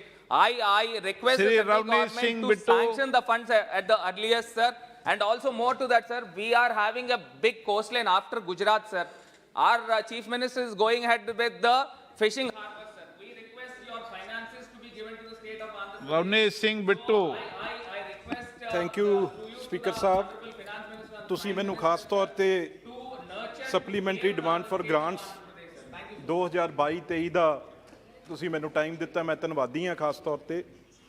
ਬਹੁਤ ਜ਼ਿਆਦਾ ਗੱਲਾਂ ਤਕਰੀਬਨ ਸਾਰੀਆਂ ਹੋ ਚੁੱਕੀਆਂ ਏ, ਪਰ ਇਹ ਗੱਲ ਚੰਗੀ ਆ ਵੀ ਅਸੀਂ ਐਡੇ ਵੱਡੇ, ਮੈਂ ਇਸ ਗੱਲ ਦਾ ਖੁਸ਼ੀ ਵੀ ਆ ਵੀ ਹਿੰਦੁਸਤਾਨ ਸਾਡਾ ਬ੍ਰਿਟੇਨ ਨੂੰ ਵੀ ਅੱਗੇ ਨਿਕਲਿਆ ਏ, ਪਰ ਉੱਥੇ ਅੱਗੇ ਨਾਲ ਨਿਕਲਿਆ, ਪਰ ਸਾਡਾ ਜਿਹੜਾ ਪ੍ਰਧਾਨ ਮੰਤਰੀ ਹੈ ਬ੍ਰਿਟੇਨ ਦਾ, ਉਹ ਵੀ ਸਾਡਾ ਹਿੰਦੁਸਤਾਨੀ ਬਣਿਆ ਏ, ਚਾਹੇ ਨਾਗਰਿਕ ਉੱਥੇ ਦਾ, ਮੈਂ ਸਮਝਦਾ ਉਹ ਤੋਂ ਬੜੀ ਗੱਲ ਆ ਸਰ। ਪਰ ਸਾਨੂੰ ਥੋੜ੍ਹਾ ਜਿਹਾ ਠੀਕ ਆ, ਦੇਸ਼ ਦਾ ਇਕਨੋਮੀ ਬਹੁਤ ਮਜ਼ਬੂਤ ਆ, ਚੰਗੀ ਆ, ਪਰ ਇਹ 'ਚ ਜੇ ਗੱਲ ਕਰੀ ਜਾਏ, ਪੁਰਾਣੀ ਸਾਡੀ ਜਿਹੜੀ ਕਾਂਗਰਸ ਪਾਰਟੀ ਦੀ ਸਰਕਾਰ ਰਹੀ ਆ, ਉਹਦਾ ਵੀ ਬਹੁਤ ਵੱਡਾ ਯੋਗਦਾਨ ਆ। ਉਹਨੂੰ ਹਰ ਕੋਈ ਉਸ ਗੱਲ ਦੀ ਉਹਦੀ ਕਦੇ ਕੋਈ ਗੱਲ ਨਹੀਂ ਕਰਦਾ ਸਰ। ਇਹ ਆਖਰ ਇੰਨੇ ਸਾਲਾਂ ਤੋਂ ਇਹ ਲਗਾਤਾਰ ਚੱਲਦਾ ਆ ਰਿਹਾ, ਤਾਂ ਹੀ ਅੱਜ ਦੇਸ਼ ਇੱਥੇ ਪਹੁੰਚਿਆ। ਮੈਂ ਸਕੀਮਾਂ ਦੀ ਗੱਲ ਦੇਖ ਰਿਹਾ ਸੀ, ਚਾਹੇ ਸਵੱਛ ਭਾਰਤ ਮਿਸ਼ਨ ਹੋਵੇ, ਚਾਹੇ ਜਨ ਧਨ ਯੋਜਨਾ ਹੋਵੇ, ਮਨਰੇਗਾ ਹੋਵੇ, ਆਧਾਰ ਕਾਰਡ ਹੋਵੇ, ਆਹ ਸਰ 20 ਤੋਂ 30 ਸਕੀਮਾਂ ਹੈ ਜਿਹੜੀਆਂ ਸਾਰਿਆਂ ਦੇ, ਚਾਹੇ ਡਾਇਰੈਕਟ ਬੈਨੀਫਿਟ ਟ੍ਰਾਂਸਫਰ ਹੋਵੇ ਉਹਦਾ ਨਾਮ ਬਦਲ ਕੇ, ਚਾਹੇ ਨਿਰਮਾਣ ਭਾਰਤ ਅਭਿਆਨ ਹੋਵੇ, ਸਵੱਛ ਭਾਰਤ ਮਿਸ਼ਨ ਕਰਤਾ, ਨੈਸ਼ਨਲ ਅਰਬਨ ਲਾਈਵਲੀਹੁਡ ਮਿਸ਼ਨ ਹੋਵੇ, ਉਹਦਾ ਦੀਨ ਦਿਆਲ ਉਪਾਧਿਆਇ ਯੋਜਨਾ ਕਰਤਾ, ਪ੍ਰਾਈਮ ਮਿਨਿਸਟਰ ਰਿਸਰਚ ਫੈਲੋਸ਼ਿਪ ਸਾਡਾ ਪ੍ਰੋਗਰਾਮ ਸੀ, ਉਹਨੂੰ ਇਹਨਾਂ ਨੇ ਬਦਲ ਕੇ, ਬਹੁਤ ਵੱਡੀ ਮੇਰੇ ਕੋਲ ਲਿਸਟ ਆ ਜਿਹੜੀ 9 ਸਾਰੇ ਬਦਲ ਕੇ ਇਹਨਾਂ ਨੇ ਚੇਂਜ ਕੀਤੇ। ਸਰ ਇੱਕ ਗੱਲ ਮੈਂ ਕਹਿਣਾ ਵੀ ਇਹ ਦੂਰਦ੍ਰਿਸ਼ਟੀ ਦੀ ਗੱਲ ਆ, ਠੀਕ ਆ ਸਪਲੀਮੈਂਟਰੀ ਬਜਟ, ਪਰ ਇੰਨੀ ਜ਼ਰੂਰਤ ਕਿਉਂ ਪਈ? ਪਰ ਇੱਕ ਗੱਲ ਮੈਂ ਇੱਥੇ ਇਹ ਵੀ ਕਹੂੰਗਾ ਵੀ ਸਾਡੀ ਇੰਡੀਅਨ ਇਕਨੋਮੀ ਆ ਜਿਹੜੀ, ਉਹਨੂੰ ਬਚਾਉਣ ਦੇ ਵਿੱਚ ਸਾਡੇ ਜਿਹੜੇ ਤਿਉਹਾਰ ਨੇ ਸਰ, ਸਾਲ ਚੱਲਦੇ ਰਹਿੰਦੇ ਆ, ਬੜੇ ਤੋਂ ਬੜੇ ਤਿਉਹਾਰ ਨੇ ਸਾਡੇ ਮਨਾਏ ਜਾਂਦੇ ਆ, ਉਹਦੇ ਵਿੱਚ ਸਰ ਲੋਕ ਬੜਾ ਖੁੱਲ੍ਹ ਕੇ ਪੈਸਾ ਖਰਚ ਕਰਦੇ ਆ। ਚਾਹੇ ਕਰੋਨਾ ਰਿਹਾ ਸਰ, ਵੱਡੇ ਤੋਂ ਵੱਡੇ ਵਿਆਹ ਸ਼ਾਦੀਆਂ ਜਿਹੜੀਆਂ ਵੈਡਿੰਗਸ ਜਿਹਨੂੰ ਕਹਿੰਦੇ ਆ, ਉਹ ਬੜੇ ਵੱਡੇ ਪੈਮਾਨੇ ਤੇ ਸਾਡੇ ਖੁਸ਼ੀ ਨਾਲ ਵਿਆਹ ਵੱਡੇ ਹੁੰਦੇ ਆ, ਜਿਹਦੇ ਵਿੱਚ ਹਰ ਦੇ ਮੈਂ ਸਮਝਦਾ, ਚਾਹੇ ਕੋਈ ਟੈਂਟ ਵਾਲਾ, ਚਾਹੇ ਕੋਈ ਫਰੂਟ ਵਾਲਾ, ਕੋਈ ਸਬਜ਼ੀ ਵਾਲਾ, ਸਭ ਨੂੰ ਉਹਦੇ ਵਿੱਚ ਬੜਾ ਪੈਸਾ ਹੈ ਜਿਹੜਾ, ਚਾਹੇ ਹੋਟਲ ਇੰਡਸਟਰੀ ਆ, ਉਹਨੂੰ ਇਹਦੇ ਵਿੱਚ ਪੈਸਾ ਜਾਂਦਾ। ਇਕਨੋਮੀ ਇਹਦੇ ਨਾਲ ਬੜੀ ਭਾਰੀ ਸਾਡੀ ਇਹਦੇ ਨਾਲ ਜਿਉਂਦੀ ਰਹਿੰਦੀ ਆ। ਜੇ ਮੈਂ ਗੱਲ ਕਰਾਂ ਸਰ, ਕਿਵੇਂ ਆਪਣੇ ਪੁਰਾਣੇ ਲੇਡੀਜ਼, ਚਾਹੇ ਮੇਰੀਆਂ ਮਾਂ, ਚਾਹੇ ਦਾਦੀ, ਕਿਵੇਂ ਪੈਸੇ ਬਚਾਉਂਦੇ ਸੀ ਜਦੋਂ ਵੀ ਉਹਨਾਂ ਨੂੰ ਕੋਈ ਕਿਤੋਂ ਕੋਈ, ਚਾਹੇ ਉਹਨਾਂ ਦੀ ਕਮਾਈ ਆਈ, ਚਾਹੇ ਕੁਛ ਆਪਣੀ ਗੋਲਕ ਛੋਟੀ ਜੀ, ਉਹਦੇ ਵਿੱਚ ਉਹ ਪੈਸੇ ਸਾਂਭ ਕੇ ਰੱਖਦੇ ਸੀ, ਇਕੱਠੇ ਕਰਦੇ ਸੀ, ਵੀ ਜਦੋਂ ਲੋੜ ਪਵੇ, ਜਦੋਂ ਕੋਈ ਪਰਿਵਾਰ ਤੇ ਕੋਈ ਐਸੀ ਕਮੀ ਆਏ, ਤਾਂ ਉਹ ਗੋਲਕ 'ਚੋਂ ਜਿਹੜੀਆਂ ਲੇਡੀਜ਼ ਨੇ ਸਰ, ਉਹ ਆਪਣਾ ਪੈਸਾ ਕੱਢ ਕੇ ਵਰਤ ਲੈਂਦੀਆਂ ਸੀ। ਇਸ ਤਰੀਕੇ ਨਾਲ ਸਾਨੂੰ ਜ਼ਰੂਰ ਇਹ ਗੱਲਾਂ ਵੀ ਯਾਦ ਰੱਖਣੀਆਂ ਪੈਣੀਆਂ ਵੀ ਇਹ ਛੋਟੀਆਂ ਛੋਟੀਆਂ ਗੱਲਾਂ ਸਾਡੇ ਜਿਹੜੀ ਇਕਨੋਮੀ ਦੇ ਵਿੱਚ ਯੋਗਦਾਨ ਪਾਉਂਦੀਆਂ, ਚਾਹੇ ਉਹ ਇੱਕ ਘਰ ਦੀ ਕੋਈ ਔਰਤ ਨੇ ਪੈਸੇ ਸਾਂਭ ਕੇ ਰੱਖੇ ਹੋਣ, ਔਖੇ ਵੇਲੇ ਖਰਚ ਕਰ ਲਏ। ਸਰ ਦੂਜੀ ਮੈਂ ਗੱਲ ਕਰਾਂ, ਗੱਲਾਂ ਬੜੀਆਂ ਹੁੰਦੀਆਂ, ਕਹਿਣ ਨੂੰ ਜੀ ਨਹੀਂ ਕਰਦਾ, ਪਰ ਸਰ ਜੇ ਦੇਖੀਏ ਅੱਜ ਅਸੀਂ, ਹੈਰਾਨਗੀ ਦੀ ਗੱਲ ਆ, 103 ਨੰਬਰ ਆ ਸਾਡਾ ਗਲੋਬਲ ਹੰਗਰ ਇੰਡੈਕਸ ਸਰ। ਕਿੰਨਾ ਸਰ? 103। 168th ਰੈਂਕ ਆ ਸਰ ਲਿਟਰੇਸੀ ਰੇਟ ਦੇ ਵਿੱਚ, 133ਵਾਂ ਸਰ ਵਰਲਡ ਹੈਪੀਨੈਸ ਇੰਡੈਕਸ ਦੇ ਵਿੱਚ, 125ਵਾਂ ਸਰ ਜੈਂਡਰ ਡਿਸਕ੍ਰਿਮੀਨੇਸ਼ਨ 'ਚ, 51 ਸਾਡਾ ਫਾਈਨੈਂਸ਼ੀਅਲ ਡਿਵੈਲਪਮੈਂਟ ਇੰਡੈਕਸ ਦੇ ਵਿੱਚ ਸਰ ਲੋਐਸਟ ਸਾਡਾ 180 ਰੈਂਕ ਆ ਐਨਵਾਇਰਮੈਂਟਲ ਪਰਫਾਰਮੈਂਸ ਦੇ ਵਿੱਚ। ਸਰ ਇਹ ਹਾਲਾਤ ਵੀ ਸਾਨੂੰ ਦੇਖਣੇ ਪੈਣਗੇ। ਸਰ 2 ਮਿੰਟ ਲਊਂਗਾ, ਤੁਸੀਂ ਟਾਈਮ ਦਿੱਤਾ, ਪਰ ਸਰ ਜੇ ਕਹਿੰਦੇ ਆਪਾਂ ਵੀ ਪੈਸਾ ਵਧਿਆ, ਕੁੱਲ ਸਰ 100 ਬੰਦਿਆਂ ਦਾ ਆਪਣੇ ਦੇਸ਼ 'ਚ, 100 ਲੋਕਾਂ ਦਾ ਜਿਹੜਾ ਤਕਰੀਬਨ ਆ ਸਰ 800 ਬਿਲੀਅਨ ਉਹਨਾਂ ਦੇ ਜੇਬਾਂ 'ਚ ਗਿਆ, ਕੁੱਲ 100 ਬੰਦਾ ਏ। ਬਾਕੀ ਤੁਸੀਂ ਅੰਦਾਜ਼ਾ ਲਾਓ ਆਮ ਆਦਮੀ ਦਾ ਅੱਜ ਕੱਲ੍ਹ ਕੀ ਹਾਲ ਆ, ਜਿਹੜਾ ਸ਼ਹਿਰਾਂ 'ਚ ਕੰਮ ਕਰ ਰਿਹਾ ਸੀ ਉਹਦੇ ਕੋਲ ਅੱਜ ਕੰਮ ਖਤਮ ਹੋ ਗਏ। ਸਰ ਕਿੱਥੇ ਜਾ ਰਿਹਾ ਜਿਹੜਾ ਉਹ ਦੁਬਾਰਾ ਪਿੰਡਾਂ 'ਚ ਰੂਰਲ ਡਿਵੈਲਪਮੈਂਟ, ਪਿੰਡਾਂ 'ਚ ਜਾ ਕੇ ਉਹ ਮਨਰੇਗਾ ਦਾ ਕੰਮ ਲੱਭ ਰਿਹਾ। ਜਿਹੜੀ ਇਹ ਗੱਲ ਕੀਤੀ ਆ ਬੰਦੋਪਾਧਿਆ ਜੀ ਨੇ ਵੀ ਅੱਜ ਕੀ ਹਾਲਾਤ ਨੇ, ਕਿਉਂ ਇੰਨੀ ਮਨਰੇਗਾ ਦੀ ਲੋੜ ਪਈ ਆ, ਕਿਉਂਕਿ ਸ਼ਹਿਰਾਂ 'ਚ ਰੋਜ਼ਗਾਰ ਸਰ ਖਤਮ ਹੋ ਕੇ ਦੁਬਾਰਾ ਰੂਰਲ ਪਿੰਡਾਂ 'ਚ ਲੋਕ ਜਾਣ ਲੱਗ ਗਏ। ਤੇ 2-3 ਸਰ ਗੱਲਾਂ ਮੈਂ ਤੁਹਾਡੇ ਮੂਹਰੇ ਹੋਰ ਧਿਆਨ ਲਿਆਉਂਗਾ। ਠੀਕ ਹੈ, ਕੋਈ ਸ਼ੱਕ ਨਹੀਂ ਇਸ ਬਜਟ 'ਚ 1.10 ਲੱਖ ਕਰੋੜ ਆ ਜਿਹੜਾ ਉਹ ਫਰਟੀਲਾਈਜ਼ਰ ਸਬਸਿਡੀ ਲਈ ਦਿੱਤਾ ਜਾ ਰਿਹਾ, ਪਰ ਹਜੇ ਵੀ ਬਹੁਤ ਲੋੜ ਆ। ਰੋਜ਼ ਪਿੰਡਾਂ ਦੇ ਲੋਕ ਸਾਡੇ ਕੋਲ ਆਉਂਦੇ ਆ, ਉਹਨਾਂ ਨੂੰ ਰੋਜ਼ ਟ੍ਰੇਨਾਂ ਦੇ ਰੈਕ ਵੱਧ ਤੋਂ ਵੱਧ ਲੋੜ ਆ ਜਿਹੜੀ ਉਹ ਪੰਜਾਬ ਵੱਲ ਭੇਜੇ ਜਾਣੇ ਚਾਹੀਦੇ ਆ। ਸਰ ਇੱਕ ਗੱਲ ਮੈਂ ਹੋਰ ਬੜੀ ਪੜ੍ਹ ਰਿਹਾ ਸੀ, ਮੈਂ ਹੈਰਾਨ ਹੋਇਆ ਵੀ ਜਿਹੜਾ 2000 ਰੁਪਈਆ ਜਿਹੜਾ ਸਰ ਪ੍ਰਧਾਨ ਮੰਤਰੀ ਜਿਹੜਾ ਕਿਸਾਨ ਨਿਧੀ ਯੋਜਨਾ ਹੈ ਸਰ, ਉਹਦੇ ਵਿੱਚ ਜਦੋਂ ਪਹਿਲਾ ਪੈਸਾ ਗਿਆ ਹੈ ਸਰ, ਪਹਿਲੀ ਵਾਰ ਜਦੋਂ 11.84 ਕਰੋੜ ਫਾਰਮਰਸ ਗੋਟ ਦਾ ਫਸਟ ਇੰਸਟਾਲਮੈਂਟ ਸਰ, ਪਹਿਲੀ ਇੰਸਟਾਲਮੈਂਟ ਮਿਲੀ ਆ 2000 ਰੁਪਏ ਦੀ। ਪਰ ਸਰ ਜਦੋਂ ਆ 11ਵੀਂ ਇੰਸਟਾਲਮੈਂਟ ਤੱਕ ਆ ਗਏ, ਅੱਜ ਸਰ 3.87 ਕਰੋੜ ਫਾਰਮਰ ਕਿੱਥੇ ਸਰ, 11 ਕਰੋੜ ਸਰ ਅੱਜ 3.87 ਕਰੋੜ ਫਾਰਮਰਸ ਤੇ ਰਹਿ ਗਏ। ਜੇ ਮੈਂ ਪੰਜਾਬ ਦੀ ਗੱਲ ਕਰਾਂ ਸਰ, 51.54% ਡ੍ਰੌਪ ਆ ਸਰ, 51.54% ਡ੍ਰੌਪ ਆ। ਇੰਨਾ ਬੜਾ ਇਹ ਜਿਹੜੇ ਬੈਨੀਫੀਸ਼ੀਅਰੀਆਂ 'ਚ ਕਿਵੇਂ 11th ਇੰਸਟਾਲਮੈਂਟ 'ਚ ਕਮੀ ਆਈ, ਇਹਦੇ ਬਾਰੇ ਸਰ ਅਖੀਰ ਸਰ ਇੱਕ ਗੱਲ ਹੋਰ, ਕਿਉਂਕਿ ਮੈਂ ਪੰਜਾਬ ਤੋਂ ਆਉਣਾ, 80,000 ਕਰੋੜ ਰੁਪਈਆ ਸਰ ਇਹਦੇ ਲਈ ਹੋਰ ਐਡੀਸ਼ਨਲ ਐਕਸਪੈਂਡੀਚਰ ਮੰਗਿਆ ਗਿਆ, ਜਿਹੜਾ ਕਿ ਪ੍ਰਧਾਨ ਮੰਤਰੀ ਗਰੀਬ ਕਲਿਆਣ ਯੋਜਨਾ 'ਚ ਜਾ ਰਿਹਾ। ਸਰ 80 ਕਰੋੜ ਲੋਕਾਂ ਨੂੰ ਫਾਇਦਾ ਹੋ ਰਿਹਾ, ਪਰ ਨਾਲ ਦੀ ਨਾਲ ਮੈਂ ਇਹ ਗੱਲ ਵੀ ਕਹਿ ਦਾਂ ਸਰ, FCI ਦੀ ਜੀ ਰਿਪੋਰਟ ਆ ਸਰ, ਸਾਡੇ ਕੋਲ ਕਿਸੇ ਵੇਲੇ 90.41 ਮੀਟ੍ਰਿਕ ਟਨ ਜਿਹੜਾ ਉਹ ਇੱਕ ਸਾਲ ਦਾ ਸਾਡੇ ਕੋਲ ਸਰ ਭੰਡਾਰ ਪਿਆ ਸੀ। ਵਰਿੰਗ ਫੈਕਟਰ ਆ ਸਰ ਹੁਣ ਘੱਟ ਹੋ ਕੇ 60.11 ਮਿਲੀਅਨ ਟਨ ਸਰ ਰਹਿ ਗਿਆ। ਇਹਦੇ ਵਿੱਚ ਕੀ ਅੱਗੇ ਅਸੀਂ ਆਉਣ ਵਾਲੇ ਸਾਲਾਂ 'ਚ ਇਹਨੂੰ ਦੇ ਸਕਾਂਗੇ ਇੱਕ ਰਾਸ਼ਨ ਨੂੰ, ਜਾਂ ਸਿਰਫ ਇਲੈਕਸ਼ਨ? ਇੱਕ ਮਿੰਟ ਮੈਂ ਆਪਣੇ ਕੌਂਸਟੀਟਿਊਂਸੀ ਦੀ ਗੱਲ ਕਰ ਲਾਂ ਕਿ ਇਲੈਕਸ਼ਨਾਂ ਤੱਕ ਦੇ ਕੇ ਇਹਨੂੰ ਬੰਦ ਕਰਾਂਗੇ, ਇਹ ਜ਼ਰੂਰ ਸੋਚਣਾ। ਅਖੀਰਲੀ ਸਰ ਮੈਂ ਲੁਧਿਆਣੇ ਤੋਂ ਆਉਣਾ ਸਰ, ਇਹ ਬੜੀ ਵੱਡੀ ਗੱਲ ਆ ਵੀ ਉੱਥੇ ਹੌਜ਼ਰੀ ਦੀ ਜਿਹੜੀ ਸਭ ਤੋਂ ਵੱਧ ਉਹ ਸਵੈਟਰਾਂ ਜਾਂ ਜੋ ਵੀ ਆਪਾਂ ਵਾਰਮਰਸ ਪਾਉਣੇ ਆ, ਬਹੁਤ ਵੱਡਾ ਨੁਕਸਾਨ ਸਰ ਰਸ਼ੀਆ ਤੇ ਯੂਕਰੇਨ ਦੀ ਲੜਾਈ ਕਰਕੇ ਹੌਜ਼ਰੀ ਨੂੰ ਸਰ ਹੋਇਆ, ਤੇ ਉਹ ਤਕਰੀਬਨ ਜੇ ਕੋਵਿਡ ਤੋਂ ਬਾਅਦ 20 ਤੋਂ 25% ਲੋਕਾਂ ਦੀ ਖਰੀਦ ਦੀ ਵੀ ਕਮੀ ਘਟ ਗਈ ਆ ਸਰ। ਇਹਦੇ ਲਈ ਸਪੈਸ਼ਲ ਕੋਈ ਪ੍ਰਬੰਧ ਫਾਈਨਾਂਸ ਮਿਨਿਸਟਰ ਕਰਨ। ਦੂਜਾ ਸਰ ਬਾਈਸਾਈਕਲ ਇੰਡਸਟਰੀ ਸਰ, ਉਹ ਹਮੇਸ਼ਾ ਕਹਿੰਦੇ ਰਹੇ ਆ ਵੀ ਸਾਡਾ ਜਿਹੜਾ GST ਆ ਉਹ 12% ਤੋਂ ਘਟਾ ਕੇ 5% ਕੀਤਾ ਜਾਵੇ। ਸਾਈਕਲ ਇੰਡਸਟਰੀ ਸਰ ਅਸੀਂ ਕਹਿੰਦੇ ਆਮ ਆਦਮੀ ਦਾ ਏ, ਦੋਨੋਂ ਚੀਜ਼ਾਂ ਅੱਗੇ, ਠੰਡ ਆ ਰਹੀ ਆ, ਸਿਆਲ ਆ ਰਿਹਾ, ਇੰਡਸਟਰੀ ਵੀ ਚੱਲੇ, ਗਰੀਬ ਆਦਮੀ ਦਾ ਸਾਈਕਲ ਵੀ ਹੋਵੇ। ਸਰ ਅਖੀਰ 'ਚ ਇੱਕ ਗੱਲ ਮੈਂ ਜ਼ਰੂਰ ਕਹਿ ਕੇ ਇੱਥੇ ਤੁਹਾਡੇ ਖਮਾ ਮੰਗਾਂਗਾ ਸਰ, ਜਿਹੜਾ central state combine sir facial deficit ਆ ਉਹ ਸਰ ਸਭ ਤੋਂ ਲਾਰਜੈਸਟ ਅਮੰਗ G20, ਸਭ ਤੋਂ ਵੱਧ ਆ ਸਰ 9.9। ਉਹ ਸਰ ਇਹ ਨਾ ਕਿਸੇ ਨਾ ਕਿਸੇ ਵੇਲੇ ਅਟਲ ਬਿਹਾਰੀ ਵਾਜਪਾਈ ਜੀ ਪ੍ਰਾਈਮ ਮਿਨਿਸਟਰ ਸੀ, ਜਦੋਂ ਉਹਨਾਂ ਨੇ ਕਿਹਾ ਸੀ ਵੀ ਇਹ 3 ਤੋਂ 4 ਤੋਂ ਵੱਧ ਨਹੀਂ ਹੋਣਾ ਚਾਹੀਦਾ। ਕਿੰਨਾ ਪੈਸਾ ਬਾਰੋ ਕਰ ਲਾਂਗੇ, ਕਿੰਨਾ ਪੈਸਾ ਅਸੀਂ ਮੰਗ ਲਾਂਗੇ, ਇਹ ਸਰ ਜ਼ਰੂਰ ਬਹੁਤ ਜ਼ਿਆਦਾ ਹੈ।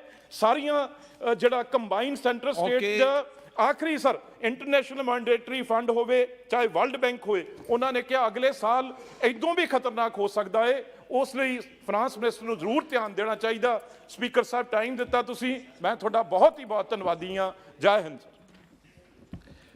प्रश्न काल के बाद शून्य काल में लिस्ट ही आज निपटाई जाएगी। Professor Sougata Ray. Sir, I rise to speak on a matter of public importance. In recent time, there has been an effort by the government and the ruling party at the center to change and distort history of the country. The Home Minister has said that history should be rewritten anew, and he is referring to the Mughal age. He says that the Mughals are invaders, forgetting that Mughals gave a stable government to India for 200 years. The Taj Mahal, the Lal Killa, and the Jama Masjid were all constructed during their times. Sir, we strongly believe that the culture of India is not a Hindu culture. It's a composite culture. We also strongly believe that there should not be a Hindu history or a Muslim history or a British history. There should be an Indian history. But this distortion of history is not only in the change of names of cities. Allahabad suddenly becomes Prayagraj. Aurangabad suddenly becomes Sambhajinagar. This is rewriting history. It was done in communist people's time. And the most important thing to mention is during the Amrit Kal of our independence is to write the history of Indian freedom struggle properly. We should write clearly that Savarkar asked for clemency from the British. It's the truth. I have given a notice. I have given a notice. I have given a notice and I am speaking according. Sir, it should be mentioned that Guru Golwalkar refused to participate in the 1942 Quit India movement. Sir, it's written in every place. Sir, this constant effort to distort history of India, to make us forget that the Hindutvawalas did not participate in the freedom struggle, to belittle Jawaharlal Nehru's contribution. Jawaharlal, who spent 9 years in British jail. None of these Hindutvawalas, including Shama Prasad Mukherjee, they did not spend time. इनके पुराने नेता है ना, Guru Golwalkar उनका संदर्भ है. positively refused to participate in 42. I'll bring 10 books on RSS. Sir ये तो नहीं है सर, जीरोवर नहीं है, ऐसे सब रिकॉर्ड में जाए तो कैसा होगा sir? Every objection of Nishikant Dubey. He may be RSS man, but he should acknowledge the truth about India's freedom struggle. That the Congress fought, Gandhiji fought, Jawaharlal Nehru fought, RSS did not fight. Shama Prasad did not go to jail. एक minute माननीय sir, please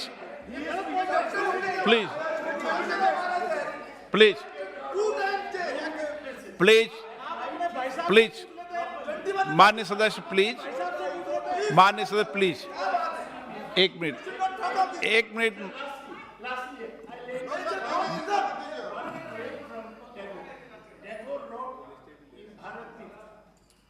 এসো আর্য, এসো অনার্য, হিন্দু মুসলমান, এসো এসো আজ তুমি ইংরাজ, এসো এসো খ্রিস্টান, এসো ব্রাহ্মণ সূচি করি মন, ধরো হাত সবাকার, এসো এ প্রতীত হ অপনীত সব অপমান ভার, মার অভিষেকে এসো এসো করা মঙ্গল ঘর হয় নিজে ভরা, সবার পরশে পবিত্র করা তীর্থ নিরে। স্যার, এভরিবডি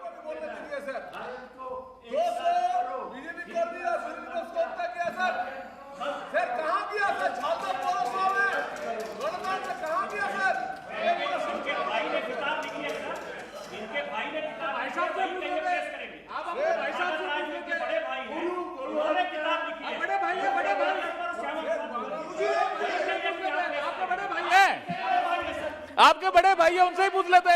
उन्होंने किताब लिखी है, उसमें लिखा हुआ है 1 मिनट कि हेड गवर्नर जी जेल गए 2 बार। 1 मिनट माननीय सदस्यगण, शून्यकाल में अविलंब मत के प्रश्नों पर उठाया जाता है। मेरा सभी माननीय सदस्यों से आग्रह है, हमेशा बिना तथ्यों के, बिना सबूतों के, किसी पे आरोप लगाते समय बिना नोटिस के कभी भी शून्यकाल के अंदर संसद की गरिमा को ध्यान में रखते हुए ऐसे विषय को नहीं उठाएं। और मैंने जो आज रूलिंग दी है वो आगे भी इसी तरीके से चलेगी। रूलिंग ये है कि बिना तथ्यों के, बिना सबूतों के, बिना नोटिस दिए हुए किसी पे भी, हाँ, कभी भी किसी पर आरोप प्रत्यारोप न लगाएं। मैंने करना दिया हाँ हाँ देखूंगा।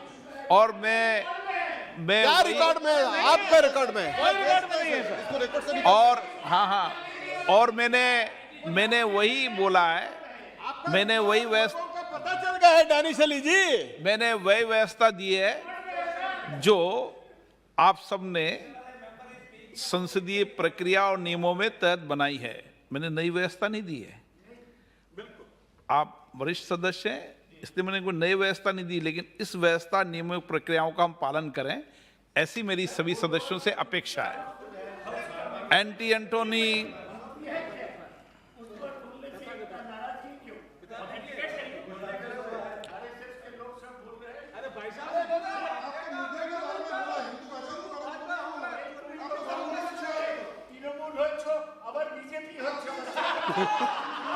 Anti Antony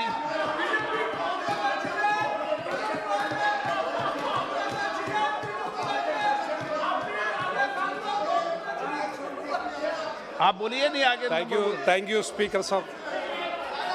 I would like to invite the attention of this August House and the government to a long-pending dream of the people of Kerala, the Sabari Rail Project.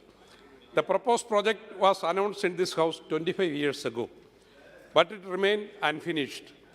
The government has already spent rupees 500 crores for the implementation of this project. However, only the construction of the railway track stretching a distance of 7 kilometers and the construction of a railway station at Kaladi have been completed so far. Land acquisition and the fixing of the alignment of the proposed railway lane have not been completed. The state government of Kerala has recently submitted a revised budget estimate to the Railway Board regarding the proposed project and implementation cost. An amount of 2,000 crore is allocated to this project in the state budget for the year 2021-22. I request the government to take proactive step on this proposal and make Sabari Rail a reality. Sir, I request the government to take urgent steps to conduct a new survey against the extension of Sabari Lane from Erimeli to Thiruvananthapuram via Rani, Pathanamthitta, Konni and Pullur.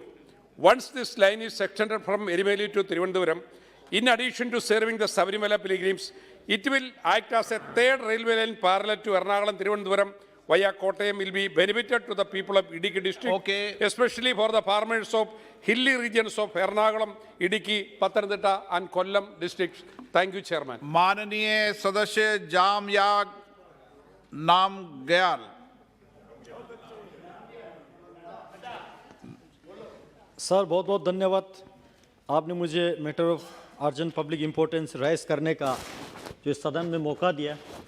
Sir Ladakh आप सब भली भांति जानते हैं, इस सर्दी के मौसम में 12 महीना देश के जो मेनलैंड से कट ऑफ रहते हैं, और उसी प्रकार हिमाचल प्रदेश के जो स्पीति वैली भी टोपोग्राफी, टेरेन, जोग्राफिकल, कल्चर, भाषा सारा सेम है, वो भी कट ऑफ रहते हैं। सर लद्दाख वाले और स्पीति वाले ने काफ़ी लंबे समय से एक देरीना मांग रहा है, आज भी वो मांग कर रहा है कि अभी के जो एग्जिस्टिंग मनाली से ले नेशनल हाईवे जो है 543 किलोमीटर है, अटल टनल मोदी जी के करने के बावजूद भी और 4 पासिस जो है बंद रहता है, बारालाचा, लचुंगला, नकीला, तगलंगला।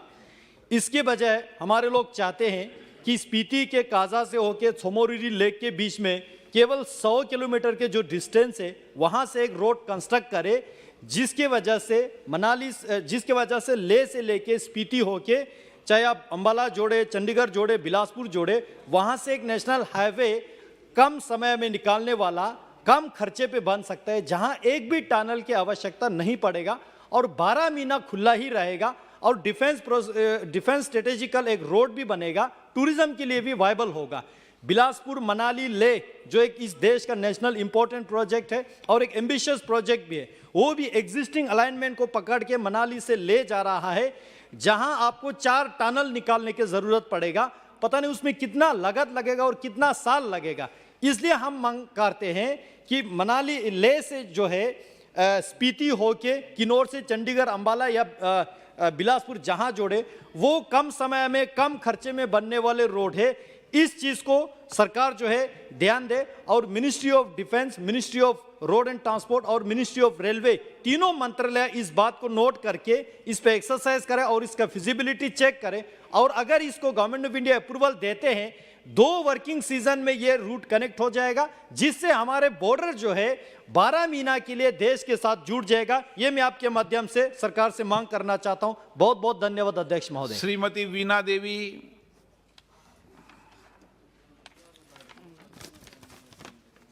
माननीय अध्यक्ष महोदय, मैं केंद्र सरकार के संज्ञान में लाना चाहती हूं कि मेरे संसदीय क्षेत्र में पारू प्रखंड सबसे बड़ा 34 पंचायत का प्रखंड है।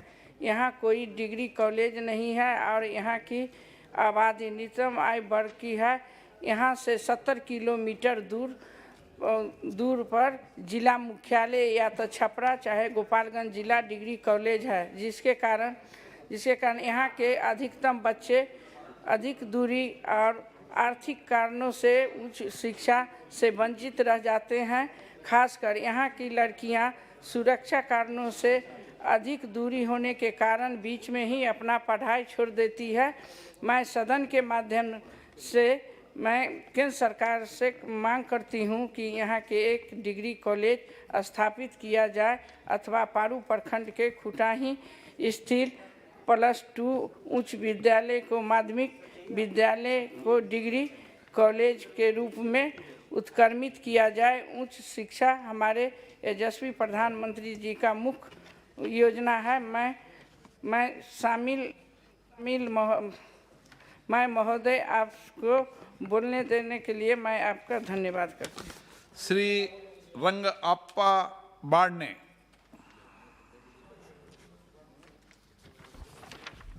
माननीय सभापति महोदय जी, मैं एक महत्वपूर्ण विषय पर आपका ध्यान आकर्षित करना चाहता हूँ। गए 8 साल में इस विषय पर मैं माननीय मंत्री जी से मिलकर इस विषय का प्रयास कर रहा हूँ। मेरे संसदीय क्षेत्र में मावल में देवरेड एंड ऑर्डिनेंस फैक्ट्री, इसमें रक्षा विभाग से के लिए 1982 से पायरो टेक्नोलॉजी से जैसे 16 mm से 150 mm की स्मोक धुआं करने वाली और सैनिकों की जान बचाने वाले यंत्रों का, सिग्नल यंत्रों का निर्माण करने का काम कर रहे हैं। महोदय, इस ऑर्डिनेंस फैक्ट्री में किसी तरह की अति विस्फोट का निर्माण नहीं किया जाता है और इस फैक्ट्री में किसी तरह की कोई भंडार भी नहीं है। महोदय, इस क्षेत्र से जुड़कर रक्षा विभाग के कर्मचारियों का सरकारी निवास है। देवरोड कैंटोन बोर्ड, पिंपरी चिंचवड़ महापालिका, तळवडे IT पार्क और PMRD का क्षेत्र है। इस इलाके में करीब 5 से 6 लाख लोग रहते हैं और पिंपरी चिंचवड़ महापालिका, देवरोड कैंटोन बोर्ड, PMRD ने यहाँ आधिकारिक रूप से टाउनशिप को मान्यता दी है और कई बड़ी इमारतें यहाँ कई सालों से इसमें लोग रहते हैं। यहाँ लाइट, पानी नहीं सर, 2 मिनट में मैं ख़त्म करता हूँ सर। यह ऑर्डिनेंस फैक्ट्री डेपो जो 1973 में 2013 में 600 यार्ड का था, उससे बढ़ाने के लिए एक समिति का गठन किया था और इस समिति ने अभी एक सुझाव जो रक्षा विभाग को दिया है, जबकि रक्षा मंत्री के साथ जब पर्रिकर साहब थे और निर्मला सीतारमण जी थी पूर्व रक्षा मंत्री, अभी माननीय राजनाथ सिंह जी, उसके साथ में लगातार बैठक कर रहा हूँ। इस क्षेत्र को 600 यार्ड से बढ़ा के 2000 यार्ड करने से पूरे पिंपरी चिंचवड़ शहर की आधी सिटी खत्म हो जाएगी। मैं आपके द्वारा मांग करता हूँ कि यहाँ से लोकल प्रतिनिधि, महापालिका के अधिकारी सभी को बैठकर एक सुझाव रक्षा विभाग को देना चाहती है। तब तक 2000 यार्ड जो बनाने का प्रयास कर रहे, उसमें थोड़ा रुकावट करने के लिए मैं मांग करता हूँ। धन्यवाद। के Subba Rai ji. Thank you, Speaker, sir. ஒன்றிய அரசு 75%, மாநில அரசு 25% பங்களிப்பு செலுத்துகிற முறையில் ப்ரீ மெட்ரிக் ஸ்கூல் ஸ்காலர்ஷிப் நிறுத்தப்பட்டு விட்டது ஒன்றிய அரசின் ஒரு சர்க்குலரால். இதுவரையிலும் வழங்கப்பட்டு வந்த இந்த 22-23வது கல்வியாண்டிலிருந்து 1வது வகுப்பிலிருந்து 8வது வகுப்பு வரையிலும் வழங்கப்பட்டு வந்த ஸ்காலர்ஷிப் இனிமேல் வழங்கப்படாது என்று யூனியன் அரசு அறிவித்திருக்கிறது. இதன் மூலம் ஏழைகளின் குழந்தைகள் கடுமையாக பாதிக்கப்படுகிறார்கள். இது மோசமான ஒரு பின்விளைவை ஏற்படுத்திவிடக்கூடும்.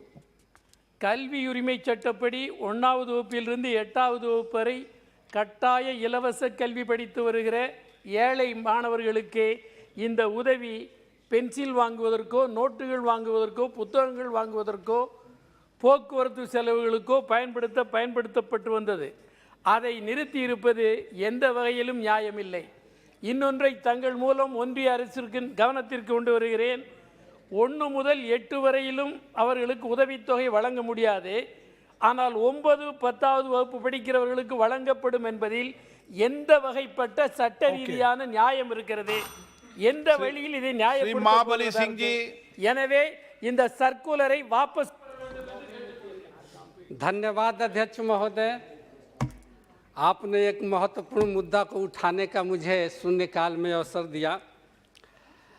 महोदय, पूर्वी मध्य रेलवे दीनदयाल उपाध्याय के अंतर्गत बिहटा औरंगाबाद रेलवे लाइन का कार्य योजना करीब 15 सालों से लंबित पड़ा हुआ है महोदय। उसका शिलान्यास 2007 में ही हुआ था, लेकिन आज 15 साल बीत गया महोदय।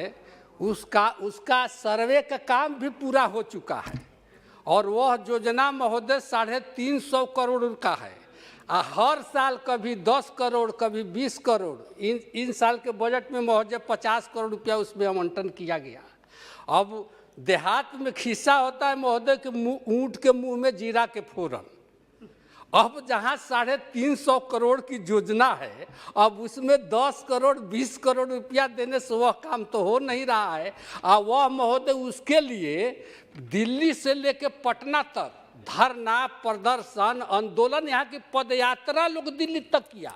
वो 3 पार्लियामेंट क्षेत्र में महोदय, पाटलिपुत्रा और जहानाबाद, औरंगाबाद, काराकाट, 4 पार्लियामेंट क्षेत्र से वो होकर के गुजरती है महोदय। अब उस रेल परियोजना के पूरा होने से महोदय कम से कम 70 लाख लोगों को लाभ होगा महोदय। डॉक्टर MP, इसलिए महोदय बहुत बड़ा गंभीर मामला है महोदय। Thank you. इसलिए आपके माध्यम से, हम सदन के माध्यम से और सरकार से आग्रह करना चाहते हैं कि इन साल के बजट में महोदय पूरा राशि उसमें उपलब्ध करा करके उस महत्वपूर्ण योजना को काम को पूरा किया जाए।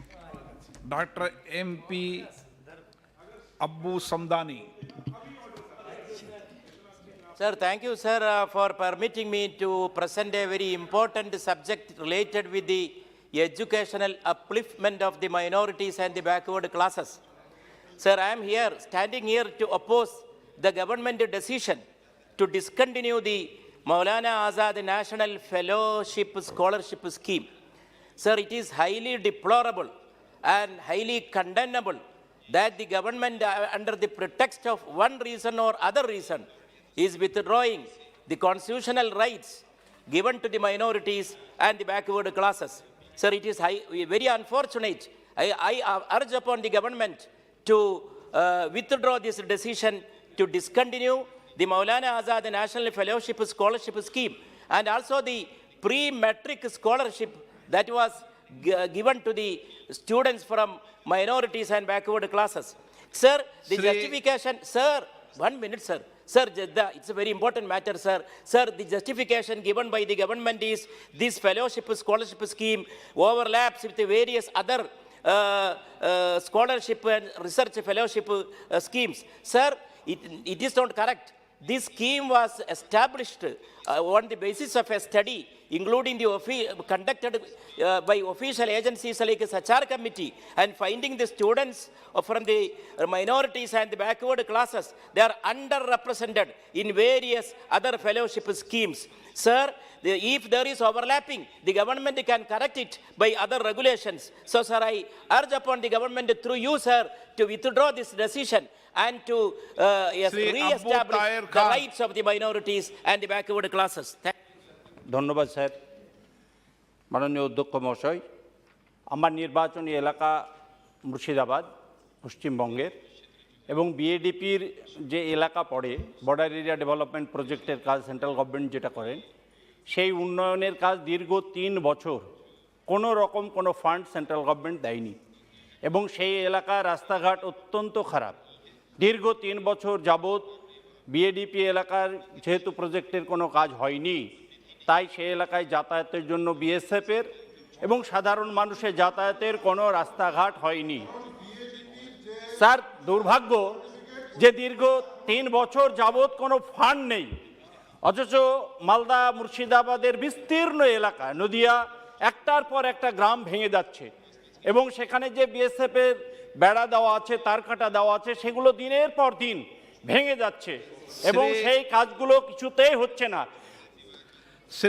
পক্ষান্তরে স্যার, 1 মিনিট, পক্ষান্তরে বিএসএফ 5 কিলোমিটারের জায়গায় 50 কিলোমিটার পর্যন্ত তাদের এলাকা বাড়ার পরিকল্পনা নিয়ে কাজ করছে, কিন্তু দুর্ভাগ্য যে 5 কিলোমিটার পর্যন্ত মেরামতের B B Patil ji. Thank you sir. Shri B B Patil.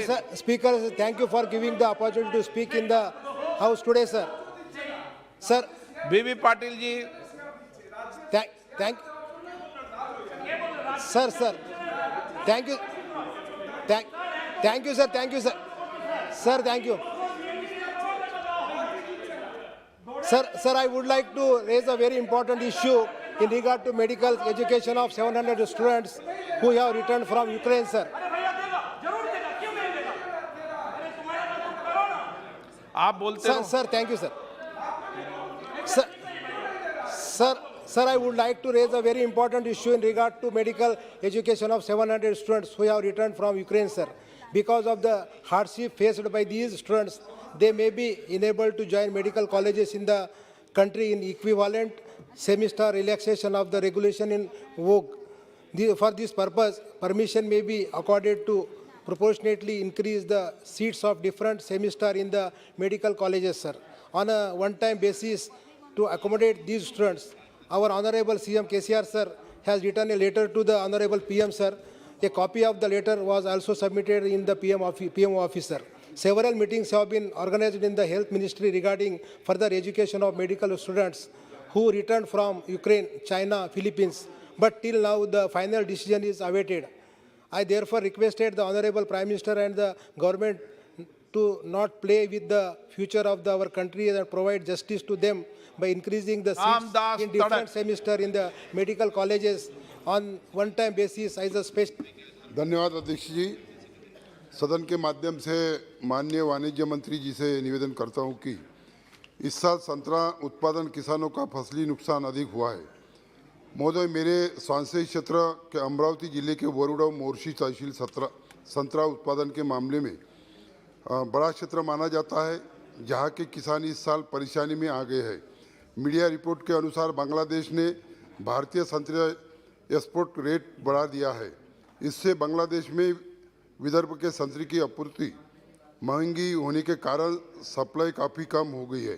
किसान परेशान है। एक्सपोर्ट रेट महंगा होने के कारण किसान बांग्लादेश को संतरा नहीं भेज रहा है।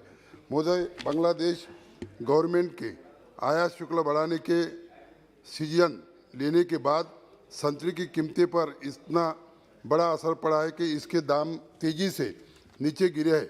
एक्सपोर्ट के मुताबिक प्रति टन 10 से 12 हज़ार के नुकसान किसानों को हो रहा है। 2 सप्ताह के पहले 25,000 रुपये और 35,000 रुपये प्रति टन संतरा बिक रहा था। अब उसी रेट गिर के 18,000 से 20,000 प्रति टन पहुँच गए। पिछले कुछ सालों से संतरे के लिए महाराष्ट्र का विदर्भ बड़ा मार्केट बना गया है। यहाँ से हजारों टन संतरा बांग्लादेश में भेजा जा रहा है। मेरा आपसे आग्रह है कि महत्वपूर्ण समस्या ध्यान देकर संतरा उत्पादन किसानों का संतरे के सही दाम दिलाने के बांग्लादेश की वार्ता कर समस्या का निदान करें। बहुत बहुत धन्यवाद। के Muraleedharan. Kannur International Airport is an airport serving north region of Kerala, Kodagu and Mysore districts of Karnataka and Mahi district of Puducherry in India. It is owned and operated by the Kannur International Airport Limited, a public-private consortium. The Government of India has not accorded sanction for the international operations from the airport except in the Gulf sector. It poses threat to the very existence of the airport. The airport has infrastructure including a state-of-the-art runway to host wide-body aircrafts. During the COVID pandemic, the Kuwait Airways and the Emirates had landed in Kannur Airport. 200 acres of land have already been acquired for the airport. The airport has the potential to become the fourth largest airport in India. Hence, I request the Government of India to sanction more international flights to Gulf countries and other international destinations from Kannur Airport and grant Kannur Airport in the point of call list of foreign airlines. Allowing Hajj embarkation point from Kannur Airport is another important request to a large number of pilgrims from Malabar area to take up their holy visit. Thank you, sir. Honorable Member Thiruna Bakra, sir. Thank you, sir. Sir, thank you very much, sir. Sir, I was in a committee meeting, sir. Is it? Huh? What is it? Pranam Thiru Navu Karasar. It's a very difficult, it's a Tamil poet name, sir. It's very difficult to pronounce for you people. Sir, thank you very much, sir. I was in a committee meeting, so I was not present when you called me, sir. Sir, this is regarding a railway line which was converted as a broad gauge from Karaikudi to Thiruvarur. It is 150 kilometers, nearly 1,000 crores was spent. The work was completed 2 years back. There are 100 gates. Gatekeepers should be appointed there. So because of that, the operation has not started. So I request the Honorable Minister should start the daily train Rameswaram Express from Karaikudi to Thiruvarur, which connects, which can go to up to Chennai. So it has given a lot of hardship to the general public in that area, number one. Sir, two, sir, in Kiranur, there is one place, it is in between, so 1 minute, it's between Tiruchi and Pudukottai, which is a taluk headquarters and town panchayat also. So all the trains going through that way should be stopped there. I am requesting a stoppage there in Kiranur, sir. A lot of people, nearly 50,000 people will be benefited. 100 villages are there and surrounding in that area. I have met the minister already, chairman already, GM already, but nothing has been done so far. I request the Honorable Minister to take immediate step to have the stoppage in Kiranur, sir. Thank you very much. So thank you so much, sir, for allowing me to raise a very important issue which is pertaining to my constituency, Lakshadweep, sir. So Lakshadweep is known for its pristine beauty, the crystal clear waters, and the silver sand beaches, sir. The entire world is being beckoned by this beauty, the silent features of this island, sir. Sir, tourism is one of the most important sector as far as economic sector and environment generation is concerned, sir. Sir, I'm very happy and thankful to this government that this government had made a tourism policy which was not in place for quite long years. And this has yielded really to take off the tourism potential in the island, sir. Sir, while I appreciate the Niti Aayog propelled big projects being taken at the places where it is in the final stage, at the same time, there are local educated youths have been waiting for their proposal to be approved. So quite long time, sir. So my request is to give them a equal level playing field so that our local youths who are really educated, that they have their own potential, they can find out their investors, and they wanted to do develop the island and take the employment generation for the people, sir. So my request to you, sir, the carrying capacity published by the UTL administration should share with the local entrepreneurs also. Is that demand here I am putting before, sir. Sir, I reiterate that the Government of India and UTL administration must not forget that all these Niti Aayog BRIC projects are getting implemented only through the cooperation and support of the local people. Sir, I'm just concluding, sir. So my only request is that, sir, the local entrepreneurs also should be given proper opportunity to take off the projects. Thank you so much. आपने बहुत ही जरूरी और एक भारत के लाखों छात्रों से जुड़े विषय को आज आपके सम्मुख उठाने का अवसर दिया।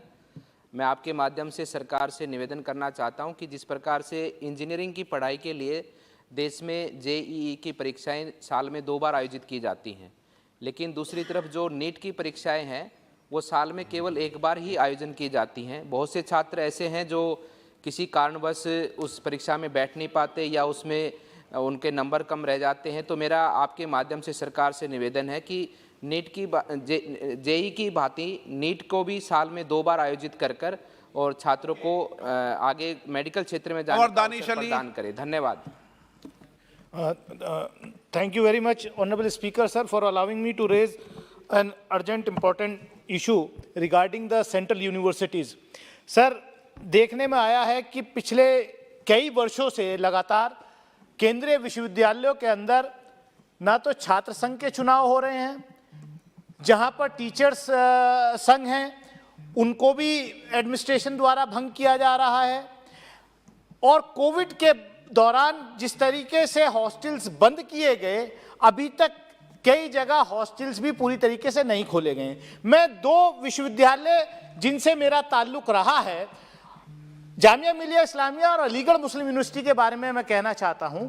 वहां पर आज ऐसी ही स्थिति है, और ये पिछले सेशन में मैंने पिछले वर्ष ये सवाल उठाया था कि अलीगढ़ मुस्लिम यूनिवर्सिटी में जो जो कोर्ट के इलेक्शंस होने हैं वो नहीं हुए, जिसके चलते वहां नए वाइस चांसलर का भी अपॉइंटमेंट रुका हुआ है। सर, मंत्री जी ने मुझे एश्योरेंस दिया था और कहा था कि कोविड की वजह से वो इलेक्शन नहीं करा पाया यूनिवर्सिटी प्रशासन, लेकिन कोविड खत्म हुए सारे काम हो रहे हैं, अभी तक यूनिवर्सिटी कोर्ट्स के इलेक्शन नहीं हुए, इसलिए नए वाइस चांसलर का प्रोसेस जो है स्टार्ट नहीं हो पाया। मेरी आपके माध्यम से सरकार से यही मांग है कि ये दिशा निर्देशित करें। और आदरणीय अध्यक्ष जी, देश के लगभग सभी महानगरों तथा बड़े नगरों में ऐसे पुराने बाजार तथा मोहल्ले हैं जिन तक पहुंचने के लिए अत्यंत संकरी गलियों से होकर जाना पड़ता है।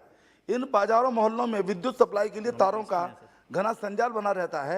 इन स्थानों विशेषकर बाजारों में कोई आग लगने की दुर्घटना यदि दुर्भाग्यवश हो जाए तो सकरी गलियों के कारण अग्निशमन दल वहां पहुंच नहीं सकता तथा इस कारण करोड़ों की संपत्ति नष्ट हो सकती है तथा जनहानि भी हो सकती है।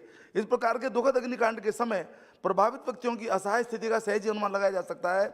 मेरे संसदीय क्षेत्र में मेरठ तथा हापुड़ में ही ऐसे अनेक स्थान हैं जो बेहद खतरनाक स्थिति में हैं। मेरा आपके माध्यम से सरकार से अनुरोध है कि देश के महानगरों नगरों में स्थित इस प्रकार के आशंकित अग्निकांड की दृष्टि से अत्यंत असुरक्षित स्थानों को चिन्हित किया जाए तथा अन्य स्थानों पर बिजली के तारों को भूमिगत किए जाने की योजना प्राथमिकता के आधार पर बनवाकर उसे क्रियान्वित किया जाए। आपने अवसर दिया, बहुत बहुत धन्यवाद। धन्यवाद स्पीकर सर। मैं सदन का ध्यान इस ओर दिलाना चाहता हूं स्पीकर सर कि भारतवर्ष में जिस तरह से माननीय प्रधानमंत्री नरेंद्र मोदी जी विश्व गुरु की भूमिका में भारत को आगे बढ़ा रहे हैं, ऐसे समय में ज़रूरत है संस्कृत एवं वैदिक शिक्षा को बढ़ावा देने के लिए संत, पुरोहित एवं पुजारी कल्याण बोर्ड की स्थापना। हरियाणा ने इसमें पहल की है सर। रविवार को माननीय मुख्यमंत्री मनोहर लाल खट्टर जी ने हरियाणा में ये अनाउंस किया है कि पुरोहित और संत पुरोहित और पुजारी कल्याण बोर्ड की स्थापना की घोषणा की है। एक मिनट सर। इसके लिए हमारे मंदिरों में जो पुजारी काम कर रहे हैं, पुजारी हैं हमारे धार्मिक स्थलों पर, और पुरोहित और पुजारियों को न्यूनतम आय का साधन बने, इसके जरिए से ये मैं एक मांग करता हूं। साथ ही प्रभु सेवा में लगे सहायकों के लिए भी एक न्यूनतम राशि धनराशि का प्रावधान हो, क्योंकि देश भर में अनेक ऐसे मंदिर हैं, चाहे वो भगवान विष्णु जी का हो, भगवान शंकर का हो, प्रभु श्री राम के हों, राम भगत हनुमान जी के, माँ भगवती, माँ दुर्गा जी के, गुरु रविदास जी के, संत कबीर साहब के, हमारे महर्षि वाल्मीकि जी के, जो भी हैं इसमें जितने भी सिद्ध महात्मा दैविक पुरुषों अलौकिक शक्तियों से संबद्ध रखने वाले, उन सभी मंदिरों की देख रेख करने वाले सहायकों एवं पूजा करने वाले पुरोहितों के लिए कल्याण बोर्ड की नितांत आवश्यकता है। मैं आपसे आपके माध्यम से रिक्वेस्ट करता हूं कि इसमें ध्यान दिया जाए और इसको आगे बढ़ाया जाए। धन्यवाद। 1 मिनट में सब बात खत्म कर देना सर। ईवीडन जी सर वेरी इंपॉर्टेंट इशू। हाँ होगा इम्पोर्टेंट सर शुरू हो रहा है सर। हाँ 1 मिनट घड़ी और बंद। Sir I would like to draw the attention of the house to a very important matter related to the future of the young doctors of our country. Sir, when the Medical Council of India was in place, 5% of the interns were posted in government general hospital in India. For example, my district, Ernakulam, it was the first NABH accredited government hospital in the country.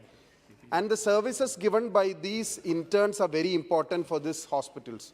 Sir, when the National Medical Commission was formed, they made an order in early year of 2022 September, withdrawing the interns from the government general hospitals, district hospitals of our country, which had a huge impact, sir. Sir, the basic, these were the people who fought the COVID. Sir, just listen, sir, it's a very important matter, sir. In 2015, foreign medical graduates passed out who studied in different parts of the country, like China, Philippines, Ukraine, etc. They were brought, due to COVID, they had 3 months of online class. They completed 1 year of their house surgency in different general hospitals.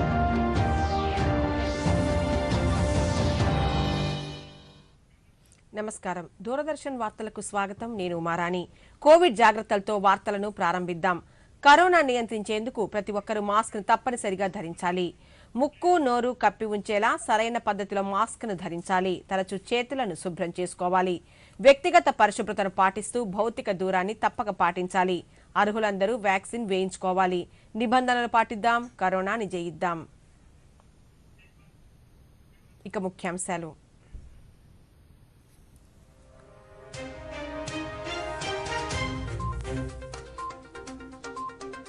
ముఖ్యమంత్రి జగన్మోహన్ రెడ్డి అధ్యక్షతన రాష్ట్ర మంత్రివర్గ సమావేశం. జనవరి నుండి సామాజిక pension 2070 రూపాయలకు పెంపు. అర్హులైన వారందరికీ ప్రభుత్వ పథకాలు అందించేలా ఈ నెల 27న నిధులు విడుదల. కడప స్టీల్ ప్లాంట్ నిర్మాణానికి మౌలిక సదుపాయాల కల్పనకు మంత్రివర్గం ఆమోదం. రాష్ట్రంలో పరిశ్రమలు పెట్టుబడులపై ప్రతిపక్ష నేత చేస్తున్న ఆరోపణలను ఖండించిన మంత్రి గుడివాడ అమర్నాథ్, చంద్రబాబు హయాంలో రాష్ట్రానికి చేసిందేమీ లేదని ధ్వజం. రాష్ట్రానికి రావాల్సిన నిధులను పెండింగ్ పనులను పూర్తి చేయండి.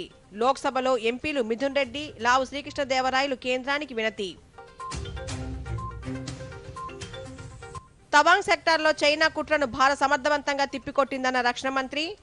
దేశ సమగ్రతను కాపాడే విషయంలో ఎలాంటి విపత్కర పరిస్థితులనైనా ఎదుర్కొనేందుకు సిద్ధంగా ఉన్నామన్న రాజ్నాథ్ సింగ్. మోదీ హయాంలో అంగుళం భూమి కూడా ఎవరూ ఆక్రమించలేదన్న హోంమంత్రి అమిత్ షా. ప్రపంచ ఫుట్బాల్ కప్లో నేడు తొలి సెమీఫైనల్. క్రొయేషియాతో తలపడనున్న అర్జెంటీనా జట్టు. ప్రధాని మన్ కీ బాత్ కార్యక్రమం ఈ నెల 25వ తేదీ ఆదివారం ఉదయం 11 గంటలకు. తెలుగు అనువాదం వెనువెంటనే దూరదర్శన్ సప్తగిరి, యాదగిరిలలో ప్రసారం. ఇక వివరాలు. అరబిందో 150వ జయంతి కార్యక్రమంలో ప్రధానమంత్రి నరేంద్ర మోదీ పాల్గొన్నారు. ఆజాదీ కా అమృత్ మహోత్సవ్ కార్యక్రమంలో భాగంగా పుదుచ్చేరిలోని కంబన్ కలై సంఘంలో జరిగిన ఈ కార్యక్రమంలో మోదీ వర్చువల్ విధానంలో హాజరయ్యారు. ఈ సందర్భంగా అరబిందో గౌరవార్థం స్మారక నాణం, పోస్టల్ స్టాంపును ప్రధానమంత్రి విడుదల చేశారు. అనంతరం దేశవ్యాప్తంగా ఉన్న అరబిందో అనుచరులతో కూడిన సభను ఉద్దేశించి ప్రధానమంత్రి ప్రసంగించారు. 1893లో అరబిందో ఇంగ్లాండ్ నుంచి భారత్ రాగా అదే ఏడాది స్వామి వివేకానంద ప్రపంచ మహాసభ కోసం అమెరికాకు, మహాత్మా గాంధీ దక్షిణాఫ్రికా వెళ్లారని గుర్తు చేశారు. స్వాతంత్ర సంగ్రామంలో అరబిందో పోషించిన పాత్ర జాతికి స్ఫూర్తిదాయకమని మోదీ స్తుతించారు. మహర్షి అరబిందో జీవనం భారత ఆత్మకు ప్రతీక అని అభివర్ణించారు. के ऊपर एक स्मृति कॉइन और पोस्टल स्टैंप भी रिलीज किया गया है. मुझे विश्वास है श्री अरबिंदो का जीवन और उनकी शिक्षाओं से प्रेरणा लेते हुए राष्ट्र के ये प्रयास हमारे संकल्पों को एक नई ऊर्जा देंगे, नई ताकत देंगे। साथियों, इतिहास में कई बार एक ही कालखंड में कई अद्भुत घटनाएं एक साथ होती हैं, लेकिन आमतौर पर उन्हें केवल एक संयोग मान लिया जाता है। मैं मानता हूं, जब इस तरह के संयोग बनते हैं तो उनके पीछे कोई न कोई योग शक्ति काम करती है। योग शक्ति यानी एक सामूहिक शक्ति, सबको जोड़ने वाली शक्ति। आप देखिए, भारत के इतिहास में ऐसे अनेक महापुरुष हुए हैं जिन्होंने आजादी का भाव भी सशक्त किया है और आत्मा को भी पुनर्जीवन दिया। इनमें से 3 श्री अरबिंदो, स्वामी विवेकानंद और महात्मा गांधी ऐसे महापुरुष हैं जिनके जीवन की सबसे महत्वपूर्ण घटनाएं एक ही समय में घटी। इन घटनाओं से इन महापुरुषों का जीवन भी बदला और राष्ट्र जीवन में भी बड़े परिवर्तन आए। ముఖ్యమంత్రి జగన్మోహన్ రెడ్డి అధ్యక్షతన సమావేశమైన రాష్ట్ర మంత్రివర్గం పలు కీలక నిర్ణయాలు తీసుకుంది. ప్రస్తుతం అందిస్తున్న సామాజిక 2750 రూపాయలకు పెంచుతూ మంత్రివర్గం నిర్ణయం తీసుకుంది. దీని ద్వారా 130,44 లక్షల రూపాయలు ప్రభుత్వంపై భారం పడనుంది. మంత్రివర్గం తీసుకున్న నిర్ణయాలను రాష్ట్ర సమాచార పౌర సంబంధాల శాఖ మంత్రి చెల్లుబోయిన శ్రీనివాస వేణుగోపాలకృష్ణ సచివాలయంలో మీడియాకు వెల్లడించారు. అర్హులై ఉండి ప్రభుత్వ పథకాలు అందని వారికి ఈ నెల 27న నిధులు విడుదల చేయనున్నట్లు చెప్పారు. వైఎస్ఆర్ పశుబీమా పథకానికి మంత్రివర్గం ఆమోదం తెలిపిందన్నారు. పవర్ ప్రమోషన్ పాలసీ 2022కి ఆమోదం తెలపడంతో పాటు 43,000 మెగావాట్ల హైడ్రో విద్యుత్ ప్రాజెక్టులకు మంత్రివర్గం ఆమోదం తెలిపిందని పేర్కొన్నారు. ఈ నెల 21న 5 లక్షల బైజూస్ కంటెంట్ ట్యాబ్లెట్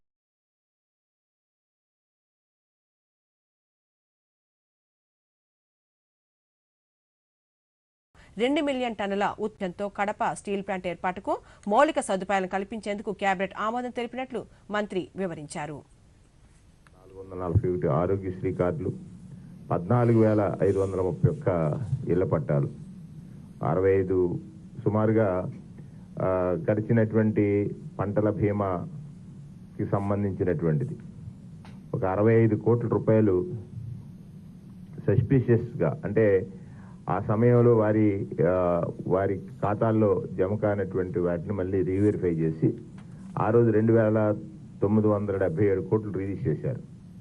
అంటే ఇది దేశంలోనే మొట్టమొదటిగా ఒక రైతు కష్టం చూసి వారికి ఇన్సూరెన్స్ ఇచ్చినటువంటి ప్రభుత్వంగా. అందులో కొంతమంది అకౌంట్స్లో సరిగ్గా ఆధార్ కార్డు లింకేజ్ లేక పొలాన్ని సరిగ్గా చూపించలేనటువంటి వారికి కూడా 65 కోట్ల రూపాయలను కూడా రేపు 27వ తారీఖున రిలీజ్ చేయడానికి మంత్రిమండలి ఆమోదం తెలిపింది. వైద్య ఆరోగ్య శాఖ అధికారులను ముఖ్యమంత్రి జగన్మోహన్ రెడ్డి అభినందించారు. తాడేపల్లిలోని క్యాంపు కార్యాలయంలో ముఖ్యమంత్రిని వైద్య ఆరోగ్య శాఖ అధికారులు కలిశారు. రాష్ట్రానికి వచ్చిన అవార్డులను వారు ముఖ్యమంత్రికి చూపించారు. ఇటీవల వారణాసిలో కేంద్ర ప్రభుత్వం నిర్వహించిన సదస్సులో రాష్ట్రానికి వచ్చిన అవార్డులను వైద్య ఆరోగ్య శాఖ మంత్రి బెడదల రజని అందుకున్నారు.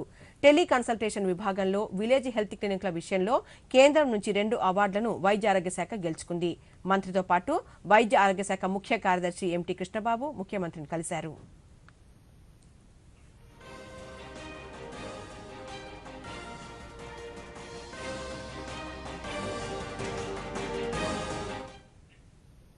రాష్ట్రంలో పరిశ్రమలు పెట్టుబడులపై ప్రతిపక్ష నేత చంద్రబాబు నాయుడు చేస్తున్న ఆరోపణలను ఉపేక్షించేది లేదని పరిశ్రమల శాఖ మంత్రి గుడివాడ అమర్నాథ్ తెలిపారు. సచివాలయంలో ఈ రోజు ఆయన మీడియాతో మాట్లాడుతూ రాష్ట్రానికి పెట్టుబడులు రావడం లేదంటూ ప్రభుత్వంపై ముఖ్యమంత్రిపై అసత్య ఆరోపణలు చేస్తున్నారన్నారు. చంద్రబాబు నాయుడు అధికారంలో ఉన్నప్పుడు వేల కోట్ల రూపాయల పెట్టుబడులు తీసుకుని వచ్చి వేలాది మందికి ఉద్యోగ అవకాశాలు కల్పించినట్టు ప్రచారం చేసుకుంటున్నారని, వీటిలో వాస్తవం లేదని అన్నారు.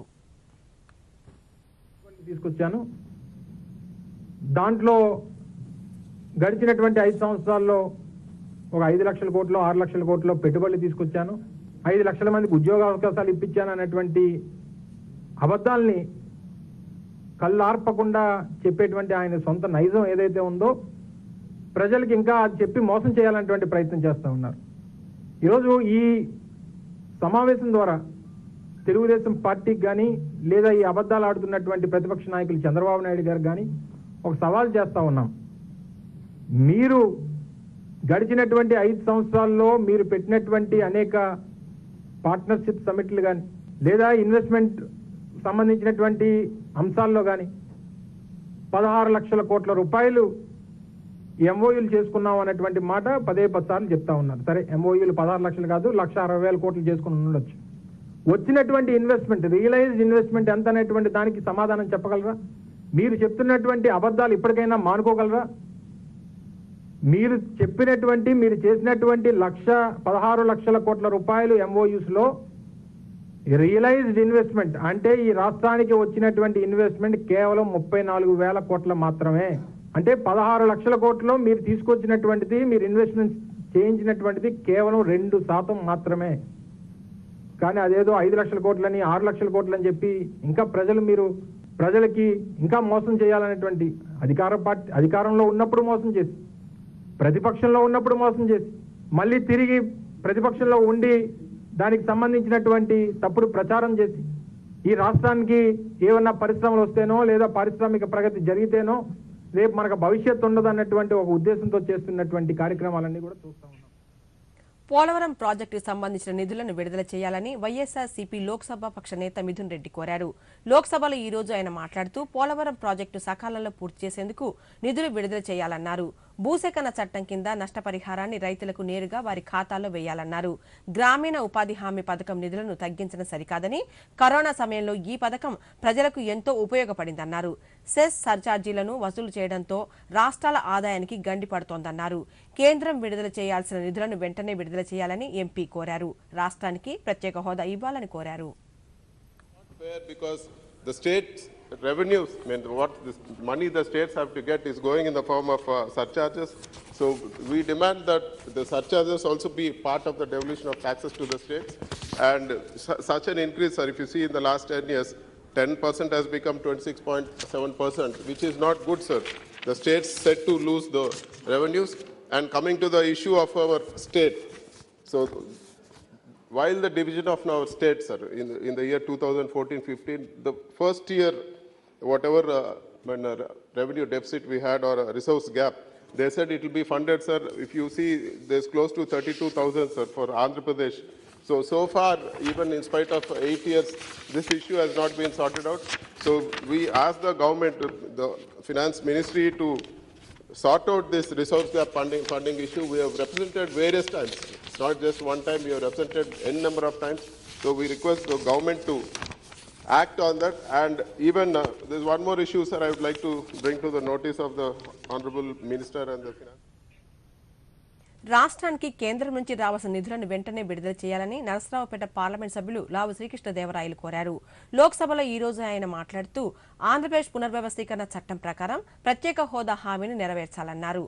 రాష్ట్రానికి కేంద్రం నుంచి రావాల్సిన నిధులు, పెండింగ్ లో ఉన్న పోలవరం ప్రాజెక్టు, విద్యా సంస్థలు, రైల్వే లైన్లతో పలు ప్రాజెక్టులను పూర్తి చేయాలని కేంద్రాన్ని కోరారు. Andhra Pradesh, it was supposed to solve drinking and irrigation problems of many districts of Andhra Pradesh and lakhs of acres in Andhra Pradesh, sir. It was adjudged as a national project as well in Bifurcation Act, sir. But there are so many issues that are pending with the union government, sir. Pending investment clearance for the revised cost estimate to the tune of 55,000 crores is still pending with the union government. Funding for drinking water is to the tune of 4,000 crores is still pending with the union government. Removal of component-wise restriction. We have been representing it to the union government too many times. An expenditure of 2,000 crores has been rejected because of that. It is still pending with the union government. R&R package, resettlement and rehabilitation package, it's still pending with the union government. We have been making so many requests with the government. It's not been happening. The left side of the project, to the tune of almost 40,000 acres, R&R package has not been initiated from the union government. If union government is so Tirupati జిల్లా శ్రీకాళహస్తిలోని పొన్నాలమ్మ అమ్మవారు ఏడుగంగల జాతరను రేపు నిర్వహించనున్నారు. ఈ నేపథ్యంలో అమ్మవారి వెండి ఆభరణాలను ఈ రోజు ఊరేగింపుగా తీసుకొచ్చారు. గ్రామ దేవతల అనుగ్రహం ఉంటే గ్రామం సుభిక్షంగా ఉంటుందని దేవస్థానం చైర్మన్ అంజూర్ శ్రీనివాసులు తెలిపారు.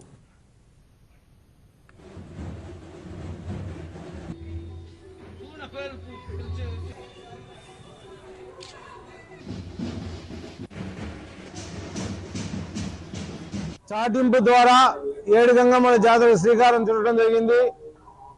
ఈరోజు రాత్రి 12 గంటలకు ఏడు గంగమ్మలు కూడా ఆయా స్థానాల నుంచి వచ్చి ఈ యొక్క మూలస్థానానికి చేరుకుంటాయి. తర్వాత ఇక్కడ పూజా కార్యక్రమాలు అయిన తర్వాత తిరిగి యథాస్థానంలోకి 7 స్థానాల్లోకి కూడా నిలబడతాయి.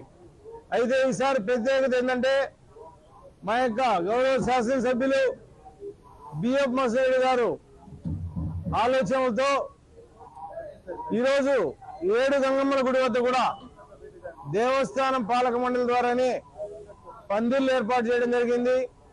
లైటింగ్, ఆ యొక్క డెకరేషన్స్ అంతా కూడా దేవస్థానం చూసుకుంటూ అక్కడ ఏడు గంగమ్మల దగ్గరకు వచ్చే భక్తులకు కూడా నాణ్యమైన కుంకుమ ఇవ్వాలని.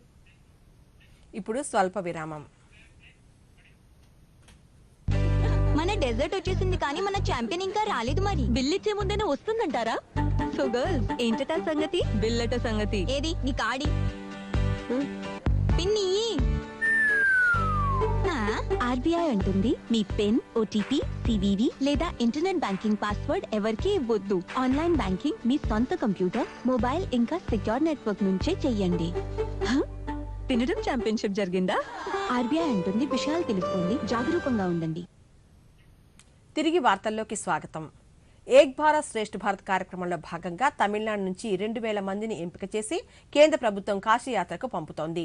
చెన్నై గయా ఎక్స్ప్రెస్లో వీరి బృందాలు వారిగా బయలుదేరి వెళ్తున్నారు. కేంద్ర ప్రభుత్వం కాశీ దర్శన్ పేరిట నిర్వహిస్తున్న ఈ కార్యక్రమంలో భాగంగా 12వ విడత బృందం ఈ ఎక్స్ప్రెస్ రైల్లో 3 బోగీలలో 225 మంది బయలుదేరి వెళ్తున్న వీరికి విజయవాడలో బీజేపీ నాయకులు స్వాగతం పలికారు. ఈ సందర్భంగా వారు మాట్లాడుతూ కాశీ దర్శన్ పేరిట కేంద్ర ప్రభుత్వం ఈ తరహా కార్యక్రమాన్ని చేపట్టడం ఎందరికో కాశీని చూసే అవకాశం లభించినట్లు అవుతుందన్నారు. ప్రయాణికులు సైతం ఈ యాత్ర ఎంతో సౌకర్యవంతంగా ఉందని, కేంద్ర ప్రభుత్వం ఎంపిక చేసిన వారిలో వారుండటం ఆనందంగా ఉందని పేర్కొన్నారు. కాశీకి వెళ్తామండి. మోడీ గారు చాలా చక్కగా ఈ ప్రయాణం ఏర్పరిచారు. మాకు చాలా సంతోషం ఉందండి. మాకు ఏ విధమైనటువంటి సంఘటన లేకుండా భోజనం అన్నీ వాళ్ళు సప్లై చేశారు. ఈ విధంగా చాలామందికి సంతోషకరమైన వాక్యం జరిగింది. So I got selected to this Kashi Tamil Sangamam trip, and I also feel very proud to be participate in this event which organizes overall Tamil Nadu, Tamil peoples and together Kashi peoples. So it is very interesting to know about cultures beyond our border, beyond our language. So it is very useful also, and we are feeling very proud. I will go for Kashi Tamil Sangam at Kashi. There is I will do 108 Shivadandava in Kashi Tamil Sangam. I am feel very proud to be the part of this field. Thank you so much for this opportunity to Tamil Sangam. ఈ opportunity మాకంతా దొరికింది వచ్చి మాకు ఒక పెద్ద భాగ్యంగా మేమంతా కనుగొంటాం ఈ ఇదిలో. So thank you so much for this initiative to Modiji as well as to all the government officials. Initiative అయితే అందరికీ థ్యాంక్ యూ. అండ్ ఆల్సో అరేంజ్మెంట్స్ అంతా పక్కాగా ఉన్నది. లైక్ రైట్ ఫ్రమ్ లైక్ ట్రైన్లో ఎక్కిన నుంచి like right from calling and all of that everything అన్నీ చాలా బాగుంటుంది. We are so happy. The experience is so far so great. They are taking care of us like anything. So we feel like so happy and so like it's like totally cultured program. We are all introduced by ourselves and it's so great so far. And we thank Honorable Minister, Prime Minister Narendra Modi ji, and all officials who are involved in this. Tirupati జిల్లా గూడూరులో మాండూస్ తుఫాను ప్రభావంతో గత 4 రోజులుగా భారీ వర్షాలు కురుస్తున్నాయి. కొన్ని ప్రాంతాలలో వాగులు వంకలు పొంగిపోలుతుండటంతో రహదారిపైకి నీరు చేరి రాకపోకలు నిలిచిపోయాయి. మరికొన్ని గ్రామాలు జల దిగ్బంధనంలో చిక్కుకున్నాయి. సహాయక చర్యలు చేపడుతూ అధికారులు ప్రజలకు భరోసానిస్తున్నారు. తుఫాను కారణంగా ఎలాంటి ప్రాణ నష్టం, ఆస్తి నష్టం సంభవించకుండా ముందస్తు జాగ్రత్తలు తీసుకున్నట్లు గూడూరు డివిజనల్ అధికారి కిరణ్ కుమార్ తెలిపారు. లోతట్టు ప్రాంతాలలో సహాయక చర్యలు చేపట్టామని, రహదారి దెబ్బతిన్న ప్రాంతాలలో దీర్ఘకాలిక వ్యాధులతో బాధపడుతున్న వారిని, గర్భిణీలను బోటుల సాయంతో వైద్యశాలకు తరలించినట్లు తెలిపారు. కార్డులకు సంబంధించి రేషన్ కార్డులకు సంబంధించి రైస్ సంబంధించి నేను ప్రతిపాదనలు పంపించాను. నిన్న నైట్లే అది అప్రూవ్ అయింది. ఈరోజు అది బయోమెట్రిక్ అన్ని రెడీ చేసి ఈ స్టాక్ అంతా కూడా ఈరోజు తరలించిన తర్వాత రేపటి నుంచి 25 కేజీల బియ్యము, 1 లీటరు ఆయిల్, 1 రెడ్ గ్రామ్ కందిపప్పు 1 కేజీ ఇవ్వడం జరుగుతుంది. అలాగే పంట ఆస్తి నష్టాలకు సంబంధించి దాదాపు 4,800 హెక్టార్లలో అగ్రికల్చర్ క్రాప్స్ దెబ్బతిన్నాయి. అలాగే మనకు 77 హెక్టార్స్ హార్టికల్చర్ క్రాప్స్ దెబ్బతిన్నాయి. అరుణాచల్ ప్రదేశ్లోని తవాంగ్ సెక్టార్లో వాస్తవాధీన రేఖను అతిక్రమించేందుకు యత్నించిన చైనా కుట్రను భారత సైన్యం సమర్థవంతంగా తిప్పికొట్టిందని కేంద్ర రక్షణ మంత్రి రాజ్నాథ్ సింగ్ పేర్కొన్నారు. చైనా బలగాల దుశ్చర్యను రాజ్నాథ్ సింగ్ తీవ్రంగా ఖండించారు. తవాంగ్ సెక్టార్లో భారత్ చైనా బలగాల మధ్య ఈ నెల 9న జరిగిన ఘర్షణపై రాజ్నాథ్ సింగ్ మంగళవారం లోక్సభలో వివరణ ఇచ్చారు. చైనా సైన్యాన్ని ఎదుర్కొనే క్రమంలో ఇరు వర్గాల మధ్య ఘర్షణ జరిగిందని, అయితే మన సైన్యానికి ఎలాంటి అపాయం వాటిల్లలేదని స్పష్టం చేశారు. చైనా సైనికులను తిరుగుముఖం పట్టించడంలో భారత సేన చూపిన పరాక్రమాన్ని రక్షణ మంత్రి ప్రశంసించారు.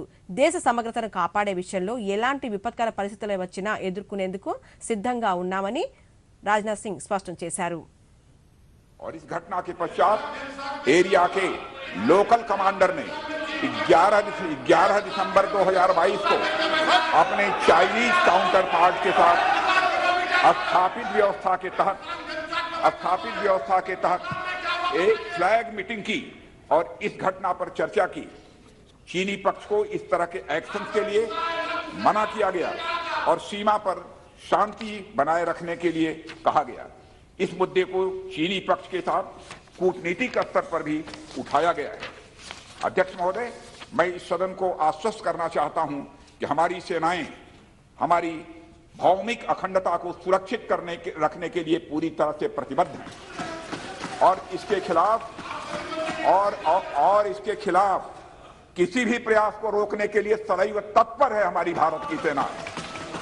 और मुझे विश्वास है कि यह सदन हमारी सेनाओं की वीरता और साहस को एक स्वर से समर्थन देगा.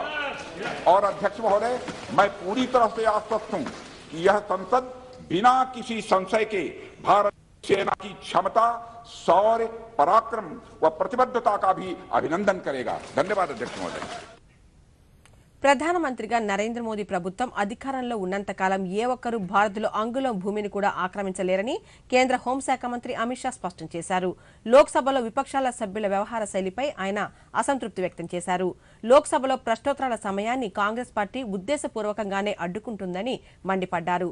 చైనాతో సరిహద్దు వివాదంపై మాట్లాడిన ఆయన 1962లో భారత భూభాగాన్ని చైనా ఆక్రమించిందన్నారు. రాజీవ్ గాంధీ ఫౌండేషన్ కు సంబంధించి ఎఫ్సీఆర్ఏ రద్దుపై లేవనెత్తిన ప్రశ్న ప్రస్తావనకు రాకుండా ఉండేందుకే సరిహద్దు అంశాన్ని పార్లమెంట్లో లేవనెత్తిందని మండిపడ్డారు. 2005 నుంచి 2007 మధ్య కాలంలో చైనా రాయబార కార్యాలయం నుంచి రాజీవ్ గాంధీ ఫౌండేషన్ 1,35,00,000 గ్రాంట్ వచ్చిందని, ఇది విదేశీ భాగస్వామ్య నియంత్రణ చట్టం ఎఫ్సీఆర్ఏ నిబంధనలకు విరుద్ధమని, అందువల్లే దాని రిజిస్ట్రేషన్ను కేంద్ర హోంశాఖ రద్దు చేసిందన్నారు. చైనా మీద కాంగ్రెస్ కు ఉన్న ప్రేమ కారణంగానే ఐక్యరాజ్యసమితి భద్రతా మండలిలో భారత్ శాశ్వత సభ్యత్వాన్ని త్యాగం చేయాల్సి వచ్చిందని అమిత్ షా వ్యాఖ్యానించారు. सुरक्षा परिषद की सदस्यता आपने निजी संबंधों को बनाने के लिए चीन की भेंट कर दी है. ये सारी जनता ये सभी विषयों को जानती है. తవాంగ్ ఘటనపై విపక్షాల ఆందోళనతో పార్లమెంట్ ఉభయ సభలు ఈ రోజు మధ్యాహ్నం కాసేపు వాయిదా పడ్డాయి.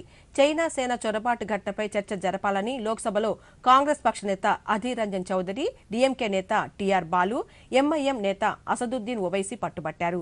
మంత్రి ప్రహ్లాద్ జోషి జోక్యం చేసుకుని దీనిపై రక్షణ మంత్రి రాజ్నాథ్ సింగ్ ప్రకటన చేస్తారని చెప్పారు. అయితే చర్చ జరగాలంటూ విపక్ష సభ్యుల ఆందోళన కొనసాగడంతో స్పీకర్ ఓం బిర్లా సభను మధ్యాహ్నం 12 గంటలకు వాయిదా వేశారు.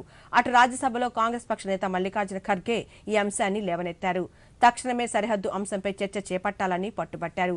కాంగ్రెస్ సభ్యుల ఆందోళనతో రాజ్యసభ డిప్యూటీ చైర్మన్ హరివంశ్ మధ్యాహ్నం 12 గంటల వరకు సభను వాయిదా వేశారు. విరామం అనంతరం ఉభయ సభలు తిరిగి ప్రారంభమయ్యాయి. ప్రధానమంత్రి నరేంద్ర మోదీని ఉద్దేశించి వివాదాస్పద వ్యాఖ్యలు చేసిన మధ్యప్రదేశ్ మాజీ మంత్రి సీనియర్ కాంగ్రెస్ నేత రాజా పటేరియాను ఈ రోజు ఉదయం పోలీసులు అరెస్ట్ చేశారు. దామోహ్ జిల్లా హట్టాలో ఆయన ఇంటికి చేరుకున్న పోలీసులు పటేరియాను అదుపులోకి తీసుకున్నారు. ప్రధానిపై అనుచిత వ్యాఖ్యలు చేసిన నేపథ్యంలో మధ్యప్రదేశ్ హోంశాఖ మంత్రి నరోత్తమ్ మిశ్రా ఆదేశాల మేరకు పటేరియాపై కేసు నమోదైంది.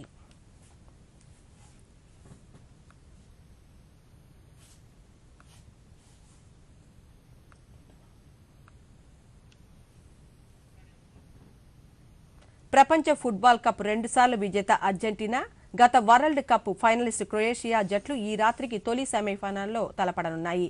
ఖతర్ వేదికగా ఈ మ్యాచ్ జరగనుంది. 2014లో మెస్సీ సారథ్యంలోనే అర్జెంటీనా జట్టు ఫైనల్ చేరగా మోడ్రిచ్ నాయకత్వంలోని 2018లో క్రొయేషియా జట్టు రన్నరప్ గా నిలిచింది. ఈ రెండు జట్లు గతంలో 2 సార్లు ప్రపంచ కప్లో లీగ్ దశలో ముఖాముఖిగా తలపడ్డాయి. 1998లో అర్జెంటీనా 1-0 గోల్స్ తేడాతో నెగ్గగా 2018లో క్రొయేషియా 3-0 తేడాతో నెగ్గింది. నాకౌట్ దశలో మాత్రం తొలిసారి ఈ రెండు జట్లు ఢీకొంటున్నాయి. ప్రధానమంత్రి నరేంద్ర మోదీ తన మనసులోని భావాలను దేశ ప్రజలతో పంచుకునే మన్ కీ బాత్ 96వ సంచిక ఈ నెల 25వ తేదీ ఆదివారం ప్రసారమవుతుంది. 2022 సంవత్సరానికి గాను ఇది చివరి మన్ కీ బాత్ అని ప్రజలు తమ అభిప్రాయాలను నమో యాప్ స్వర సందేశాలను 1800117800 నెంబర్కు ఈ నెల 23వ తేదీ వరకు పంపవచ్చని కోరారు. అలాగే www.mygov.in వెబ్సైట్ ద్వారా కానీ 1922 నెంబర్కు మిస్డ్ కాల్ ఇవ్వడం ద్వారా తిరిగి మన మొబైల్కి వచ్చే సంక్షిప్త సందేశంలో లింక్ ద్వారా కూడా అభిప్రాయాలను తెలియజేయవచ్చు. ఆకాశవాణి సమన్వయంతో దూరదర్శన్ ఛానళ్లు మన్ కీ బాత్ కార్యక్రమాన్ని ప్రసారం చేస్తాయి. ఈ కార్యక్రమం తెలుగు అనువాదం వెంటనే దూరదర్శన్ సప్తగిరి యాదగిరిలో ప్రసారమవుతుంది.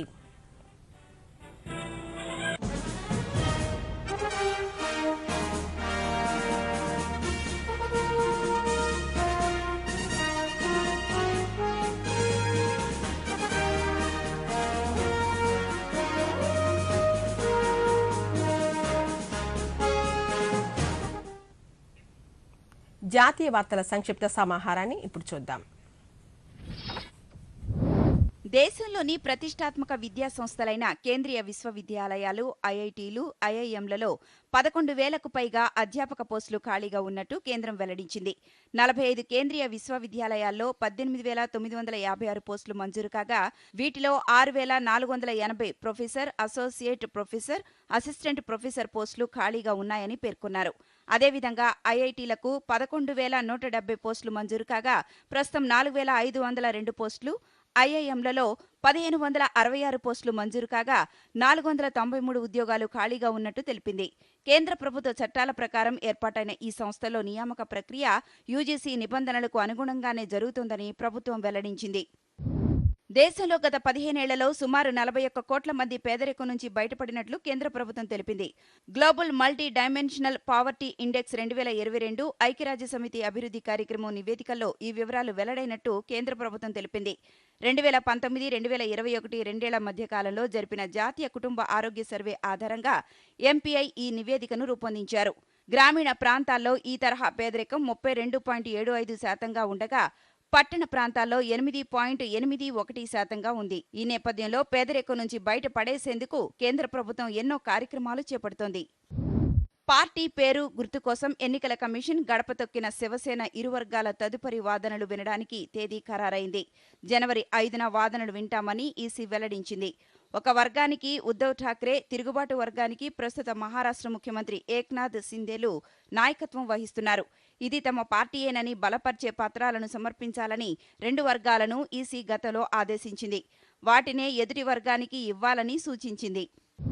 శబరిమలలో గరిష్టంగా రోజుకు 90,000 మంది భక్తులకే అయ్యప్ప స్వామి దర్శనం కల్పించాలని కేరళ ప్రభుత్వం నిర్ణయించింది. శబరిమలకు భక్తుల రద్దీ విపరీతంగా పెరిగిన నేపథ్యంలో ట్రావెన్కోర్ దేవస్థానం బోర్డు అధికారులతో కేరళ ముఖ్యమంత్రి పినరయి విజయన్ సమీక్ష నిర్వహించారు. అయ్యప్ప స్వామి దర్శన వేళలను గంట పొడిగించాలని నిర్ణయించారు. ఇక నుంచి ఉదయం 3 గంటల నుంచి మధ్యాహ్నం 1:30 వరకు, మధ్యాహ్నం 3 గంటల నుంచి రాత్రి 11:30 వరకు దర్శనం ఉంటుంది. రద్దీని నియంత్రించడంలో ఇబ్బందులు వస్తున్నందున రోజుకు 90,000 మందికే స్వామి దర్శనం కల్పించాలని నిర్ణయించారు. వాహన పార్కింగ్ సదుపాయాలను కూడా పెంచాలని సీఎం ఆదేశించారు. జాతీయ విద్యా విధానం 2020 అమలులో భాగంగా విద్యార్థుల అవగాహనను, ఆలోచన విధానాన్ని పరీక్షించేలా సిబిఎస్ఈ ప్రశ్నాపత్రాలను రూపొందించనున్నట్లు కేంద్ర విద్యాశాఖ సహాయ మంత్రి అన్నపూర్ణాదేవి తెలిపారు. 10వ తరగతి పరీక్షల్లో 40%, 12వ తరగతి పరీక్షల్లో 30% వరకు ప్రశ్నలు విద్యార్థుల అవగాహన స్థాయిని పరీక్షించేలా ఉంటాయన్నారు. అంతర్జాతీయ మార్కెట్లోని సానుకూల సంకేతాలతో దేశీయ స్టాక్ మార్కెట్ సూచీలు ఈరోజు ఆద్యంతం లాభాల్లో పయనించాయి. ఉదయం సానుకూలంగా ట్రేడింగ్ ప్రారంభించిన మార్కెట్లు ఏ దశలోనూ తడబడలేదు. దీంతో దేశీయంగా ద్రవ్యోల్బణం దిగిరావడం కూడా సూచీలకు కలిసొచ్చింది. దీంతో సెన్సెక్స్ 402 పాయింట్ల లాభంతో 62,533 పాయింట్ల వద్ద ముగిసింది. నిఫ్టీ 110 పాయింట్ల లాభంతో 18,608 వద్ద స్థిరపడింది. మార్కెట్లు ముగిసే సమయానికి డాలర్తో పోలిస్తే రూపాయి మార్కం విలువ ₹82.89 వద్ద నిలిచింది.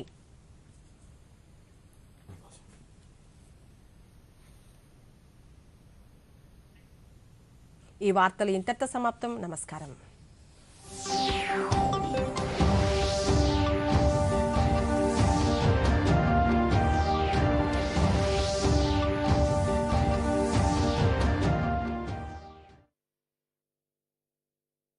Hi mom. మళ్ళీ షాపింగా? మాయా, మీరు దీన్ని గారాబం చేసేశారు. లిమిట్ గా చేస్తే ఏది చెడ్డది కాదు. లిమిట్ లేకుండా షాపింగ్ చేస్తున్న మీ కార్డ్తో యాడ్ ఆన్ కరా. ముఖ్యమంత్రి వర్యులు శ్రీ వైఎస్ జగన్మోహన్ రెడ్డి గారి అధ్యక్షతన సచివాలయంలో ఈరోజు మంత్రిమండలి సమావేశం జరిగింది. మంత్రిమండలి సమావేశంలో పలు కీలక అంశాల మీద నిర్ణయాలు తీసుకోవడం జరిగింది. మొట్టమొదటిగా ముఖ్యమంత్రి గారు సంక్షేమ పాలన అంటే ఇది దేశానికి ఒక ఆదర్శవంతమైనటువంటి పాలన. వారు తీసుకున్నటువంటి నిర్ణయాల్లో ఎవరికైనా అర్హత ఉండి ఆ సమయంలో పొందలేనట్లయితే వారికి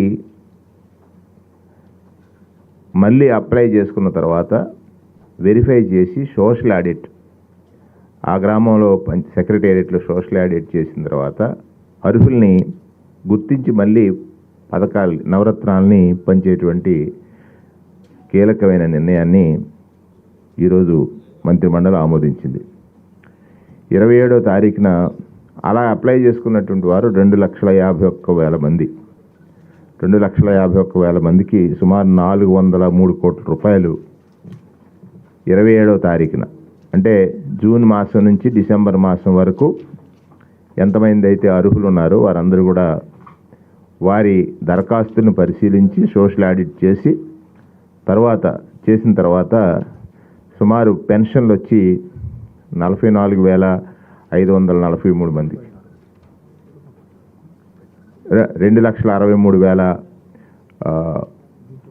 పెన్షన్లు, 44,543 రేషన్ కార్డులు, 14,441 ఆరోగ్యశ్రీ కార్డులు, 14,531 ఇళ్ల పట్టాలు, 65 సుమారుగా గడిచినటువంటి పంటల బీమాకి సంబంధించినటువంటిది ఒక 65 కోట్ల రూపాయలు సస్పిషియస్గా, అంటే ఆ సమయంలో వారి ఖాతాల్లో జమ కానటువంటి వాటిని మళ్ళీ రీవెరిఫై చేసి ఆ రోజు 2,977 కోట్లు రిలీజ్ చేశారు. అంటే ఇది దేశంలోనే మొట్టమొదటిగా ఒక రైతు కష్టం చూసి వారికి ఇన్సూరెన్స్ ఇచ్చినటువంటి ప్రభుత్వంగా, అందులో కొంతమంది అకౌంట్స్లో సరిగ్గా ఒక ఆధార్ కార్డు లింకేజ్ లేక పొలాన్ని సరిగ్గా చూపించలేనటువంటి వారికి కూడా 65 కోట్ల రూపాయలను కూడా రేపు 27వ తారీఖున రిలీజ్ చేయడానికి మంత్రిమండలి ఆమోదం తెలిపింది. ప్రధానంగా ముఖ్యమంత్రి గారి ఆలోచన. గతంలో అయితే పథకాలు ప్రవేశపెట్టి ఎలా తగ్గించాలి, కానీ ఈరోజు అర్హుడు ఎక్కడా కూడా మిస్ కాకూడదని అర్హతని ప్రామాణికంగా తీసుకుని ఆ టైంకి అతను అర్హుడు కాకపోతే అర్హత వచ్చిన వెంటనే పథకాన్ని అందించాలి. ఈ ప్రభుత్వం యొక్క లక్ష్యం అది. సో దానికి ఈ 27వ తారీఖు ఒక వేదిక కాబోతూ ఉంది. ఆ రోజు ఆ కార్యక్రమాన్ని తీయడానికి కూడా మంత్రిమండలి ఆమోదం తెలిపింది. అలాగే ఉచిత పంటల బీమా ప్రభుత్వం ప్రధానమంత్రి ఫసల్ బీమా యోజన పథకంలో కేంద్ర ప్రభుత్వం మన రాష్ట్ర ప్రభుత్వం చేస్తున్నట్టు ఈ క్రాప్ విధానం ఇవన్నీ నచ్చిన తర్వాత పంటల బీమా ఫసల్ బీమా యోజన పథకంలో సవరణకి మంత్రిమండలి ఆమోదం తెలిపింది. అలాగే నెల్లూరు జిల్లా ఉదయగిరిలో ఏర్పాటు చేసినట్టు మేకపాటి గౌతమ్ రెడ్డి వ్యవసాయ కళాశాలలో 52 మంది బోధనా సిబ్బంది, 56 మంది బోధనేతర సిబ్బంది, అలాగే 108 పోస్టుల్ని క్యాబినెట్ మంజూరు చేసింది క్రియేట్ చేయడం కోసం. అలాగే గతంలో మేకపాటి రాజమోహన్ రెడ్డి గారి గౌతమ్ రెడ్డి గారి institute of science and technology merits ఇప్పటికే అక్కడ పనిచేస్తున్న సిబ్బందికి తాజాగా ఏర్పాటు చేసిన వ్యవసాయ కళాశాలలో కాంట్రాక్ట్ అవుట్సోర్సింగ్ ప్రాతిపదికన నియామకాలని మంత్రిమండలి ఆమోదం తెలిపింది. దివంగత మంత్రి మేకపాటి గౌతమ్ రెడ్డి గారి జ్ఞాపకార్థం మెరిట్స్ కాలేజీలో ప్రభుత్వానికి ఉచితంగా అందజేసినటువంటి మేకపాటి కుటుంబానికి వ్యవసాయ సహకార మత్స్యశాఖకు సంబంధించినటువంటి శాఖలో 2022 మే జూన్ నెలలో అమలు చేసిన సంక్షేమ క్యాలెండర్ను కూడా మంత్రిమండలి ఆమోదం తెలిపింది. ఈ ఖరీఫ్ పంటకి ముఖ్యమంత్రి గారు తీసుకున్నటువంటి ఒక మంచి నిర్ణయం. అంటే ఒక రైతు క్షేమం కోసం ఆయన చేసే ప్రతి ఆలోచనలో ఇది ఒక కీలకమైనటువంటి ఆలోచన. 2022 గాను సాగునీటి విడుదల జూన్ 1నే విడుదల చేసిన కారణం చేత రైతులు ఇవాళ సైక్లోన్ బారి నుండి ఎస్కేప్ అయ్యారు. ఇప్పటికీ కోనసీమ ప్రాంతాల్లో చూస్తే 88% ప్రొక్యూర్మెంట్ జరిగింది. రైతుల్ని తుఫాన్ల బారి నుండి రక్షించడం కోసం ముందు చూపుతూ చేసినటువంటి కార్యక్రమం. జూన్ 1వ తారీఖున వాటర్ రిలీజ్ చేయడం ద్వారా రైతులకు జరిగినటువంటి మేలు గురించి కేబినెట్లో చర్చ జరిగి ఆ నీటి విడుదల జిల్లా రొంపుచెర్లలో సంత గుడిపాడులో కొత్తగా ఏర్పాటు చేసిన పశుసంవర్ధక శాఖ పాలిటెక్నిక్ కళాశాలకు కేబినెట్ ఆమోదం తెలిపింది. 3 బోధన 10 బోధనేతలు కలిపి 13 పోస్టుల్ని భర్తీ చేయడానికి సుమారు 10 కోట్లతో కళాశాల ఏర్పాటు కోసం 2023-24 సంవత్సరంలో ప్రారంభం కానున్నటువంటి తరగతి పశుసంవర్ధక state institute of animal husbandry తణుకులో వెటనరీ హాస్పిటల్ కోపపట్నం విశాఖపట్నం 2 రేడియోగ్రాఫర్స్ పోస్టులను కూడా కేబినెట్ ఆమోదించింది. అవుట్సోర్సింగ్ అండ్ ఆప్కాస్ ద్వారా నియమించాలని. నేషనల్ లైవ్ స్టాక్ మిషన్లో భాగంగా వైఎస్ఆర్ పశు బీమా పథకం ఇక్కడ పశు బీమా పథకాన్ని అమలు చేయాలనేటువంటి దానికి కేబినెట్ ఆమోదం తెలిపింది. గతంలో వైఎస్ఆర్ నష్టపరిహార పథకంలో ఉన్న ఈ స్కీమ్ ఇకపై వైఎస్ఆర్ పశు బీమా పథకంగా మార్పు చెందుతుంది. అలాగే చిత్తూరు జిల్లాలో సద్దుం కమ్యూనిటీ హెల్త్ సెంటర్ని 30 పడకల సామర్థ్యాన్ని 50 పడకలకి పెరగడానికి కేబినెట్ ఆమోదం తెలియజేసింది.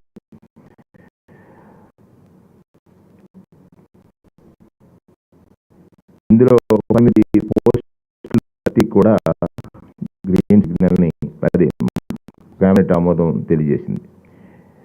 ఎన్టీఆర్ జిల్లా విజయవాడ ప్రభుత్వ ఆయుర్వేద కళాశాలలో నేషనల్ కమిషన్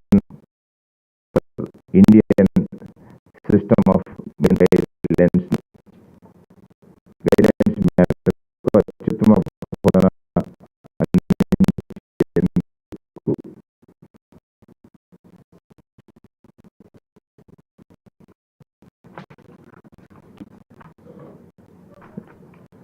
భాగంగా 3 అసిస్టెంట్ ప్రొఫెసర్స్ 3 ప్రొఫెసర్స్ 4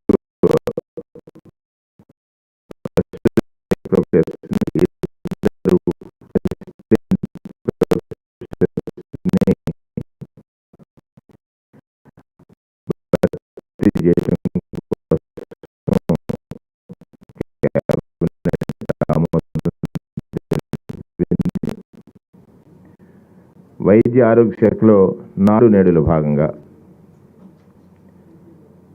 చేపట్టిన పనులకు కేబినెట్ ఆమోదం తెలిసింది. ఇందులో భాగంగా నూతనంగా నిర్మిస్తున్నటువంటి ఇప్పటికే వినియోగం ఉన్నటువంటి వైద్య కళాశాలలు, multi speciality hospital, super speciality hospital, cancer care centre నిర్మాణాల్లో నాడు నేడు పనులకి కేబినెట్ ఆమోదం తెలియజేసింది. రాష్ట్రంలో అత్యాధునిక వైద్య చికిత్సలు టెర్షరీ కేర్ 16 మున్సిపాలిటీల్లో టెర్షరీ కేర్ హాస్పిటల్ నిర్మాణానికి అత్యధిక ప్రాముఖ్యత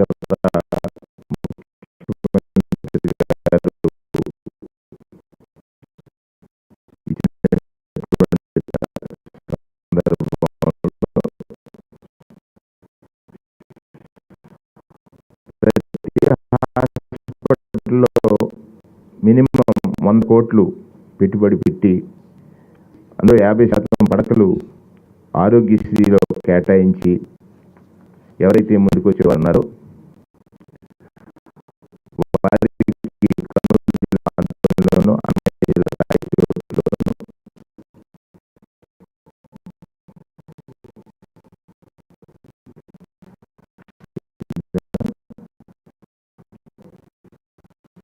రాయచోటిలోనూ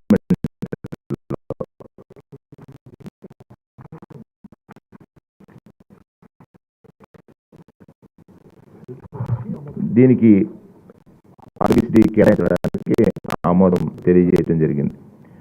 ఇది రాజమండ్రిలో చేశారు.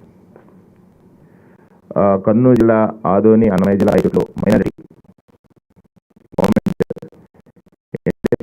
ట్రైనింగ్ సెంటర్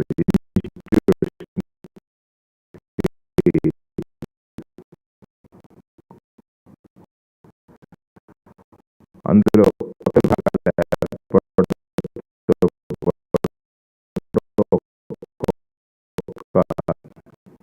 ఐటీఐకి 20 బోధన మరియు బోధనేతర పోస్టులు 40 మంజూరు చేస్తూ కేబినెట్ ఆమోదం తెలియజేసింది. ఇంకా అత్యంత ఆనందకరమైనటువంటి అంశం, ఎవరైతే పెన్షన్దారులు ఉన్నారో ఇప్పటికే పెన్షన్ పొందుతున్నటువంటి వారికి జగన్మోహన్ రెడ్డి గారు అంటే సత్యమే మాట్లాడతాడనేది అందరికీ తెలిసింది. నిజం ఎలా ఉంటుందంటే జగన్ గారిలా ఉంటుందని రాజకీయాల్లో అందరూ కూడా అర్థం చేసుకునేటువంటి విషయం.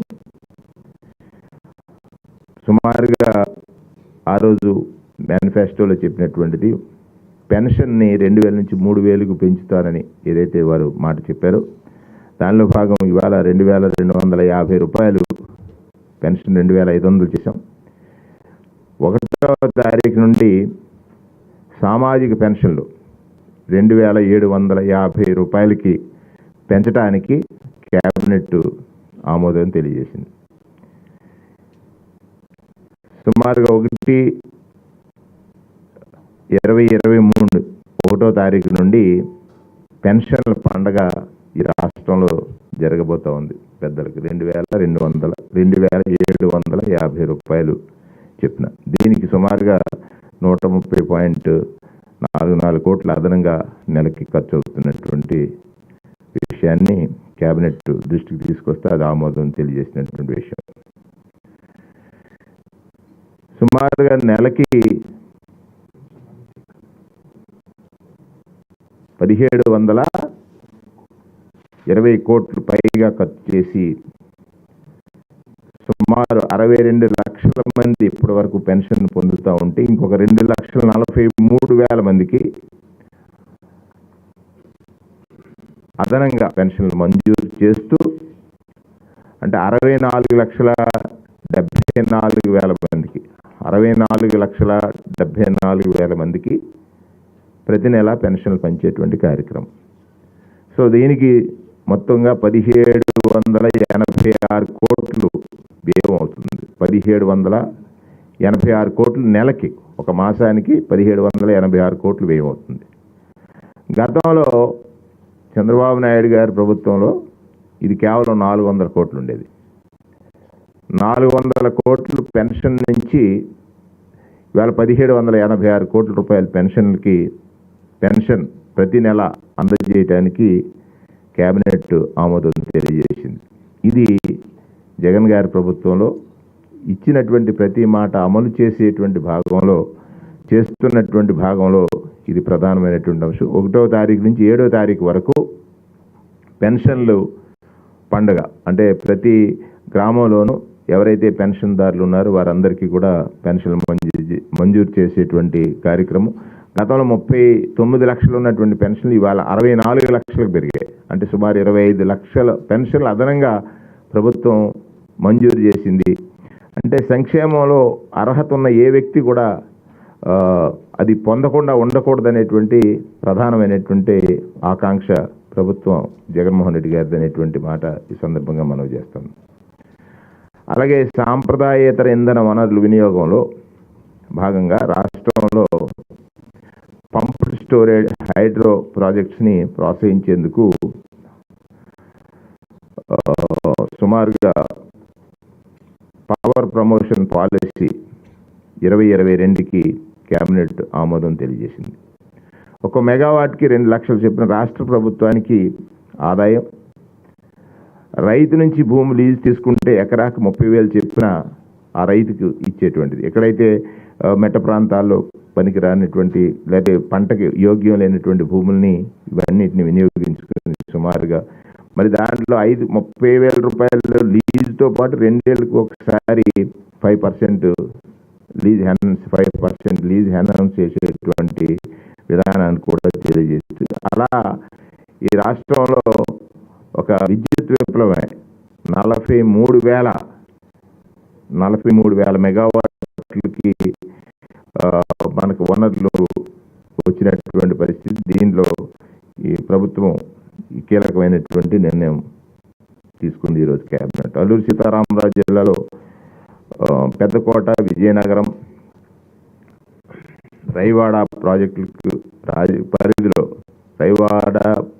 పరిధిలో 1600 మెగావాట్లు పంప్డ్ హైడ్రో స్టోరేజ్ ప్రాజెక్ట్ ఏర్పాటుకు అదాని గ్రీన్ ఎనర్జీ లిమిటెడ్కి అనుమతులు మంజూరు చేస్తూ నిర్ణయం తీసుకుంది. కేబినెట్ నిర్ణయం ప్రకటించింది.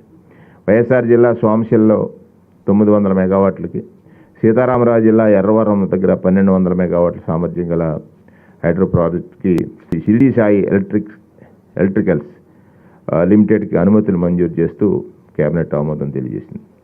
అల్లూరు సీతారామరాజు జిల్లా సీలేరు వద్ద 1350 మెగావాట్ల సామర్థ్యం గల upper Sileru pumped storage hydro electric project నిర్మాణానికి కూడా పరిపాలనమైనటువంటి అనుమతులు మంజూరు చేస్తూ కేబినెట్ ఆమోదం తెలియజేసింది. అలాగే వైఎస్ జగన్మోహన్ రెడ్డి గారి అధ్యక్షతన స్టేట్ ఇన్వెస్ట్మెంట్ ప్రమోషన్ బోర్డు ఆమోదించిన వైఎస్ఆర్ జిల్లా సున్నపురాలపల్లిలో జేఎస్డబ్ల్యూ స్టీల్ లిమిటెడ్ ఆధ్వర్యంలో ఇంటిగ్రేటెడ్ స్టీల్ ఫ్యాక్టరీ ఏర్పాటు చేయడానికి మంత్రిమండలి ఆమోదం తెలియజేసింది. ప్రధానంగా ఈ హైడ్రో స్టోరేజ్ ప్రాజెక్టుల కోసం కొన్ని కథనాలు ఈనాడు లాంటి పత్రికల్లో వస్తూ ఉన్నాయి. క్యాబినెట్లో ఈరోజు దానికి మేము స్వయంగా రామోజీరావు గారిని ఆహ్వానిస్తాను. ఈ బిడ్లో పాల్గొని మీకు కూడా ఓపెన్ ఆఫర్, దీంట్లో ఎవరైనా దీనికి ఆమోదం తెలియజేయడానికి మేము సిద్ధంగా ఉన్నాం, ఈ ప్రాజెక్ట్స్ని ఎంకరేజ్ చేయడానికి. అటువంటి రాతలు రాయటం వల్ల ప్రజల్ని మీరేదో ఏమార్చాలనేటువంటి ప్రయత్నం నుంచి విరమించుకొని మీకు కూడా మా క్యాబినెట్ ఈ ప్రాజెక్ట్ పెడతానంటే అనుమతులు మంజూరు చేయడానికి సిద్ధంగా ఉందని తెలియజేస్తా ఉన్నాను.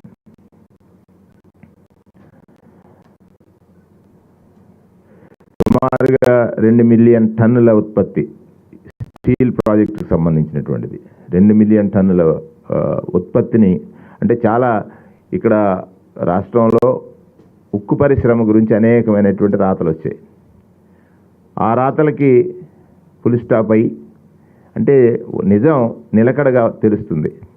సుమారుగా 2 మిలియన్ టన్నుల ఉత్పత్తి భవిష్యత్తులో 2.5 టన్నులు, అంటే సుమారు 4.5 lakhs వరకు, మిలియన్ టన్నుల వరకు వెళ్తుంది. 4.5 మిలియన్ టన్స్ వరకు అవసరమైనటువంటి మౌలిక సదుపాయాల కల్పన కోసం కేబినెట్ ఆమోదం తెలిపింది. సుమారు 8,880 కోట్లు. ప్రత్యక్షంగా పరోక్షంగా 6,500 మందికి ఉపాధి ఇందులో లభిస్తుంది. ఆ విషయాన్ని కూడా కేబినెట్ ఆమోదం తెలియజేసింది. అలాగే సమగ్ర భూ సర్వేలో భాగంగా పట్టణ ప్రాంతాల్లో సర్వే కోసం సర్వే, సెటిల్మెంట్ మరియు రెవెన్యూ శాఖ సేవలు రీసర్వే పనుల కోసం వినియోగించుకునేందుకు Andhra Pradesh municipality act 1965, municipal corporation act 1955 సవరణలకు కేబినెట్ ఆమోదం తెలియజేసింది. బాపట్ల కేంద్రంగా బాపట్ల అర్బన్ డెవలప్మెంట్ అథారిటీ ఏర్పాటుకు కేబినెట్ ఆమోదం తెలియజేసింది. 1301.68 చదరపు కిలోమీటర్ల పరిధిలో 2 అర్బన్ లోకల్ బాడీస్, 101 గ్రామాలు, 9 మండలాలతో బాపట్ల అర్బన్ డెవలప్మెంట్ అథారిటీని ఏర్పాటు చేయడానికి ఈరోజు మంత్రిమండలి ఆమోదం తెలియజేసింది. తిరుపతి అర్బన్ డెవలప్మెంట్ అథారిటీ తుడాలో ఎస్సీ పోస్ట్ని మంజూరు చేయడం కోసం ఈరోజు మంత్రిమండలి ఆమోదం తెలియజేసింది. Visakhapatnam metro region development authority ఒక ఎస్సీ పోస్ట్ కోసం కూడా మంత్రిమండలి ఆమోదం తెలియజేసింది. నర్సరావుపేట కేంద్రంగా పల్నాడు అర్బన్ డెవలప్మెంట్ అథారిటీని ఏర్పాటు చేయడానికి మంత్రిమండలి ఆమోదం తెలియజేసింది. 8 పట్టణ స్థానిక సంస్థలతో పాటు 28 మండలాల పరిధిలో ఉన్నటువంటి 349 గ్రామాల్లో 7,281.31 చదరపు కిలోమీటర్ పరిధిలో ఈ నర్సరావుపేట కేంద్రంగా పల్నాడు అర్బన్ డెవలప్మెంట్ అథారిటీని ఏర్పాటు చేయడానికి మంత్రిమండలి ఆమోదం తెలియజేసింది. ప్రధానంగా ఈ రాష్ట్రంలో విద్యా విప్లవం దేశానికి ఆదర్శంగా జరుగుతున్న మాట ప్రజానీకానికి అందరికీ తెలుసు. మరి ఈరోజు మంత్రిమండలి మరింకా ముందుకు అడుగులు వేస్తున్న ముఖ్యమంత్రి గారి నిర్ణయాల్ని కేబినెట్ ఈరోజు మంత్రిమండలి ఆమోదించినటువంటి విషయాల్ని మీ ముందు ఉంచుతున్నాను.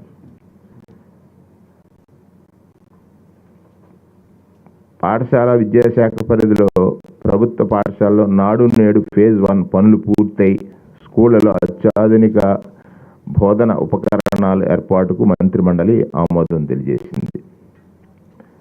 హై స్కూల్ పరిధిలో ప్రతి తరగతి గదిలో interactive flat panel IFP, digital boards,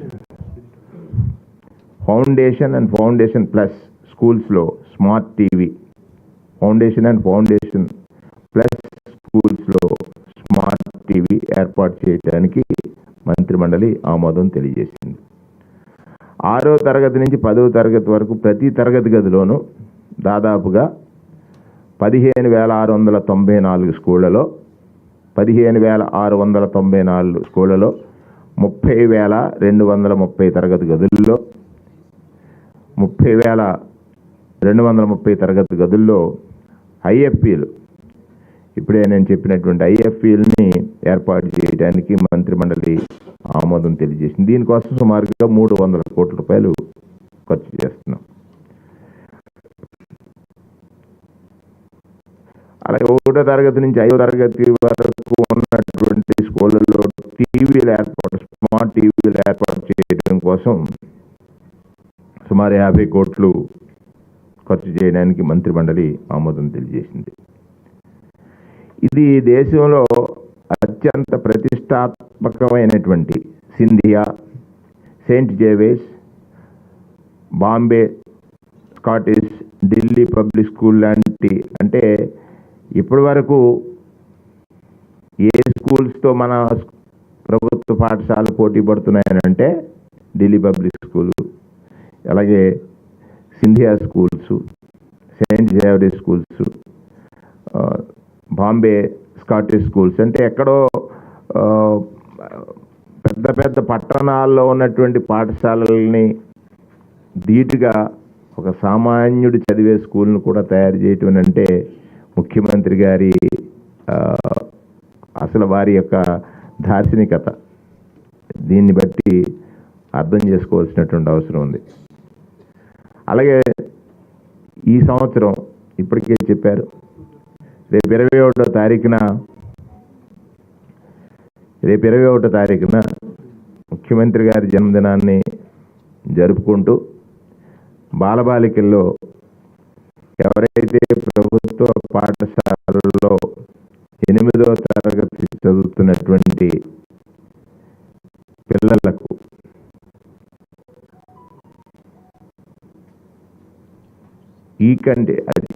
పిల్లలకు 24 గంటలు ఉపయోగపడే విధంగా 24 అవర్స్ ఉపయోగపడేటువంటి విధంగా ఈ కంటెంట్ను అందుబాటులో తీసుకొచ్చే కార్యక్రమాన్ని 21వ తారీఖున లాంఛనంగా ముఖ్యమంత్రి గారు ప్రారంభిస్తారు. దీనికి మంత్రిమండలి ఆమోదం తెలియజేసింది. ఈ కార్యక్రమానికి tabs distribution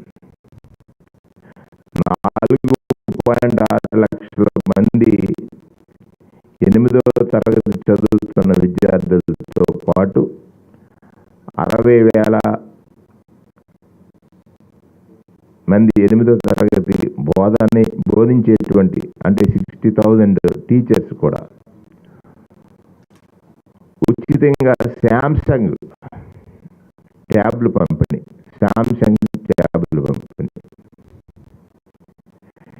internet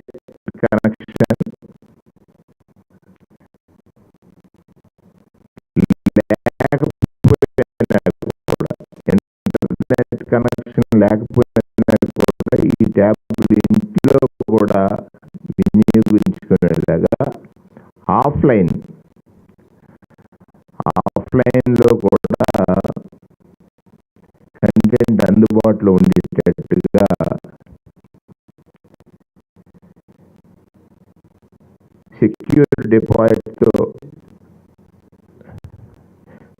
secure digital కార్డ్స్తో Byju's సంస్థ కంటెంట్తో ఇస్తున్నటువంటి ట్యాబ్లు ఇవి. బైజూస్ కంటెంట్తో ఇస్తున్నటువంటి ట్యాబ్లు. దీనికోసం ప్రభుత్వం 668 కోట్ల రూపాయలు ఖర్చు చేస్తూ ఉంది. అలాగే ఈ బైజూస్ కంటెంట్కి సుమారుగా 778 కోట్ల రూపాయలు వారు ఉచితంగా ఇస్తూ ఉన్నారు. 3 ఏళ్ళు వారంటీ, 3 సంవత్సరాల వారంటీతో పాటు. అంటే ఇది బయట మార్కెట్లో కన్నా కొనాలంటే 30,000 పైన ఖర్చు అయ్యేటువంటి ఈ ట్యాబ్ని ఉచితంగా ఆ విద్యార్థికి అందించి ఆ విద్యా ప్రమాణాలు పెంచాలనేటువంటిది ముఖ్యమంత్రి గారి యొక్క ఆలోచన. 3.5 సంవత్సరాల కాలంలో ఈ రాష్ట్రంలో అంటే సామాన్యుడు చదివేటువంటి పాఠశాల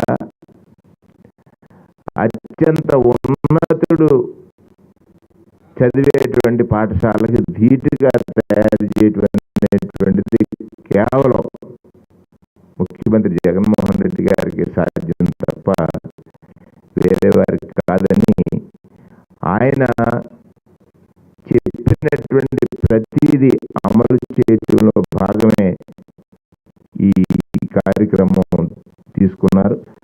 దానికి ఈరోజు మంత్రిమండలి ఆమోదం తెలియజేసింది.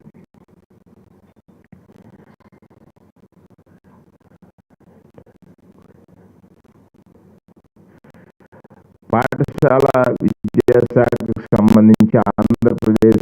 right of children to free and compulsory education rule 2010కు సవరణ కేబినెట్ మంత్రిమండలి ఆమోదం తెలియజేసింది.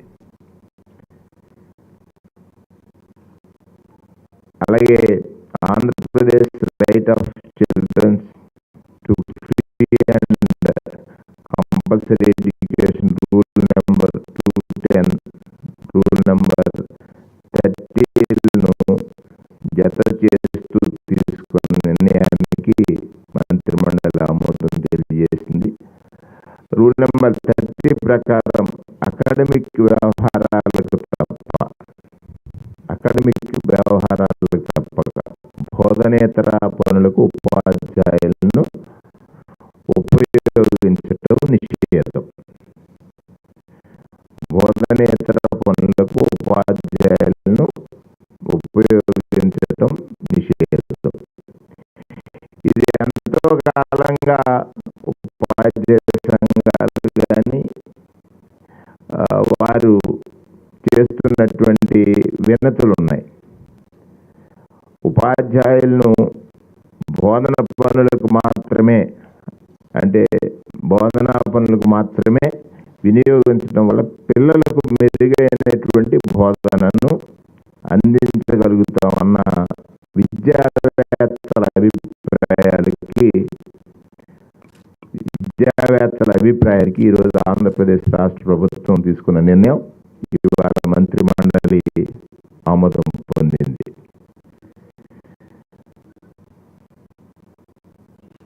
దీంతో ఉపాధ్యాయులను కేవలం బోధన సంబంధమైన పనులు మాత్రమే వినియోగించుకునే నిర్ణయం గతంలో ఉపాధ్యాయులు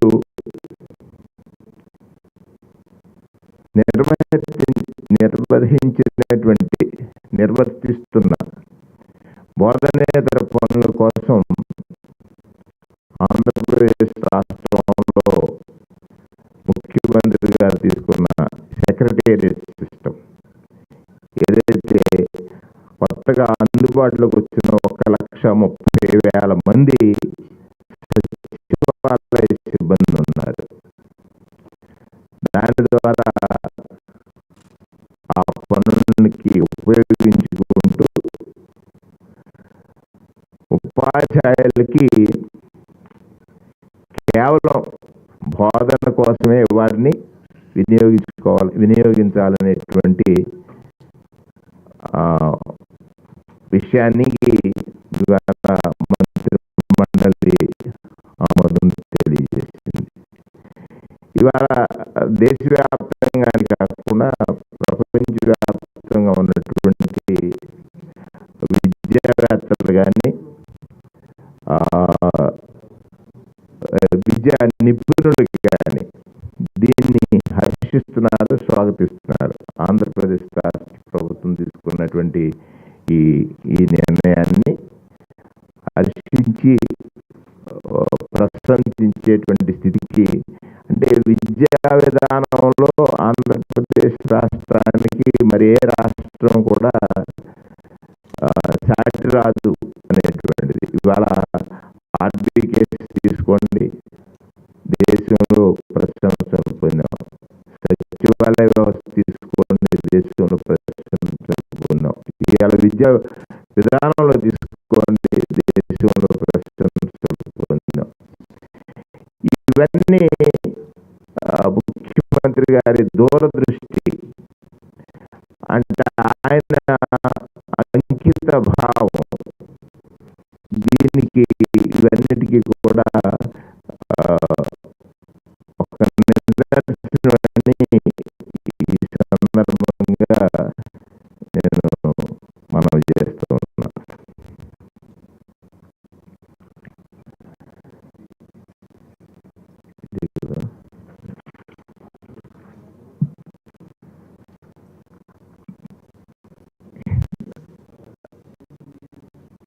ఇవాళ రాయలసీమ జిల్లాలో శ్వేత విప్లవం అంటే మరి అందరికీ తెలిసిందే.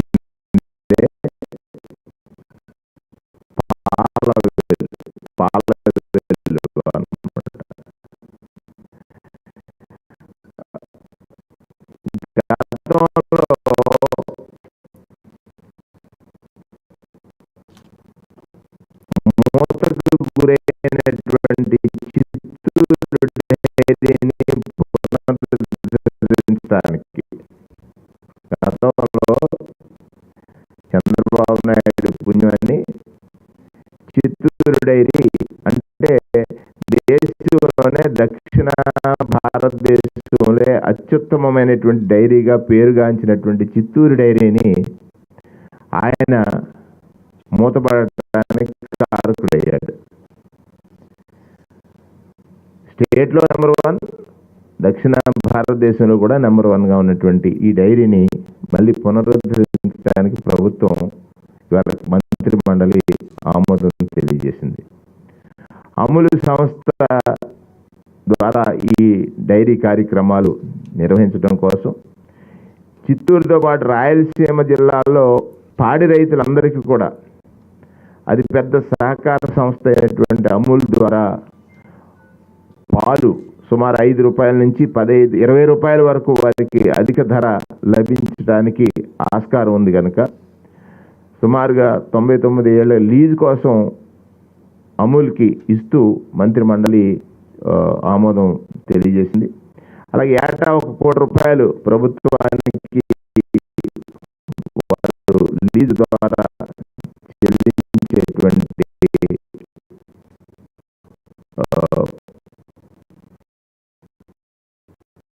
విధానానికి కూడా మంత్రి మండలి ఆమోదం తెలిసింది. సుమారు 4 లక్షల లీటర్ల వరకు పాల సేకరణ వాళ్ళు తీసుకువెళ్తారనేటువంటి అంచనాలు. ఇప్పుడున్న ప్రొక్యూర్మెంట్ని పెంచుకుంటూ 4 లక్షల లీటర్లు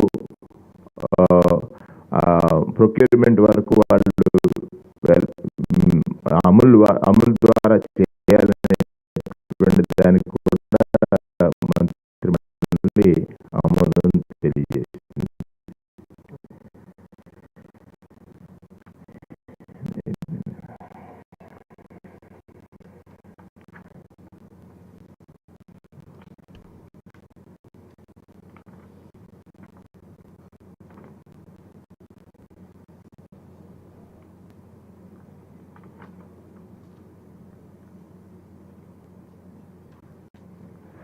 నూతనంగా ఏర్పాటు చేస్తున్నటువంటి ఆంధ్రప్రదేశ్ జ్యుడిషియల్ అకాడమీకి వివిధ కేటగిరీల కింద 55 అదనపు పోస్టుల్ని మంజూరు చేస్తూ మంత్రి మండలి ఆమోదం తెలియజేసింది. ఆంధ్రప్రదేశ్ రైట్స్ ఇన్లాండ్ అండ్ పట్టాదారు పాస్ పుస్తకం యాక్ట్ నెంబర్ 1971కి సవరణలు ప్రతిపాదిస్తూ మంత్రి మండలి ఆమోదం తెలియజేసింది. ప్రభుత్వం కొత్త చేసిన 5 వాటికి అవసరమైనటువంటి ప్రభుత్వ భూమిని కేటాయిస్తూ మంత్రి మండలి ఆమోదం తెలియజేసింది. పార్వతీపురం, అల్లూరి సీతారామరాజు, కాకినాడ, విశాఖపట్నం, ఎన్టీఆర్ జిల్లాలో ఈ భూమిని కేటాయిస్తూ జిల్లా కలెక్టర్ కార్యాలయాల నిర్మాణానికి వివిధ ప్రభుత్వ కార్యాలయ నిర్మాణానికి సంబంధించినటువంటి భూమిని కేటాయిస్తూ మంత్రి మండలి కేటాయిస్తున్న దానికి మంత్రి మండలి ఆమోదం తెలియజేసింది. అలాగే గుంటూరు జిల్లా ప్రతిపాడు మండలం నడిమిపాలెం గ్రామంలో super speciality hospital mother and child కేర్కి నిర్మాణం కోసం విశ్వమానవ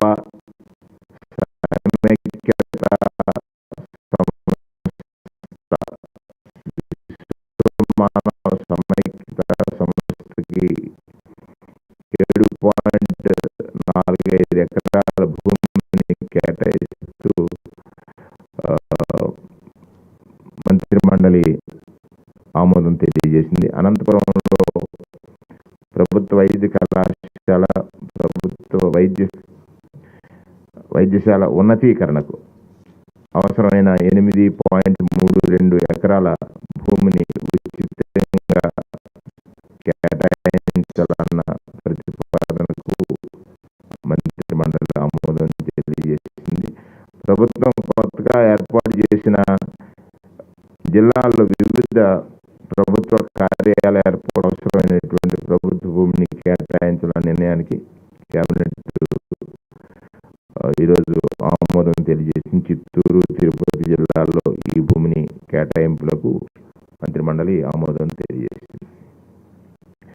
వైఎస్ఆర్ జిల్లా జమ్మలమడుగు మండలం గండికోట విండ్ టర్బైన్ ఏర్పాటు కోసం ఐఓసిఎల్కి 15 భూమిని లీజు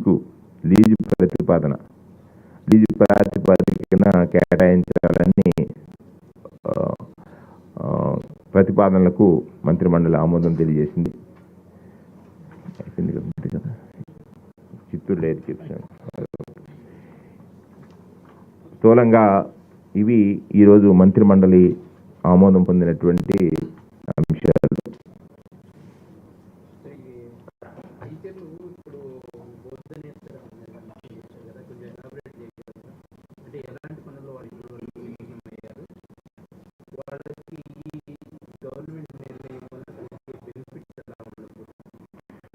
గతం నుంచి కూడా ఉపాధ్యాయ సంఘాలు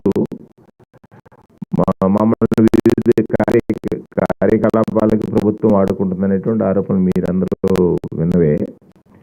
కానీ ఇక్కడ విద్య కోసం ముఖ్యమంత్రి గారు ఇస్తున్నటువంటి ప్రాధాన్యతను ఒకసారి మనం గమనించినట్లయితే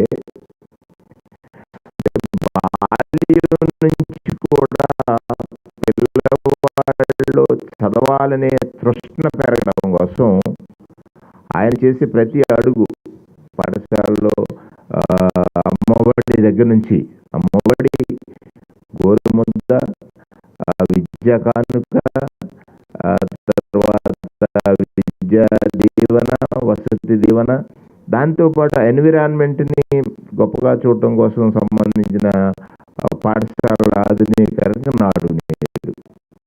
వీటితో పాటుగా ఉపాధ్యాయులు కేవలం బోధన పరమైనటువంటి అంశాల్లోనే వారు కాన్సన్ట్రేట్ చేయాలి అనేటువంటిది చాలామంది నిపుణులు చెప్తున్నారు. ఇప్పుడు నేను యాక్ట్ కూడా చెప్పాను.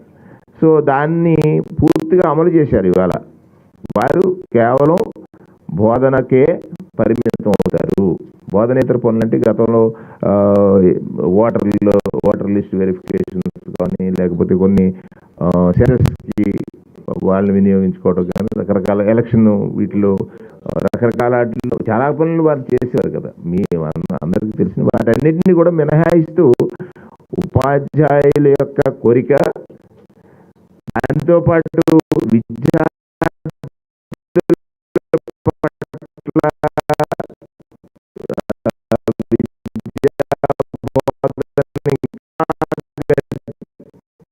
వారికి చేరువ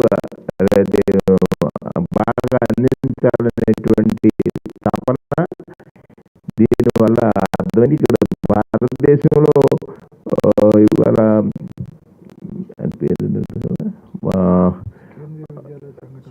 కేంద్రీయ విద్యాలయ సంఘటనకు సంబంధించినటువంటి వారు కానీ, యూజీసీ చైర్మన్ గారు కానీ వీళ్ళని ప్రశంసించారు కదా. భారతదేశంలో ఆంధ్రప్రదేశ్ రాష్ట్రం తీసుకున్న నిర్ణయం చాలా హర్షణీయమైనటువంటిదని, తర్వాత ఆదర్శవంతమైనది. యునెస్కోకి సంబంధించినటువంటి ప్రొఫెసర్స్ కానీ వీళ్ళందరూ చేసినటువంటి కామెంట్స్ మనం తీసుకున్నప్పుడు ఏదైనా ఒకటి సోదరులు నేను కోరేది ఏంటంటే, ముఖ్యమంత్రి గారు తీసుకున్న ప్రతి నిర్ణయం కూడా దేశానికి ఆదర్శం అవుతుంది. గతంలో వాళ్ళు చేయలేక విమర్శలు చేస్తున్నారు తప్ప, ఇవాళ చూడండి పెన్షన్ల పెంపు మీరు ఒకసారి అర్థం చేసుకుంటే ఎక్కడ 39 లక్షలు.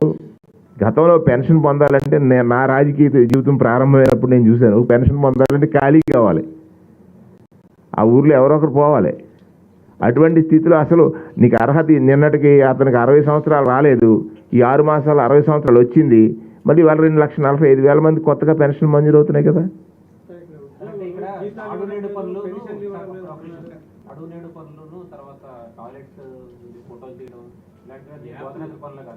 ఏది పాఠశాల ఆవరణ పరిశుభ్రత కూడా ఆ పాఠశాల బోధన చేసేటువంటి వ్యక్తి యొక్క బాధ్యత.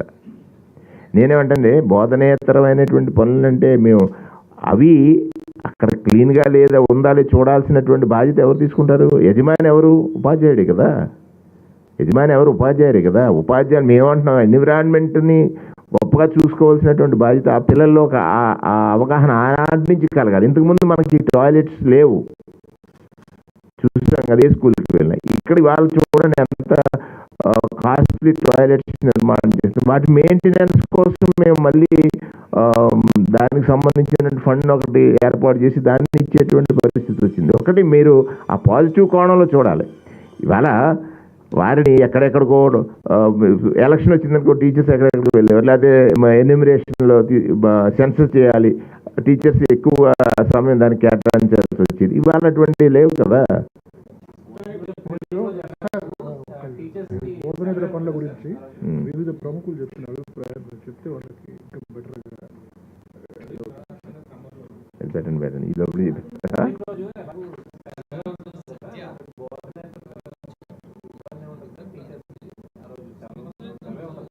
ఏది ఎలక్షన్ ఒకటి కాదు కదా, నేను చెప్తాను సెన్సస్ ఉంది, నెంబర్ ఆఫ్ డేస్ కదా.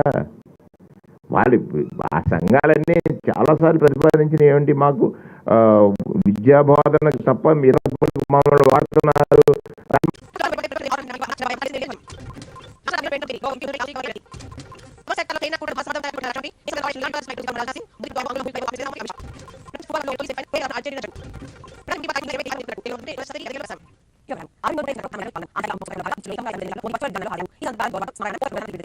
అనంతరం దేశవ్యాప్తంగా ఉద్దేశించి ప్రధానమంత్రి ప్రసంగించారు. 1800లో అరబిందో ఇంగ్లాండ్ నుంచి భారత రాగా అదే ఏడాది స్వామి వివేకానంద ప్రపంచ మతాల మహాసభ కోసం అమెరికాకు, మహాత్మా గాంధీ దక్షిణాఫ్రికా వెళ్ళని గుర్తు చేశారు. స్వాతంత్ర సంగ్రామంలో అరబిందో పోషించిన పాత్ర జాతికి స్ఫూర్తిదాయకమని మోదీ స్తుతించారు. మహర్షి అరబిందో జీవనం భారత ఆత్మకు ప్రతీక అని అభివర్ణించారు.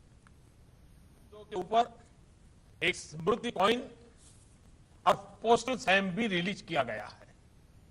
मुझे विश्वास है कि श्री अरबिंदो का जीवन और उनकी शिक्षाओं से प्रेरणा लेते हुए राष्ट्र के ये प्रयास हमारे संकल्पों को एक नई ऊर्जा देंगे, नई ताकत देंगे. The global economy to be more inclusive, and that's what the current finance track is focusing on. Tomorrow's agenda is going to be very, very crucial for the Indian point of view, because we discuss very national global health. We are going to discuss idea of registration and inclusion, which we can bring up action terms. We have the rural and district